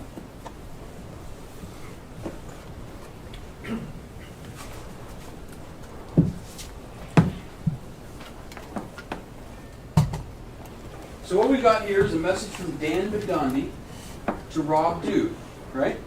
It appears so. And it says, hey Rob, can I do an MOS tomorrow? MOS is man on the street, right? Yes. And he says, I wanted to hit up the Bristol 4th of July parade. It's the country's oldest and longest running 4th of July parade celebration. And then he starts talking about the questions he wants to ask. And he says, questions. Any you want to add or take out, let me know. What holiday are we celebrating today? What country did we defeat to gain our independence? In what year did we declare our independence? What is the name of the document that was signed on this day? Can you name any of the founding founders that signed the Declaration of Independence? And then according to our Constitution, who gives us our rights? The government, the military, we the people, or Obama? How many stars are on the flag? How many strips, which I believe means stripes? Islamic leader Louis Farrakhan recently stated that the American flag needs to be put down. Do you agree or not? What is your thought? Your thoughts. What is your thought about people burning and stomping on the American flag? And do you think the Confederate flag should be banned? And do you think that banning this flag is an attack on the First Amendment? Those are what Mr. Dondi wanted to go out and ask people, right? Suggestions, yes. Sure. Now let's go up and look at what Mr. Dew said. He said, Dan, the MOS will be old by the time we can air it. Go to Sandy Hook. We will cover that. Rob, that's what he wrote. Correct. Okay. So if anyone wants to say that Mr. Bedondi stopped working for InfoWars, or they stopped asking him to do stuff because of what he did in Newtown, that's not true, is it? If that were said. I'm not sure what capacity he'd be doing this particular assignment. What do you mean by that? You don't know what capacity he'd be doing it. Rob Dew is asking an employee of the company who's working for InfoWars as its reporter to go and cover Sandy Hook, and he's referencing a report that happened days ago. He knows that he did what he did days ago. So when he's asking him to do this, he's asking him to go do the same thing, right? Objection compound. It was a little bit complicated. It is a little funky. Let me try it again. Because InfoWars knew about what Bedondi had done days before, it's a reasonable inference that when Rob was asking him to go to Sandy Hook again, he was wanting him to do basically the same thing. Isn't that fair? Objection relevance, possible speculation. Overruled. I wouldn't completely agree with that. You don't completely agree with that. With your statement. Right, because what you then I guess think is that Mr. Bedondi was going to go to Sandy Hook and do something totally different than what he had done before. Is that what you're saying? I don't know what he would have done. Rob Dew has a better idea in this email what he could have done. Okay. Dan Bedondi's nickname inside of InfoWars is the Kraken, correct? I don't think I've heard that before. You've never heard them say release the Kraken about Daniel Bedondi? No, I know that's a general expression on the internet about a lot of things. But What does that mean to you? I'm not even sure, to be honest with you. Okay. Dan Bedondi is a former professional wrestler? I'm sorry? Dan Bedondi is a former professional wrestler? I don't know his background. I've never seen or talked to the guy. But I believe that's correct. Let's play from that same video, and this is again July 8th, 2015, the fight for freedom of information in Sandy Hook. Let's take a look at 31A.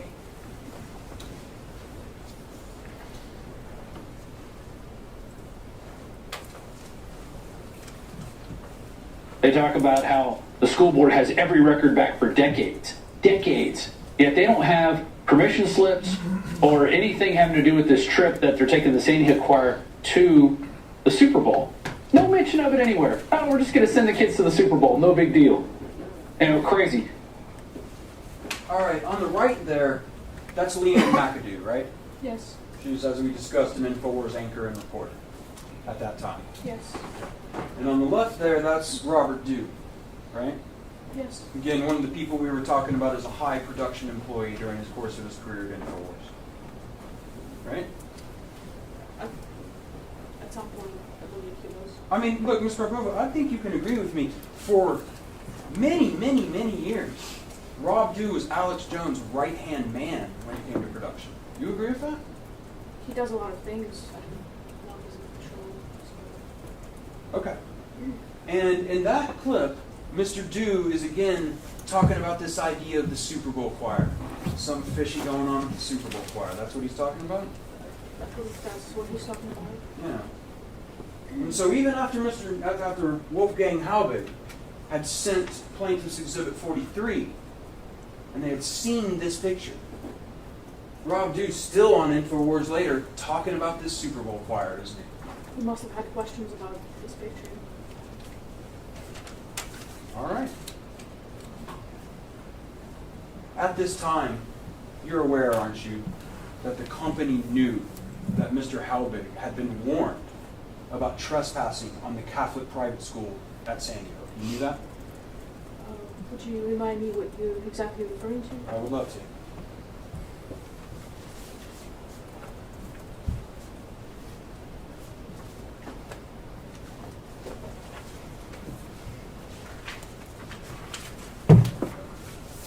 '66.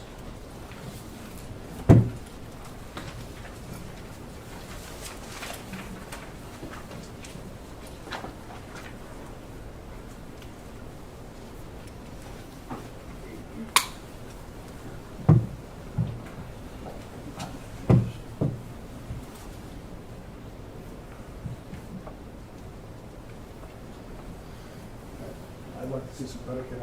I can't agree to it at this point. Okay. Okay. I'll show you this document. It's got one of those labels at the bottom again. Yes. You want to read it for me?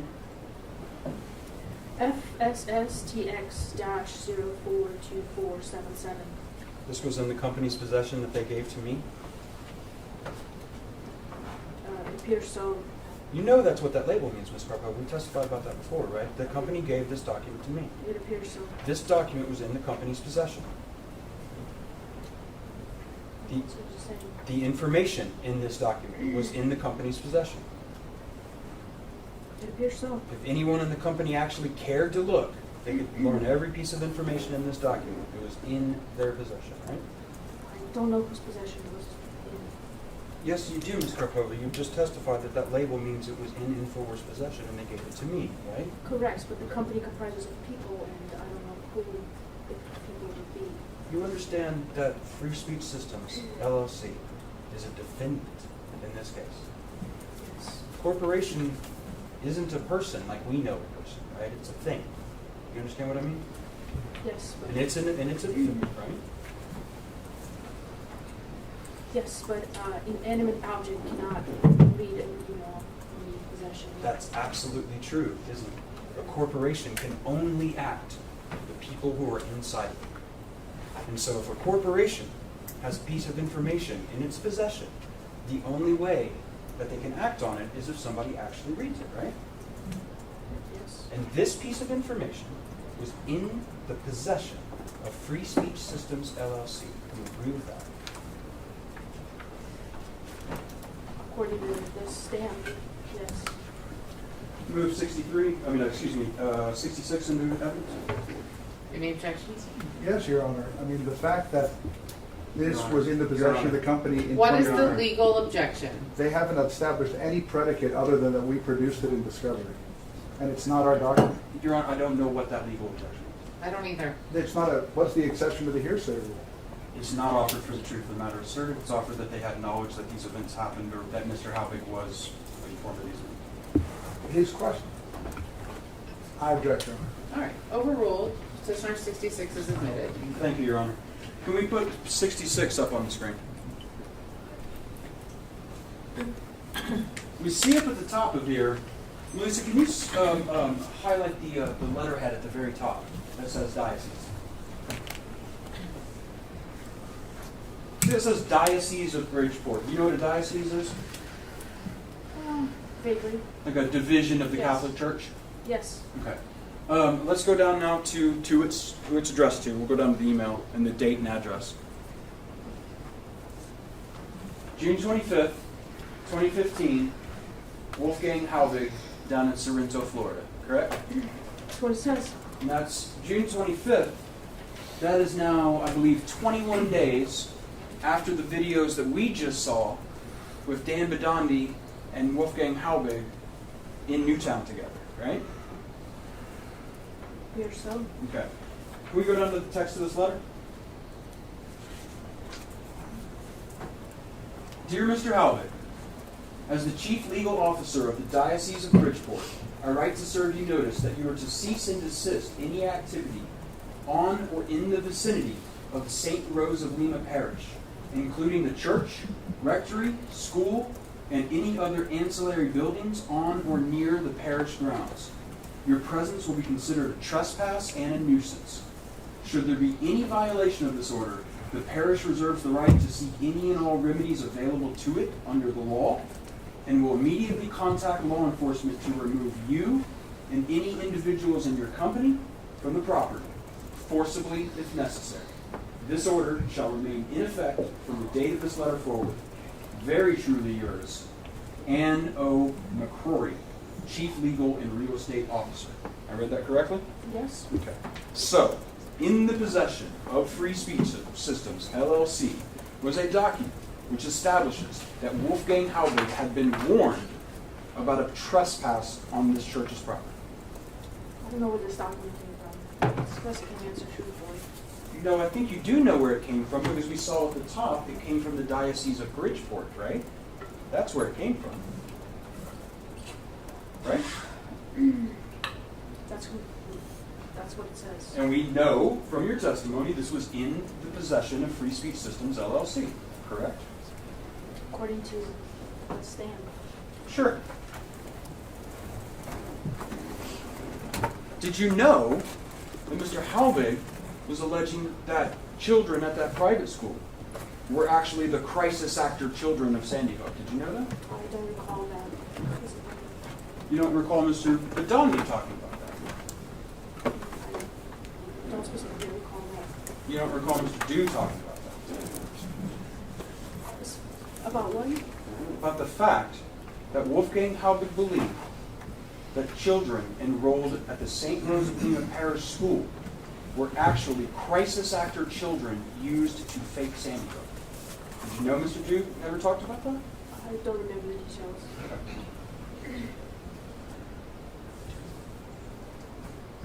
Let's go forward just a little bit, just another week or so. Let's go to July 7th, 2015. You have your list in front of you? Yes. And Free Speech Systems made a video on that day relating to Sandy Hook, correct? Yes. And that video was called Government is Manufacturing Crises, right? Yes. Now, Rob Dew has an uncle that you know about, right? You know who I'm talking about when I say Rob Dew's uncle? I heard him talking about his uncle in the videos. I don't know his uncle. Personally, I understand that, sure. But you know, for instance, that Rob Dew's uncle, who it's claimed was in the FBI at some point, that he went to go watch the hearing with Wolfgang Halbig. You know that? I don't know if he did that. I don't know. I can't remember if Rob Dew claimed that. Oh, okay. He did. Probably, let me go ahead and show you a clip. Maybe make it easier to talk about. Let's take a look at that video on July 7th, 2015, Government is Manufacturing Crises. And this is PVX 16C. Can you play that, Melissa? Will you please call your uncle before they try to get to him? Yeah. Oh yeah. I actually texted him, told him about the third hearing that's going to go on. I said, hey, you need to check this out. He hasn't gotten back with me on that. So. Where does he live, up there? Yeah. He lives up. He doesn't live in Connecticut. He lives south of New York City. Oh, so New Jersey. Yeah. Anyways, come on, it's not a secret agent thing. You can tell. The people that did Sandy Hook knows where your uncle lives. I'm sure they do. Yeah. Yeah, it's like Larry Nichols gives his home address out. It's like, by the way, Larry Nichols is on Thursday. All right, dude, good job covering all this. We only skimmed the surface. I mean, I don't want to be the one reporting all this. It's super dangerous, but it's just the truth. Mr. Jones said the people who did Sandy Hook know where your uncle lives. You heard that? Yes. Who are the people who did Sandy Hook? I have no idea who he was referring to. Okay, so you have no idea what Mr. Jones is talking about in terms of who he is claiming was responsible for Sandy Hook. I don't know what people he's referring to.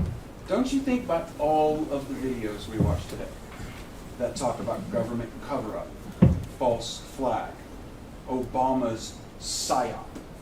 Don't you think we risk our reputation for it? That's what Mr. Watson wrote? Yes. At the time of this email,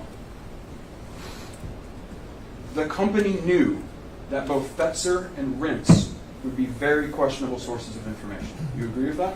I think Paul Watson was having that assessment of those people. Let me ask you as you, as the company. I'm going to make this really clear. I'm asking you as the company to speak as the company.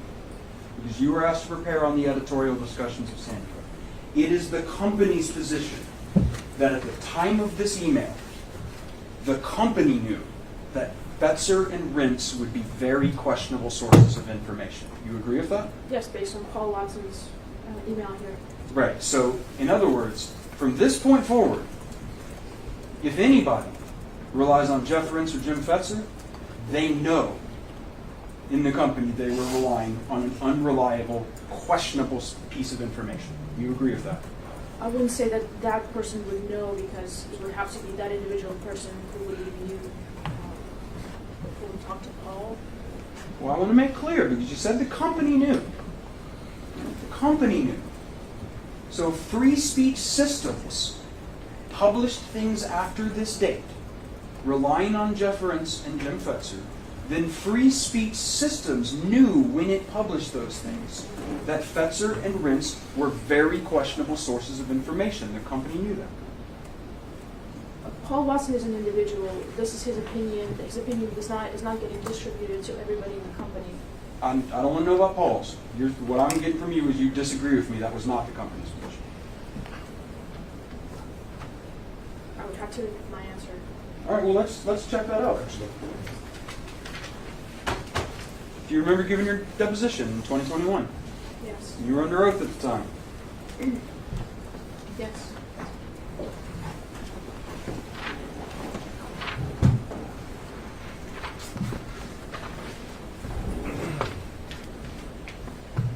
$258, 24, 259. Scarpova, I'm going to show you now what is page 258 of your deposition when you were under oath.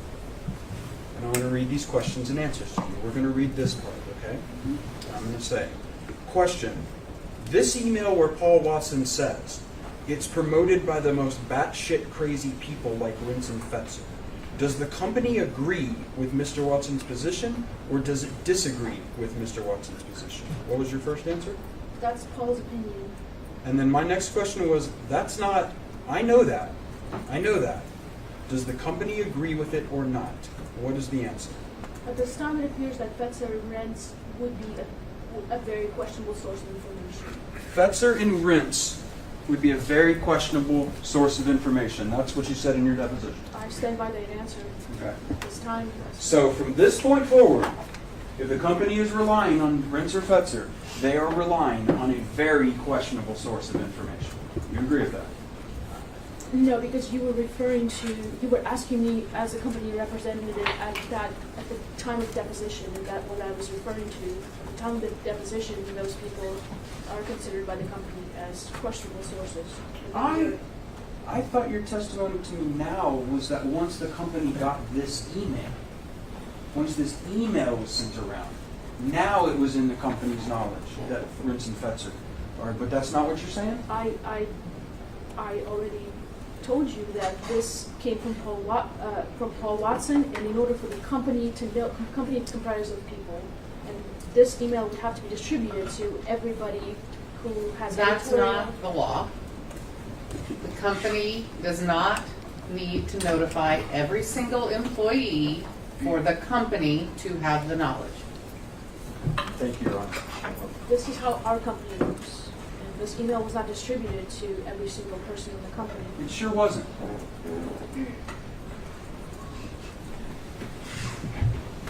But it was distributed to one person, wasn't it? Who's that? Who's Alex in that? According to Paul, that's what he did. Send it to Alex Jones. That's what he says he did. And Alex Jones was on notice after this day of what Mr. Watson was saying, right? I'm not sure.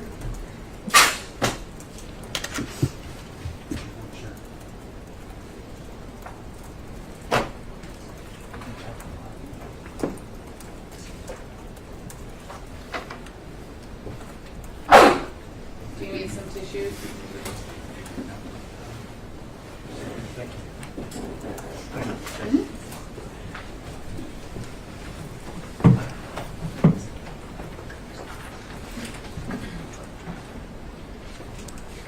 Finally, we're up to 2016. Okay. We don't have too much farther to go. 2016, do you remember the U.S. presidential campaign? Yes. And you will agree with me that Mr. Jones became a major issue in that campaign. Yes. And in fact, Secretary Clinton discussed him in campaign speeches. She did. Mr. Jones didn't like that. He did not. No. He made a response video about this controversy in the campaign that he called Alex Jones' final statement on Sandy Hook. You're familiar with that video? Yes. Okay. That was published on your list on November 18, 2016? Yes. Okay. I'd like to show some of that video. So the first thing we're going to do is I want to play you PVX 18B.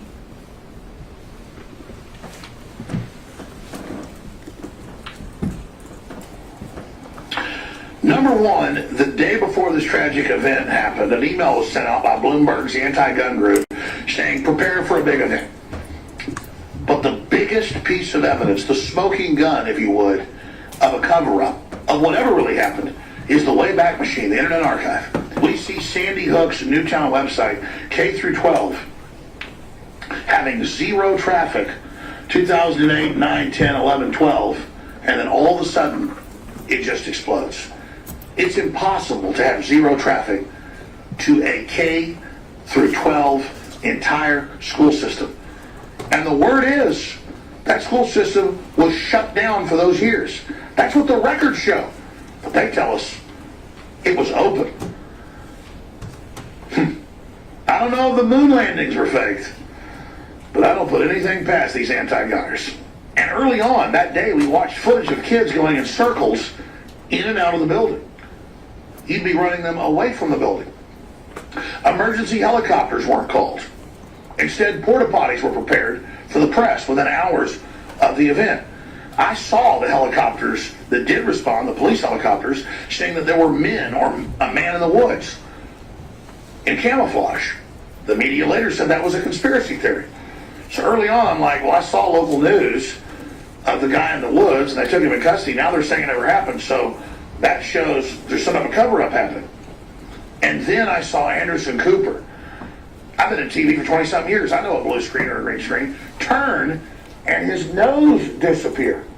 Then I saw clearly that they were using footage on the green screen looped because it would show flowers and other things during other broadcasts that were moving and then basically cutting to the same piece of footage. Then I saw CNN do faked satellite interviews with reporters clearly with the same traffic and the same cars right behind them conducting the interview face to face. Then we see footage of one of the reported fathers of the victims, Robbie Parker, doing classic acting training where he's laughing and joking and they say, hey, we're live. And he goes, oh. And maybe that's real. I'm sure it is. Melissa, can you bring up 35 seconds for me? This, I think you recall hearing Mr. Jones call it the smoking gun of a Sandy Hook cover-up. You remember him saying that? Yes. Okay. This is the Internet Wayback Machine, a screenshot from it. Yes. And according to Mr. Jones, he says that this shows that the Newtown School District had no traffic to it, right? That's what he thought at the time that night, yes. Right, but he's wrong. If there's he was wrong, yes. Yeah, in fact, I mean, you testified he's wrong. Yes. Do you even know if that's the right website? Are you referring to the... Newtown.k12.cs.us/tilde Sandy Hook. Do you know if that website was in operation after 2008 or if the school district moved to a new website? Do you know? No, I don't. Show me 105.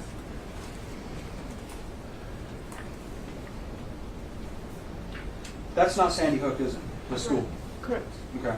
So when Mr. Jones said there were kids going in and out of the building at Sandy Hook, and that doesn't make any sense because you'd be getting them away from the building, that's not even the school, right? There was a lot of confusing reports at that time that purported that to be the school. Nobody verified it, did they? Who reported that was the school? A lot of people. You said a lot. Name one. I don't. It would be impossible to go back and figure out who that person was. You didn't try, did you? You were asked to. We tried. What'd you do? Just look at a bunch of it's hard to find any videos about Sandy Hook in the first place now because they're deleted or banned or what. But one thing we can say is that Mr. Jones falsely told his audience that was the school. He believed that was a school. That's what he didn't knowingly lie to the public. I didn't ask you that. In fact, objection non-responsive. Sustained. I asked you if Mr. Jones, the statements he made about that school being, that building being Sandy Hook, were false, right? Yes, they were. Okay. Do you remember when he said that there were porta potties set up for the press? Yes. Do you know when porta potties arrived? I don't. Okay. And you know there were, like, some press people came to the town once the story got out that there was a mass shooting there, right? You understand that? Yes, there was just a lot of confusion. If Even you in want- the mainstream media about times and events. A lot of confusion, but times and events. But if you wanted to know when something showed up at Sandy Hook School that day, one thing you could do was look at the dash cams of the police officers' cars parked in the parking lot entrance. And you would see anything that went into the school, right? I don't know who would have thought to check that or how he would have come across that information. Haven't multiple people on InfoWars discussed the dash cam and how it shows things coming in and out of Sandy Hook? I don't remember specifically the videos you're referring to. Okay. And you understand that those dash cam videos are in the report that InfoWars had possession of since 2013. You understand that? I'll take your word for it. Sure. I don't want you to do that. Let's show you.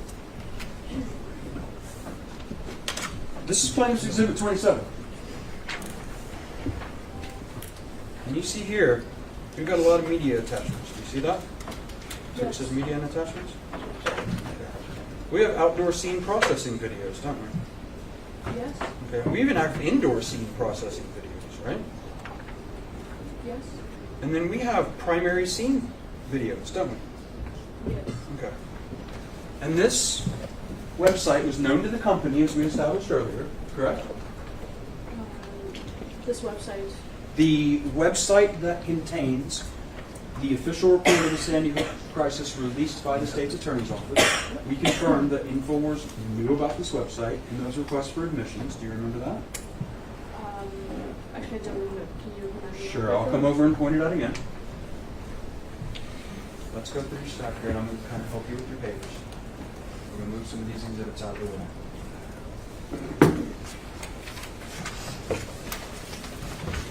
It looks like the requests for admissions have a longer time this time. Let me get those for you in 1 second. Well, they're not an exhibit, so you probably wouldn't have left them there.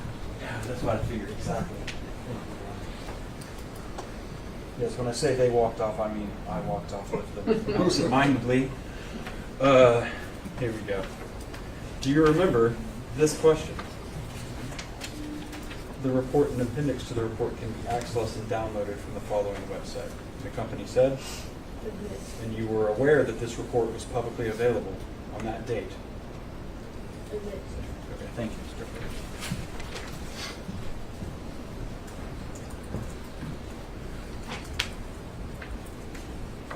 He talked again about the men in the woods in camouflage. You remember that? Yes. We established in an earlier video, though, that they knew that that was hours after the shooting, right?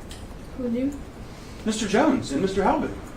Remember they were talking about the men in the woods on the helicopter, and it was at 12:24 p.m., hours after the shooting.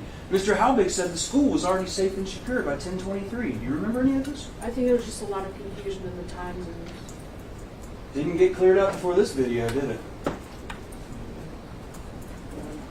yeah, but there was still a lot of confusion.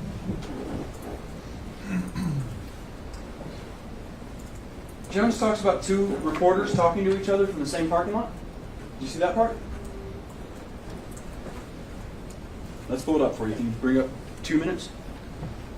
Remember this? Yes. Okay. Do you see the date here? Yes. All right. Melissa, is there any way you can bring up this box? I can, but it won't be very clear. It won't be very clear, but we're going to give it a try. And I'm hoping we're going to be able to see it. That does not look good at all. But what I think you can see is P, an H, an O, an E, an N, an I, and an X. Phoenix. Zoom it out again. Both of these say Phoenix, don't they? Right? It appears so. Okay. And let's go back down again to the date. May 9th, 2013. That is way after Sandy Hook, right? Sometime after Sandy Hook. Do you know what these women are covering? Do you know? It's not Sandy Hook, is it? Okay.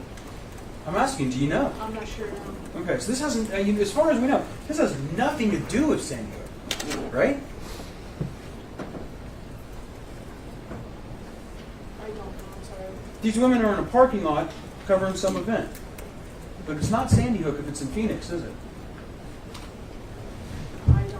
And they don't say they're in different places, do they? It says they're both in Phoenix, right?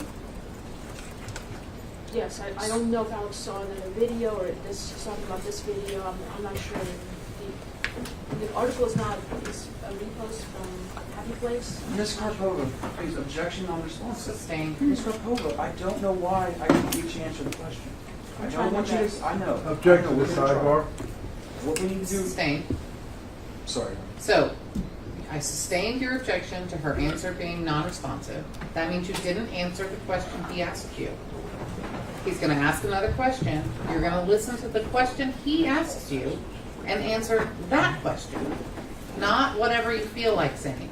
Answer the question he asks you. Go ahead. This shows these women are both in Phoenix, right? Yes. Nobody said they were in different places, right? I don't know who said they were in different places, if anybody did say or not. Okay, and now, well, Mr. Jones did. Yes. All right. And you say now that it might be a different video. This might be the wrong video. Is that what you're saying?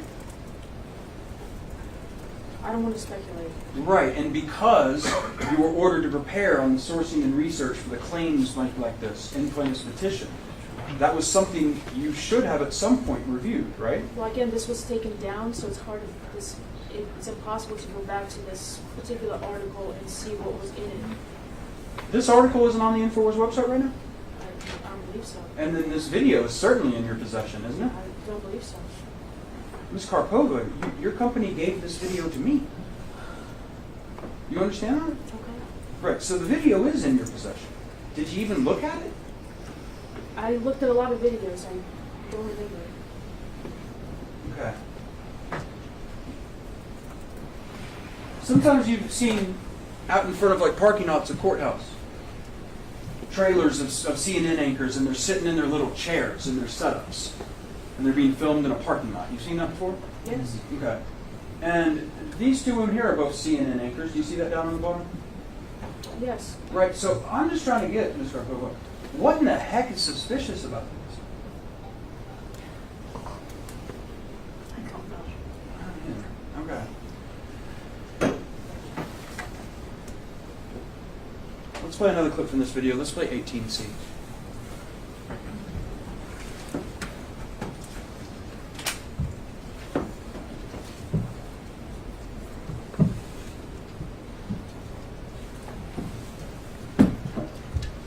Is this from the same clip? Yes, and I'll make that clear for the record, Your Honor. That is Well, from- I'm just trying to figure out a break time. If this is, I want you to finish your, topic, and then Let's do. This is about 2 minute piece. Let's take a break. Or Oh, you want to take the break now? Before I All right, start let's talking take the about break now. All right, it's 2:58. The afternoon break is going to be a little bit longer because everyone needs it. So 30 minutes. We'll come back a little before 3:30. Remember all of my instructions; they still apply. Thank you. All right.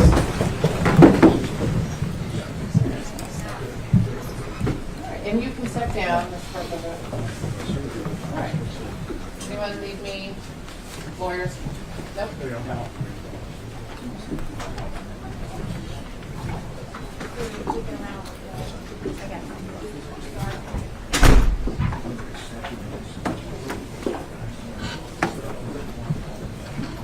Yeah, we got 30 minutes. May be seated. And whenever you are ready, Mr. Mason. Ms. Karpova, before we broke, we were looking at a video that was recorded on November 18, 2016. It was called Alex Jones' Final Statement on Sandy Hook. You remember that? Yes. Okay. I would like to show you now a third clip from that video. Let's look at clip 18C. And why should anybody fear an investigation if they have nothing to hide? In fact, isn't that in Shakespeare's Hamlet? Methinks you protest too much. So here is my statement for the media when they call up, saying, where do you stand on this? Where I've always stood. When there were other mass shootings, I would simply point out that they're very rare statistically, and why should we all give up our rights because some other bad person does something? A guy with a car runs over 50 people. Do we ban driving cars? It's the same thing. And there have been other instances of shootings that are very suspicious. Aurora is one. Just look into that. But this particular case, they are so scared of an investigation. So everything they do basically ends up blowing up in their face. So you guys are going to get what you want now. I'm going to start reinvestigating Sandy Hook and everything else that happened with it. I'm Alex Jones signing off from Infowars.com. If you're watching this transmission, think for yourself. I know it's a thought crime. And then ask yourself, what is it so strange about Sandy Hook and that tragedy? But I will say this, finally, my heart does go out to all parents that lose children, whether it's to stabbings or whether it's to car wrecks or whether it's to stranglings or whether it's to blunt force trauma or murder, firearms, whatever the case is. I'm a parent, and my heart goes out to all parents that have lost children in these tragic events. And so, if children were lost in Sandy Hook, my heart goes out to each and every one of those parents and the people that say they're parents that I see on the news. The only problem is I've watched a lot of soap operas, and I've seen actors before. And I know when I'm watching a movie, I know when I'm watching something real. Let's look at the Sandy Hook.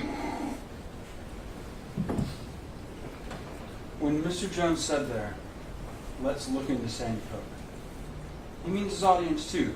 They should look into it too. That's what he's saying? Yes.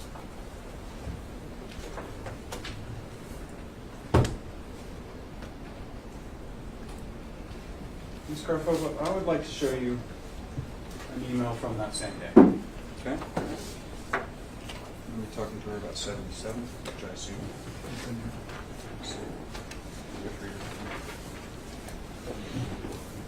Was that? Yeah, 77 is already admitted. Okay, just making sure. I wasn't sure if that was just for opening. I'm going to show you a copy of what's been marked Plaintiff's Exhibit 77. All right.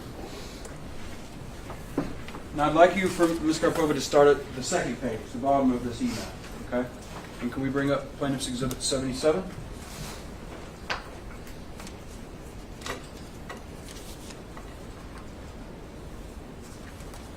All right, this is the first email on the bottom that InfoWars received. And you'll see at the bottom it says, from Lainey Mulvey, Senior Communications Manager. And I believe if you flip to your front page, you will see that it's addressed to Hello Paul Joseph. Do you see that? Yes. Okay, so let's read this email. And this woman here identifies herself with Quantcast. She says, InfoWars experienced a surge in traffic around November 8th. Now that's not unusual, right? Because November 8th was election day, right? Correct. There's nothing unusual about InfoWars getting a lot of traffic that day. But it says, as a normal measure, like all large sites experiencing a traffic surge have a hold automatically placed on rankings for systems review.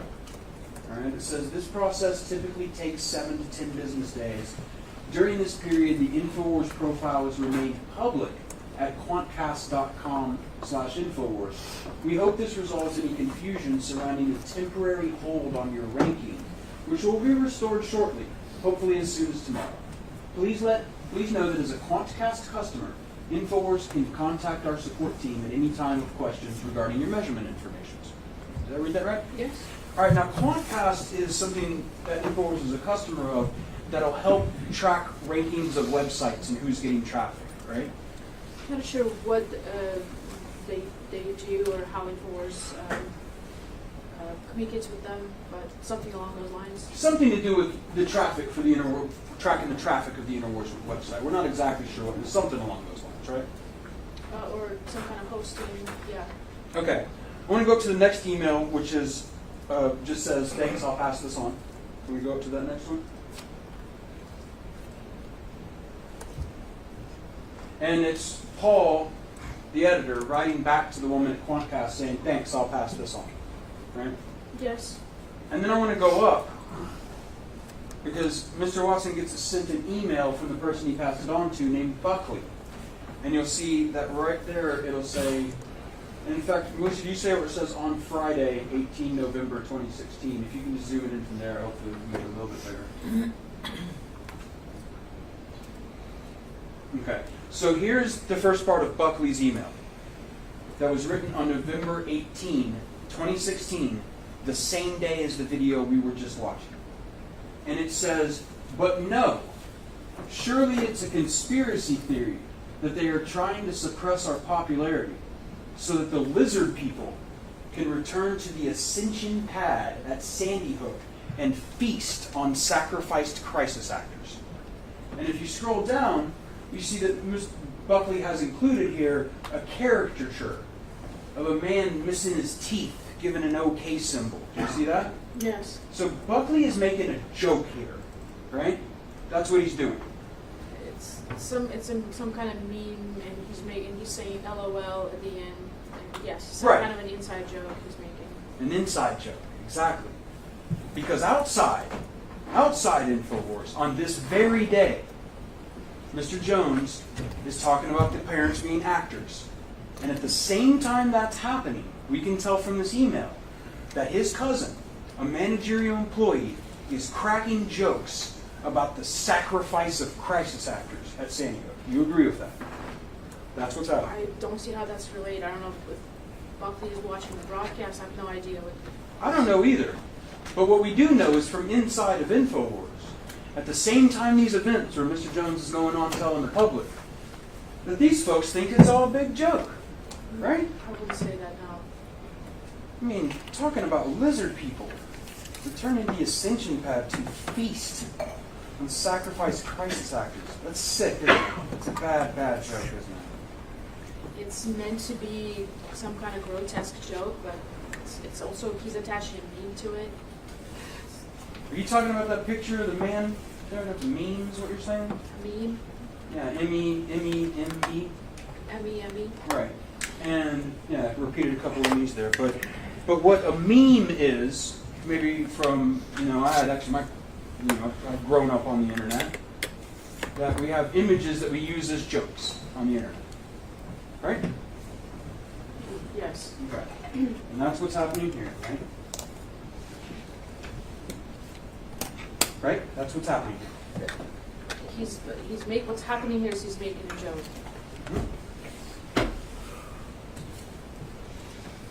I'd like to move forward just a little bit.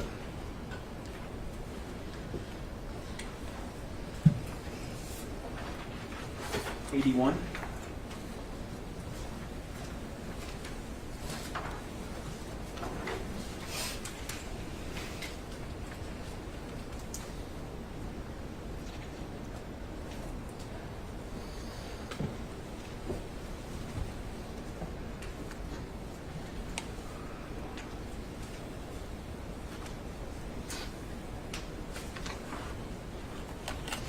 Forward, you want me to help you find it?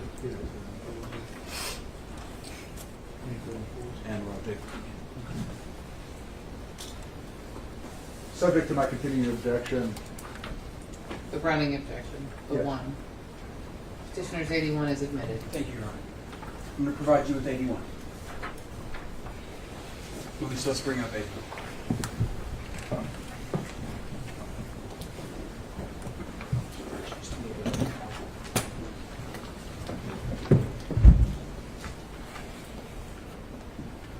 Up at the top is a big line of email addresses, right? Yes. Okay. Zoom in on that box of email addresses.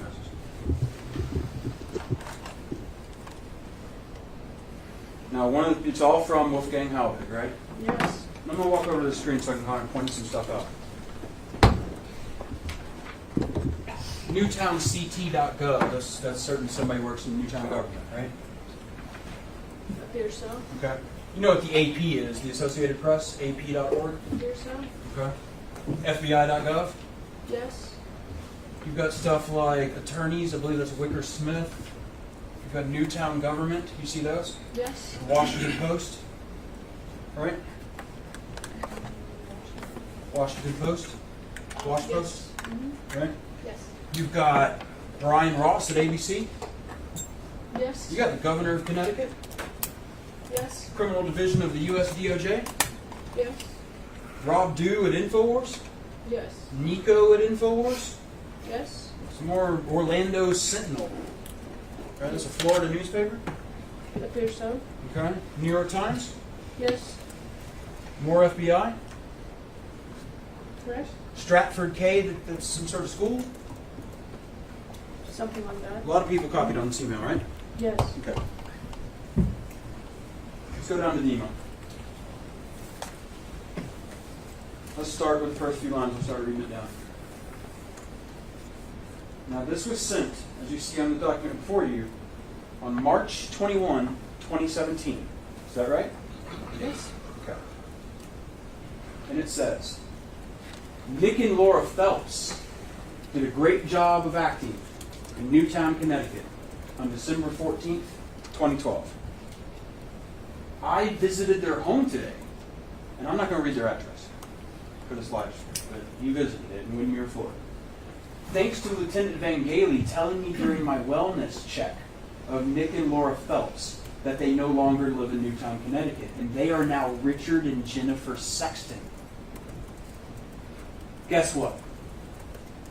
He is totally right. And can you believe it that my Newtown Police Department guided me in the right direction? They have a beautiful home with a 3-car garage. They were not home today. But the good news is that the 3 adult female moms with their children standing outside their homes observed me and wanted to know what I was doing.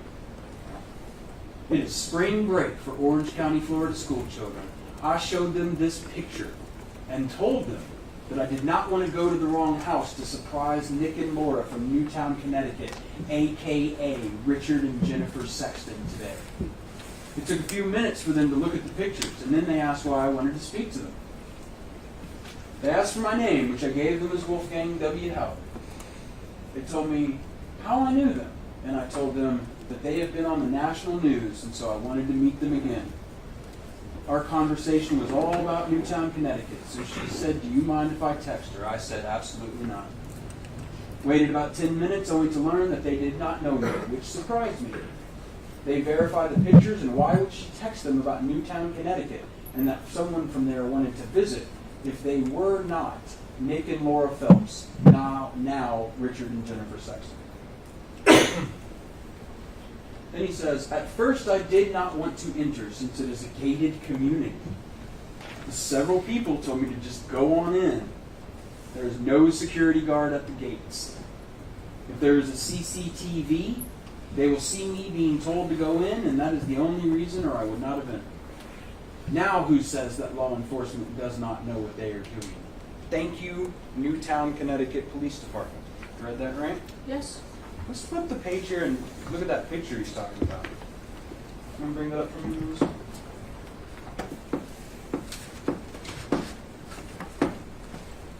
And it says, Sandy Hook hoax actors. And there you see a YouTube clip of Nick Phelps and his wife, right? Yes. Okay. And it says, playing the part of grief-stricken parents. And then we see there's another picture down there that seems to say that the two people in the photo below are actually them and that they're from Florida. You see that? Yes. Okay. This is the kind of thing that Mr. Halbig was sending InfoWars, that InfoWars had in its possession. Correct? It's the kind of thing that he was sending, and which most of them were not even read. If nobody responded to this email, I don't think it was read. And even if it was read, I mean, if I had read it, I would ignore it because I would consider it somebody who's just rambling, kind of a crazy person. But I don't think this email was even seen by anybody. Okay. First objection non-response. Sustained. Ms. Karpova, I asked you, is that email in the company's possession? Can you According please to- answer that first? Sorry, according to the stamp, yes. Okay. And in that email, which you think shows a crazy person? Is that what you said? If I had read this email, if I gotten it at that time and read it, it would appear to me like that, yes. Yeah, it does, doesn't it? Because that's Wolfgang Halbig showing up at people's houses, right? I don't know if he's telling the truth here or what, but it does appear like an unstable person talking here. Do you remember earlier today, I asked you, do you understand how wrong it was to encourage this man's delusions like that? Do you still stand by your answer, or after this, do you understand how wrong it was? I want to say again, as my previous answer, if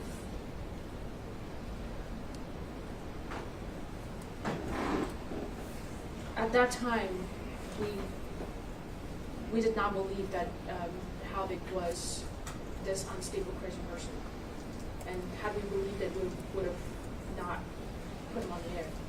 Okay, I hear you saying today that when you read this email, it strikes you as crazy. But isn't it true, Ms. Karpova, that the truth is that when you were first shown this email, it didn't bother you at all. And in fact, it struck you as an impassioned man who believes in his heart what he believes and wants to get to the truth. Isn't that how that email strikes you? I mean, it can be read many ways. That's one of them. No, hold on. How did you read it? The first time you saw it, you believed. It struck you as an impassioned man who believed this with all of his heart and wanted to get to the bottom of it. That's the truth. You telling me that I read this email before, how I don't remember reading it. Okay, let's refresh your memory on that, okay? You remember giving your deposition in 2021? Yes. And you were under oath. Let me ask you this, Ms. Karpova. Before you came into this courtroom, did you read your deposition? Yes. Okay. When did you do that? I'm sorry? When did you do that? Last night. I mean, not now, but before the first day of deposition. Page 214, line 23. 215, 12. All right, Ms. Karpova. We're going to read some from your deposition. Okay? And this is on page 214 of your deposition. And do you see my question? And then these are the answers, all right? Yes. I said, it doesn't creep you out to have Wolfgang Halbig showing up at these people's houses and describing their 3-car garage and all that stuff, accusing them of being people they're not, actually are, that doesn't have any, you don't have any strong feelings on that one way or another? Your answer? No response. Says no response. And then so I said, correct? What did you say? Are you asking my personal opinion? And I said, yeah, your personal opinion. What did you say, Ms. Kripova? It strikes me as an impassioned man who is doing an investigation of something he believes in his own heart and he wants to get to the bottom of. I stand by that. He was an unstable man who, that still stands. He was impassioned to what he was doing.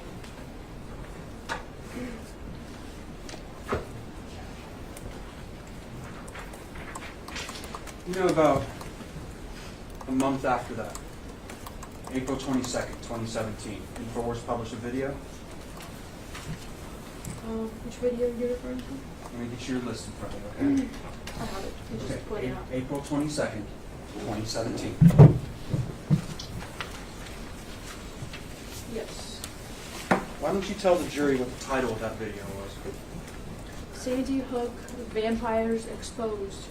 Okay, so 1 month after we get this, after Wolfgang Halbig has said that he has visited the Phelps in Florida, we have this InfoWars episode entitled Sandy Hook, Vampires Exposed. I'd like to show you a clip that we can talk about from that video, okay? Yes. Okay. Let's play clip 20B. Yeah, hey Alex. The whole Sandy Hook thing is a quagmire because of the way the media and the officials up there were so secret about everything. And that's where people started questioning. That's the big thing. They were saying anybody who says anything on the internet, it gets caught with it, we're going to go after him. They come out, first day, they have the wrong name of the supposed shooter. They have his older brother. And they have guns that they're calling out, then they're pulling guns out of cars, they're finding people in the backwoods that are dressed up in SWAT gear. And that's on helicopter footage, and they say it never existed, and then later admit it does, and then the school was closed till that year, and then the videos, it's all rotting and falling apart, and nobody's even in it, and the kids are going in circles in and out of the buildings with their hands up, and then they never called rescue choppers. Exactly. Yeah, there's a lot of weirdness. There's some supposed dash camera footage where the people are smiling and getting their lunches ready, the police officers. You think you're going to have smiling police officers at a time when they're supposedly bringing out 20 dead kids, and they're smiling and getting their lunches ready on top of a police car. And they had porta potties being delivered an hour after it happened for the big media event. Yeah. Yeah, I'm amazed that, and then, we've never seen, there's never been any even blurred photos of any bodies or anything. We've seen every other incident where there's dead. They sure showed us the nerve gas kids in Syria, didn't they? Yeah. Oh, yeah. Well, we didn't even get blurred images with the dead kids in Syria. We got crisp photos. We got video. UN photos being held up. All right, Ms. Kripova. The vast majority of what we just heard in there was the same stuff we've been hearing Mr. Jones and Mr. Halbig talk about over and over again, right? Yes, a lot of that stuff is repeat. In fact, a lot of that stuff comes from those 16 questions you told me you understood, right? I don't have every question memorized. But I didn't I'll ask take you your that. word for it. I asked you if some of that comes from Wolfgang Halbig's questions.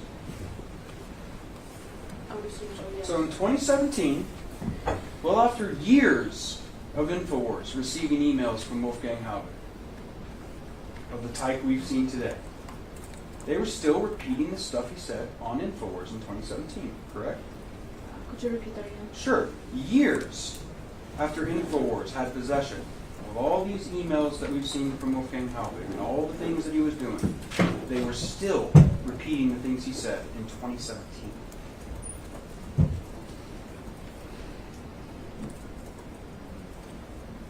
Yeah, again,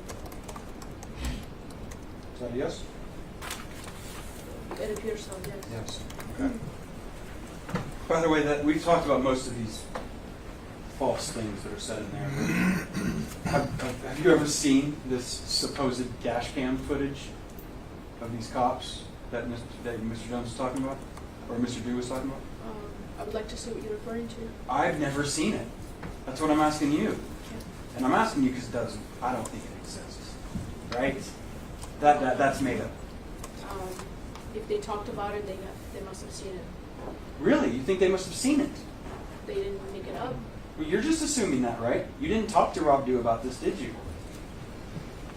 Objection argument. Let's just, I can you rephrase. can ask a question and you can ask it that way. Let's just take a beat and then ask the question again. Absolutely. Okay. Are you testifying here under oath that Rob Dew has seen this supposed dash cam footage? If he had talked about it, then he had seen it, yes. You're positive of that under oath? Yes, I've never seen him lie about, lie on purpose. Why hasn't anybody given it to me if that's true? They probably couldn't find it. It was deleted from the internet. Why didn't they put it on the show? I don't know. Sounds like Rob Dew is saying there's this supposed dash cam footage. I usually don't say supposed about things I've never seen before. Wouldn't you agree with that? I'm not sure what he meant by that. Well, sort of like when somebody says the supposed murders of... I'm sorry, you got an objection? Yeah, this whole thing is speculative as to what's in Rob Dew's mind when he says it. Well, I think that Ms. Karpova is the one who brought this in by saying he wouldn't say it if he hadn't seen it. He wouldn't lie. So now we have to explore how she knows that. Sort of like if somebody was to say the supposed victims of Sandy Hook. That sort of signals they're not sure, doesn't it? They're not sure about what. Whether there's victims of Sandy Hook. Yeah, suppose it can mean several things, yes. And one of those things it could mean is Rob Dew's never seen that dash cam footage. He thought it was supposed dash cam footage, right? I don't know if he read about. Again, I don't know what he means by that right here. All right. I'm just assuming based on my experience with Rob Dew. You don't know though, right? I don't know for sure. Thank you, Ms. Cole. Around this time in the summer of 2017, you understand that Mr. Jones gave an interview to Megyn Kelly, right? Yes. Okay. And you understand around this time that a controversy had developed that Ms. Kelly was covering about Mr. Jones' statements about Sandy Hook, right? Yes. Okay. And Mr. Jones, once he gave that interview, was not happy with how it went. You would agree with that? Yes, because she lied about why she was inviting him. Yeah, she kind of suckered him into a hit piece, huh?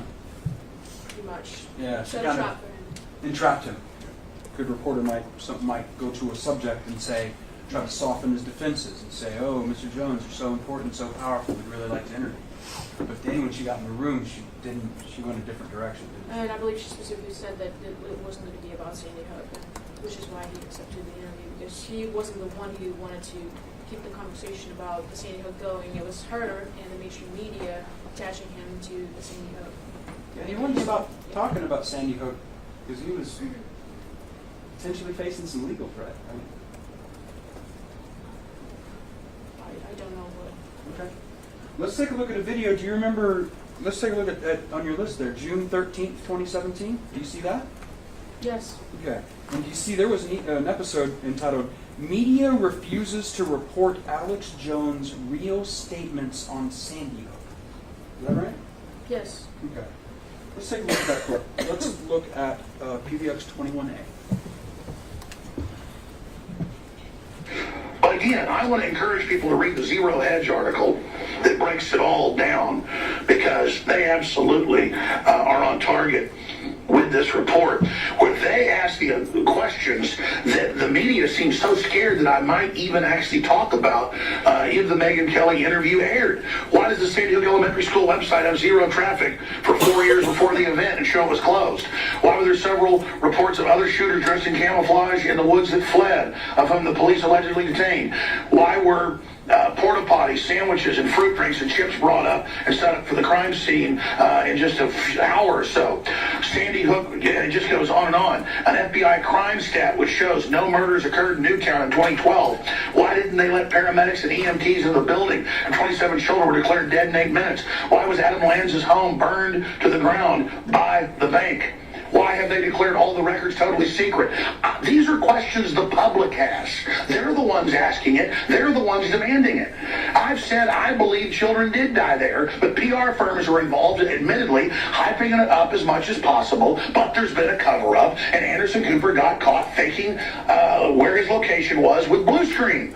I mean, it's all there. We don't know what happened. I believe kids died, but the same media that's faking a bunch of other stuff and faking war propaganda is saying that I have said things that I never said that have been taken out of context and now won't report when I'm saying don't air the interview on Father's Day to hurt fathers and demonize men, and that you edited me out of context and that I don't want it aired. Why won't they actually report on what I'm saying? I'm Alex Jones. This is the Info War. Coming up, Owen Schroyer in the studio for the next 30 minutes. Then I'll be back in the studio coming up live. Please spread the word because the truth lives at Infowars.com. Can you bring up the part of the video with the list of things he was going through and pause it? I know that might be a little tough. If we can just start, you can even read it while you're doing it. You want to repeat that? Just have a second to pull up the screen.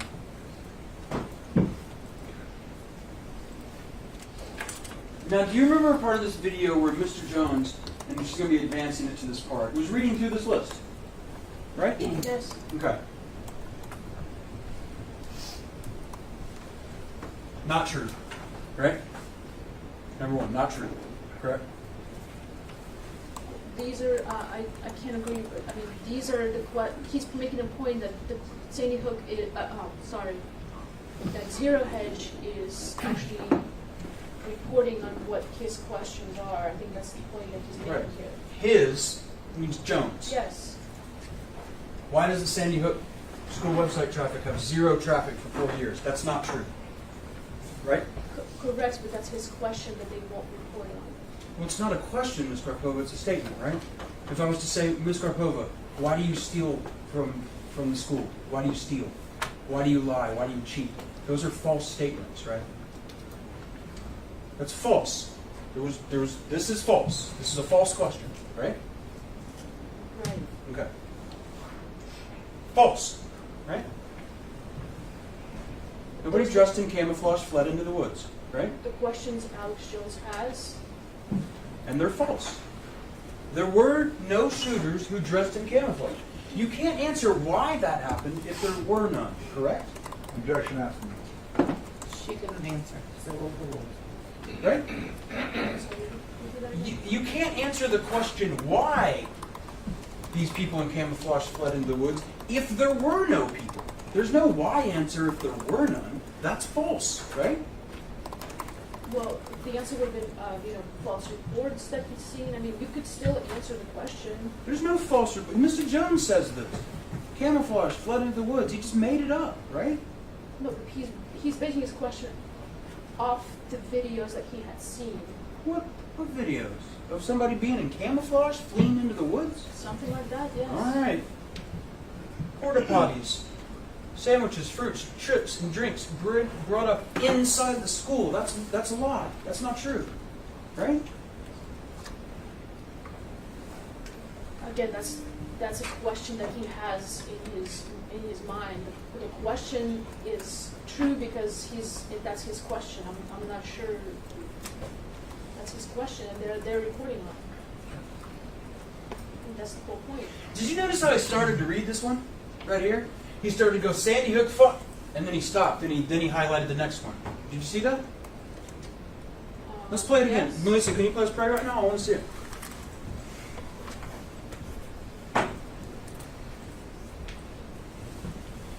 Hour or so. Sandy Hook, it just goes on and on. An FBI crime stat which shows no murders occurred in Newtown. He was about to read it, wasn't he? Alex Jones does that a lot. I don't think it means anything. You don't think so? You don't think it was... Well, let me ask you this. Earlier in this trial, we heard from Detective Jan Jewis, and he was talking about that he at least knew of one other person who was specifically identified by Infowars, who had brought similar claims, named Lenny Posner. You know about him, right? Yes. All right. Robbie Parker's another, isn't he? Yes. Yeah. So Mr. Jones didn't want to say his name anymore.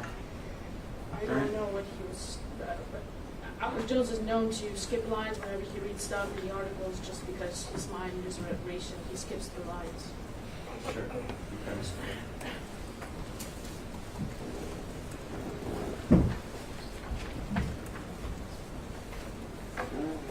You can take the silence. The Megyn Kelly interview aired, and then you understand, we've talked about this in your deposition, that a week later, there was a video with Owen Schroyer talking about Neil Husland's statement that he held his boy after Sandy Hook. You know about that? Yes. Okay. We're going to talk a little bit about that video of Owen Schroyer. I understand you weren't directly involved in that video, right? Yes. Okay. But I do want to show you one thing we talked about in it. And can you bring up for me slide 62? This is going to be from... Is this an exhibit? Or? Yes, it's going to be from PVX 23. This was a slide from the opening statement. Okay. All right. This is a screenshot from Plaintiff's Video Exhibit 23, the Owen Schroyer broadcast that Mr. Schroyer will be discussing with us later. But if you look right here, the article that InfoWars was citing contained information from Jim Fetzer. That's right? Yes. Okay. You would agree with me, Ms. Karpova. At the time of this video, InfoWars knew there were issues regarding Mr. Fetzer's credibility. They knew that.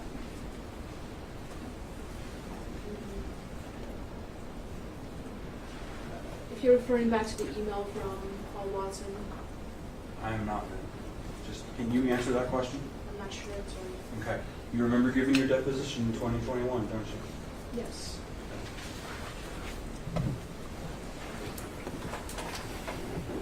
261, 8 to 18. Now I'm going to approach you. Oh, excuse me.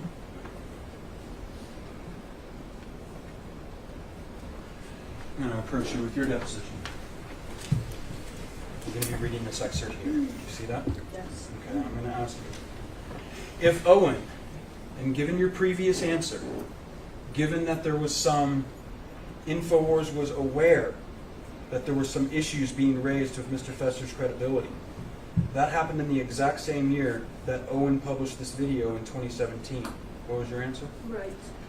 My question was, so if Owen relied on, if it did happen, that Owen's video contains material from Mr. Fetzer, it was done so at a time where InfoWars knew there were issues regarding his credibility.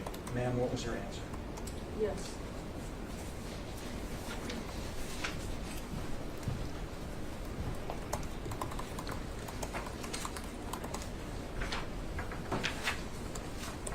You go down to October 26, 2017. We're almost done. You see a video there? Yes. And it says JFK assassination documents to drop tonight. Is that correct? Yes. Okay. Let's play from there, PVX 24A.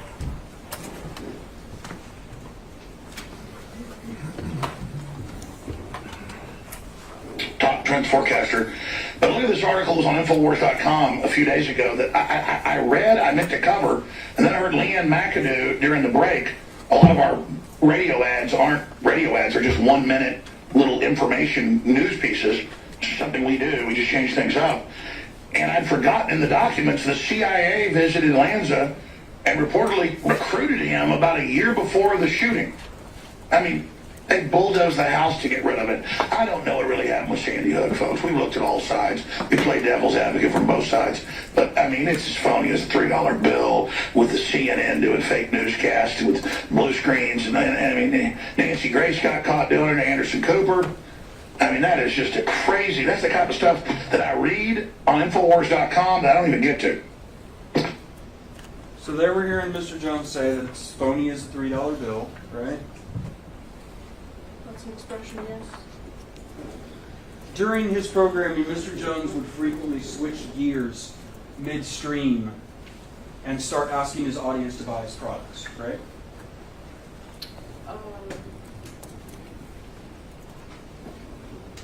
Are you talking about ads that he does? Sure, in the middle of he's given news and then just suddenly he'll just transition over and start selling products, right? That's called a plug. That's what he does on a regular basis. Yeah, let's take a look at that, okay? So let's look from that same video on October 26, 2017. Can we play PVX 24B? In 2017, he has his minion get up there from the CIA, Anderson Cooper, and say it never happened. Alex Jones made it up, despite the fact we have the clip.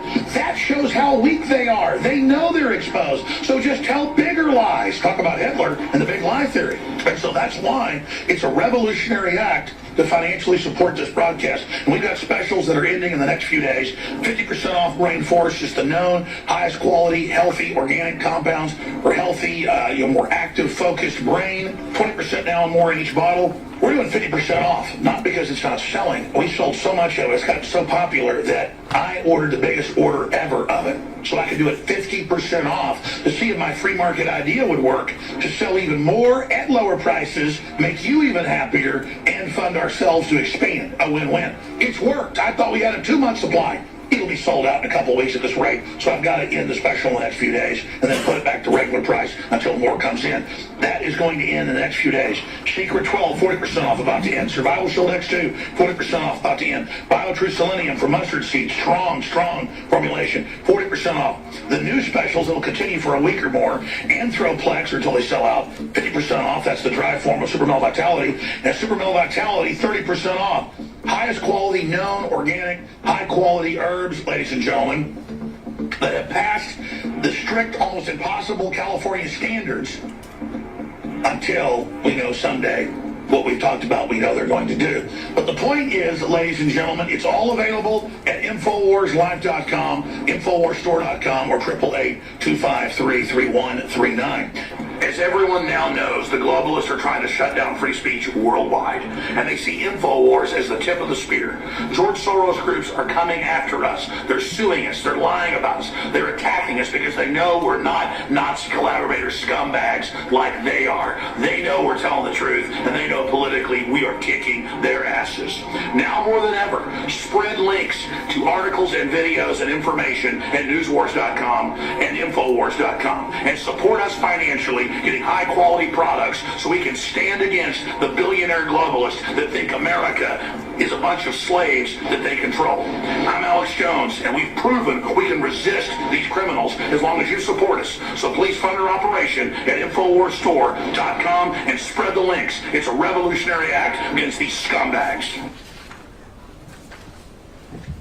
So InfoWars tells its audience that buying its products will help InfoWars fight back against the globalists who staged Sandy. That's what they're telling. That's not what you said. Well, we know when we talk about when he says the globalists, right? That's the billionaires who control and stage and enslave America under Alex Jones' view, right? Part of it, right. And when Mr. Jones said earlier, the people who did Sandy Hook, he's talking about the globalists, aren't he? Well, this video. When Mr. Jones said, when he said the people who did Sandy Hook, he was talking about the globalists. You're talking about the ad. The ad. I'm no Ms. Karpova. I'm talking about when we heard today Mr. Jones say the people who did Sandy Hook, he means the globalists. Well, I previously told you earlier today that I didn't specifically know who he was referring to. Okay. Now, we get to the end here. As the new year changes, we come into 2018, you understand that this suit was filed. The suit was filed against InfoWars based on all of the events we're talking about and Owen Shorter's video, everything. You know that happened in 2018. Right? Yes. Okay.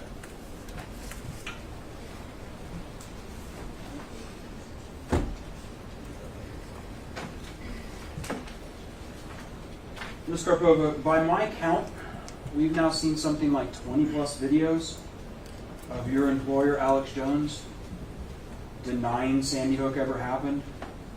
More importantly, denying the existence and death of their son, Jesse. That's correct? I don't agree with that. Okay. You are also aware of other videos where Mr. Jones tried to walk back these disgusting claims. You aware of those videos? every time he's questioning Sandy Hook, he's also saying that he doesn't know what happened.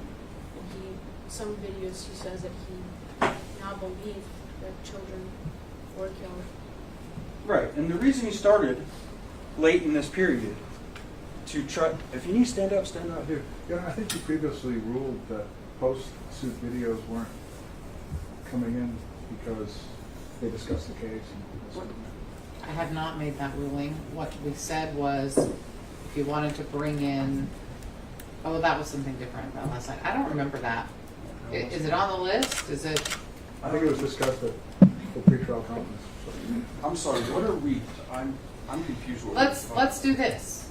Let's wait until we have a question or an exhibit, and then you can object if you think you have an objection. In 2017 to 2018, even right before this suit was filed, Mr. Jones was trying to walk back some of his claims about Sandy Hook, right? Right? I don't know what you mean by walk back. It means he was trying to now say, as opposed to all those earlier videos that we saw where he said it was completely fake, totally synthetic. At first I thought they killed real kids, but I did deep research, and it didn't happen. He started to change his tune a little bit in late 2017 to 2018, didn't he? Tried to walk some of that back. I don't think so. I think he's always wavered. He always said that he didn't know exactly what happened, but he was trying to get to the truth. I don't know. You would think that some of the videos we saw today, he said he didn't know what happened. Yes. That's your testimony? Okay. He did say that. Now, the truth is, Ms. Karpova, the reason that he started to say some of these things and start to back off is because he was under threat of legal action, right? I don't believe that. And even after Mr. Jones walked it back, up until very, very recently, as we saw an opening statement, he was still saying it was a synthetic, wasn't he? I believe throughout the years, he was wavering on the subject, not knowing what the truth was and trying to get to it the best he could. What I'm asking you is in October of 2021, as we saw an opening statement, Mr. Jones kept on saying Sandy Hook is synthetic, correct? He also says, in my opinion, he says that he doesn't know. Have you seen that video? You know what video I'm talking about? You weren't here for opening statement, right? I was. Oh, you were here for not for an entire statement. I came in late. Okay. So you saw that video in October 2021, then? Mr. Jones still saying it's synthetic, isn't he? He has his definition of what he means by that. Okay, so I have no more questions for you. All right. Mr. Reynolds?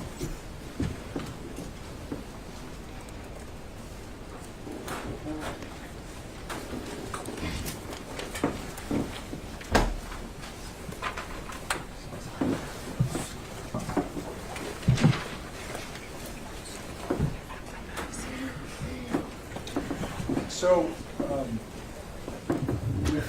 you've been on the stand for a long time.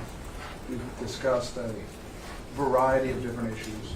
And I think that it would be best if we establish first some time periods. So, can you tell the members of the jury when it was that you first began to work at InfoWars? Late 2015. So many of the videos and that we've watched and articles that we've looked at, they were produced and put out before you worked there? Objection leading? Sustained. Many of the videos that we, well, let me ask you this. Were you working at InfoWars or were you somewhere else in 2013 when some of the videos that we watched were produced? I was not at InfoWars. And in 2014, were you working at InfoWars or were you working somewhere else when those videos were produced? Somewhere else. And in 2015, what month did you say that you began? October. So prior to October 2015, were you working at InfoWars or were you working somewhere else? I was working somewhere else. Okay. Now, what was your first job at InfoWars? I was hired as a sound engineer. And were you living in Texas or were you living somewhere else before that? I was living somewhere else. And what, how did you hear about the job at InfoWars? It was a long time, but I believe I overheard an ad. Alex was recruiting for more crew personnel, and he asked for to send in resumes with qualifications. And so you were an InfoWars listener at the time? I wouldn't say so, but I knew of Alex Jones. And did you watch his programming on occasion? On occasion, I would say. And what was your general impression of his programming at the time?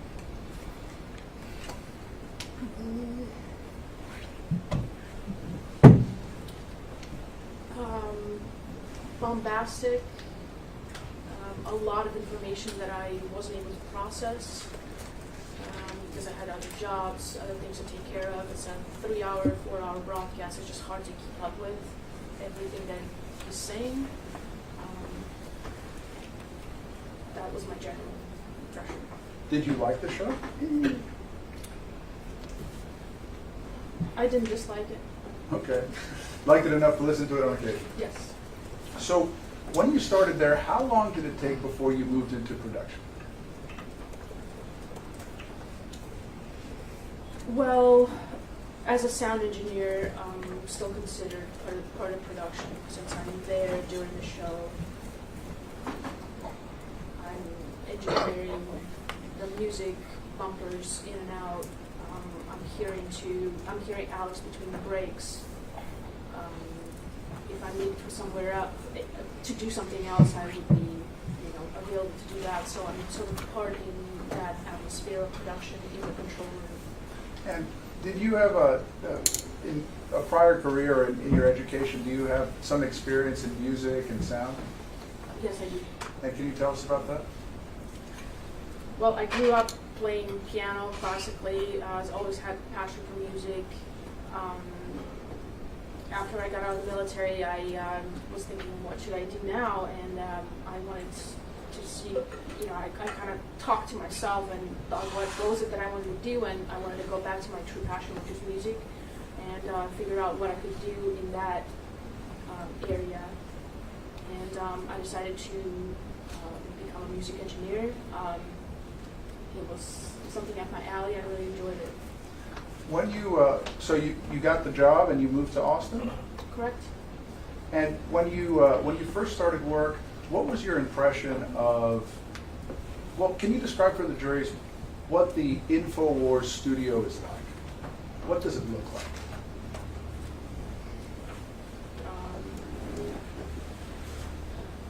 Cameras, screens, very well taken care of, clean.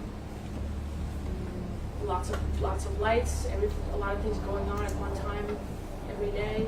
People running around, people trying to give Alex what he's asked for. So it's a busy environment, I would say. And how many hours a day is InfoWars producing content? At least when you started back in, I think you said October, is that correct? Yes. 2015. Let me think.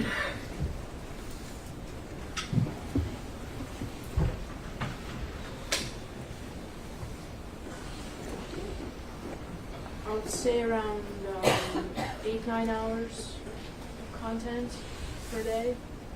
And how many days a week? A lot of weeks, 7 days a week. And now I'm going to ask you, in your role as corporate representative, has that been consistent since before the events that led to this lawsuit in 2012 occurred? In other words, was InfoWars back then also producing 8 or 9 hours of content per day? You mean before I started? Yeah, because I'm asking you as as in the corporate role that's been imposed upon you. Yes, that's been about the same.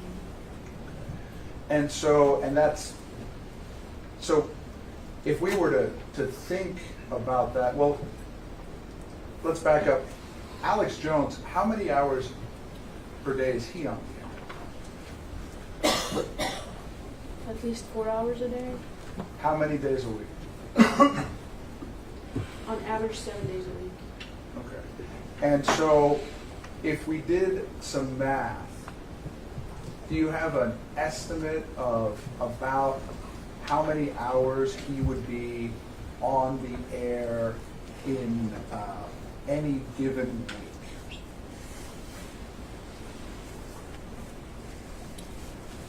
Some weeks it's busier than others because during very busy times like the election, the midterms, I mean, he's on air 24/7. So it's very hard to estimate, but I would say it's a lot. So if we did, 4 times, let's say 6, that would be 24 hours a week? I would say so. Plus there's other coverage as well. Yes. Now, we've gone through the videos, or at least clips from the videos in this case.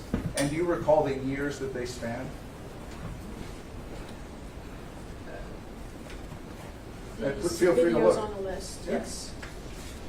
Starting 2012 into 2017. And based upon your knowledge of how many hours per week, per year, and about how many hours of video here, is it fair to say that Alex Jones devoted more or less than 0.5% of the total time of InfoWars to coverage of Sandy Hook? In my opinion, less. Less than half of total, or 1% of total air? If I had to estimate, yes.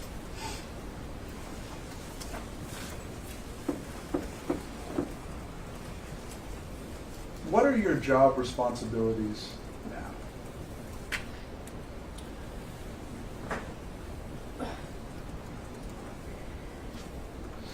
Well, to make it easy, I would put it, I would say, think of a general contractor.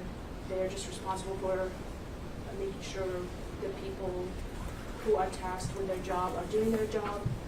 So I oversee that the production is started off right, that everything is technically going correctly during the broadcast, that Alex needs everything he needs. If I need to delegate something to happen, I will do that. We'll find the right person to complete that job. If something is required of me to do, I will do that as well. I coordinate guests. Do you prepare a script for Mr. Jones? Never, absolutely not. Does anyone prepare a script for Mr. Jones? Absolutely not. Is there ever a script for any of his shows? No. Does anybody have really any idea what granularly is going to occur on the show? No, not ever. Is that, would you describe that as part of the appeal of the Alex Jones show? Absolutely, I think that's why, and it was also part of my appeal why I tuned in the show on the rare occasions that I had before I started working there, and why I actually wanted to work there, because it seemed like just kind of a fun place where people aren't, their shoulders being looked over, and they're allowed to be creative, to express their opinion. What was the question? Sorry. The question was whether it's part of the appeal of the show that it's unscripted. Yes, I believe so very much. That's why people tune into it, because it's so much different than a lot of the establishment media out there that people are used to. Is the entire show devoted to mass casualty events and school shootings? No, absolutely not. Do you all cover UFOs? I don't remember the last time we covered that. No. But has Alex covered UFOs? And Maybe occasionally. how about David Icke's lizard people idea? Alex makes fun of Dave for that. And can you tell us some of the, has he covered issues related to the effect of groundwater on the breeding habits of frogs? Repeat that question? Did he do a segment that talked about how the plastics that were in water were affecting the breeding habits of frogs so that they would not reproduce? Yes, he's done segments on that, and they've become memes, very popular on the internet. So he's gone back to it and shown studies from Berkeley, videos from professors from Berkeley University showing how the frogs have morphed their original sex and became the opposite sex due to the chemicals in the water. And does he occasionally appear on his show in costume? Yes. And does he paint his face? Yes. And on occasion, does he act like a wrestler on his show? Yes. And rip his shirt off? Yes. And do people find it amusing? They do. Would you say that everybody who tunes into the Alex Jones show tunes in because they love everything he has to say? Objection, speculation. Sustained.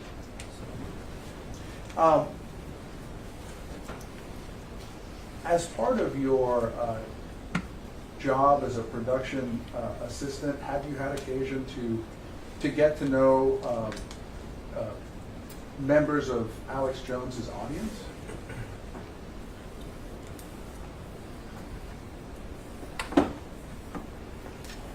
Yeah, we have people call in, make conversation with. A lot of people go to, if there's a rally or an event he goes to, his listeners go there too. And does everybody who call in agree with everything that Alex says? Objection, hearsay. Sustained. From a production standpoint, would you say that part of Alex's show is appealing to people who love to hate him? Objection, leading, Your Honor. I think you could do a better job not leading a witness who works for your client. What would you say is, if you describe as a production person the type of audience that's out there, what different types of segments of people are watching the show or listening to it? Well, I can tell you personally that a part of my duties is to take calls, and I hear it all. A lot of people call in, diehard Alex's fans. They want to contribute information. Alex can do nothing Your Honor, we wrong. object to the hearsay of what these people are saying. Without telling us what they said, can you just tell us generally what you understand from speaking to these people? Correct. Some people love him. Some people Your genuinely Honor, hate him. objection, it still calls for hearsay. Yeah, I mean, let me just read it.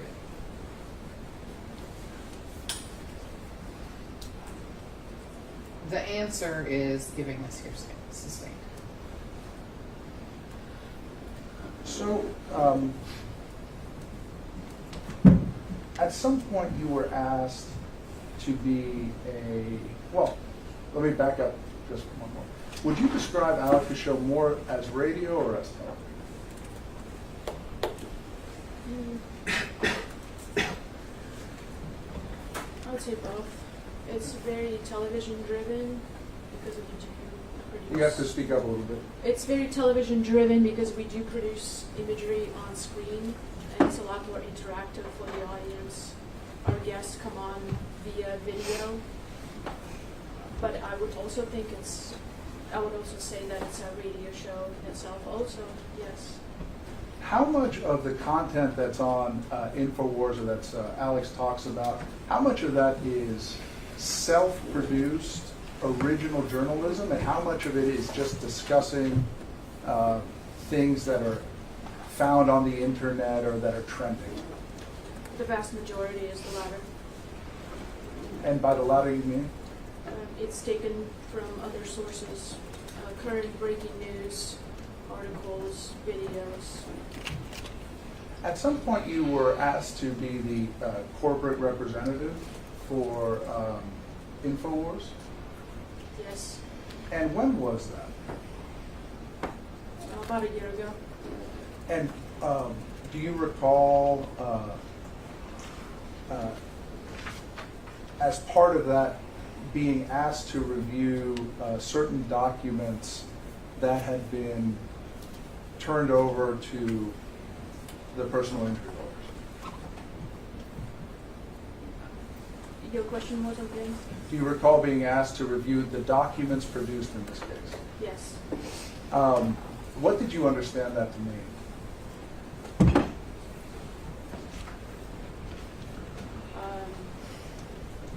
I didn't really, because I didn't exactly understand what it meant because the amount of documents is so vast. I was really pointed to specific documents to review. When you say the amount of documents was vast, give us a sense of scale, please. I think millions of emails. Do people email InfoWars, and I'm asking you as a corporate representative, do people email InfoWars frequently? Every day. About how many emails does InfoWars receive on a given day? Thousands and thousands. And was that as true in 2012 as it is today? Yes. And how many people work at InfoWars? As an entire company, I believe between 50 and 80, just varies. And how many of those people are tasked with reading this volume of emails that are coming in? No one. Of the emails that were turned over, were most of them opened or unopened by InfoWars staff? Most of them were unopened. You've been asked about a bunch of different documents earlier that had a label on the bottom. Do you know that to be what's called a Bates label? I'm not sure what that means. Okay. The series of digits on the bottom that Mr. Bankston described, do you remember that? Yes. Now, some of those, if you look at the header, they do not have an InfoWars employee. Objection leading, and I would ask at this point for an instruction so that Mr. Reynolds knows what he. Sustained. Mr. Reynolds, you need to stop leading the witness. This is not an actual cross-examination.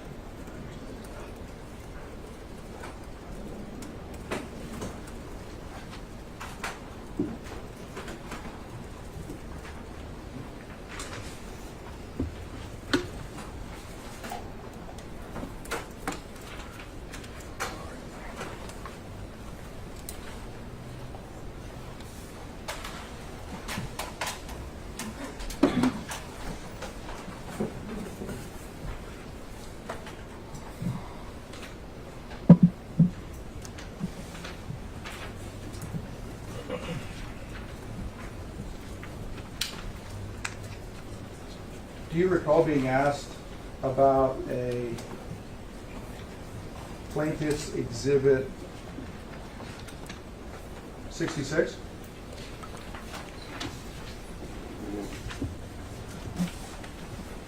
Yes, I have it right here. Your Honor, I have a quick issue I was hoping I could approach on. All right. Very quick. Okay.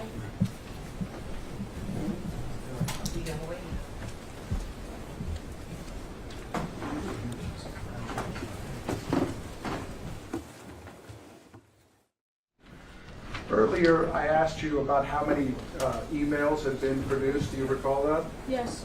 Is it fair to say that rather than millions, it was hundreds of thousands? Yes. Now, I'm showing you this.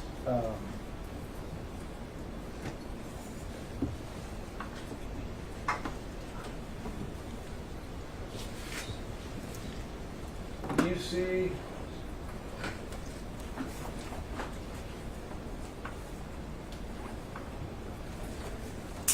this number here? Yes, What does that number mean to you?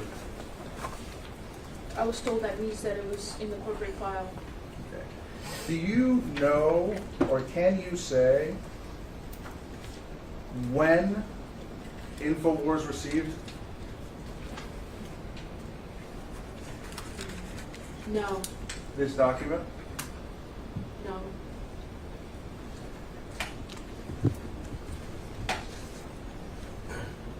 Do you think, or can you say whether it was before or after 2017? It could have been after. Could have been after. I don't know. And there were,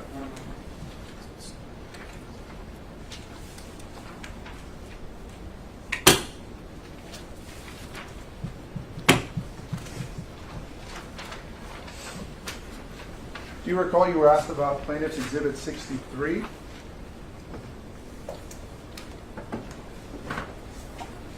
Yes, Can you remind us what that is? that is a new email from Wolfgang Halbig to Scarlett. And do you see an InfoWars person anywhere on that email? No, Do you know how this email came into the possession of InfoWars? I do not. Do you recall around when InfoWars made its production? Hmm. 2018?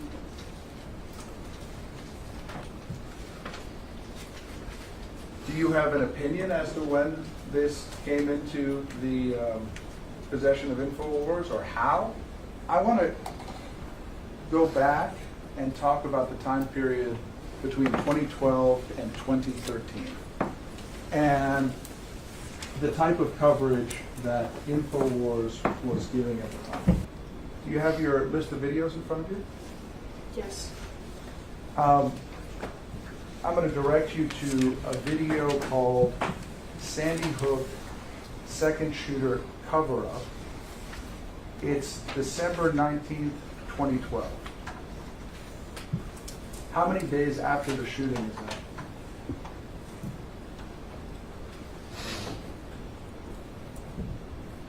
Five days? Okay. We're going to play the video. The whole exhibit? Okay.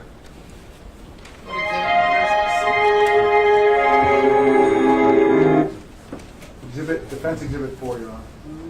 Well, no defense exhibits have been admitted, so you're not playing that yet.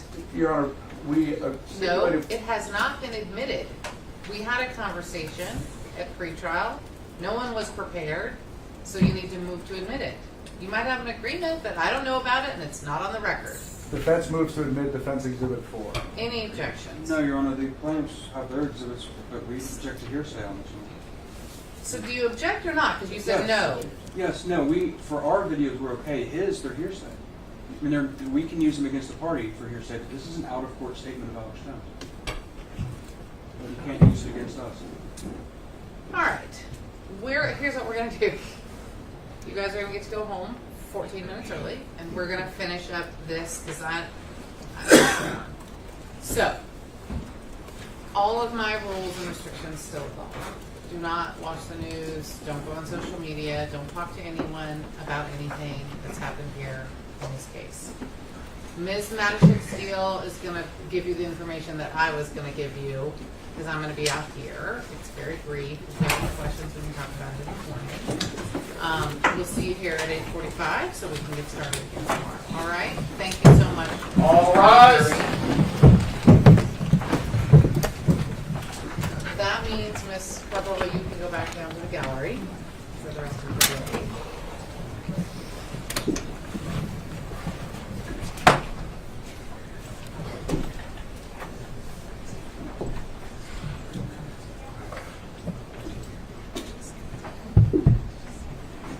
Let's shut the door behind you. Thank you. All right, everyone can sit down. All right. Let's roll back first. You you wanted to raise an objection about, I think her, and I don't know what it was. What was the objection? Actually, Your Honor, can you allow me to consider that? I mean, Yes. let's table that now. All right, so now we have a conversation we should have had at pretrial. You want to admit some of the videos. I'm going to wait for the door to shut. And you want to object. So right now we just have defense 4. Okay. Okay? So here would be my objection. All right. The first objection is that the video is hearsay. It's an out-of-court statement not being used against the party. Right? It's Jones, and I'm using it. My exhibit's coming. He can't just put on extrajudicial statements of his client at length.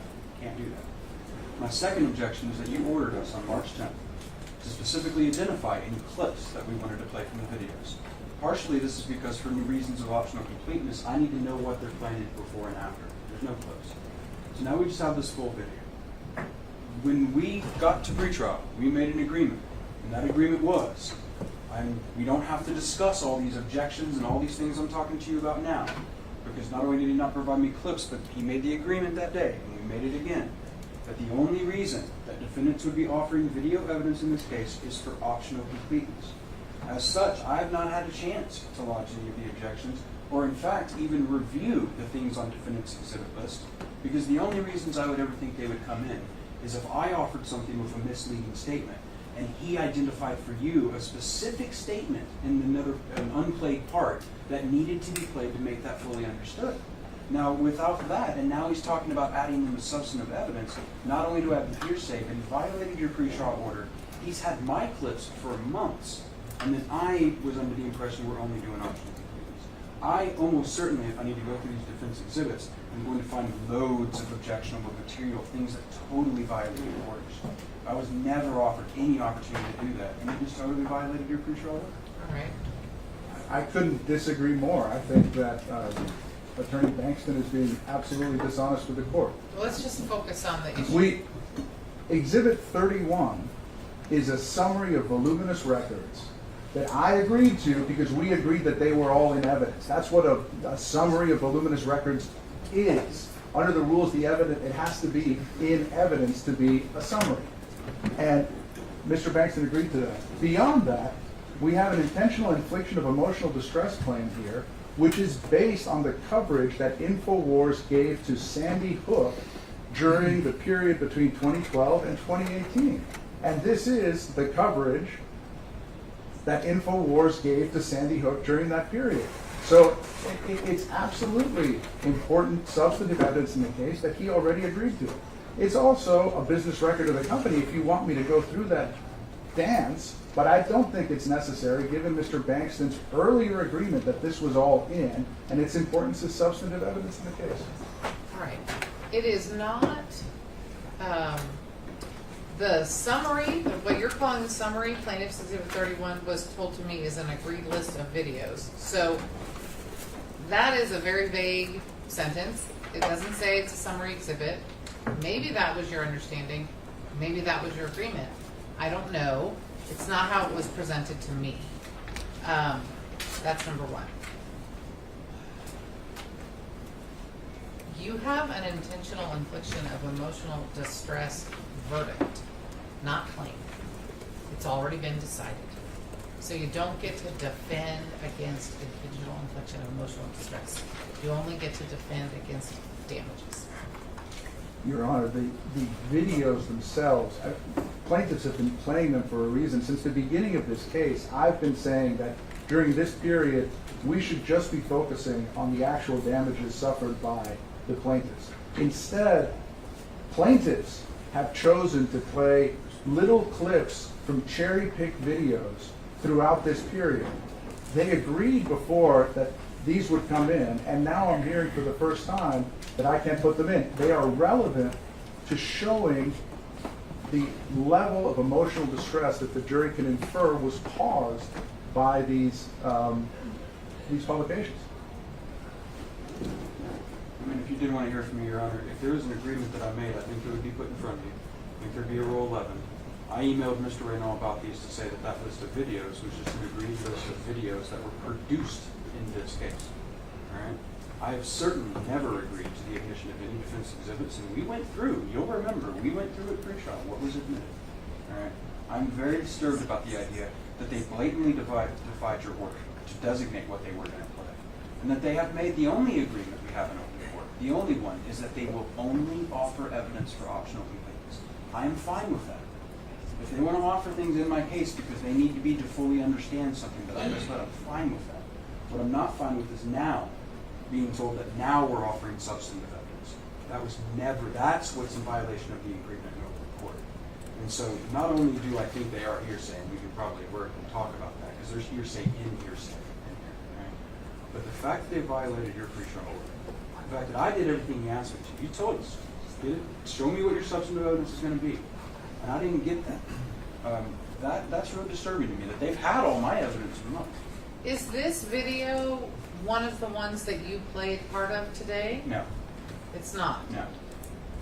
And Your Honor, I'm hearing a lot about video clips. It's a 9-minute video. I'm going to play the whole thing. And beyond that, there is... Well, here's why I asked you to exchange your exhibits before trial and be prepared at pre-trial to go through the list. And what I remember is that when I said, okay, let's go through the plaintiff's exhibits, we did that, and then I said, let's go through these, do you have them? And you didn't have them here. I didn't have a list from you at that time. You weren't ready to go through them. So the problem I have is, if we have a hearsay objection to Defense Exhibit 4, I have to look at it to make that decision. I can't do it in a vacuum where you tell me what you think it says and no. I have to look at it. So now I need the two of you to go through these exhibits and tell me where the hearsay is so that I can look at it before we bring the jury back. You know what's challenging to me, Your Honor, is that because I was given the agreement that videos are you giving me new information, or are you just no, trying I to make a can't point? identify for you in this exhibit or in 30 hours of the total videos. I can't identify the hearsay. I would have, absolutely, if he had not made the agreement that we're only going to plan for optional completeness. I would have done my work pre-trial. You know I would have. And I can't right now, sitting here before we bring that jury back in, or even by tomorrow morning, to certainly get through all the videos. Because I would have done that. Had you not agreed in open court, I'm only playing them for optional completeness. I never said that. Beyond that... I mean, you did use the words optional completeness many, many times in pre-trial. Because I wanted to play them at the time, Your Honor, instead of having to wait till it was my turn. But now it's my turn, and the fact is, we didn't review their videos either. When we were talking about who had their exhibits, we were talking about paper exhibits. No, we discussed the video exhibits as well, and you agreed to them. I agreed to them based on their representations, and we didn't review That's your choice. But I'm saying, when Your Honor says I didn't bring them, I had the video exhibits. It was the paper exhibits that we were talking about. Look, you're going to have to go through the videos that you want to admit and find out if there are any that can be admitted by agreement.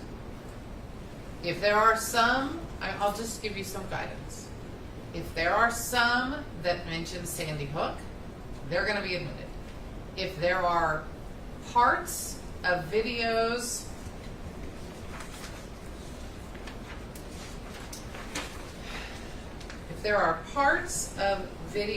from plaintiff's exhibit, video exhibit 1, 8, 9, 10, 12, 13, 14, 15,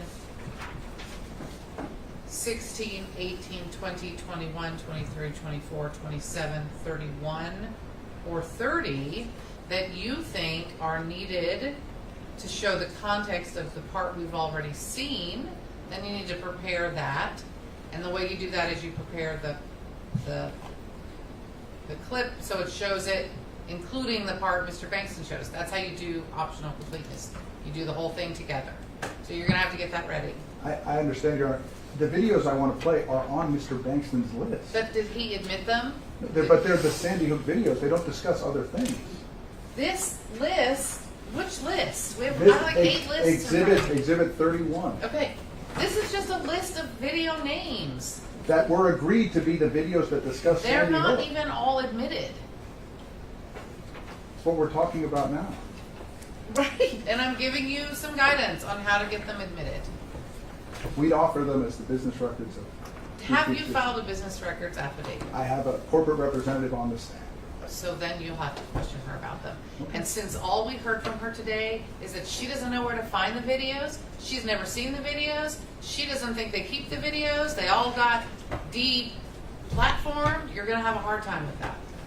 All right, anything else before we leave for the day? I just want to make sure, clarify what I need to do for homework tonight. Do I need to figure out hearsay on all their exhibits?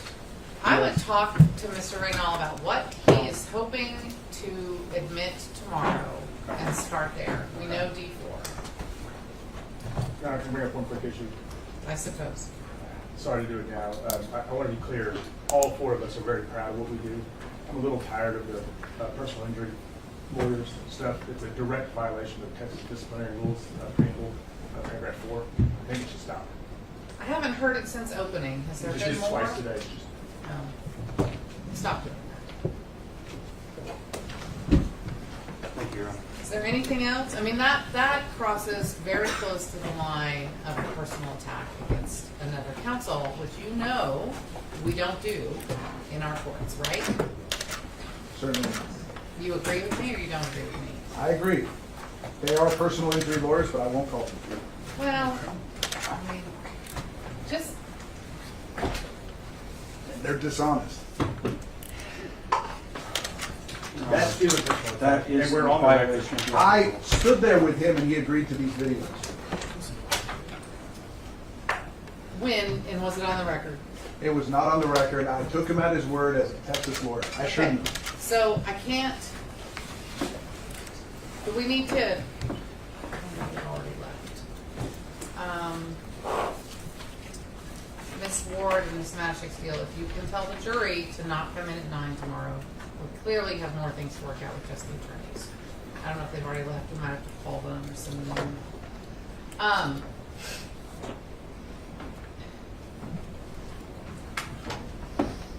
think I need both of you to spend the evening figuring out where you agree, where you don't agree, what you think you had an agreement on, both of you, what you think you had an agreement on, and rereading the standing order in limine in Travis County District Court cases, and rereading the Texas Code of Disciplinary, or whatever it's called, the Conduct Code, because if you're going to call other attorneys in my courtroom dishonest, you're gonna have to back that up. For now, I'm gonna assume this has been a rough day, and everyone's emotions are high, and you're never gonna do it again, and we're gonna move on. But I want everyone to do those 3 things tonight, in addition to what I asked you to do with the exhibits. You need to tell them which exhibits you're going to try to get introduced through this witness so that they can take a look at them tonight, and we will meet in the morning at 9 and go over all the exhibits before we bring the jury in. All right? Thank you, Your Honor. Thank you, Your Honor. Then, that's it for today. We're off the record. 7 hours and 31 minutes, Mr. Fangston. 2 hours and 10 minutes, Mr. Reno. Thank you. All right.